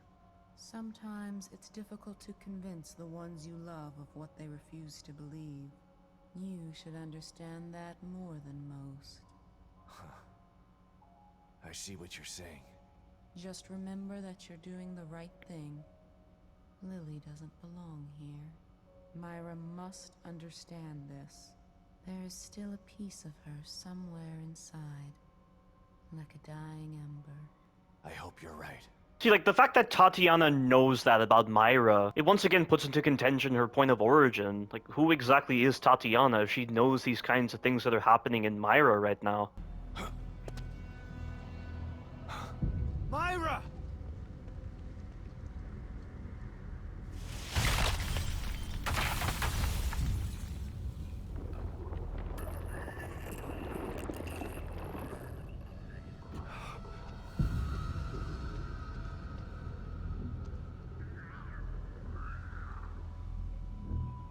I gotta get rid of these things.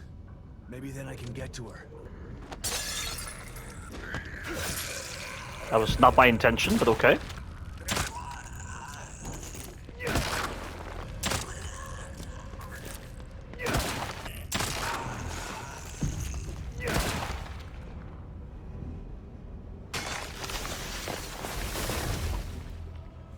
All right.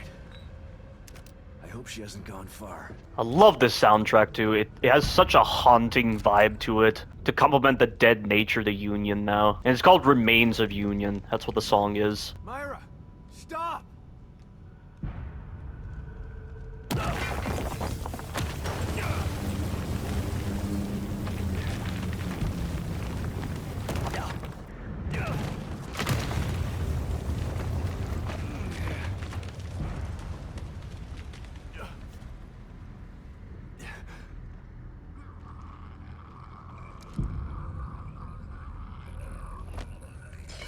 Shit. More of them? I don't have time for this.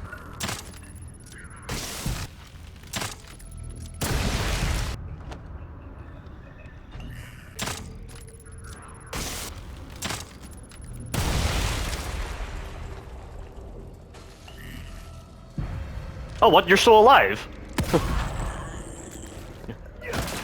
Yeah, I was looking at my phone for a bit. I did not see that that guy was still alive somehow. That sometimes happens. Not really sure why that happens. There she is.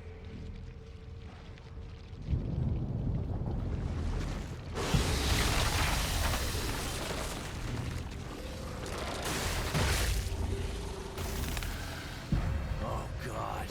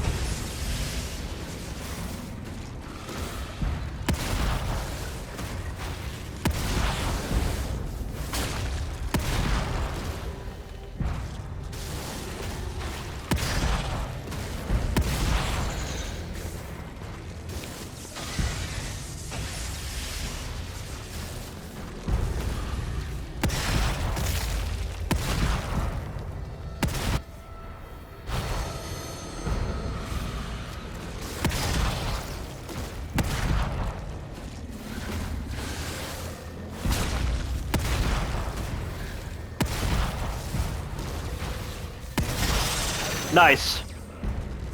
I actually stopped him from doing his running attack, because every time you knock him down and do a hard stun on him, he always does the running attack, but because I decapitated the other head, it stunned him. Which I did not know was actually a thing. It was actually stopping that running attack. I knew you could decapitate him, but I didn't think it served much of a gameplay purpose. It does suck that they don't introduce like more new enemy types, but they didn't want to drag out this part longer than necessary, I imagine. They kind of wanted you to get to Myra's boss fight in a way that felt like it had proper pace to it, which I can totally understand. And plus, if Myra is just now becoming the major power player in STEM, I would imagine she wouldn't have a lot of time to create new manifestations. Myra! Where are you going? I won't let you hurt Lily. Hurt her? I'd never do that. I love her. Your love can't protect her. Only I can do that. I told you to leave.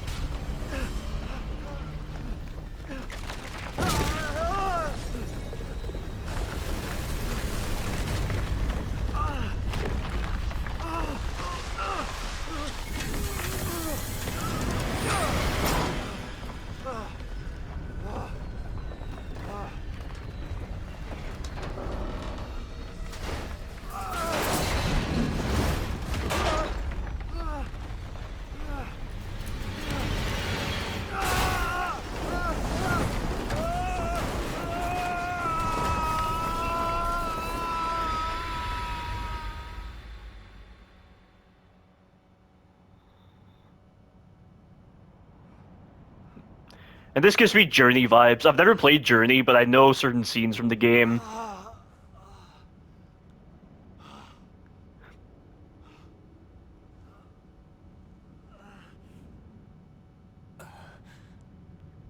You're just maneuvering around this Can't let her take Lily.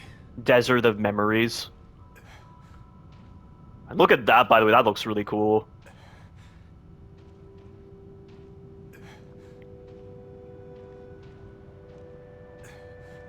Is that our house? I do wonder if that's where they kept Lily in the STEM environment when they were testing her as the core. When they said that Lily was being treated well and she was able to see her mother on a daily basis. It's interesting when you consider that. Maybe that's why their house is here. She must be there. I can't stop now.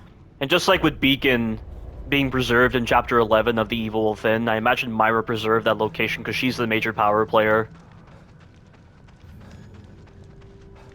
at the moment. This is such a beautiful soundtrack.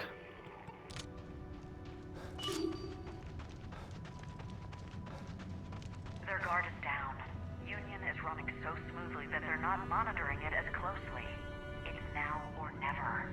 We should be able to free Lily before they know we're there. Once she's out, we'll be as good as invisible. Are you sure about this, Theodore? Someone as high-ranking as you. If you get caught... I've made my decision, Kidman. I can no longer stand idly by while they use that poor girl for their selfish needs. Son of a bitch knew what he was doing before he even came in here. I wonder if that particular conversation took place at the Renaissance Theater, as outlined in Theodore's note to Kidman. It's quite ironic that they would have the conversation in the Renaissance Theater, given that Stefano is Italian, and his artistic personality is quite befitting for a Renaissance theater. Esmeralda is in Union and waiting for instruction. Let's go, Myra. It's time. Are you sure about this, Myra? Once you become the core, you... I like how she's saying, "Are you sure about this?" I noted that, but Kidman first said, "Are you sure about this?" to Theodore. Now she's saying, "Are you sure about this?" I know.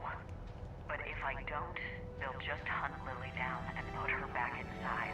I can't let that happen. Just promise me you'll get Lily to Sebastian when this is all over. I promise, Myra. I guess this is goodbye. Myra was planning on becoming the core? Why? But you see what I mean? Like, we had this optional conversation with Torres about this, on why Myra was planning on becoming the core, so that she can send that signal to take down Mobius, but it's like the dialogue and the cutscenes are framed in such a way where Sebastian never did the optional conversations. I really wish they took the optional conversations into account when designing the dialogue. And they're clearly capable because they have a lot of these dynamic dialogue moments that occur. There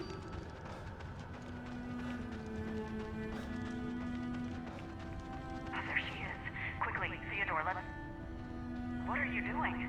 Did you really think I was going to let you destroy Mobius? They may be short-sighted, but they're far too valuable to me. When I control them, when I control STEM, only then will they reach their full potential. Now, give her to me. Over my dead body. If that's the way you want it. That's when it happened. When this place started to fall apart. And Lily was missing for almost a week.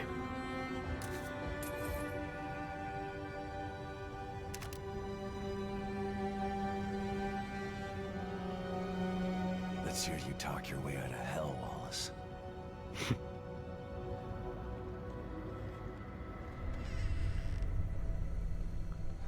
And I love the cat just laying there. You can't even hear it meowing. That's how you know your journey is coming to an end. Everyone is just ready to accept whatever fate befalls them.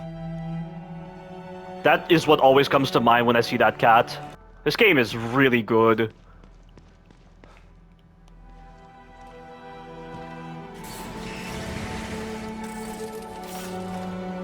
Detective Castellanos. Always a pleasure to see you.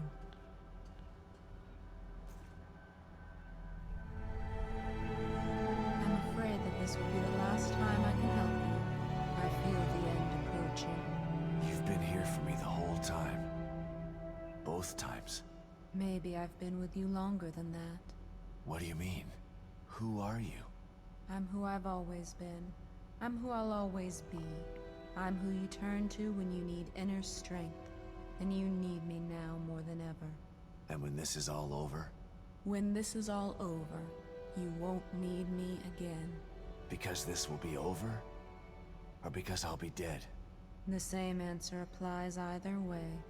Now, let's get you ready. Maybe Tatiana is an AI system that exists in this construct of STEM. Maybe STEM itself uses Tatiana as the avatar. Of course, why only Sebastian can see her right now, and Kidman, of course, saw her before. It's also very fascinating. And maybe this AI system would theoretically know about Myra embracing her maternal desire too much. I mean, theoretically, that would be possible, I would imagine.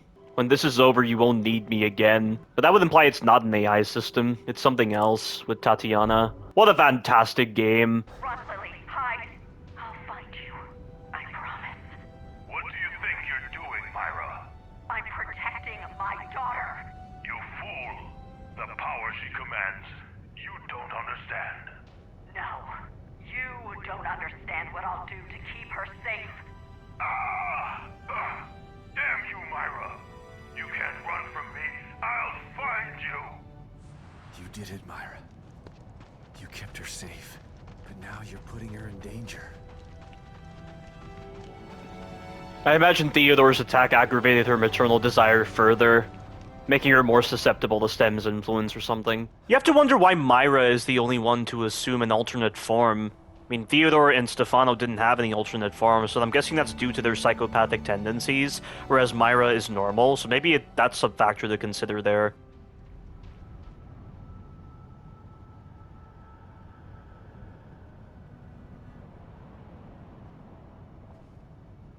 Myra? Is it you?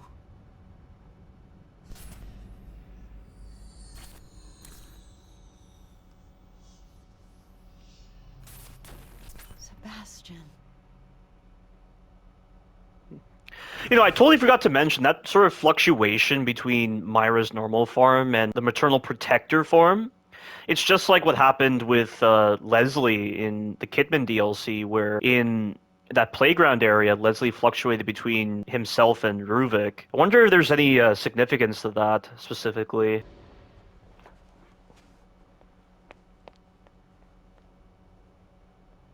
Why are you fighting me, Myra? You don't understand. This is our new home. Lily will be safe here. Happy. And obviously she's saying all this out of emotion because she's not logging in the fact that Mobius is controlling STEM right now, and there's still a threat to Lily and herself. So Sebastian is right to extract her. Free from fear. Free from pain.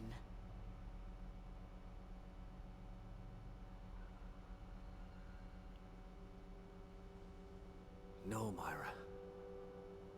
This isn't real.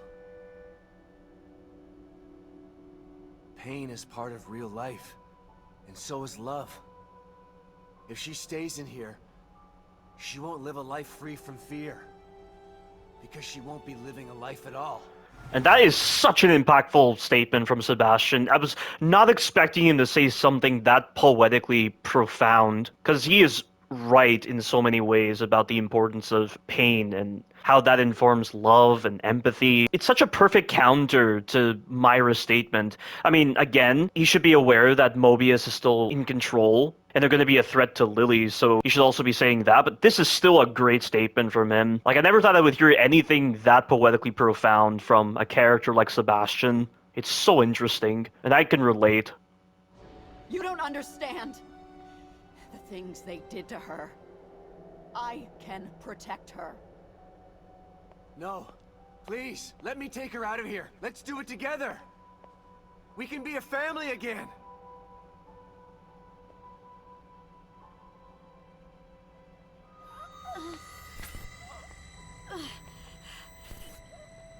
No!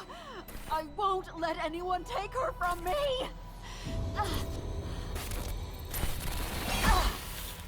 No. Please, Myra. We still have time. We can leave. I am not gonna leave Lily here.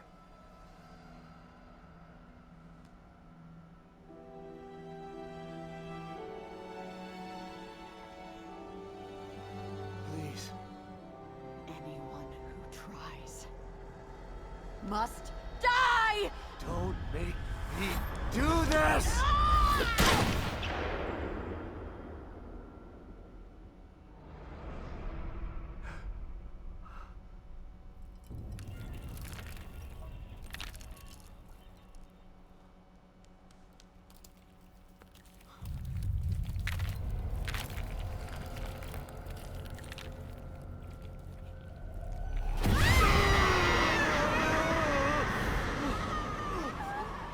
This actually terrified me the first time I saw this, the way Myra transformed.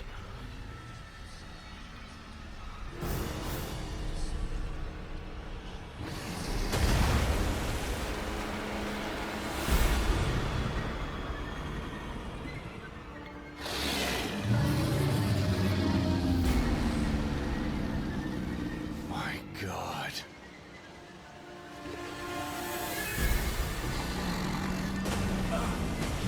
Hurt me. You'll hurt her, too. I won't let you. God damn it, Myra! Stop this! Think about what you're doing!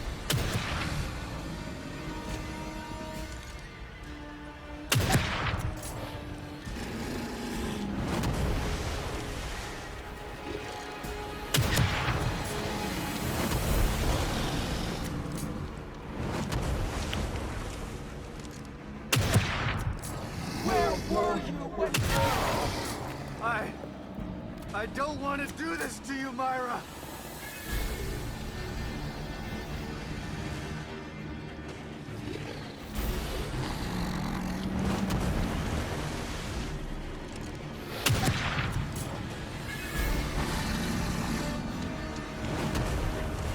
You're useless!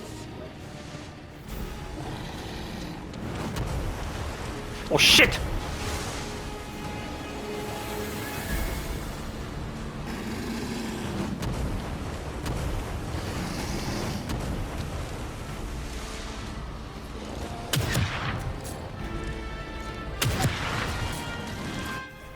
Alright, please don't kill myself with the flamethrower.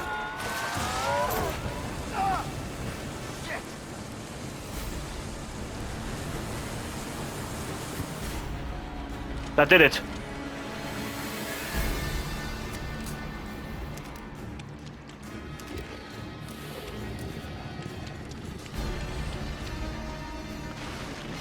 And you gotta really watch her stamina too. A full stamina bar is needed for certain moves she has. You can't stop me! Please, Myra! I know you're still in there! You gotta stop!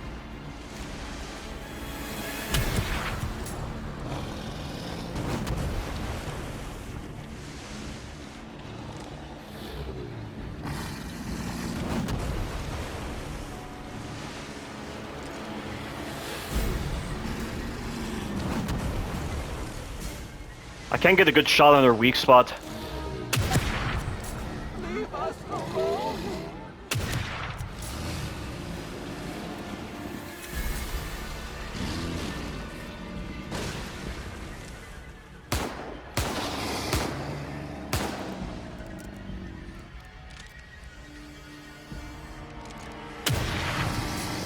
Oh shit!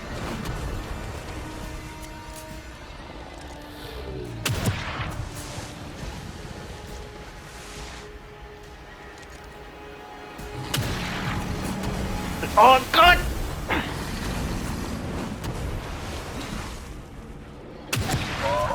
That did it.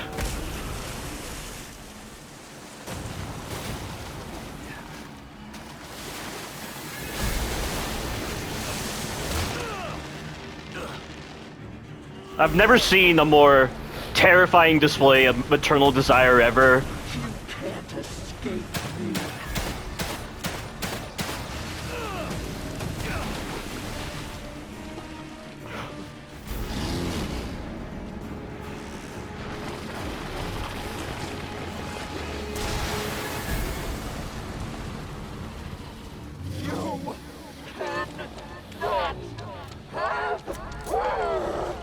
I don't want to do this.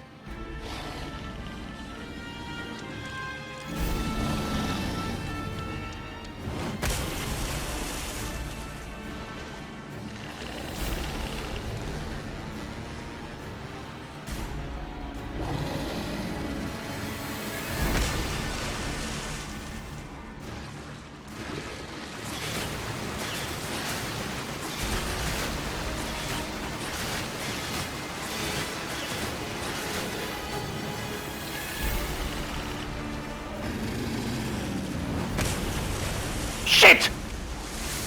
Oh my god.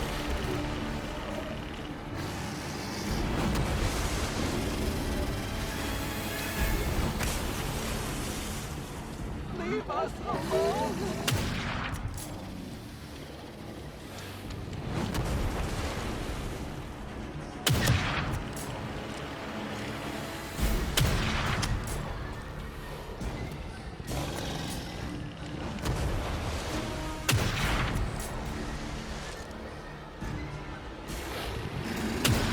God damn it!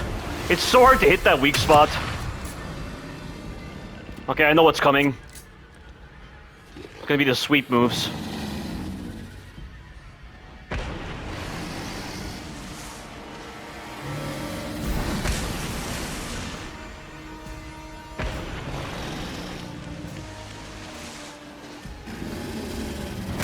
Oh god! Jesus. I haven't fought her in a long time.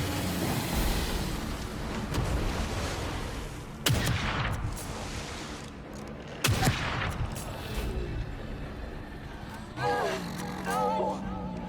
I won't give up!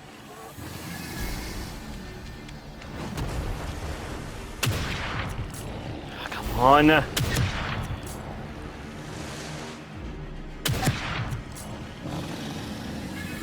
I need more ammo.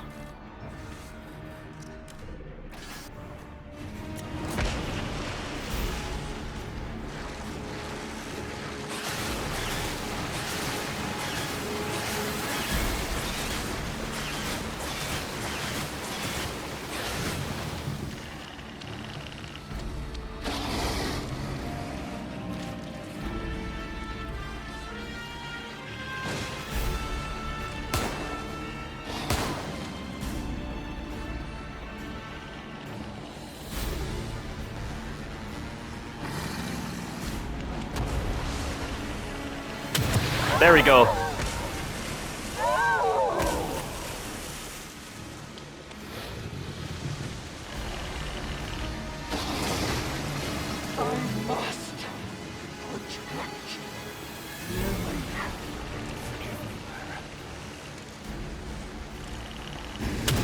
Damn it! Come on.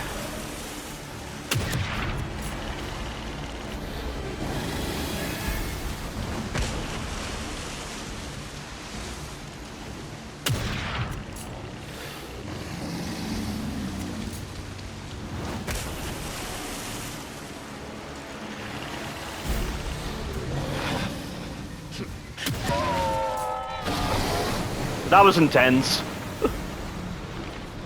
She's definitely the hardest boss of the game. And it's really tricky aiming at her weak spots with the sniper rifle. I don't know why people call this fight bad, it's really good.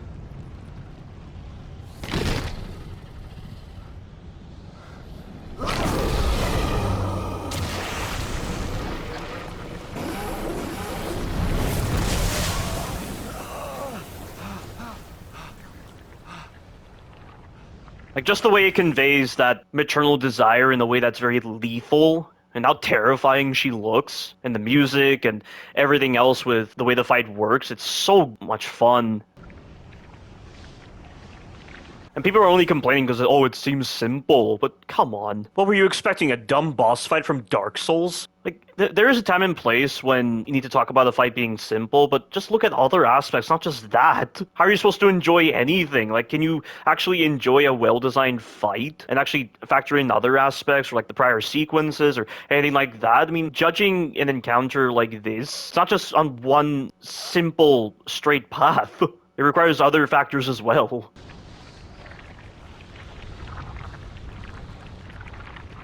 And that didn't really seem simple to me. I felt like I was gonna get killed at certain points.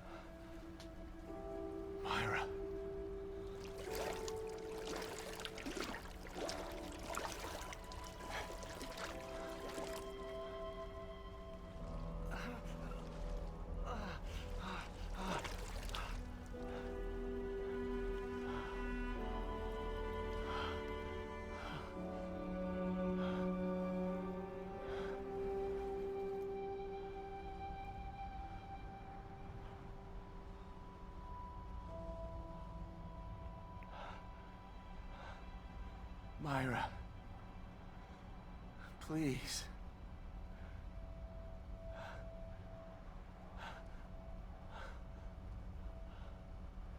I'm so sorry. I didn't want to. No. I couldn't control myself.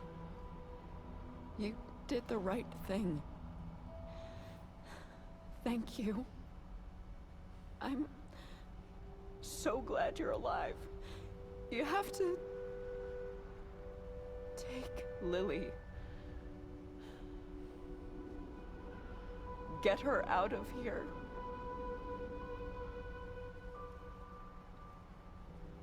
I'm getting us all out of here. Come on. It's too far. Leave me. Just get Lily. Leave me. No, I won't leave you again. You have to.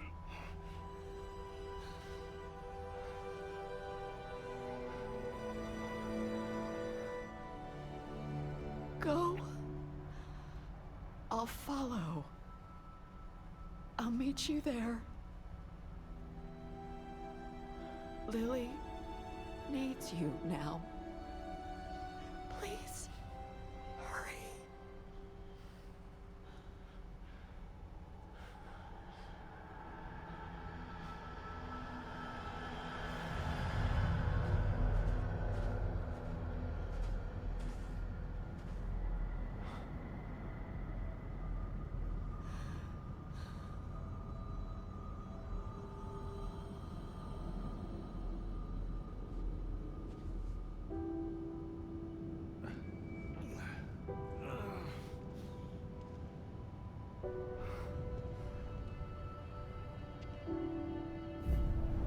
Gotta get to the house.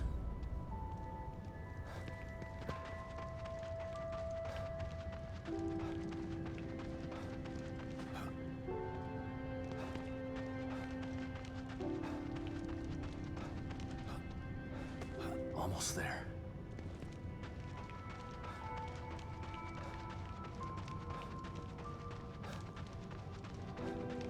Please be safe, Lily. Nice transition.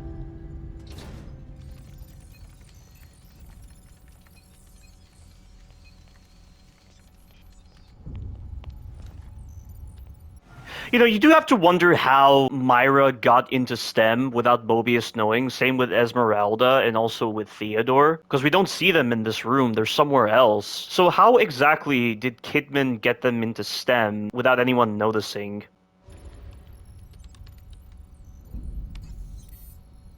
We've re-established contact, sir. Where is he? We can't get an exact location. Wait! The core's been located. The marker is approaching her. Excellent. Instruct the marker on how to re-establish the core. I hate to be the bearer of bad news, sir, but it's too late for that. The environment has taken too much damage. Even with the core back in place, total collapse of Union is imminent. So be it. We still have STEM. We can start again. But we need the core. She's too valuable to abandon. Have the med team prepare for core extraction. How much time? Depends on how fast he can get her to the extraction point. They're close. Shouldn't be long. Med team in place and standing by. Once extracted, have the med team terminate the marker. He served his purpose. Yes, sir. Shit. Kid. Call your man and give him instructions. Nice that he says kid because he also called her kid in Evil Within 1. Well, I guess this is it, kid. Kid. Did you hear me? Yeah, I did. Is that insubordination I'm sensing? You know, you still have to wonder why in the Evil Within 1, the assignment DLC, when you're restoring Kidman's profile, the AI system mentions that Kidman's profile was terminated due to insubordination, almost like STEM was predicting the future somehow. I'm not really sure how that's possible, but it's interesting that they bring it up here with the insubordination. You can't kill him. Yes, we can, and we will. Once he's back in the real world, he'll become a liability. Now, call him and tell him where the extraction point is.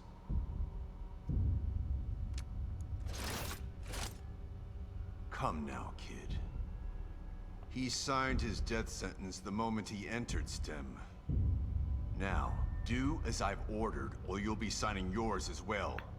Yeah, I don't know if I like the writing of the administrator. I just feel like if the person who handled the administrator in the Evil Within 1 handled the direction of the administrator, we'd be getting much better writing and voice acting, I would say. I think the administrator is honestly the weakest character in terms of voice acting and also with writing when you compare it to Evil Within 1. No. A shame that you'd attempt to betray us. I had such hope for you.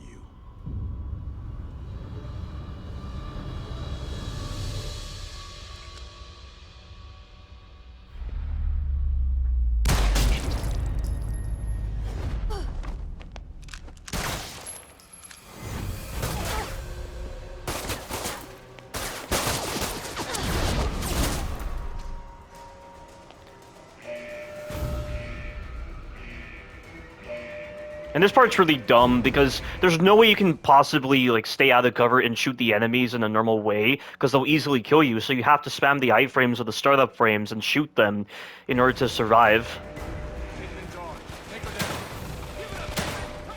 Not happening. You stand down.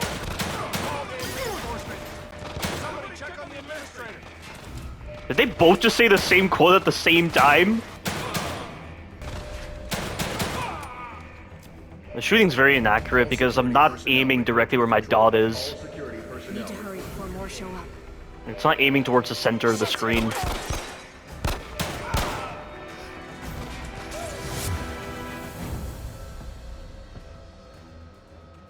Lily! She's gotta be in her room upstairs.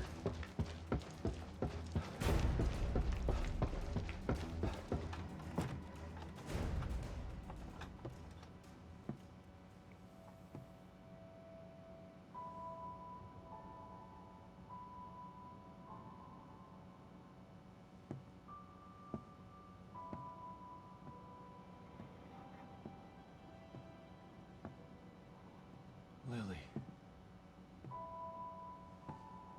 My sweet little girl. Dad? It's me, Lily. I'm here. Is it really you? It's really me. I'm here to take you home. You mean we're not home? No, baby. When she says, "You mean we're not home," does that mean she never left the STEM environment? Or is this something else? I'm a bit confused by that statement. But we will be soon. So tired. Go back to sleep. When you wake up, we'll be safe again. And remember, Kidman spent some time with Lily during testing, which would imply Lily was in the real world, but when she's questioning if this is really home, it almost implies she doesn't realize Myra, she's not in the real world. I've got her. Come on, let's get the hell out of here. I'm sorry, Sebastian. I can't. Yes, you can. I'll carry both of you if I have to. But I'm not... Mobius has to be stopped. Screw Mobius. We've lost too much time to them already. We can get away, just the three of us. We'll go someplace where they'll never find us. There's nowhere to hide. They're everywhere. Lily will always be in danger, unless I destroy them. Okay, fine, I'll wait. Once Mobius is gone, It doesn't we'll... work that way, Sebastian. It can only be done from inside. STEM is more than just this place. All of Mobius are connected to it via the chips in their heads. Once I assume the power of the core, I can transmit a signal just as Union collapses. A signal that can take Mobius down once and for all. But we're finally together again. There's no other choice. This is part of the plan. It always has been. I'm sorry. Myra. Shh. Just promise to take care of the little one. Never let her forget how much her mother loved her. Myra. There's so much I want to say to you.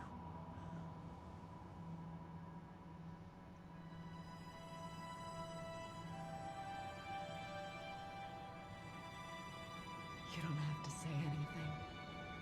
I've been watching you all this time. I know how you've suffered, what they did to you, what I did to you. You didn't ask for any of this. You've been into hell twice for it. It's time for you to leave now.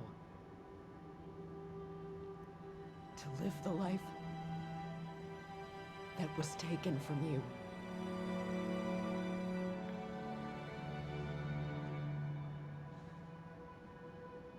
I love you, Myra. I love you too. Both of you. That's why I'm doing this. But there's no more time. You have to go, now!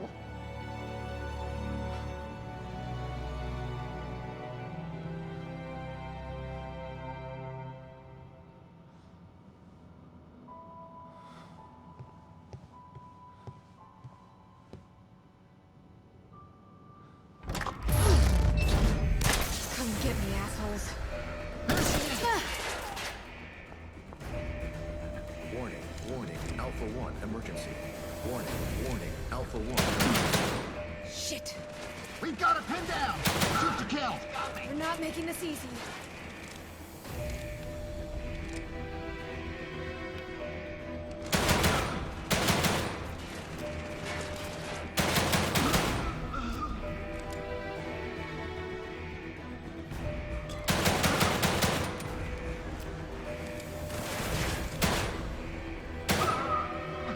Gotta get to the STEM room. Just need to make it downstairs. Personnel, report to the STEM room. Hang on, Sebastian.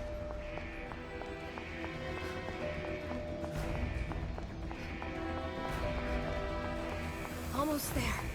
All security personnel, report to the STEM room. I hope this works, Myra.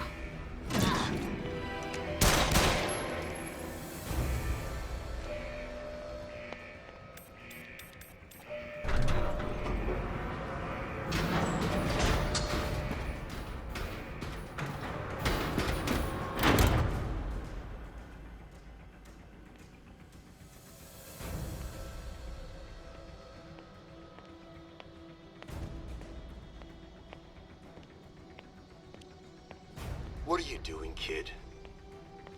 Your actions will only result in your death. You must know this.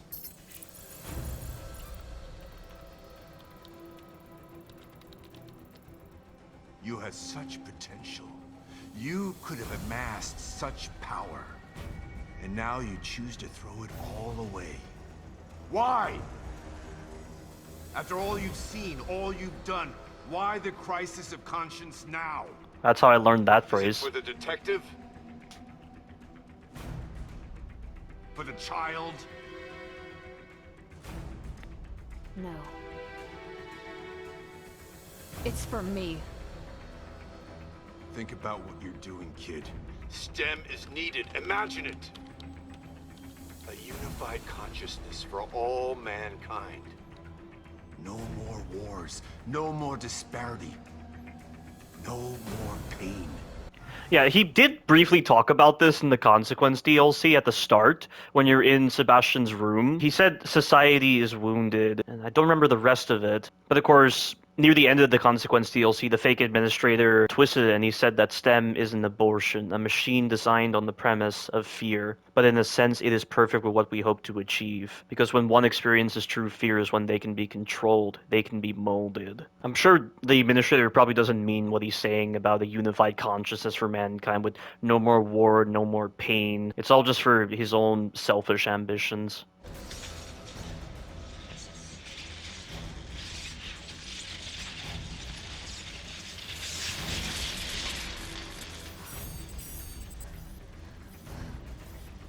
No going back now. I hope you were right, Myra.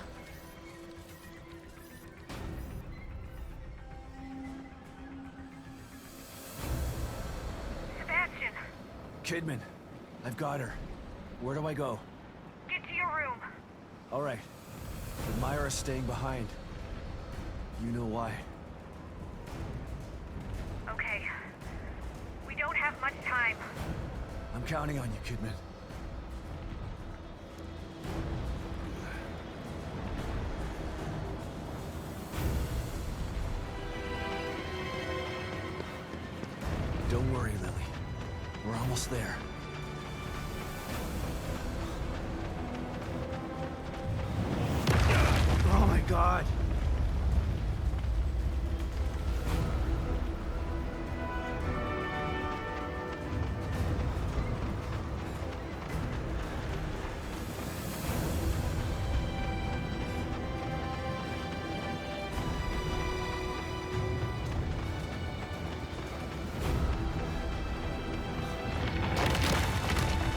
Please.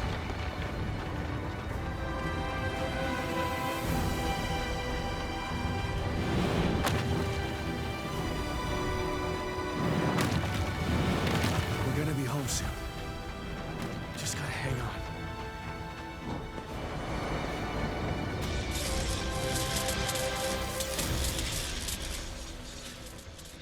It's not too late to stop this, kid.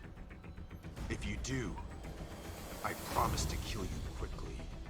That is such a dumb line. Otherwise, the punishment for your betrayal will be legendary. But I do like this line. I'm going to be legendary, all right. Legendary for taking you down! A world without choice isn't a utopia.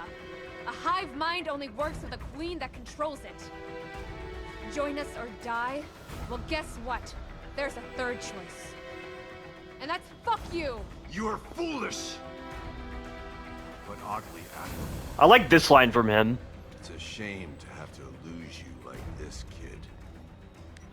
Yeah, he could have done that sooner, but he just chose not to do so because there's something he admires about her greatly, and that's probably why Kidman thinks of the Administrator in The Evil Within 1 a lot. I mean, I don't really know if the Administrator's fixation on Kidman was really showcased that much in Evil Within 1. To me, it didn't really seem like that. I thought he was just using her, but I could be wrong.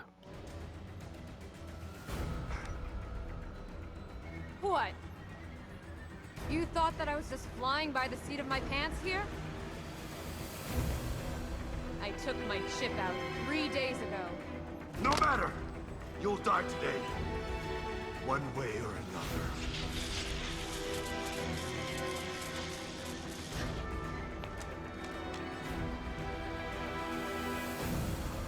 Come on, Sebastian.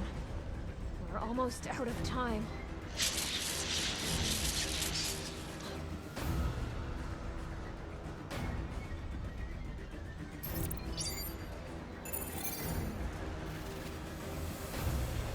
Yeah, that's another thing as well. Like, couldn't they have, like, once they finished off Mobius, find Myra's body or something? Because, like, remember in the Executioner DLC, even though Pedro seemingly died within STEM, corresponding brain death didn't really occur in the real world. They could have found some way to connect with Myra in the real world, assuming she didn't have corresponding brain death when she died within Union. Although the epilogue that occurs in this game implies that Myra's still alive because STEM just mysteriously reactivates. But that's insignificant now. It's one of the things that annoys me about media that tries to set up another sequel, because if something happens behind the scenes that impacts development, it makes any kind of cliffhanger moment meaningless.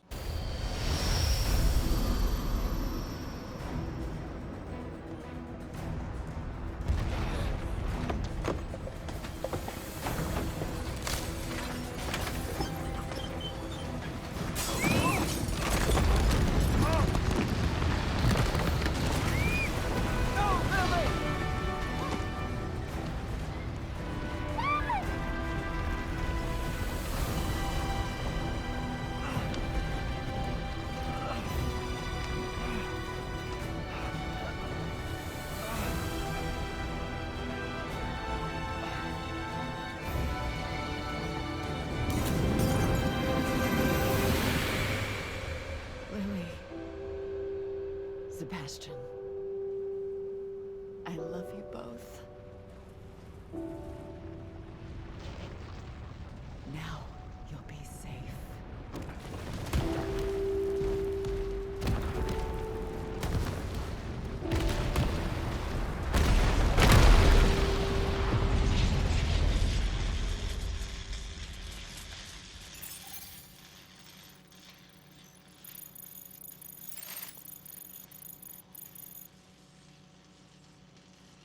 You did it, Myra.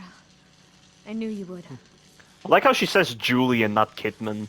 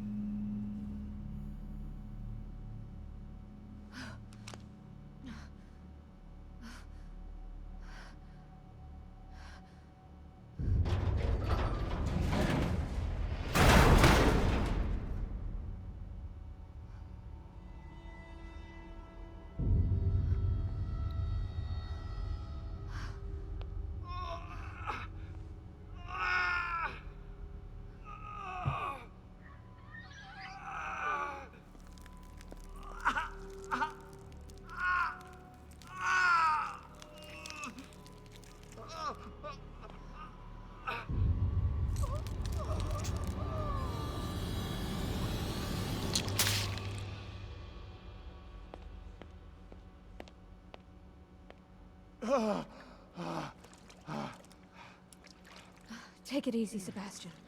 You're safe now. Lily. Where's Lily? I need your help getting her out. Stand over there.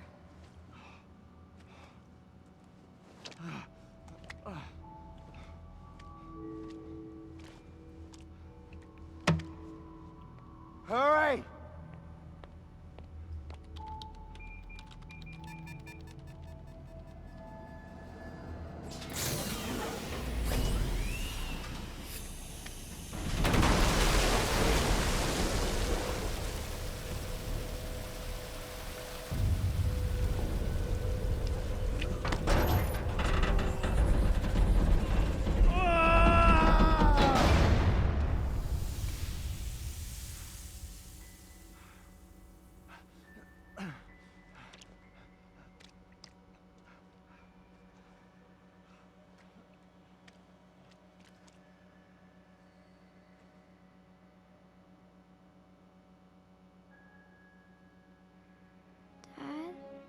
Is it really you?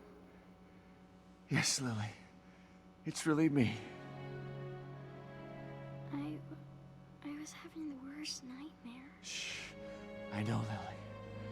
But you're awake now. The nightmare's over. There's nothing to be scared of anymore.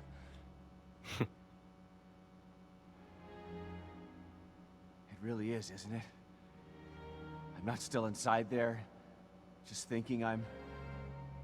It really is over. Thanks to Myra.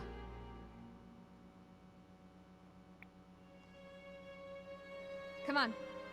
Let's get the hell out of here. What a fantastic game. I mean, there are some story problems, like how Lily is somehow still 6 years old despite it being 11 years since she was born. She's supposed to be 11 years old and she's somehow 6 years old. But man, this game is just so much fun. It was such a blast to replay it. I gotta let the credits play out, by the way, because I love the song that plays. Ordinary World. That's what the song is called.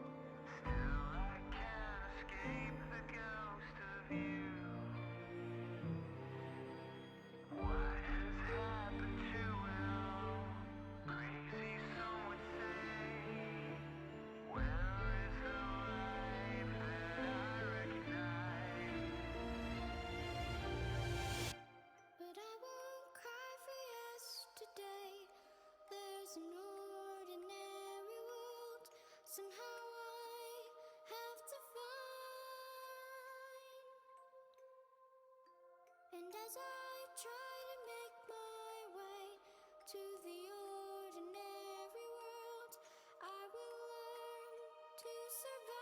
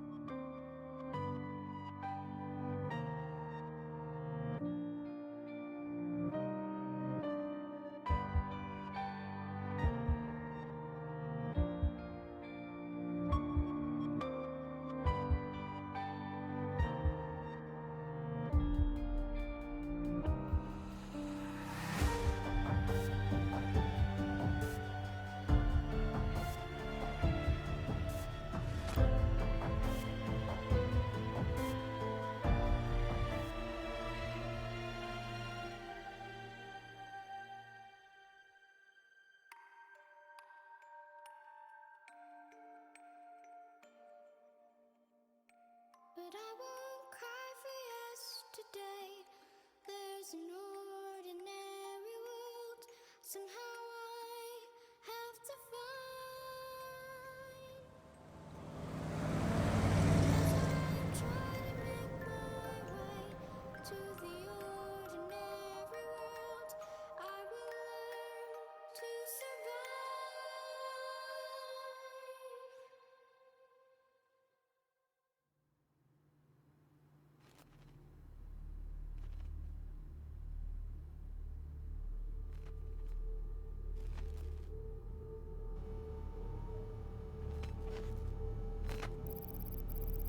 The sequel that never happened.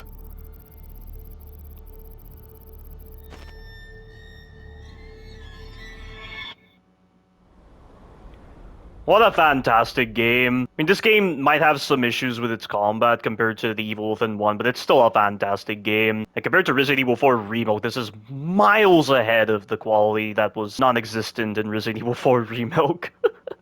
And while there were some inconsistencies, like what I already discussed with Lily's age not making any sense, and also with certain story details from the Evil Within 1 that weren't really translated over to the Evil Within 2 because of the vague storytelling of the Evil Within 1. For what they managed to put together, it's great. And I know a lot of people complain about the lack of environments and stuff like that, but I was hardly paying attention to that kind of stuff. And furthermore, it wouldn't make any sense for there to be this many environments because this is supposed to be a more stable version of STEM, and Lily only disappeared for about a week. And yes, the loss phenomenon was still around, but it was only affecting like 0.005% of the population. But man, the emotional journey Sebastian goes through and the way STEM is utilized in a way that is not only horrific, but also therapeutic and helpful for Sebastian's mental health, and the way he conquers his own demons, the horrors of STEM, and reunites with Lily, it's so awesome in this game. Like, this game really cements my love for psychology. I mean, the Evil Within 1 already did that, but this game is really great for that kind of stuff, and I like the supporting cast as well with the optional conversations you get into. I didn't like the administrator. It's a shame that his writing and voice acting isn't really comparable to how it is in the Evil Within 1. And, you know, like, how is Kidman supposed to be afraid of this administrator present in Evil Within 2, you know?